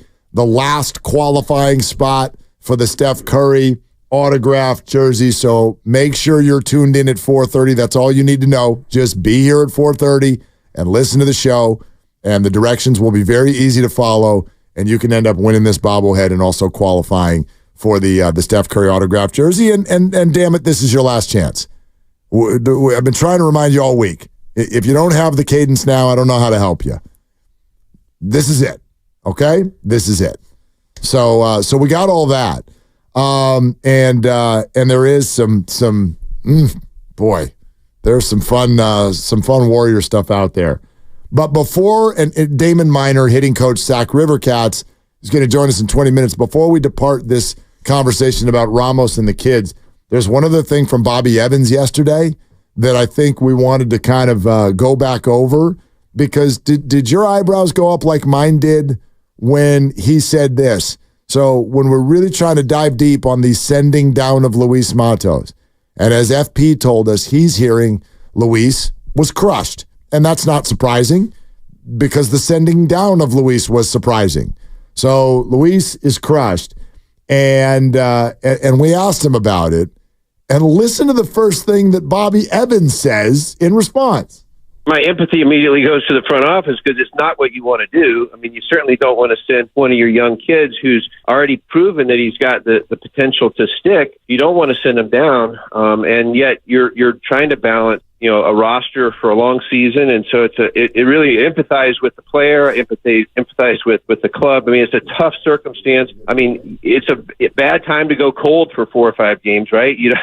Somebody's coming off the DL. You don't want to be the guy that's turned cold, even especially as hot as he was. So it's not a good situation. It's not what you want. And as a club, you're looking for a way to get him back here as soon as possible, because he needs to be here. My empathy immediately. Hey, Bobby, Luis is crushed. Can you believe this crap?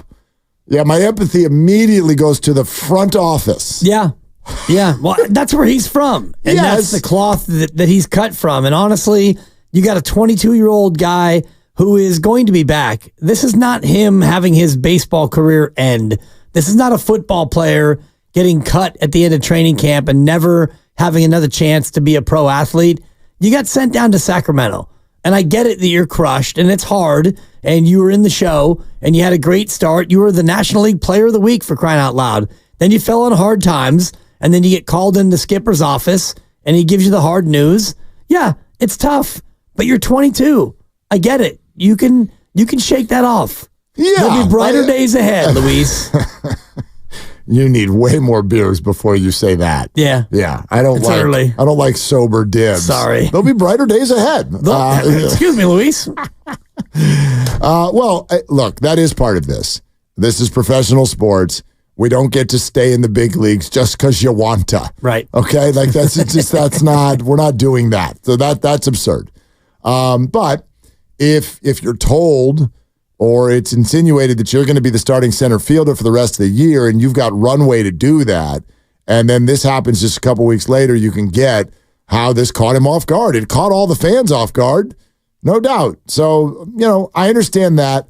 I just think that the more I look at this, and we do have, by the way, we've got a Giants injury update that I think will actually help take us through this conversation. And I still keep getting weird feelings, because the guys just sent us the injury report. Right. And the first thing I did is, where's the Nick Ahmed news? Oh, can't wait to get that 235 hitter back. So Nick Ahmed, with the left wrist sprain, has resumed full baseball activities in Arizona. And I really believe that however long it takes Nick, it might even be sooner, but when Nick gets back, I think Luis comes back. I got the over-under for Luis getting back at like 2 weeks. At 2 weeks. And I think he's right back up. It's Ahmed comes back, and then Matos comes back, and you send out Schmidt and Wisely. Schmidt and Wisely, Schmidt and Fitzgerald. Yeah. I mean, if Ramos is going to stay up, if Slater is back, if you've got your shortstop, I like Tyler Fitzgerald, but is there like we need him on this roster? Do you need a right-handed hitting outfielder if you've also got Ramos and Slater? I think you do because I feel the need for speed. But that could be Matos. He also runs well. Yes, but as far as like a late inning pinch runner, that would be Fitzgerald because you're going to play. You would figure you're going to play Matos, right? Yeah. I mean, if you bring him back, you want to play him. You don't want to bring up a young guy and not play him. He's going to play. He's going to play. I mean, you've only got 2 left-handed hitting outfielders. At least one right-handed one is going to play every day. I get it that's usually going to be Ramos. But, I think, look, I think he's going to play. Maybe not every day, but he's going to play at least a big role. And, I don't think the runway, those of you who are just so, and I know it's a lot of you, are just so sick and tired of Austin Slater. First of all, I'd argue that there's a little recency bias there. He's never been a devastating player, but like Larry Kruger's point during the crossover was a little disingenuous. He's never hit 20 homers in the bigs. He's not a full-time player. And they're not asking him to be a full-time player. They're asking him to crush lefties. And Giants fans' memories right now are short because they're mad. But if you want to look at the last 6 years of Austin Slater's career, he's very good at what he's asked to do. Very good outfielder. He's very fast, and he crushes left-handed pitching. And OPS of 815 for his career against lefties. Good God. 646 against righties. Right. So in almost the identical amount of at-bats. Not good against right-handed pitching. Right. Is an all-star against left-handed pitching. That's what you're asking him to do. Now, if you want to replace him with someone that could project as an everyday player, totally get that point. And that's a fair one. But there's a runway here.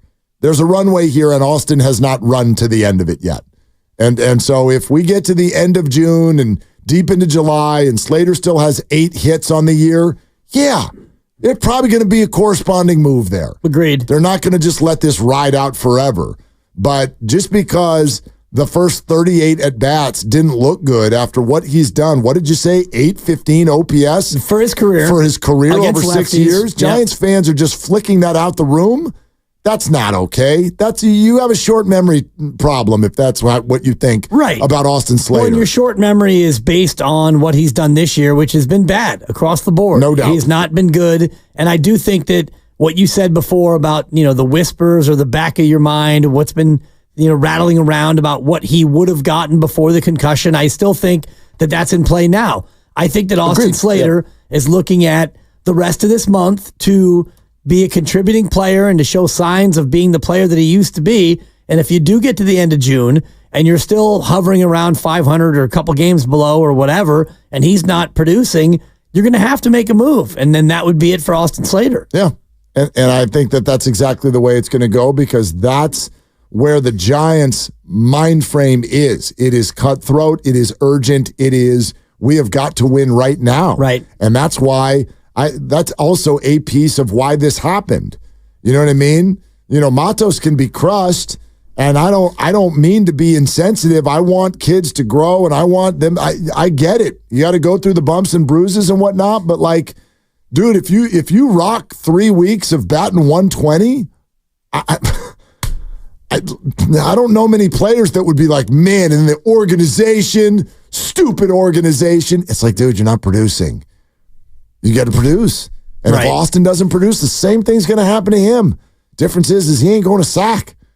He's going away. He's going to St. Louis. Right. And, to that point, you look at tonight's lineup that's already out, and Austin Slater's not in there because they're facing a right-hand pitcher. So that's just the way that's going to go for Austin Slater. He's not going to get every opportunity to start. And, if they go to a lefty at some point in this game, he probably comes in and pinch hits. Maybe it's for Yaz. If Yaz is up there and they go to a lefty out of the bullpen, Austin Slater then has an at-bat, which is going to be huge for him. Every at-bat he gets against a left-hand pitcher is going to be giant for his, pun intended, for his staying power on this team. The rest of the injury report has the same funny quirk that it had when they sent one out at the beginning of the week. Like, for instance, if all you want to say about a certain injury is they've resumed baseball activities, like, think of it. This is on the same injury report. Right. Nick Ahmed has resumed full baseball activities in Arizona. Hitting, running, catching. That's all throwing. it says. He has resumed. I'm trying to think about what those activities are. Full baseball activities. I would imagine that means hitting a ball. It means catching a ball. Scratching yourself. Throwing a ball. Spitting. Thank you. Chewing gum. Yep. Running. Hanging out by the cage. There you go. Snapping a towel at somebody in the shower. Getting some beers after the game. All that stuff. He has resumed full baseball activity. 2 spots down is Marco Luciano. He is continuing all baseball activities, including base running, throwing, and hitting. Okay, that covers it. Oh, wait. Base running, throwing, and hitting. What about the part where people hit him the ball and he has to catch the ball? The ball. That's not included? I don't know. He has not resumed catching or missing the baseball. That's a great question. I do not. I do not have confirmation. I do not have confirmation that Marco brought a glove to Arizona. Oh my God! I don't know. Base running, throwing, and hitting. He has not resumed baseball activities like booting and kicking and missing. But if he is throwing, how is he getting the balls in the first place? It could be that someone's handing it to him. You know how the quarterbacks warm up on the sideline and they got somebody next to him catching the ball and then they hand it to him. And I think that's happening with Marco. Right. They're like, here, Marco, throw that thing to first Maybe base. he's just throwing BP. Could be. All right. So there's that. Alex Cobb throwing out to 120 feet. Blake Snell's thrown out to 75 feet. Lamont Wade started throwing and hitting progressions the last couple of days. Robbie Ray's got 2 innings in the ACL tomorrow. That's not the Arizona Cactus League. Yeah, not that he's got his ACL. He didn't have a UCL, but he's got the ACL. Anyone else to care about? Oh, by the way, Tom Murphy. You remember that movie Darkman? Yeah. Tom Murphy's like Darkman. The Giants won't say anything about him. Everybody else has got these multiple sentences. He's doing this. He's running in Arizona, and he's resumed baseball activities such as throwing and base running, and he's throwing out to 75 feet. Then you get to Tom Murphy. He is continuing his rehab. Okay. Period. And that's all we have to say about that. Right. That's weird. Continuing rehab. Right. And he's on a 3-year deal. So you got Tom Murphy. You got Tom Murphy, 3 years, $12 million. Yes, so you do. I wonder why they would be so vague with that. Maybe they aren't, super excited about rushing him back to actually play catcher again. Because things are pretty good right now with Bailey and Casale. Well, Casale's a really good defensive catcher. He doesn't get a lot of hits. Right. Tom Murphy hits home runs. Like, he legitimately has a track record of hitting the long ball. The old track record. He does. He's got 1 this year. Well, yeah, he's only got, how many at-bats does he have? 38 plate appearances. All right. How many ABs? 34. Okay. OPS of 6? 446. Not good. Nah. Not good. He's 4 for 34. Incredibly small sample. Yeah. But no, right. Tom Murphy's a better hitter than Kirk Casale. Yeah. He had 18 homers back in 2019. There you go. For Seattle, of course. It's a Farhan special. This guy was good 5 years ago. Let me trade a bag of balls for Seattle. Yeah. Totally. Yeah. Yeah, I got to get the cadence down. Better. It's getting better. It's a knee-ha. That's what it is. Thank you. I'm going to work on it. I'm going to dial it in. Yeah, you are. You're locked in. Yeah. It's important to me. Speaking of locked in, he is not free to move about the cabin. The captain has put the seatbelt sign on. And I love social media. And more than loving social media, I love people who know how to use it to their advantage. Because again, what stands out to me when I see something like this is not just the picture. It's the fact that the person taking it is fully aware of exactly what's going to happen if they post it on social media. So what do you think Jimmy Butler was thinking when he just put and it looks like either a selfie or a friend took this at very close range as he is sitting in his seat, either on a plane or at the gate right outside about to get on a plane, and right over his right ear is where he's sitting, where the plane is departing from. That would be Van Nuys, California. Yeah. You know it well, Captain Northridge. Yep. Not far away. And then right over the left ear is the destination. And that would be San Jose, California. Wow. He is flying from Van Nuys to San Jose, which means absolutely nothing. But in the world of social media, it means the Warriors have just acquired Jimmy Butler. It's exactly what it means, right? And he knows that. He knows that when he puts it on Instagram. So he did. Yeah. So he did. And so trade confirmed. Well, that's what I saw. Warriors World actually posted like trade confirmed. Eyeballs, trades confirmed. And so, yeah. I mean, do we have to look at Kuminga and see where his flight itinerary is? Does he have a picture of him with SFO to Miami behind his back? Is he on a flight as well? I did see some highlights of Kuminga last week. He hit a 3. I saw that same highlight package. Looked good. Couple of good moves off the dribble. Well, it was like a quick release. He had that ha-ha. For sure, as Guru would say. He looked good.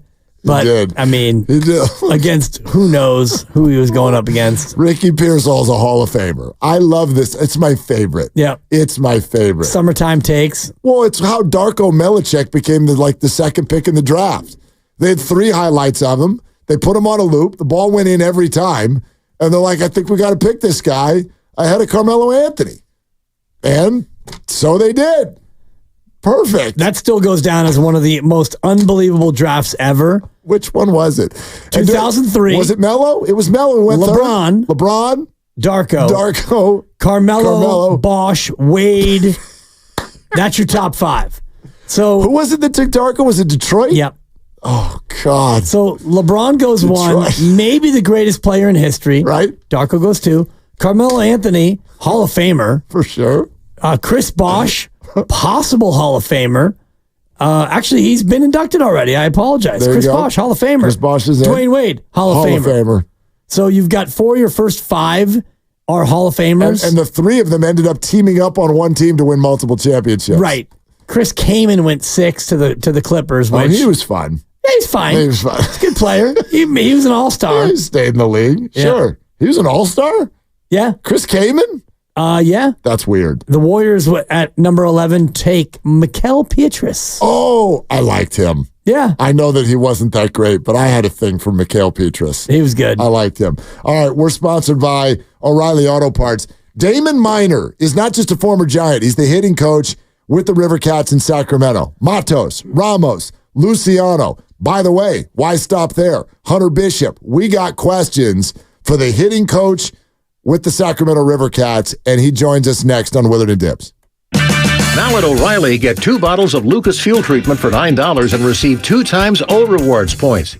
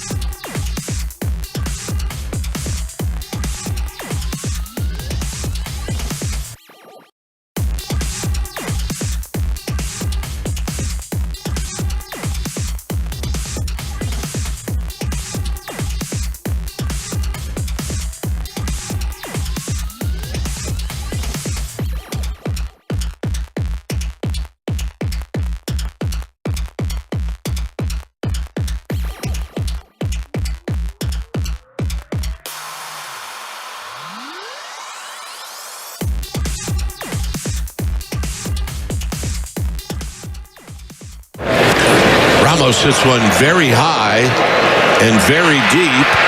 Carroll at the wall, and it is out of here.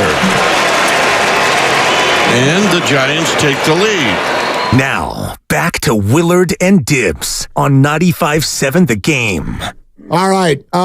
In an hour, your opportunity and your last opportunity to qualify for the Steph Curry autographed jersey. That is coming up in exactly 1 hour. But Dibs and I are pretty excited about this conversation. I think that there's going to be some great perspective that's about to be shared with some guys that have gotten everybody's attention here recently, and more for that matter. But Matos, Luciano, Matos back down in sack. Luciano is injured. Elliot Ramos is crushing it. And we're going to get into all of that with the Sacramento River Cats hitting coach, also a former Giant in his own right, Damon Minor. And Damon, that's the one thing. We were just looking at sort of your history as a player, and it just brought up all the feels because it's fine now because the Giants have won 3 World Series since then. But I always tell people whenever they ask me, what is the most painful moment in your life as a Bay Area sports fan? And I don't hesitate. It was the 0-2 World Series. Do you still hear thundersticks in your nightmares? Yes, and that rally monkey is annoying. Thank you. Thank you. Like, are you over it? Because I'm still sort of kind of not over it yet. You know what I mean? No, it always stinks, especially when you a lot of teammates that I played with or at least played against, and a couple of them are on that team, and they always when it gets close to that that time, they always kind of post stuff on social media, and it just brings back those memories. Ugh, Scott Spezio. God darn it. Anyway, Damon, how about this Elliot Ramos guy, right? Like, what can you tell us? What was happening last year and early this year in Sacramento versus what we're seeing now with the big club? With Elliot, you got to look back. I think he made his triple debut when he was like 21. So, and then he obviously made it to the big leagues a couple years before. After that, I think in 23 was his debut, I think, or 22. I mean, and it just he was a young player, and just like every young player, when you get a taste of the big leagues, it can be a little rough, and kind of shell shocked him a little bit. But Elliot's done a great job of growing up and understanding who he needs to be, and that's to be a guy that can get on base, hits all fields, and it comes down to what you swing at. And Elliot's done a really good job of understanding what he can swing at and obviously what he doesn't need to swing at. And you can tell he's laying off that high fastball now, and that's helped him get better counts and get better pitches. And give credit to Elliot. He's really, when they throw the ball in the zone, he's not missing it right now.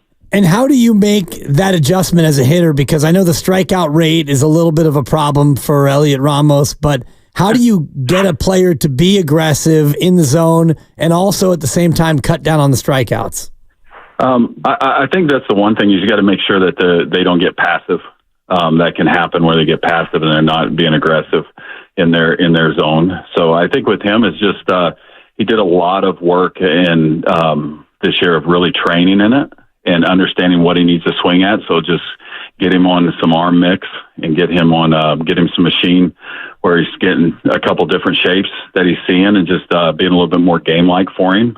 And I think that's really helped him out to understand that he can still be aggressive and still understand what he's going to get. And then if he doesn't swing at a pitch out of the zone, then he's going to get what he's looking for. So you give credit to him, and that's what he's doing right now. Damon Minor, former Giant and current hitting coach with the Sacramento River Cats. So he's working directly with a lot of the guys that we're watching come up. And I think this is great perspective. Damon, what do you see as the ceiling? Because I think Giants fans forget, because it's been a minute, this guy's a first-round draft pick 7 years ago. So what kind of ceiling do you see for him? Every player, you kind of look at him, and he's kind of that complete player. He can play really good defense. And then he brings a lot to the table because he's a bigger kid, but he's not very tall. So he doesn't have too many. He's got those shorter arms, so he can go out there and take the ball to right field, especially like good velo. So with him, I think he can be that guy that can play good defense, and then also if he gets comfortable where he can steal some bags because he can run a little bit. So with him, I like what he brings as a youthful player, if he continues doing what he's doing, he can be one of those everyday players. Do you think he can be an everyday center fielder? I know he's going to be out there today in Texas. Is that where you can project him out defensively? I think he can play a little bit everywhere. Center field, he obviously played some center field here quite a bit, and the ball's in front of you, so the breaks are a little bit better. The corner outfield, you got to really get adjusted to. And that took some time with him, is getting adjusted, especially in right field, because the breaks are a little bit different. The ball's not straight on, so you get a better view when you're in center field. So I think that'll be a plus for him being in center field, and for him, it's kind of more of that natural feel out there for him. Damon, let's talk Luis Matos as he comes back to you, and in a surprising way, and no doubt frustrated with being sent back down there. What is the direction? What does he need to work on? I think with Luis, he had that really good run for 2 weeks, and it's part of the Major League Baseball is not an easy league especially when pitchers figure you out, and they can be grinding, and that's part of the as a young player, all young players go through it. You look at Jackson Holliday with the Orioles, top prospect comes up, he starts 0-11. So it's just that learning process of understanding what you're going to see the next time you go up and be prepared, just like any young player. And with Matos, he's just, he's such a strong kid when it comes to nothing really bothers him. So he knows what he needs to work on and just be ready for the next opportunity and to go up there and help the team again. What are the adjustments you look at based on, after his hot couple of weeks and what the struggles that he saw at the major league level? What are the things specifically that you would look at as areas he need to work on?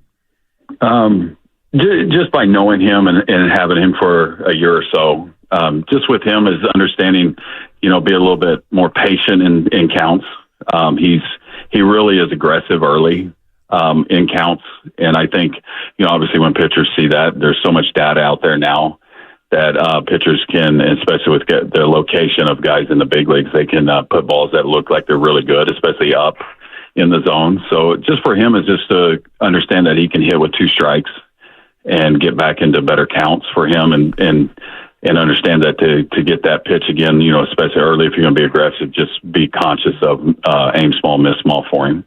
Former Giant Damon Minor, hitting coach, Sacramento River Cats, joining us here on Willard and Dibbs 95.7 The Game. Damon, I know you're a hitting coach, but how much of a psychologist are you? In other words, how would you describe the mental struggle for players like these 3 that we're talking about that have dealt with the up-down nature of this? That's the thing is that most hitting coaches, especially at the AAA level, you're more the mental coach as well. So I think it helps me be able to relate there because I've been in those shoes, going up and down and having success up in the big leagues and then coming back down and not having success. So I think that helps me be able to relate better to the player and just be able to give them, just stay positive with the player and help them just get through, especially when the tough time mentally, because most players, you don't sleep at night when you're taking 0 for 2, 0 for 4, and you start struggling. So it's more the understand that you have a new day and you have to go out and compete and try to attack because it's definitely a chess game. You got to understand that it's in the long haul of the marathon that you got to make sure that you're not just sprinting and just understand that you have to go out there every day mentally and stay strong. Damon, was Luis shaken when he got back to you guys? What's that? Was he shaken? Luis Matos, was he shaken when he got back to you guys just recently? No, he's just been down here a couple of days. No, Luis is he's strong mentally, and for him, it's just more of understanding and get confident again and understand what he needs to work on, and that's just being himself again and just going out and playing. And just for him, he's one of those quiet kids, and he just goes out and does his business. Nothing really truly affects him when he doesn't show it. So he just get him back in there, get him comfortable again, and just be ready for the next time to go up and help the team. What were the adjustments and the work that Casey Schmidt put in order to have such a good start to his year down in Sacramento and then make it back up to the big club? The one thing with Casey, he likes to swing. So I think with him, going up the second time and not having the success, lining out a lot. And I think kind of give kudos to what Pat Burrell had a really good conversation with him and understanding to open up his swing, because he has a little bit of different angles where he's stepping open a little bit and not trusting himself, so he can't see the outside pitch. So just having those conversations ongoing with players till they trust themselves in the game.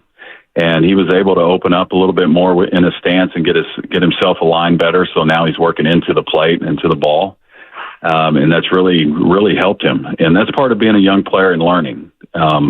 You think you want it to happen so quick, but it does take time.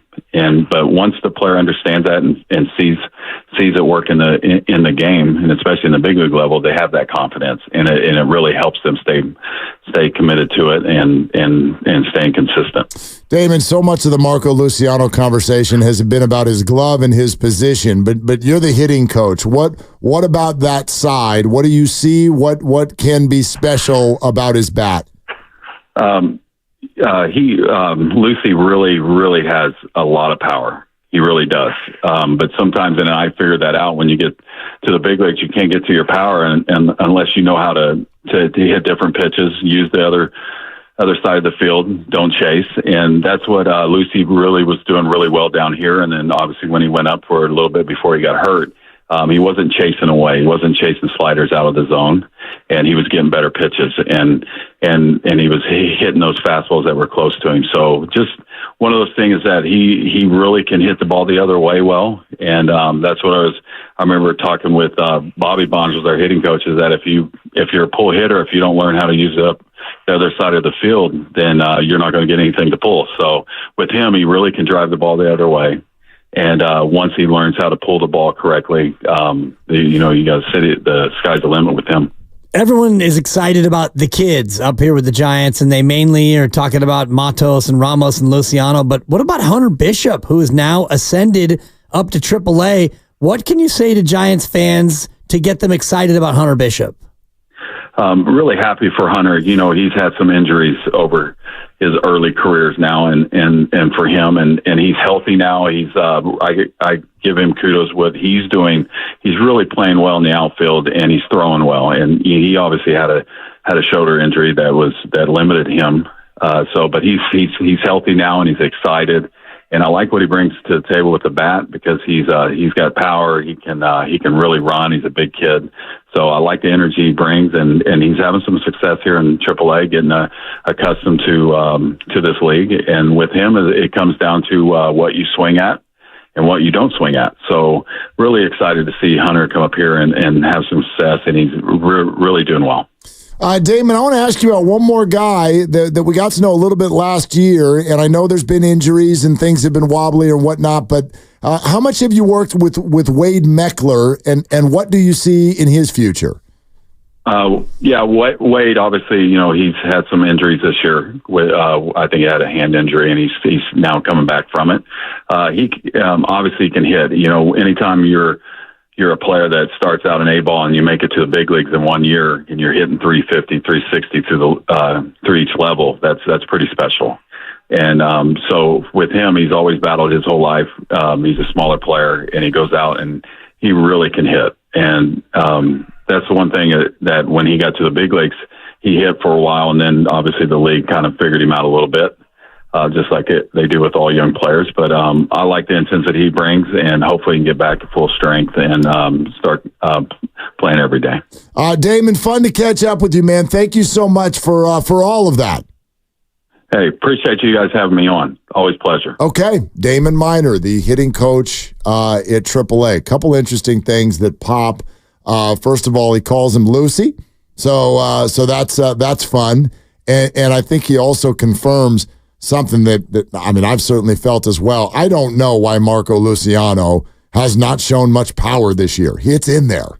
Good God, it's in there. Oh, yeah. And so that was interesting to hear him talk about some of the finer points that have sort of, at least for now, bottled up his power. But I think it's in there. And then the other comment that stands out to me is when he's talking about Luis Matos, having to become confident again. Yeah. And I think that's a window into how he was feeling after the downturn of the last 2.5, 3 weeks with his experience here with the Giants. And it's a window into just being a young person. And I don't know if it happened to you. It happens to most of us where you're 21, you're 22, and you get a little bit of success doing whatever it is you're doing, and then you have a setback, or you get sent down in this case, and you got to figure out how you can pull yourself up by the bootstraps and get back to doing what you want to do.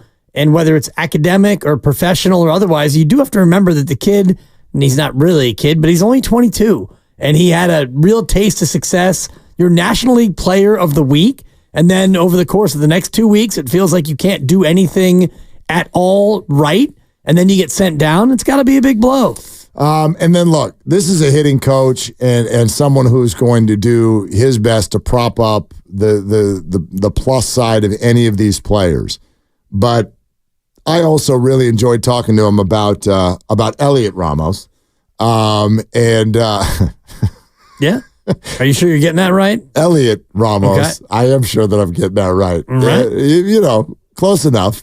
Elliot Ramos. And what I think you hear Damon say there, he's not going to put too much on his shoulders. When Bobby Evans said it yesterday, we drafted him there because we thought he could be an all-star. This is a 19th overall pick. You don't use that on an outfielder unless you think this guy projects as a very special player. I don't want to use that word on him right now. It's way too early to get excited about the last 4 weeks and now go, this guy might be an all-star. But what Damon said, I think, is the focus. And the focus that Damon said was he has all of the tools to be an everyday player. That's what we've been asking for. That is what we've been asking for. Not he's good against lefties, not he's good on Tuesday nights east of the Mississippi, not any of that stuff. I think Giants fans would be so thrilled, and this is part of the Matos anger that I see. Like, if this vision could be, put it on a vision board, Dibs. If it could be that next year they have 3 outfielders, obviously they're going to have 5, but 3 outfielders that are in the lineup almost every day. Jung-Hoo Lee in center, Elliot Ramos in left, and Luis Matos in right field. That's all anyone's asking for. Right. Isn't that, that's position A? Position A is having 9 guys who you can put in there every single night and know that that's going to be your lineup. And this year they took a big step, I think, toward that vision board. You had Jung-Hoo Lee, now he's out for the year, so you didn't have that. But you only really were going to platoon 2 different spots going into the year, you think? And, shortstop was going to be a little bit of a mishmash because you wouldn't expect Nick Ahmed to hold it down, hitting .230 the whole year. But you had first base, and you liked your platoon there a lot. You had right field, and you kind of liked it, thinking about what might be if you didn't have Slater able to hold down the right-hand hitting portion of it. But other than that, you had guys at every spot. And you're right. If you think about next year, if you had those 3 guys in the outfield, and I guess Yaz becomes your 4th outfielder, your pinch hitter. Right. A left-handed hitter who you're going to put him in there at times against right-handers. Yep. And someone who can play right and center and be a very, very good defensive presence out there. I don't think there's a lack of value of him being on your team. I don't love him, batting second or third. Right. I think there's value there. And then who's the 5th outfielder? I mean, who knows? It could be Tyler Fitzgerald. There are a lot of options there. I think the right side of the infield feels good. Tyro Estrada's your second baseman. Largely, Lamont Wade is going to be your first baseman. I haven't looked at the metrics, but remember when Lamont came up, there was this whole thing about he's never gotten a hit off of a left-hander in his entire life. It felt like he was doing really well against them this year. Do you how quick can you look up splits on Very Lamont quick. Wade? Yeah. Just this year, Lamont Wade? Yeah, left-handers. Facing lefties, he was 4 for 12. Okay. So there you go. So they don't let him do it a lot. No. But, Wilmer Flores, I don't think is under contract for next year. and is getting up there in age, I would have very little problem. Wilmer's a free agent next year. I have very little problem with the idea that Lamont Wade is your first baseman next year, period. Lamont Wade's your first baseman. Wilmer's got a team option for $8.5 million and a player option for $3.5 million. Seems unlikely on both fronts at this moment. Patrick Bailey is obviously your catcher. The question marks going forward are twofold. One, who is your middle of the order power hitter? Because by the way, you also have your DH in theory locked up in Jorge Soler. Right. So who's going to give you consistent thump in the middle of an order? Conforto's a free agent. Conforto's a free agent, likely gone. Can Ramos be a middle of the order hitter? And then your question marks are going to be the left side of the infield. Does Chapman opt in? Does Chapman opt out? Chapman's got $17 million if he opts in. Yeah, and who's your shortstop? Is Luciano ready? Is it Schmidt? Is it someone else? Who are you targeting as a free agent this offseason? Yeah, Nick Ahmed, free agent, so he won't be back. Yeah, it's not. That's not a long-term answer. No, it's not. It's not. Luke Jackson, they got a team option at $7 million. Grandy, get excited! Come on. Yeah, look how mad he gets. He gets so mad. His nostrils flared. Totally, they did. Quick flare. Blake Snell, $30 million player option. Yeah. Oh, he opting in. Probably, but contracts are basically like your value in the offseason is largely based on what you do over the last 2 months of the year. Right. Blake Snell come back, and after the All-Star break, if he looks like Blake Snell, he's opting out. He's opting out, and teams will be lining up, I think. Yeah, I wonder. I mean, it depends on who his agent is, too. Right. If he keeps Boris. Do that again? Scotty B, right? Go on that stupid journey again and just, hang out till opening day? Absurd. But anyway, I don't know if any question, that's the thing, 30 and 33 and everyone's ticked off. I don't know if any of the questions have been answered. What questions have been answered? Logan Webb can pitch. We knew that. We knew that, yep. Patrick Bailey's your catcher. We knew that. Yep. What else has been answered?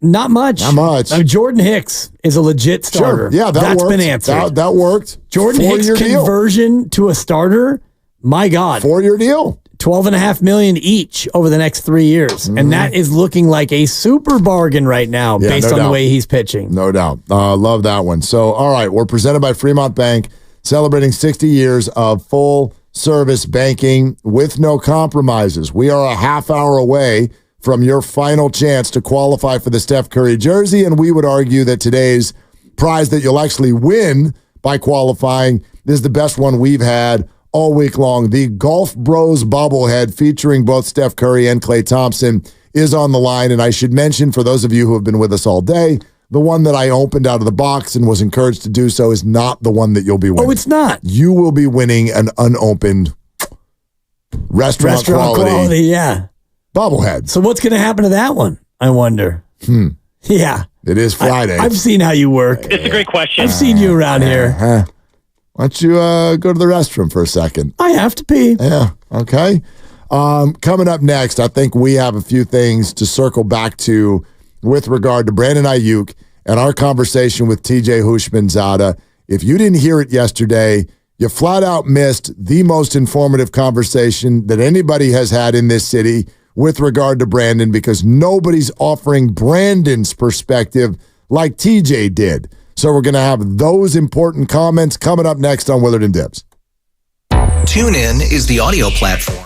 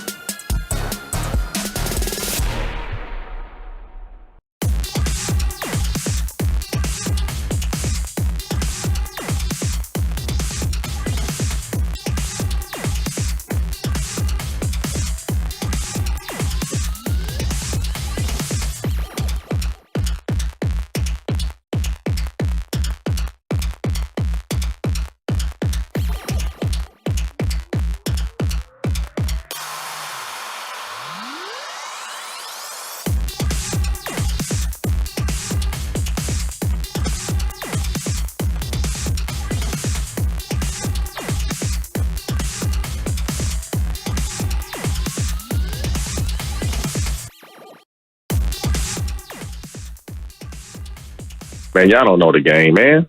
You ain't better than me. Now, back to Willard and Dibbs on 95.7 The Game. It's good. It's good. You mentioned it yesterday. TJ Hushmanzada's an A-plus guest for multiple reasons. Oh, yeah. And one of them is just his voice. You ain't better than me. Just the high pitch, the way he ends a sentence. It's kind of like his version of the uptick. Well, it is. Well, he's just got, he got all kinds of flavor. There's so much depth to him and what he's saying and all of that. And it's one of the things, and I've told him this. I love him as a broadcaster. You want to talk about somebody who's laying in the weeds right now? Because he does do some things. Yeah. That's how I met TJ. We did it. We did a 6-month run together at Fox Sports Radio. Come on, Grandy. Anyway, thank you. He does it. I think he could do it at an incredibly high level. There's no doubt in my mind. If you want to talk about in-game analysts, Fox, CBS, NBC, whatever, like this guy, his analysis as things are unfolding, I find it to be as good as anybody out there. And he's doing it, but he doesn't do a ton of it. Maybe he doesn't want to. I don't know. But he's really good.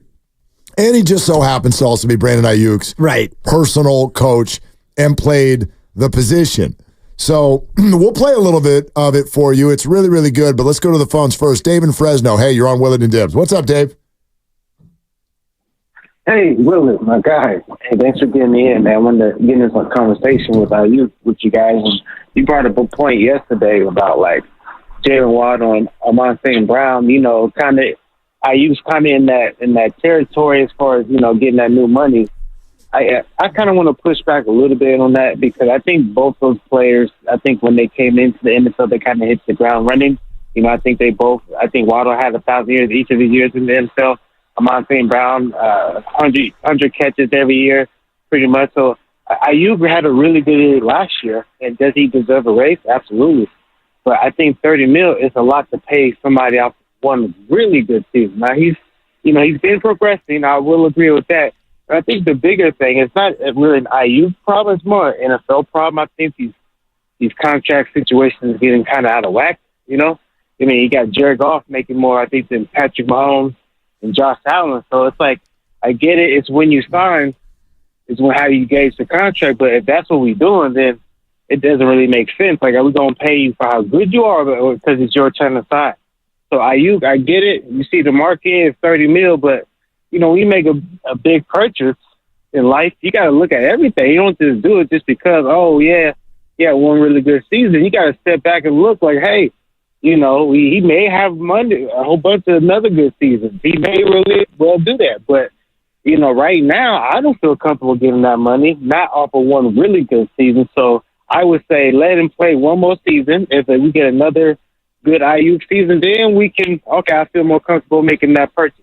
Okay, but not after one really good season. I'm gonna buy the word that you're using about really good season, but you gave Jalen Waddle credit for 1,000-yard seasons, and one of them was 1,015, and one of them was 1,014, which is interesting because last year, not the big year for Aiyuk, the year before that, exact same yardage. 1,015. He's had back-to-back 1,000-yard seasons. He has been the 49ers target leader 2 years in a row. So why does he not get credit for that, Dave? I'll answer that, and I know you guys got other stuff to get to, so I'll be quick. I will say this. I think Jalen Waddle, I think he brings another kind of element with that speed, where speed doesn't grow on trees. So I think they're kind of, investing in that. And then with Aiyuk, if you're playing the Niners, I ask you, Willett, I'm going to ask you this. Y'all can let me go. If you're playing the Niners, who are you game planning for? Christian McCaffrey. You can just throw Christian McCaffrey. You playing the Dolphins, of course you're going to game plan for Tyreek Hill. I think the next one in line will be Jalen Waddle. With the Niners, I don't know who's the next in line. It can be Trent Williams. I don't know if you. It can be Kittle. It can be Debo. It can be numerous of guys. So I'm just saying, there's a lot of factors on the Niners. That's why you got to be easy. You got to be critical. We're gonna pay $30 million to somebody who ain't the main focus. Okay, Dave. Let's talk. Dave, that was kind of my point yesterday. It's a good call. Let's talk it out. First of all, I don't think you ever game plan for a left tackle. Right. But there's two ways to look at this. Those are all fair points that Dave is making. But there's two ways to look at it. When we go, boy, but this is the Niners. They've got a bunch of good players. First of all, that's not Brandon's fault. No, so it's not. You don't get it's the reality of the situation, though. But sorry, then he's going to end up on a different team. Like if your argument is too many good players, then what we all know is going to happen eventually is going to happen right now. If you can't keep all your good players, then just go ahead and don't keep all your good players. That's where we're heading. And if Brandon is the one that you want to pick to move on from, knock yourself out. That's not the one I would pick. But why can't I argue this? If you say, hey, you're game planning for the Niners, where do you start? Christian McCaffrey. Fine. What's next? Well, Debo or Brandon or George or all of that. Well, in that bucket of amazingness, Brandon has found a way to stand out 2 years in a row. Right. With 2,000+ yard seasons and be the target leader both times. I don't think that makes him less special. I think it makes him more special. That's just my opinion. For me, it makes him as special, and I would argue that a lot of the reason why he gets so many targets is because you can't double everyone. You can't double anybody. So he gets a lot more one-on-one because you've got to worry about Kittle, and you got to worry about Debo, and you certainly have to worry about CMC. So from a defensive standpoint, and you're going up against the Niners, you're right. You're not game planning against any one guy. You're game planning against Kyle Shanahan, and you're game planning against what he likes to do, which is a whole lot of movement.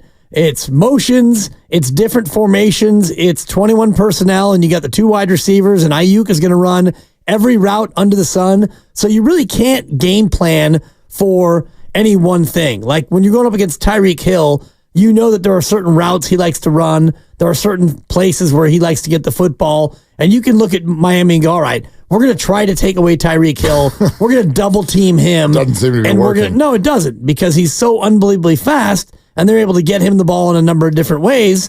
And once he has the ball, he's able to beat you with his legs. I would argue if you double team Tyreek Hill, Jalen Waddle is going to have an absolutely monstrous year this year. I'd also argue, only because TJ specifically told us yesterday, this argument about everybody, all the other good receivers in the league get double teamed and Brandon doesn't. He goes, this is just false.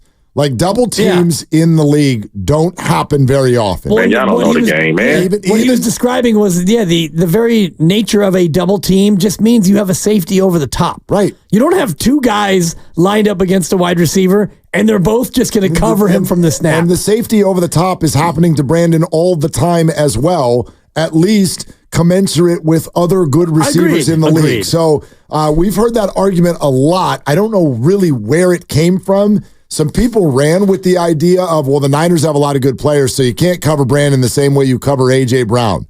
Yeah, you can. What are we talking about? The Eagles don't have other good players? The Dolphins don't have other good players? What are we talking about? Right. The really good teams have really good players. Yes. Like the Rams have two of the best receivers in football. Good God. Double team Cooper Kupp, and Puka might go for 2 Gs exactly next year if you just put these guys in one-on-one. Brandon, look, here's the bottom line. No matter how you want to cut your apple, Brandon Aiyuk is a top 10 receiver in this game. He is. You're not going to find an argument that says he's not. Not in numbers, not in eye test, not in advanced analytics. You're going to have a hard time finding it. So if that's your opinion, that Brandon is overrated, if the Niners feel that, then they should leave. They should just leave. I don't even know where this stress is coming from. If he's not that good, then he's totally replaceable. But he is that good, in my opinion. You know, your guy, someone we've been thinking about getting on the show here sometime soon, because I think he's really good on the air and he knows a lot. He's a former agent in the NFL, Joel Corey. He wrote about Brandon Aiyuk. You want to know what he called Jalen Waddle's contract? Brandon's floor. That's what he called it. He used to do this for a living. Now, again, this ends up for me being my source of optimism for the 49ers as a fan of both the team and Brandon Aiyuk. My optimism falls here. TJ Houshmandzadeh says directly to us, he'll take the Amon-Ra deal. He would take that right now, which tells me he's not going to get it. But if Joel Corey's also writing, well, Jalen Waddle, that's Brandon's floor. Well, Jalen Waddle's at 28.25. Yep. And Amon-Ra is essentially at 30. Well, that makes this a rather easy negotiation, then, doesn't it? If Joel Corey was the president of football operations with the Niners, then yes. Correct. But he's not. No, he's not. But the problem for the 49ers is, I believe that Joel is right. He's right. Well, there's no right and wrong. There's only where the contract winds up. He is, by metrics, by numbers, by, I think, all accounts, he is a higher valued player than Jalen Waddle. Waddle's fantastic, but you can't have the argument of, well, Brandon's good because you can't double team him, and then come on the other side and be like, but Jalen Waddle's amazing. He's playing next to Tyreek Hill. Right. With a lesser quarterback. They're playing next to Tyreek Hill.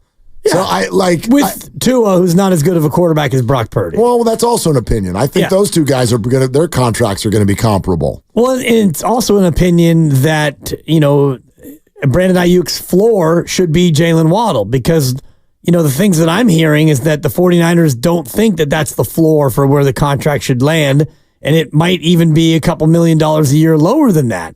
The floor, or where their offer might be sitting right now, is probably closer to $26 million a year. Unless, that could just be hardball. Could be. They may know exactly where this is going. Like, here's another. What about this perspective? What do you think about this?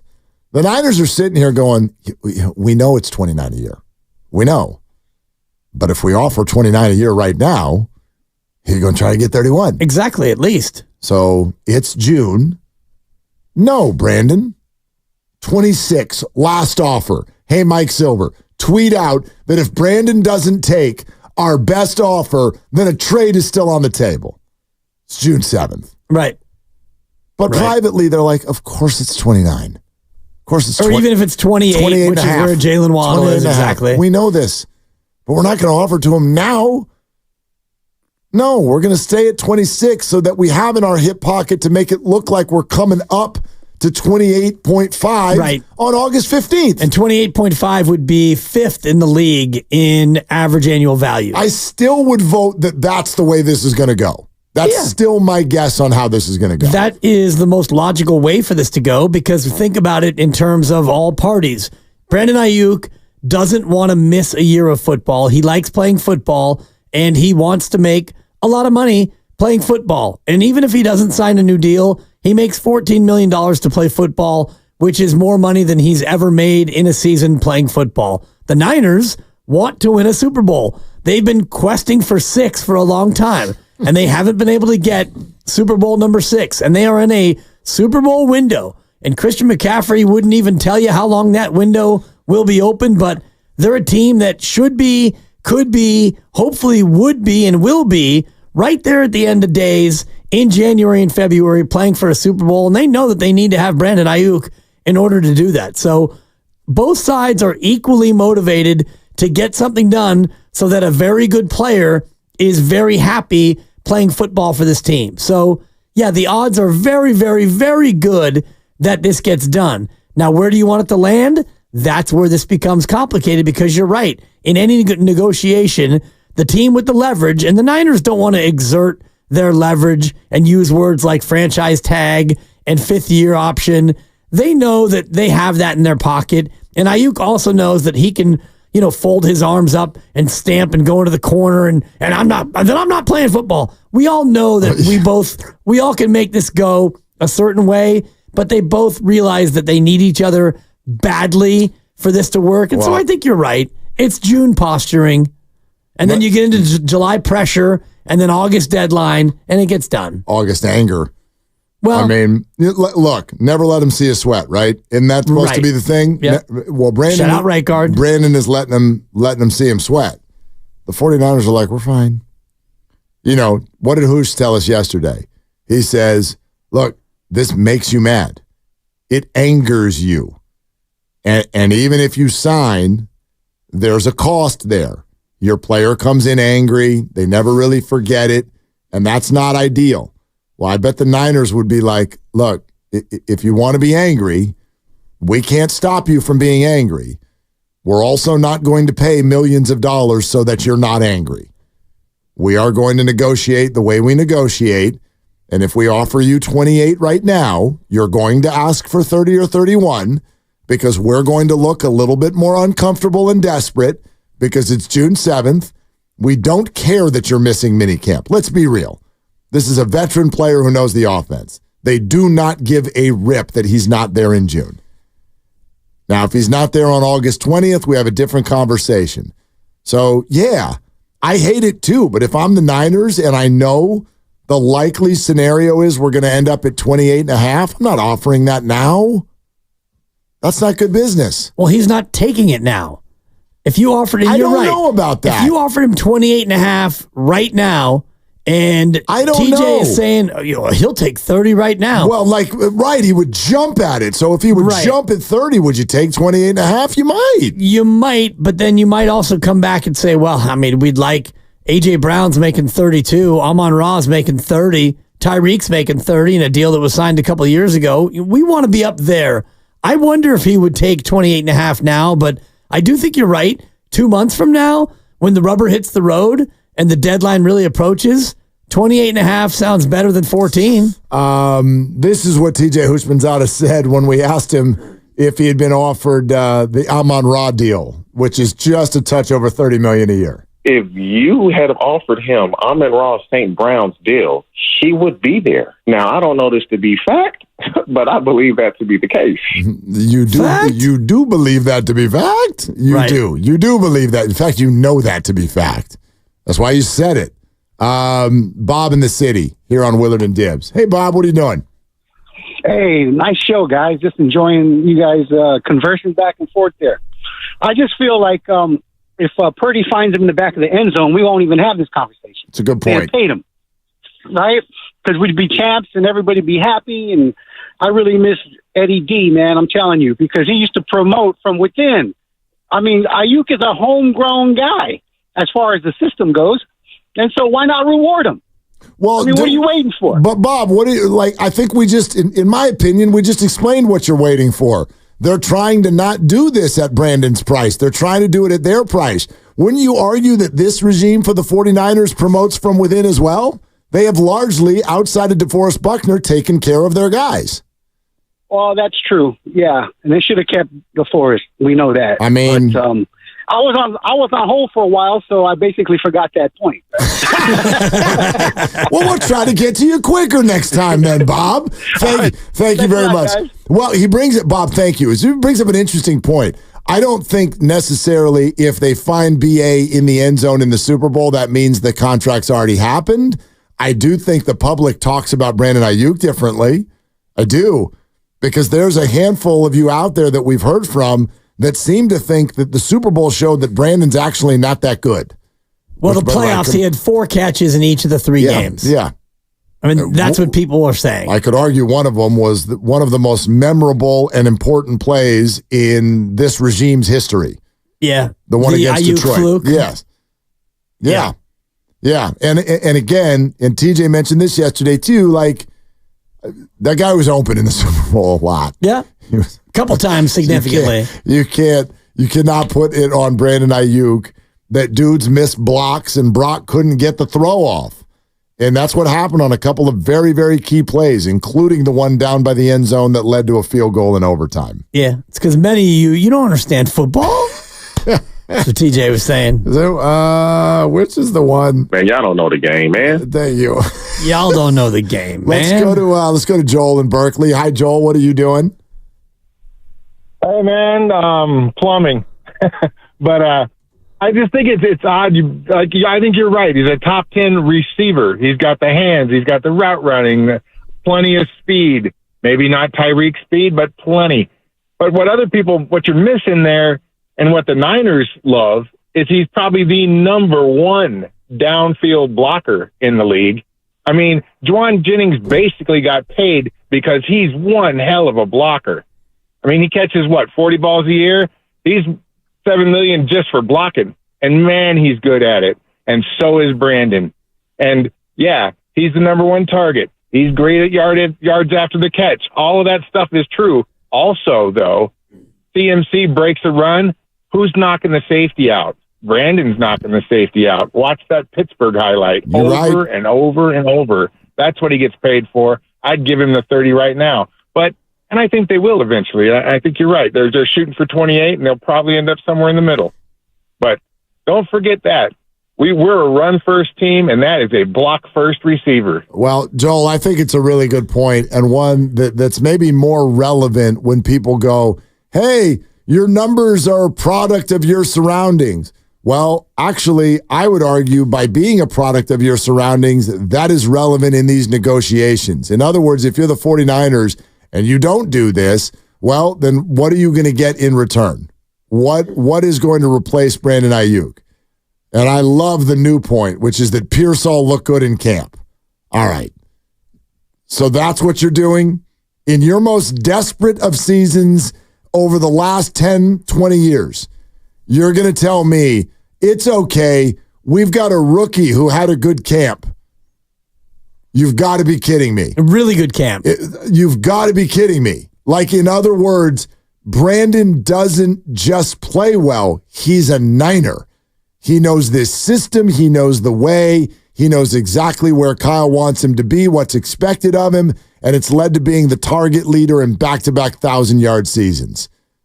So this is an incredibly important dude. And it's just business.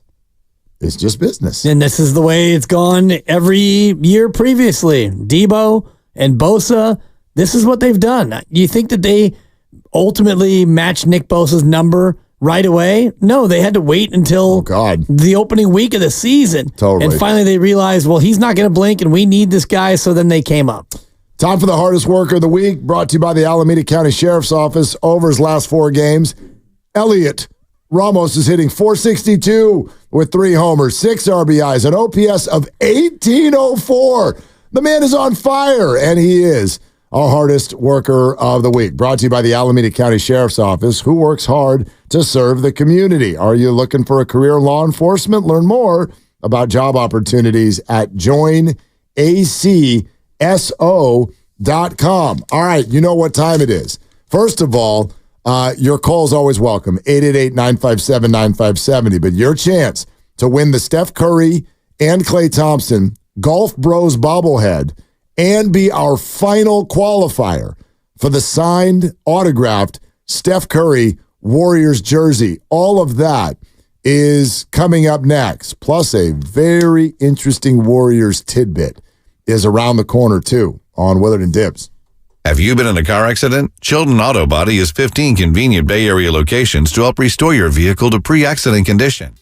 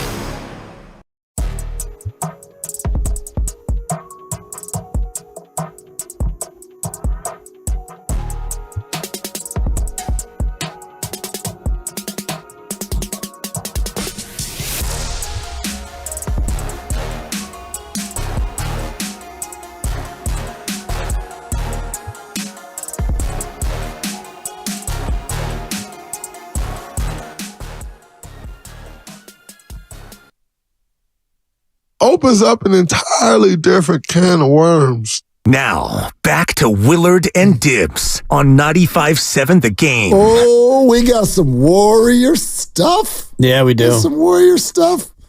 But before we do, can I boogie over to social media? Just because I feel like it's an opportunity. It's an opportunity for all of us to get to know each other a little bit better. Okay? I get it, right? Social media is tough, and we understand radio shows, stations, whatever. Nobody is, the way I always say it, nobody is everybody's cup of tea.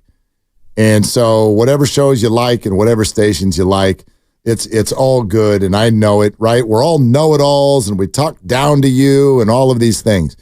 I truly hope it never really totally comes off that way. I know sometimes that it does, but I wonder if out there in the sports world, you can acknowledge that when we say something, it's not out of our butt. I think that there are media people who do let's just say it out of our butt. I don't think anybody at this station. Largely, I'd offer you most, at least West Coast local radio that I know. People are not saying things out the butt. They're not doing that. We're not making stuff up. So I'm reading something that was on Twitter that was actually right below the Giants Twitter feed because they put out their lineup today. Here's the lineup, by the way. It'll go Ramos, Bailey, Chapman, Conforto, Soler, Flores, Yaz, Estrada, Wisely, and Logie is on the mound. Okay?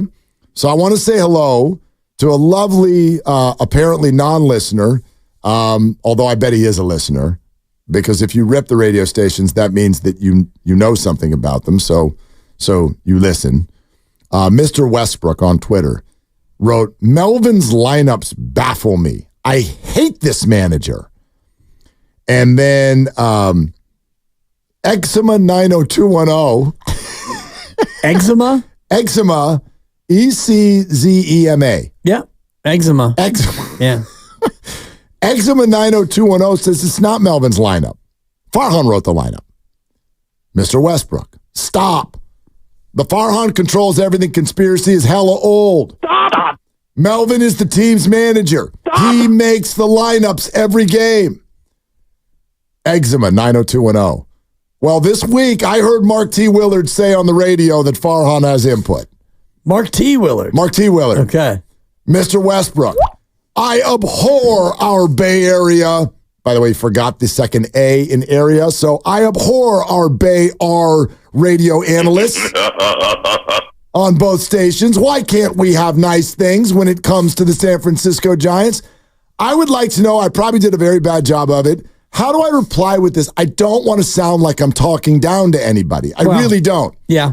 Let me go ahead and say something right now. Bob Melvin does not make the lineup by himself, and I'm not guessing. I'm not guessing right now. Is there a manager who does? Would be my follow-up question. I would argue probably not, but right. I don't want to claim any sort of insider anything about any of the other baseball teams in America. Right. Bob Melvin does, all caps, not make the lineup by himself. This I know. So, I don't know. It's just a way of reaching out, being like, come on, right? Like, we know some stuff. We're here. We're doing this for a living. Right. We're doing this for a living. We're not just showing up at 1:45 and turning the mics on and then just reaching back and slinging stuff at the radio. Correct. All right, there it is. It's time. It's time to win. You want a chance to win a Steph Curry autographed jersey and the Golf Bros bobblehead? Let me grab it again for our Twitch and YouTube audience. Hang on a sec. It's right over here. All right. Hey, Twitch and YouTube. See that right there in the camera? Bobble, bobble, bobble, bobble. I don't want to break it, so now I'm going to put it down. But it's super cool. It's got Steph and Klay in it. The Golf Bros bobblehead is on the line today. Don't call right now. Stop calling right now. But your last chance is upon us. All you got to do is listen to the show. So here's how it works. Over the next 15 minutes, you're going to hear a bunch of stuff on this show. We hope that some of it's good. Maybe some of it's lame. I don't know, but you're going to hear a bunch of stuff. And then once you're done with that, we're going to ask you a question specifically about one of those things. The first person to call the contest line with the right answer at that time is the winner. The Golf Bros bobblehead featuring Steph and Klay, and you will be our final of 15 qualifiers for the Steph Curry autographed jersey. Don't call now, but the contest line is 415-523-4652. 415-523-4652. Jot that down and have it ready over the next 10 to 15 minutes, and then we'll boogie. Yeah. And somebody's going to win. Stay tuned, and you'll be one of 15. You'll win a great bobblehead, maybe your favorite bobblehead of all the ones we've given out so far this week, and get a chance to get qualified for a great Father's Day gift. That's a good point. If you need it. My daughter asked me yesterday, what do I want for Father's Day? And you said, just give me a necktie. I wear a lot of neckties these days. Great question. I always answer the same way, and they hate it. They've gotten to the point where they get mad at it. I'm just like, just give me a hug. Just be nice. How about be nice to each other? Be nice to your brother for a day, right? Why don't you just stop fighting? How about we have one day where somebody doesn't storm into their room and slam the door? How about if we have one day where when I ask you to do something, you just do it. Yeah. How about no pushback Sunday? That's what I want. We had Silent Saturday in soccer. Now you're going to get a no pushback Sunday. No pushback Sunday. Can we do that? That's pretty good. And then she's like, no, what do you want? Sounds like pushback to me. I'm like, pushback? Give pushback. She wants some material item that I need to sit, like, you got to go to Amazon and get. I'm like, I don't know. Yeah. It just. I'm going to give you money so that you can buy me something. And I don't even know what I want. What are we doing? Yeah. We're going to make something up? I'm in a little bit of a tough spot because I already got my Father's Day present. You did. From, Father's Day already the lovely happened. supper. Yeah. She got me this Samsung watch, a smartwatch, which is beautiful. cool. Yeah. I got it in April. And Mila's not getting you crap. Exactly. Actually, that's exactly what she's going to get you. Well, she got me good today. But if I could get one thing from her, gosh. it would be, how about a no number 2 Sunday? What are the odds of that? I don't like my chances. Grandy hates when I get into the poopy diaper talk. But Don't talk about that. Hit me with a 4-bagger today. No do Sunday? Yeah. Yeah. You got me good today. That's going to be a no from her dog. 4-bagger. Number 2. Yeah, dude. No doubt. Anyway. All right. Hey, this is this is a little humdinger right here. Yeah. Don't you think? A little bit of a humdinger about Klay Thompson. Oh, I loved it. I tried to play it during the break, and Lucas is coming in to try to explain the sound. I'm like, dude, I'm literally playing it right now. Lucas's goal as our producer has been, for a while now, is to come in here during the break and have us actually hear what he says. And it's very rare. Yeah. Right, Luke? Still learning. Well. How many times per day do I say to you, say that again? I've started to treat you probably like you tweet your children, where I wait for you to put your phone down before I speak. Yeah.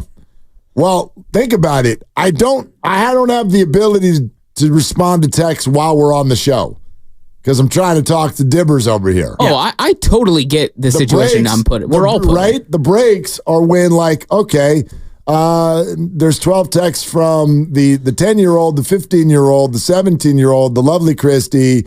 Who else would know? And they're all. Can you help me with my phone? Right, like single dad over here. People are waiting for freaking answers to questions. Dad, could you drive me to Stinson Beach? No, I know, I can't. But the people are waiting for answers. That's enough for me, Doug. Thank you. Anyway, this is a humdinger on Klay Thompson and his future. We love Marcus Thompson. He is a part of the triumvirate along with Tim Kawakami and Anthony Slater, all with The Athletic, and they do the Warriors Plus Minus podcast. And we thought there was some very, very interesting stuff that got said on the most recent episode. Let's start with what Marcus Thompson said with regard to Klay Thompson's future. His situation remains very unsettled behind the scenes. I wrote about it last week. It's going to depend. I don't think it looks good for him coming back. I think he's going to get a bunch of money thrown at him. And I know it's crazy. Shorter term deal, like balloon payment. I know. Oh, no, man. Teams are out here desperate. We watched 4 teams in the playoffs could not score. They just could not score. And here's a hired gun. I think somebody's going to offer him a bunch of money. Then Klay's got to decide: do I take the money or do I? And what that number is? Is it going to? Are they offering him 30? Or are they offering him? I think he can get it. I think he can get it. Okay. Yeah. Marcus Thompson, Anthony Slater, Tim Kawakami. If you want people who are dialed in and locked in with the Golden State Warriors, you're not going to come up with a much better group of voices with regard to what's going on behind the scenes. If Marcus Thompson is ready on June 7th to publicly say into a microphone, I don't think it looks very good that Klay Thompson's coming back. I'd argue it doesn't look very good that he's coming back. Klay Thompson's going to come back. Agreed. And you and I have both, you quicker than me, have kind of gotten to the point where it is feeling much less than 50-50. Yeah, it's feeling more to me like 20-80 that he comes back. 20% chance he comes back, 80 that he's gone. And actually, it might be lower than that because look at all the tea leaves, as you like to say, the breadcrumbs that are in place. And the Warriors have been pretty clear about wanting to make a big move, make a big swing. And you can't make a big swing and still sign Klay Thompson early in the free agency period. So it feels like if Klay came back, it would be toward the tail end of free agency, which means Klay would have to have had a couple of offers already out there from other teams and said no and just waited and agreed to take less to stay. I don't really see that being the way that this goes. Is there a possibility that there's more than meets the eye that's going on here? Could I think be. largely this conversation has been centered on what? Well, Klay's going to want his money. Yeah. And the Warriors want to make a splash, and the Warriors are up against it. So we're like breaking it down based on, and this is what we do, and I get it. We break it down based on sort of like what we would do if we were what we would do if we were the Warriors, what we would do if we were Klay Thompson, right? Oh, I'd stay. Like it's worth. I'd take less. I've made $200 million in my career. You know, all that stuff. And the Warriors, how do you allocate the funds? What would you do if you were the Warriors? That's largely the centerpiece of our conversation. What if there's a lot more going on here? I'm going to take you back to the most recent conversation we had on this show with Ramona Shelburne. And remember what Ramona told us? Negotiations with Klay Thompson may be less about money and more about the plan. What is your plan for Klay Thompson? Pitch me on the idea that you have for the remainder of my career so that I am both acknowledged as the future Hall of Famer that I am. But if you want to, for instance, move me to the bench, okay, let's talk about it. How do you see doing this while you're still highlighting me as you lowlight me? Difficult conversation to have.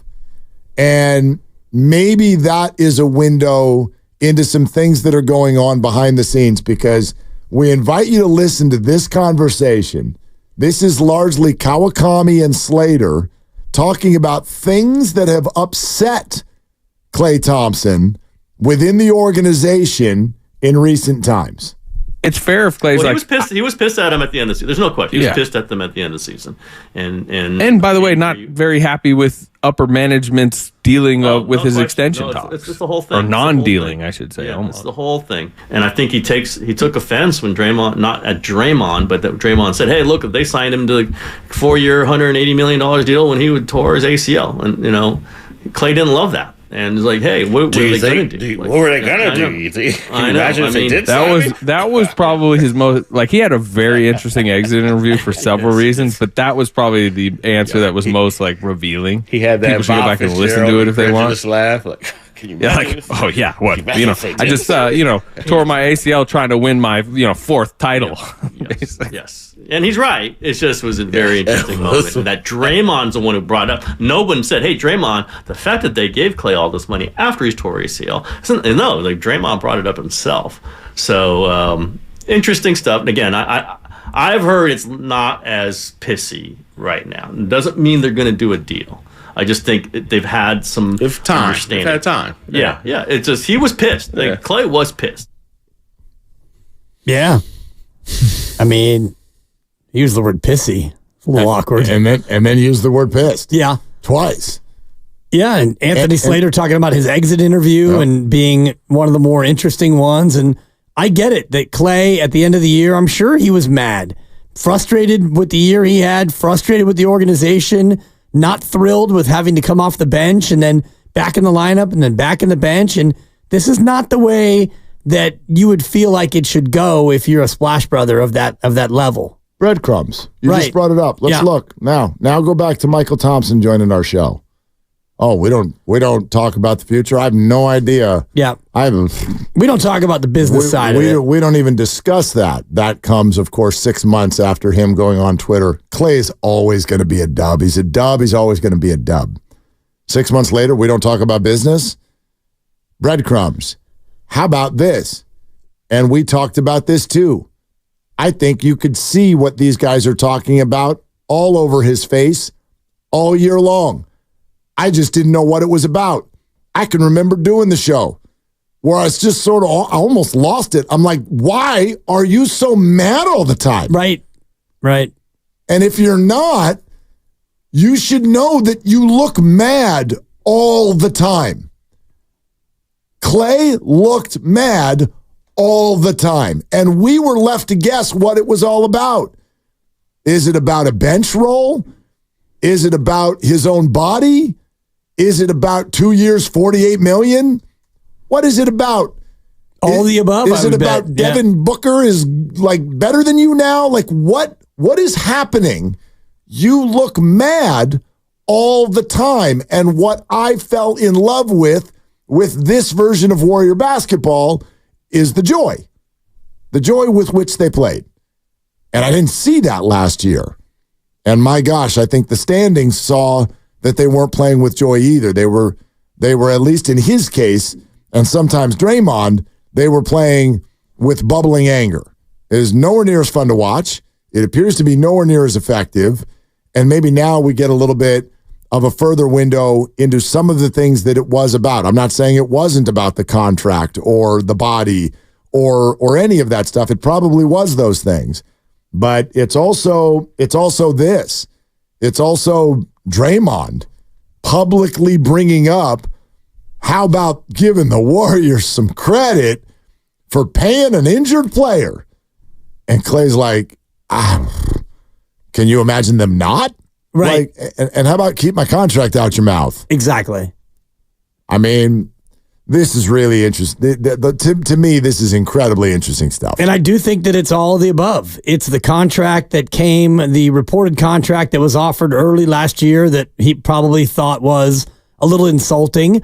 A 2-year, $48 million deal, and he's making 42. And so now you want me to make 24 over the course of 2 years after all I've done for this franchise?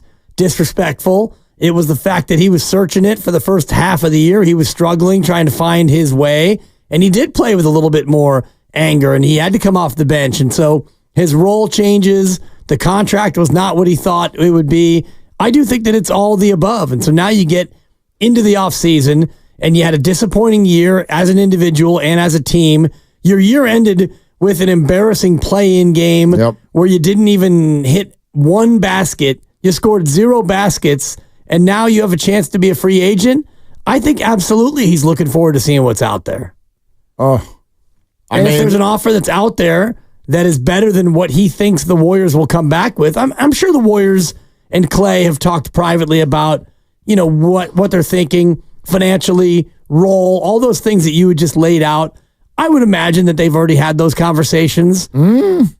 I don't think that, I'm pretty sure that Klay knows what the team thinks of him. Yeah, but and where they want to slot him in if they want to keep him. But didn't you get the sense from the Slater article about a week and a half ago that Klay Thompson, his whole situation is not priority one? Right. It's like you got to wait. You got to wait and find out what else we can do first. There's information in that statement. Correct. And I do think that, the team and Klay have had that conversation to where Klay knows that he's not priority one. And so you go out into free agency and you want to be somebody's priority one. That's There's a lot more to say on that, and we will. There's not. Yeah, no, there will. We got a whole nother hour of the show. It's okay. Plenty of time to talk it out, but right now it is time. If you want to win the Golf Bros bobblehead featuring Steph and Klay and be our final entrant, our final qualifier into the drawing for the Steph Curry autographed jersey, either you've already qualified or you win right now. Outside of that, you out on the jersey. We've been trying. You've been trying. This is your last chance. So call the contest line at 415-523-4652. And here's the question that you need to answer. We just played 2 clips from the Warriors Plus Minus podcast. That podcast is hosted by 3 Warriors beat reporters. 2 of them are regulars on 95.7 The Game. Name any 2 of the 3 hosts on the Warriors Plus Minus podcast. Any 2 of the 3 hosts on the Warriors Plus Minus podcast. That's your question. That's your assignment. 415-523-4652. Golf Bros bobblehead featuring Steph and Klay. And you're the final qualifier to win the autographed jersey by Steph Curry. So thank you for listening and trying all week. Good luck to those of you calling in right now. And one last thank you to the Golden State Warriors, the GSW Hoop. Yeah. For all of the loot, the gear, the prizes, and the fun. Incredible loot. And I see that bobblehead over there that somebody's about to win. Somebody who's calling in on the contest line about to win that bobblehead. You're bobbling Steph, you're bobbling Klay. And, you know, this becomes a little bit more of a prized possession if this offseason goes the way it feels like it's going to go, because all of a sudden the Splash Brothers would not be united anymore, and these bobblehead giveaways won't be possible anymore. That's right. Gonna need a new bobble. Right. Gonna need a new configuration. Sensation. For the bobble, yes. And Jimmy Butler is on his way to San Jose. I want to let everybody know. We're presented by Fremont Bank, celebrating 60 years of full-service banking with no compromises. I would argue that tucked into the conversation we just had, there is one thing that to me would land with a huge thud with Klay Thompson. So we'll get to that next. We can open up the phone lines on all of this. 888-957-9570. That is the number. This is Willard and Dibs. And Dan Dibley over here to tell you about Fremont Bank, which is my bank, family-owned bank with that family-owned feel. And I'm happy to be a part of the family. And in fact, a week from tomorrow, I'm going to be out in Fremont for the grand opening of the HQ, the FBHQ, the Fremont Bank headquarters. We're going to have our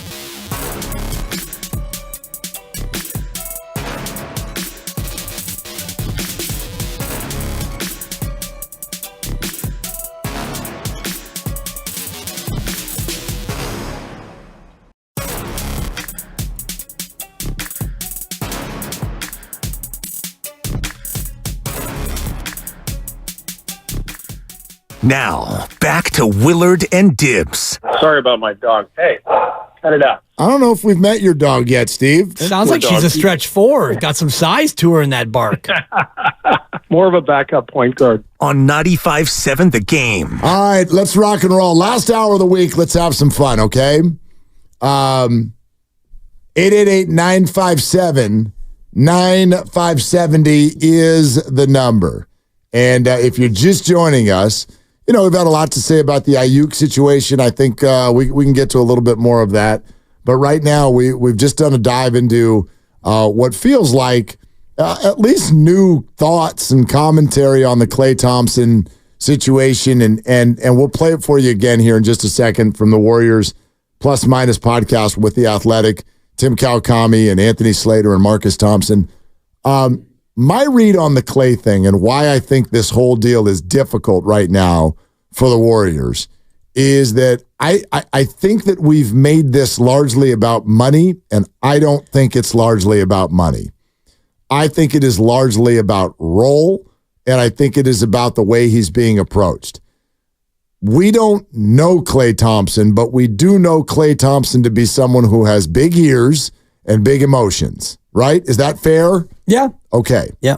So if that's fair, I'm having the hardest time wrapping my head around these things that we now believe to be true with regard to the way the Warriors are approaching this offseason.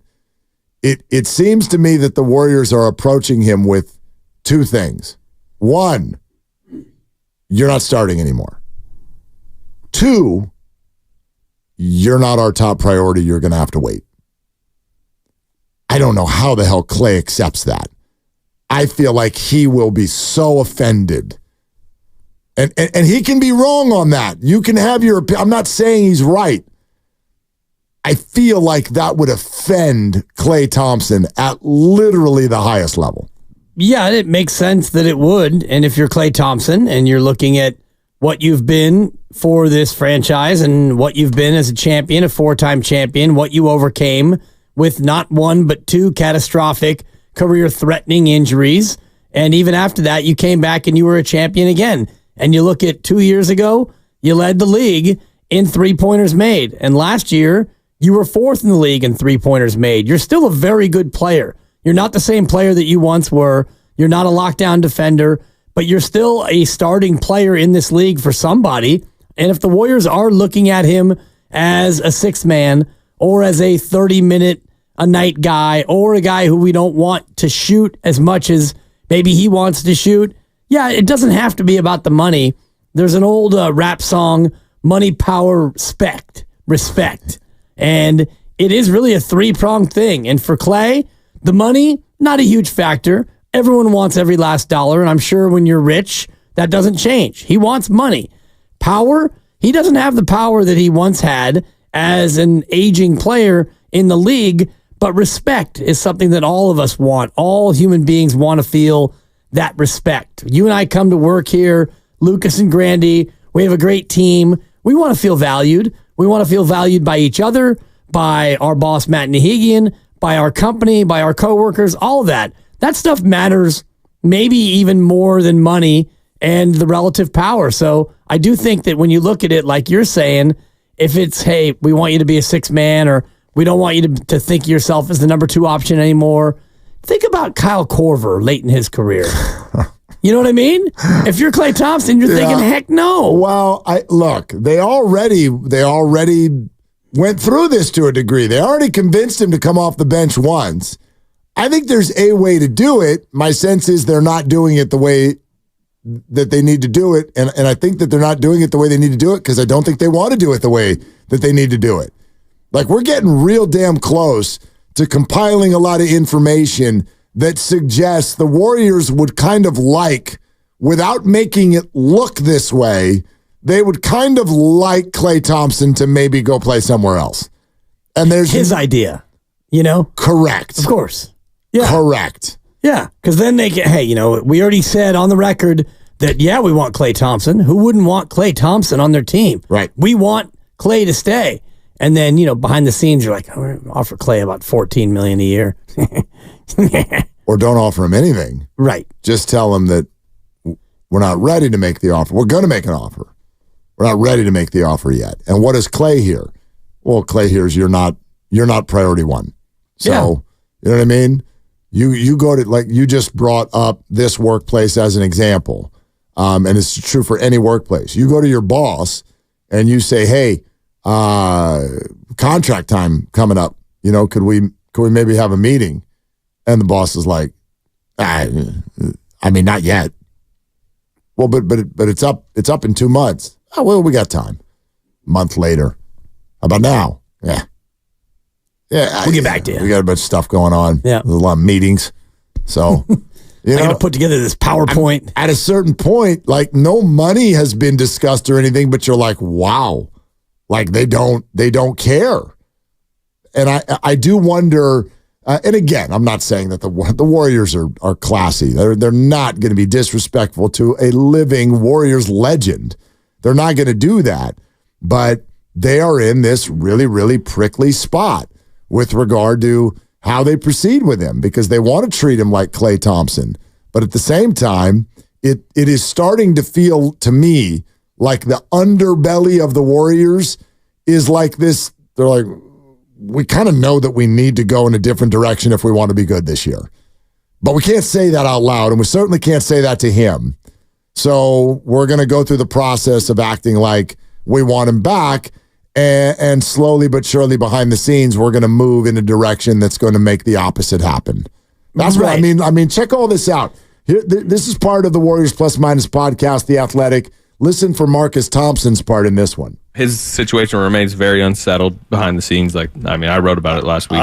It's going to depend. I don't think it looks good for him coming back. I think he's going to get a bunch of money thrown at him. And I know it's crazy. Shorter term deal, like balloon payment. I know. Oh no, man. Teams are out here desperate. We watched 4 teams in the playoffs could not score. They just could not score. And here's a hired gun. I think somebody's going to offer him a bunch of money. Then Klay's got to decide: do I take the money or do I? And what that number is? Is it going to? Are they offering him 30? Or are they offering him? I think he can get it. I think he can get it. I tell you what, you listen to that, and Marcus brings up a really good point that's totally outside of the Warriors' offices, and I agree with him. Not that my ear is to the ground to any level that his is, but like if you think about, I mean, even take the way Stephen A. Smith talks about him potentially being to the Knicks. Like, there are teams that are in this different spot where they're like, Klay could be our missing piece. And so I think that the offer that Klay Thompson, or offers that Klay Thompson is going to get, I think they're going to be significant. Yeah, I agree with you. And we've already looked at the teams that are competitive who do have a lot of cap room. And those are a couple of them. Orlando's one, New York is another. And you certainly have, other ones that are out there. OKC's a team that could use a little bit more shooting. So it all comes down in a number of different ways to Klay Thompson's going to have suitors. And if you're the Golden State Warriors, yeah, you want Klay Thompson, but you do know that Klay Thompson probably won't get the same kind of offer with the Warriors that he'll get elsewhere. And you mentioned it about priorities. Right now, the Warriors' number one priority is to get better. And priority number one is to find a way to get a big boy.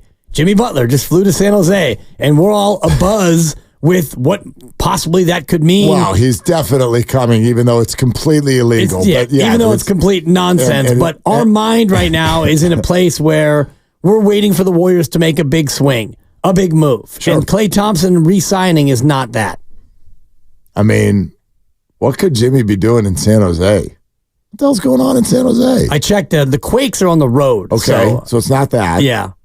Wow, that's a great question. Thank you. Yeah. Why is Jimmy flying to San Jose? I mean, if you're maybe he has family there. Flying to Chase Center, I mean, if you're going to Chase Center, you'd fly to SFO. Right. And the other thing is he flew from Van Nuys. Right. Which I think indicates that it's a private plane.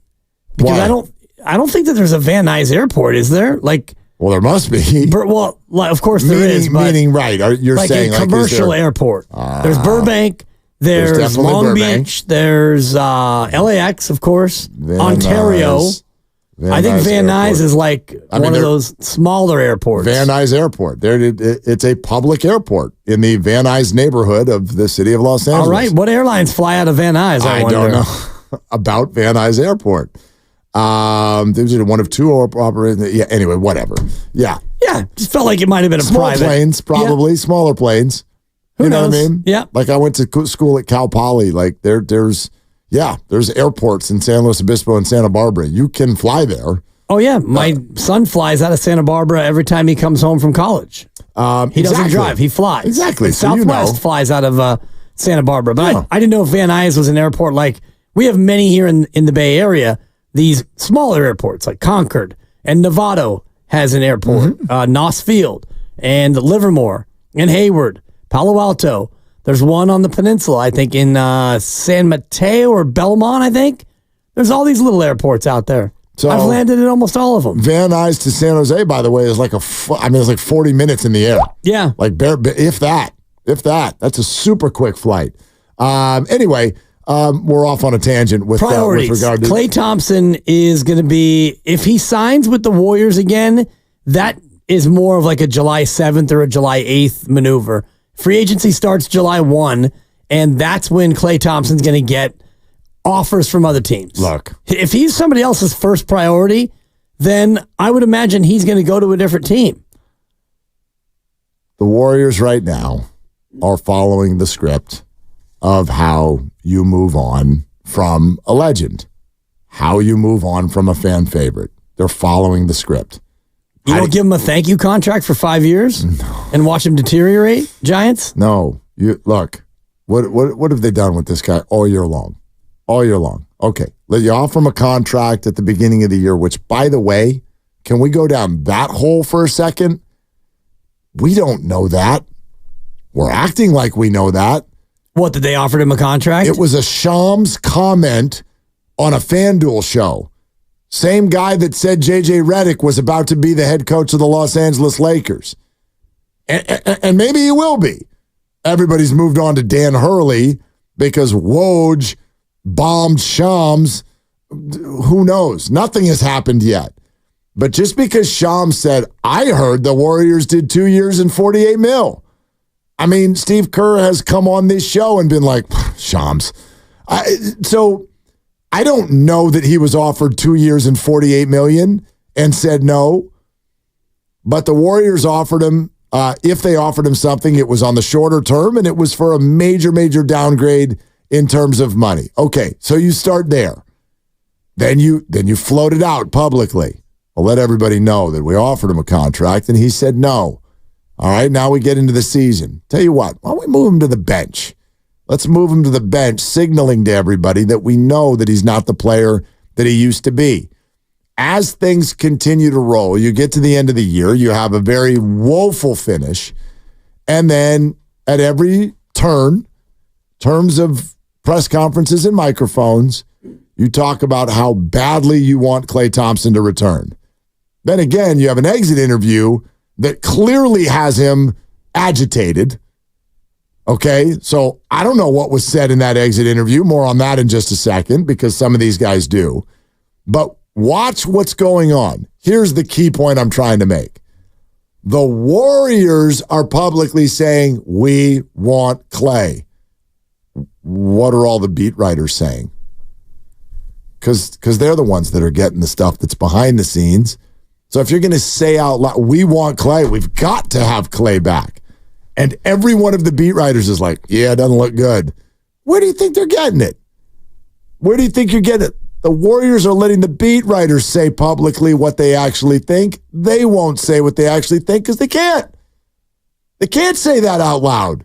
You can't diss a legend like that. Well, it does you no good either, really, to go out and say, we're moving on from Klay Thompson. We want to thank him for his participation. But you said publicly that we want to keep him. Yeah, they do want to keep him. Do they? For sure. For sure? For the vet men. I mean, it all comes down to price. Do they want Klay Thompson on the team? Absolutely. Do they want to match whatever Klay is offered by another team? No chance. The Warriors' number one priority in the offseason is what? Get better. Their job is to get better. Bringing back Klay Thompson, bringing everybody back and I don't think that Chris Paul would be among them. But even if you brought Chris Paul back, forget the salary. If you just brought back the exact same team, the exact same basketball players that you had last year, are you any better? I would argue you're a little bit worse because the majority of these guys, well, all of them, are a year older. And some of the guys like Kuminga should be a little bit better next year. The younger players should all be ticking up. Chris Paul at 39, Dario Saric. I mean, all these guys would come back in this hypothetical. So if you brought everyone back, you're not achieving your goal, correct, of getting better. Well, I'm gonna largely agree with you, but I think there's a finer point to the idea of do they want him back, and it's just price. Price obviously affects everything. And role, you mentioned it, yeah. Yeah, I think that's what the Warriors are completely focused on. So I'll agree with you. They want Klay on their team, but only on their terms. They want Klay on their team to do what they want him to do. And I would gather it probably doesn't match what he wants to do, and it definitely doesn't match what other teams are going to offer him to do, which is why they're going to be willing to spend so much more money because they're going to ask him to come in and have a much more substantial role. Right. So add all those things together, and it's almost like, I mean, you can just fly into the other direction completely. Why on earth would Klay stay?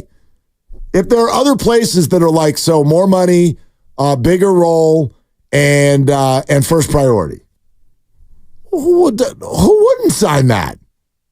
Well, you probably would, unless you were so married to the idea of legacy and finishing where you started. That's important, but if it comes down to role and money and respect, like we talked about, because if Klay Thompson is in that spot where the team is privately saying to him, you know, Klay, we see you more as a bench player, and you're going to have to take a pretty monster pay cut and stay, but don't worry about the embarrassment that you may feel about coming off the bench for the Golden State Warriors. Then it becomes a no-brainer. Look, I know we also all go under the premise that when Klay retires, he's just going to be gone forever. We're never going to see him again. I don't even know exactly if that's true or not, but nothing changes his post-career life. He's still a Warrior legend, and he will still completely be welcomed back to represent the Warriors in any way, shape, or form if he does go complete his career with Orlando or Philadelphia or New York. I don't think, like, I'm a big believer that there's a financial gain to a player to be a lifetime player that never changes jerseys. You know what I mean? A Buster Posey suddenly gets to be part of ownership groups or whatever. Like that, I think that there's a piece to that, but look around at some of the legends that we just adore in this city. Who put on other uniforms at the end of their career? Yeah, many. Jerry Rice. Right. Jerry Rice is Ronnie Lott. Joe Montana. Pretty much all the Niners. Steve Young had put on other jerseys prior to even coming here. All of them. Like, that's kind of been the Niners thing. It's an NFL thing, too. Yeah. But, we could go beyond that.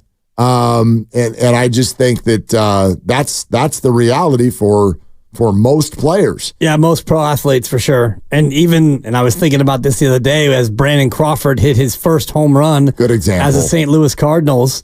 And good for you, Brandon. You're still out there playing. I thought that his career was over, and he's not playing a ton, but he did homer for the Cardinals, and I saw him trotting around the bases with that long, greasy-looking mullet, and I thought, good for him. He's still playing. You still want to play? You can play. But I don't think that the memories of Giants fans of Brandon Crawford will not be tarnished based on his not even a little his bit. One season. Not even a little bit. And I think it's more of the exception as opposed to the rule to find players who are one team their whole career. So you're right. Klay Thompson will not be smeared by the fact that he is an Orlando Magic for a couple of years or a New York Knick or whatever. Brandon Crawford has 147 career home runs. 146 of them were the Giants. Came with the Giants. Perfect. That makes sense. He's hit 162 this year in 13 games. Yeah. 37 at bats. He's got 6 hits, double and a homer. Slatarian. Yeah. You want to know what's just completely awful? I would die for the Giants to have Brandon Crawford right now. Just for these 2 weeks. But anyway, we wanted to play that other comment from the Warriors Plus Minus pod. Tim Kawakami, Anthony Slater, and Marcus Thompson. And this was an interesting conversation that developed with regard to Klay's emotions and some things that upset him, not just from the front office, but from a very high-profile teammate as well. It's fair if Klay's he was pissed. He was pissed at him at the end of the season. There's no question. He was pissed at them at the end of the season. And by the way, not very happy with upper management's dealing with his extension talks. It's the whole thing. Or non-dealing, I should say. Yeah, almost. it's the whole thing. And I think he took offense when Draymond, not at Draymond, but that Draymond said, hey, look, they signed him to a 4-year, $180 million deal when he tore his ACL. And, Klay didn't love that. And it's like, hey, what were they going to do? What were they going to do? You think? I know. Imagine if they did that was probably his most, like, he had a very interesting exit interview for several reasons, but that was probably the answer that was most, like, revealing. He had that People should go back and listen to it if they want. Just laugh. Like, can you oh yeah, what? I just tore my ACL trying to win my fourth title. Yes. And he's right. It just was a very interesting moment. That Draymond's the one who brought up. No one said, hey, Draymond, the fact that they gave Klay all this money after he's tore ACL. Draymond brought it up himself. So interesting stuff. And again, I've heard it's not as pissy right now. It doesn't mean they're going to do a deal. I just think they've had some understanding. They've had time. Yeah. It's just he was pissed. Klay was pissed. Okay. So, I sort of love hearing that because for me, it kind of helps explain a lot about the way things have gone over the last year plus with Klay Thompson. He has looked annoyed. He has snapped at people where you're like, why are you just snapping at him? Tim Kawakami didn't even ask you about yourself. And you start freaking out. Are you going to bench me? Yeah. I'm like, he writes for The Athletic. He's not going to bench you. I don't think he has a jurisdiction. Write an article. Why? So, he's been edgy, and now we understand a little bit more. And, it all adds into a bucket where, the relationship between the team and Klay Thompson, if Tim's going to be like, it's not that pissy right now, well, that's great. He didn't say it was good. He just said there's not vinegar in it that there was maybe 3 months ago. But add all of this together, not a great relationship. Certainly cash strapped, and by the way, they'd like the role to be severely lessened. Oh, and the rest of the league still is in complete love with Klay Thompson and that 3-point shot. Add it all together. And I know people don't want to come out and say it firmly, and boy, I really hope I'm wrong and could be wrong, but you start adding these clues together, I'm like, dude, in this moment, I don't see how he ends up on this team again next year. What's the path? What's the scenario based on all of this information that leads him back to the team? Don't see it, and especially if you take Tim Kawakami at his word, or I don't know if it was Anthony Slater or Marcus Thompson, but one of them was mentioning how there's going to be offers out there for Klay Thompson. I think Marcus mentioned it because 4 of the 8 teams that were still alive late in the postseason, they couldn't shoot and they couldn't score. And here you have a guy who is still one of the best shooters in the game and a guy who, in the right system and in the right role, just go out there and be a sniper for a team. And he could be that for the Golden State Warriors, and he has been for so many years, but you take some of these younger teams that are dying for that veteran presence, that championship pedigree, which is something that he would bring that, obviously we take it for granted a little bit here because you have Steph and Draymond who also have that. But if you take a young team like Orlando, a team without that experience, and you add in a real 3-point shooting threat and a guy who's got 4 championships, that's invaluable, and teams will pay for that. Yeah. I wonder, this is one of those things. You ever, what could I liken this to?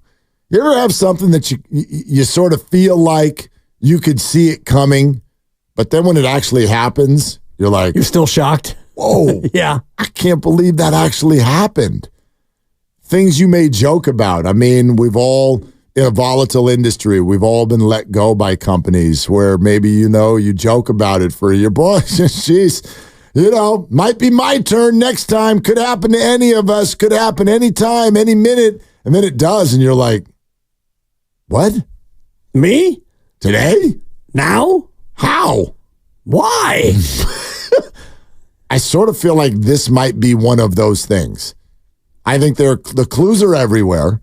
We've acted like everyone, right? The callers, our listeners, us, we've all talked about this ad nauseum the last few months. So I feel like there is this open sort of building toward the idea. I'm telling you, man, have you done this? Have you visualized the day? If it were to happen, have you visualized the tweet from Woj or Shams or Slates or whatever? Have you visualized that news break that Klay Thompson's going to join another team? Yeah, I have. And like, what's that going to feel like? And let's throw that out. 888-957-9570. What's that going to feel like if it actually happens? What I haven't pictured yet, and I'm having a hard time doing it, and you just had me thinking about it, is the introductory press conference at his new locale. When he stands up there with whoever from Orlando, and you got the head coach and you got the GM, and you go through and they do the whole thing where you stand up and you hand him the jersey, and he's got an Orlando Magic blue and black striped number 11 with Thompson on the back. That's one that'll hit me more than, when the news breaks and Grandy hits the whoosh, breaking news, and that happens, it'll be like, whoa, yeah, that's the one. Well done, Grandy. It's a 5 for your breaking news sounder. Really good job. When that happens and it's whatever show, hopefully it's our show and we get a chance to break it, and then it's like, oh my God, Klay Thompson has signed a 3-year deal worth $84 million to be in Orlando Magic's.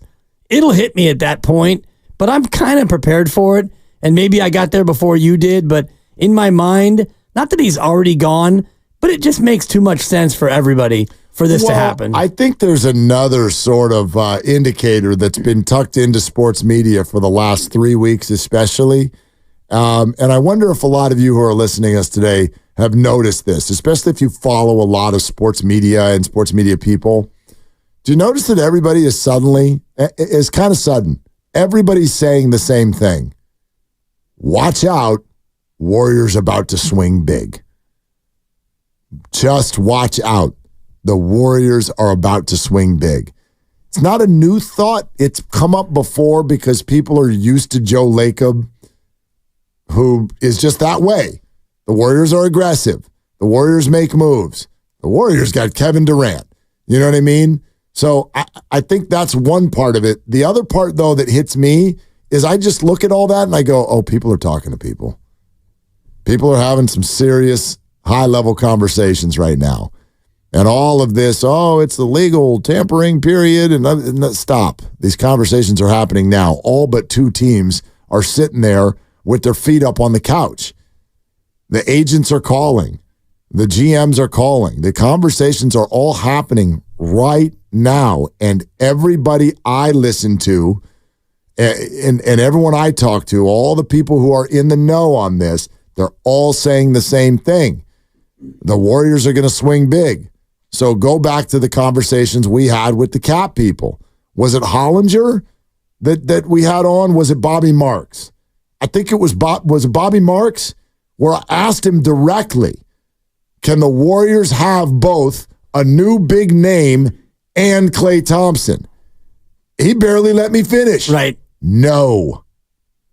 So tie those 2 strings together. The Warriors are going to swing big. Okay, then Klay's gone.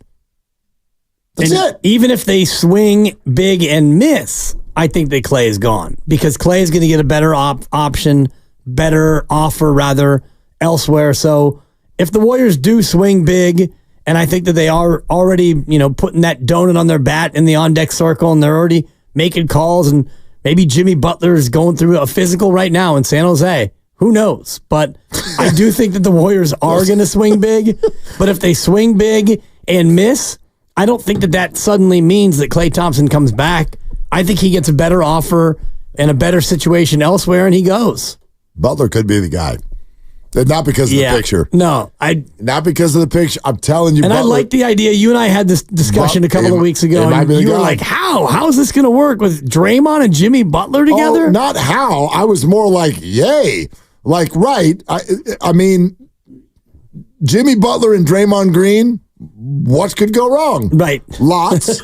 Lots. I also remember telling you, gosh, based on sign me up based on our job. And then the basketball part, I don't know. I'd have to think about it a little bit more. He's a great player.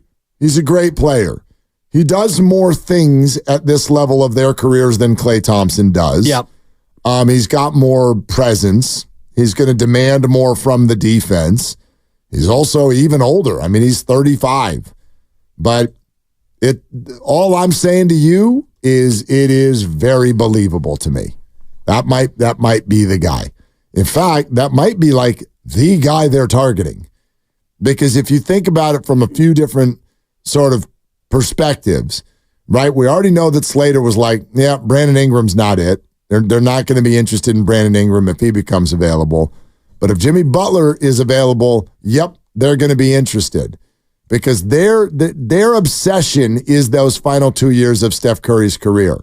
So I just don't think they're bothered by the age of 35. Yeah, they're 5 months older than Klay. Yeah.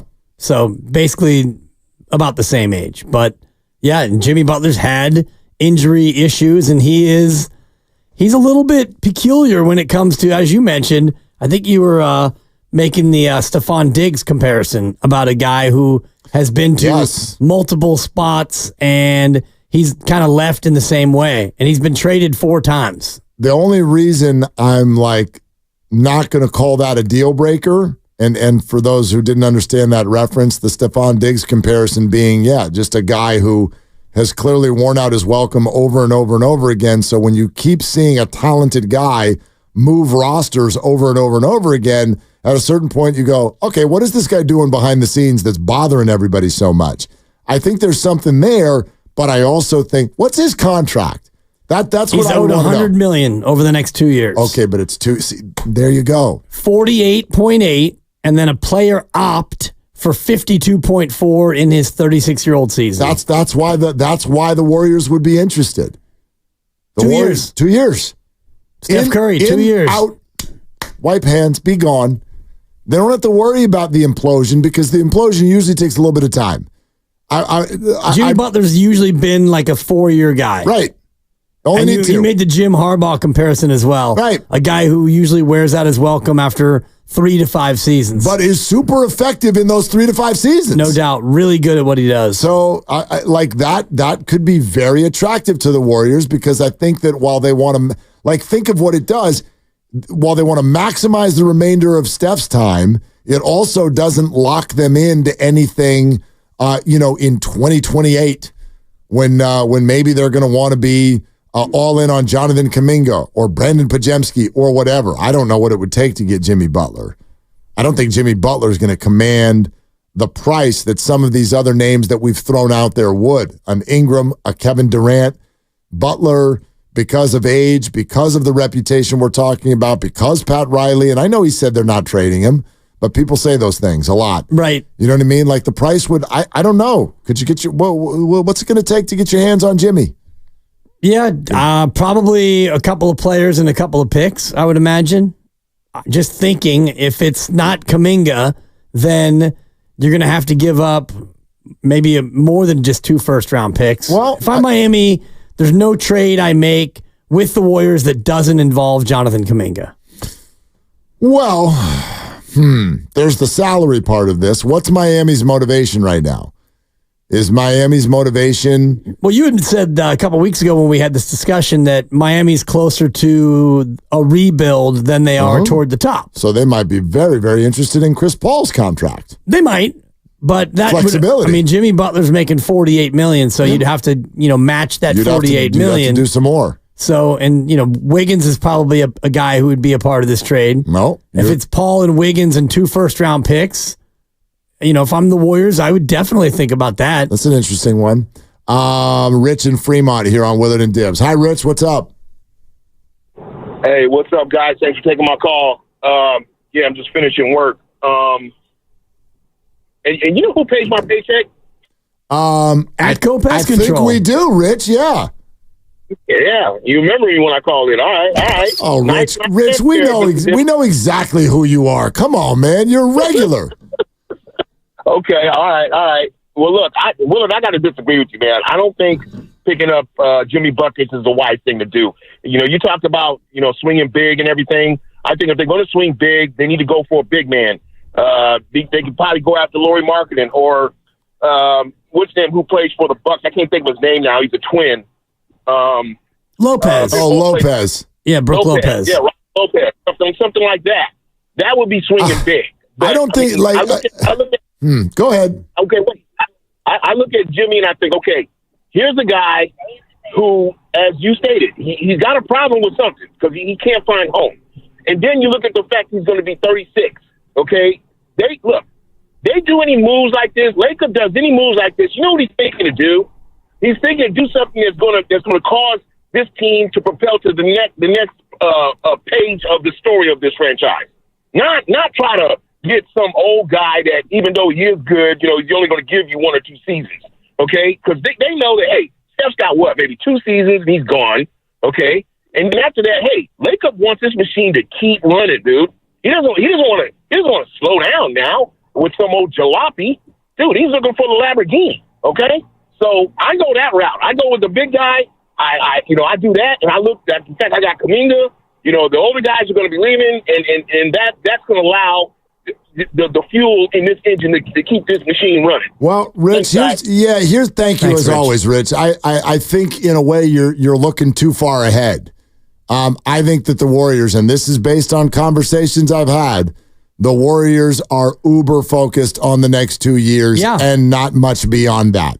Like, Steph has meant too much to the organization for them to sit there and go, we're unwilling to do certain things because of what that may mean 4 years from now. I think they're willing to take that chance. And then the other thing you mentioned, as far as swinging big for big guys, the 2 names you mentioned, I'd argue one of them is clearly 100% not a big swing. A Lopez twin does not count as a big swing. Right. Lauri Markkanen counts as a big swing. Here's the problem. It's too big of a swing. They're not going to get rid of him. They're not trading Lauri Markkanen. And if they trade Lauri Markkanen, it would be for your whole team. Like, the Warriors would have to give all the assets. Well, weren't they seeking like 6 first-round picks? It was something, 6 or 7, it was something ridiculous. Yeah, exorbitant. So the word quickly became, Utah's keeping Lauri Markkanen. Imagine that. A 7-footer with guard skills who's 24 years old. I never understood it to begin with. Right. Well, I understood it as far as like a dream scenario because he is exactly the kind of player you would want as the Warriors. I never understood the idea that Utah would want to get rid of him. Right. I don't get it. Well, Utah is rebuilding, but when you rebuild, you usually want to do it around a star. Thank you. And the dude's a star. There you go. Right? That was kind of my question a few years ago for the Washington Nationals. We need to rebuild, so we're going to get rid of our 23-year-old star. I don't know, build around him. Yeah. Might have been one idea. And I know they offered him a big contract. I know. Anyway, 888-957-9570. We're sponsored by Fremont Bank. Mark your calendars for Fremont Bank's 60th anniversary Dibbers Party. It's a block party. I call it a Dibbers Party because he's going to be there Saturday, June 15th. Live music, food trucks, beer garden, carnival games, huge raffle with 60 incredible prizes. One of them is not hanging out with Dibs. That's the 61st prize. Nice. It's all in honor of Fremont Bank's 60 years and the grand opening of the new flagship branch in the corner of Capitol and Fremont Boulevard. This is Willard and Dibs. And more Dan Dibley here because I want to tell you about my weight loss journey. I'm down 25 pounds, lost a couple of inches off the waistline, 2 shirt sizes as well, all because of the program.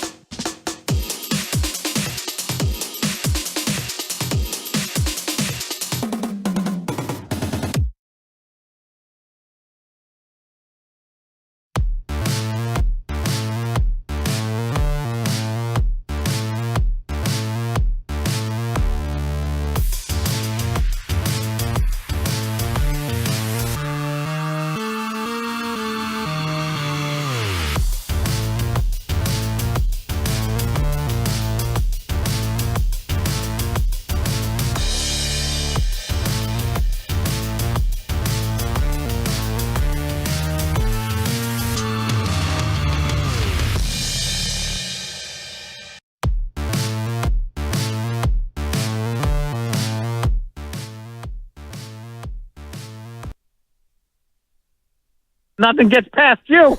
I see how you got that gig, dude. Now, back to Willard and Dibs on 95.7 The Game. Yep. Bill Burr tomorrow night at the Greek. Yeah, that'll be fun. Yeah, we're going to go. We're going to go. That's what we're going to do. Does he have an opening act? Or I would think so. A warm-up comedian? Yeah. And Grandy's giving me a nod, yes. I mean, it says that the show starts at 6:30. I don't think Bill Burr's coming on stage at 6:30. No. Somebody else is going to come out and, fart around a little bit. I mean, truly. Yeah. I'll say this. I don't want to offend anybody, but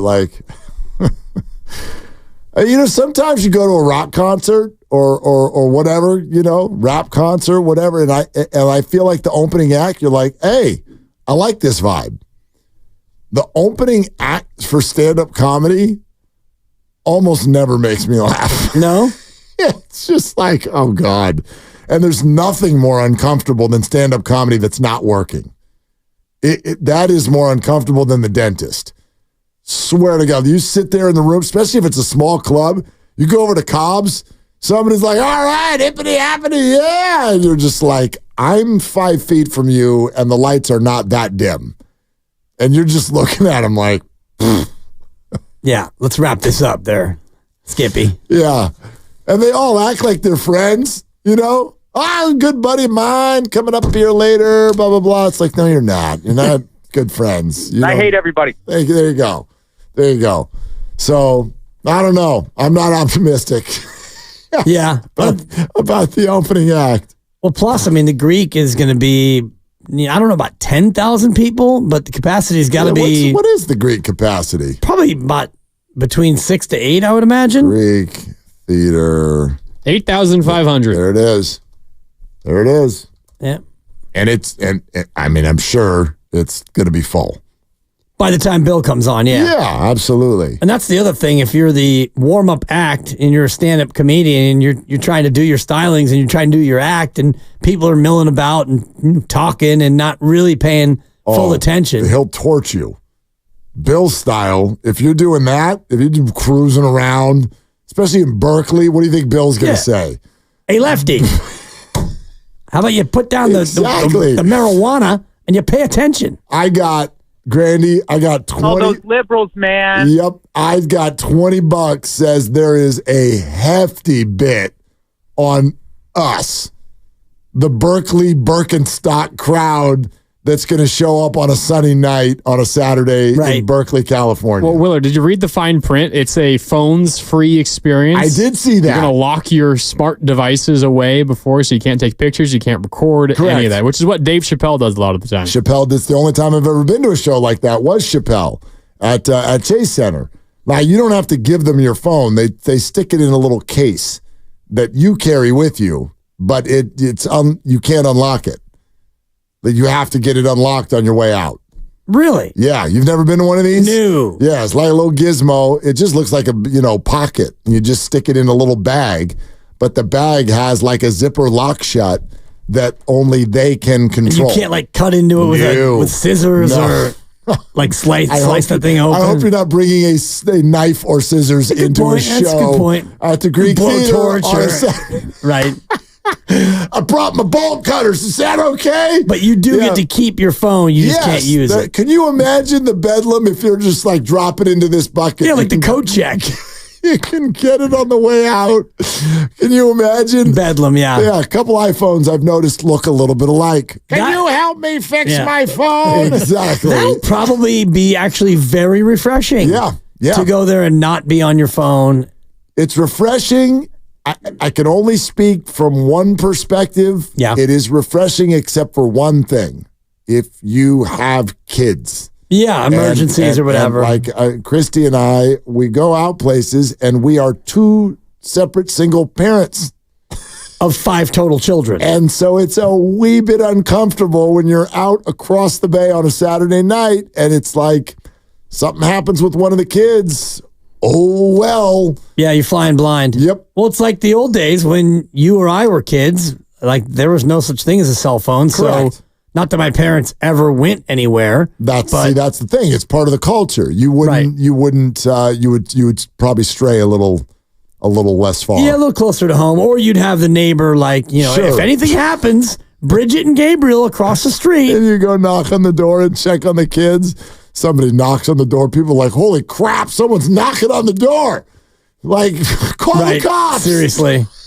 It's just madness. The whole thing is so different. My parents, they would never go anywhere just because they couldn't trust the three of them, those three hooligans. Yeah. Because they knew full well what would happen. If they left town, oh, Lord. My parents did. Yeah, I love that story. You got a couple of good stories. Hello, yeah, this is Mark. Well, no, Can you come to my house? That was. Excuse me, officer. I threw a party and it got away from me. I'm going to need you to come break this party up. That's a true story, but so's the first time they left town. The first time they left town, my sister still lived there. She was a senior and I was a freshman, and I had never had alcohol in my life. Never had that alcohol? And that changed that night. Your Great, boy. let's drink. Dude, apparently, the seniors all came over to the house, and dude, they mixed something in a blender or something. Oh, God. And they told me, this is like orange juice and vodka or something like that. I came to find out like months later, it was an everything drink. Oh, man. It was all the things. Yeah. Because they're like, give it to my stupid freshman. Oh. I've puked all over my parents' carpet. Vomitorium. Let's go to Dibs, half in the bag. All over their carpet. All over their carpet. Green carpet. Oh, it was now. No. Started green.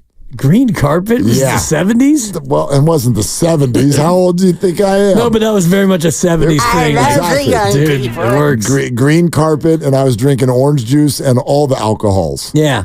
Blame it. That did not blend well. That did not go well at all. So they come back to town the next day, and you're just a mess. How do you just hide a mess, it? Yeah. Oh, and the carpet must have reeked. Oh.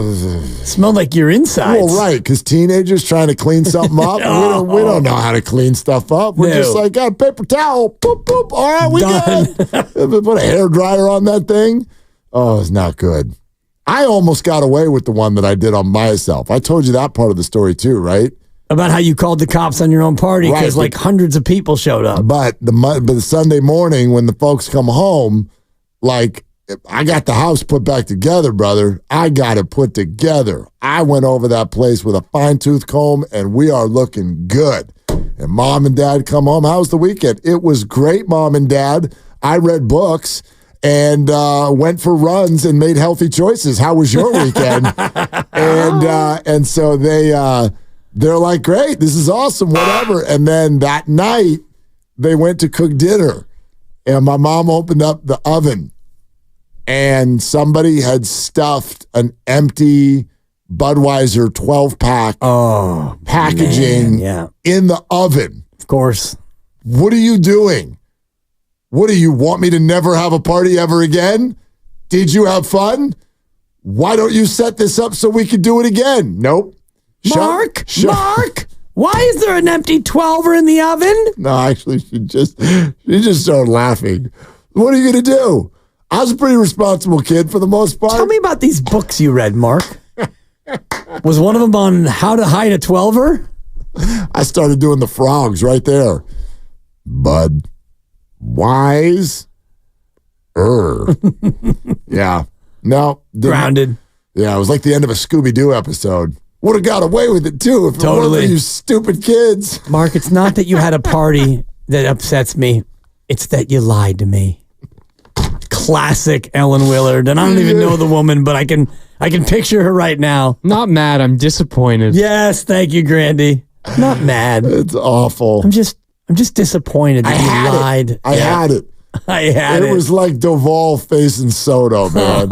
I had it. Too soon. Yeah, you blew it. Totally. Yeah. Anyway. I never had a party. You didn't? I didn't have any friends. That's bull. You bring up all their names every Tuesday. Grandy, what do you got coming up? What are you doing here? We're going to hear you guys reacting to what TJ Hushmanzada told us yesterday about Aiyuk and $30 million, whether you should do that or not. And then the guys, Guru and Larry today talked to Matt Barrows about Aiyuk and Niners minicamp. We'll hear from that as well. And then you guys a little bit more talking about Klay and some of those nuggets that have come out recently. Yeah, not the Denver Nuggets variety either. No. Yeah, Good choices, Grandy. They are. Well done. A lot of good stuff on Brandon Aiyuk over the last 48 hours on 95.7 The Game. So if you've missed any of it, I would tune in to Mark freaking Grandy. And it's brought to you by Fremont Bank, celebrating 60 years of full-service banking with no compromises. You want to do it again tomorrow? No. How about the day after that? Busy. How about the day after that? Leaving town.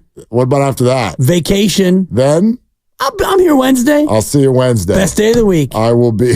Me and FP coming up on Monday. But right now, for Dibs, for Grandy, and for what used to be Lucas, I'm Mark. Shoot your shot. It's all you got. Hey, what's going on? It's Willard and Dibs for Safeway. Enjoy these amazing deals. And as always, earn 4 times reward points on hundreds of exclusive offers with your Safeway app. Let's start with USDA Choice Boneless Beef Tri-Tip Roast Untrimmed Twin Pack, $3.97 per pound, limit 1 offer per household. Digital deal. I love the twins, and I also love YoPlay yogurt, 4 to 6 ounce variety, and protein yogurt, 5.6 ounce selected varieties, 37 cents each, limit 12 items, digital deal, and member deal. I'm a big fan of protein. Nice. And I bet your girl Mila's a big fan of Cheerios, right? Loves them, loves them. Okay, Cheerios or Cinnamon Toast Crunch cereal, 8.9 to 12 ounce boxes or Fiber One bars, 5 to 6 count, as well as Betty Crocker fruit flavored snacks, 10 count, selected varieties, buy 2, get 3 free, equal or lesser value when you buy 5, member price. The app is simple to use, makes it easy to save money. Go to Safeway.com for more details, and we'll see you in the aisles. My fault. Ladies and gentlemen, the weekend. My friends at Pacific Coast Termite have treated almost 50,000 commercial businesses and homes, including mine, and they can help you too. Joe Starkey here. For years, you've been hearing me talk about the great experience my family and I had with Pacific Coast Termite. Well, recently, I visited their Fremont headquarters to personally thank them for their excellent work. I was impressed with everything from their professional, courteous operators answering the phones to the experienced technicians who were headed out on home inspections throughout the Bay Area. They are A+ rated by the Better Business Bureau. Pacific Coast Termites solve my termite and rodent problems. They use orange oil and Ultraset. They kill the termites and guarantee their work for 2 years. So if you're even thinking about a termite treatment, start where I did. Call Pacific Coast Termite at 800-PACIFIC. Call now and get 10% off your termite treatment. If you're an apartment or HOA owner, Pacific Coast Termite can help you too. That's 800-722-4342 or visit PacificCoastTermite.com today. I'm getting vaccinated with Prevnar 20, a Pfizer vaccine. So am I, because I'm at risk for pneumococcal pneumonia. If you're 19 or older with chronic conditions like asthma, diabetes, COPD, or heart disease, or are 65 or older, you are at increased risk for pneumococcal pneumonia. Ask your doctor or pharmacist about Prevnar 20, pneumococcal 20-valent conjugate vaccine. It can help protect you against pneumococcal pneumonia in just 1 dose. Even if you've already been vaccinated with other pneumonia vaccines, Prevnar 20 may help provide added protection. Prevnar 20 is approved for adults to help prevent infections from 20 strains of the bacteria that cause pneumococcal pneumonia. Continued approval may depend on a supportive study. Don't get Prevnar 20 if you've had a severe allergic reaction to the vaccine or its ingredients. Adults with weakened immune systems may have a lower response to the vaccine. Side effects include pain and swelling at the injection site, fatigue, headache, muscle, and joint pain. For full prescribing information, please call 1-855-213-2138 or visit Prevnar20.com. But I got my hair cut last Thursday, and the beautician, he said there's some hair growing in. She said the hair is so soft. He said that'll keep it from breaking off, and that'll do a wonder of good. So she was very impressed. So am I. My hair's never felt better. It's so soft, and I think it's even getting a little color to it again. You have a great product. Fantastic results, Dale. Harem has shown to absolutely regrow hair and get it back to its original color. Ladies, guys, if you're like me,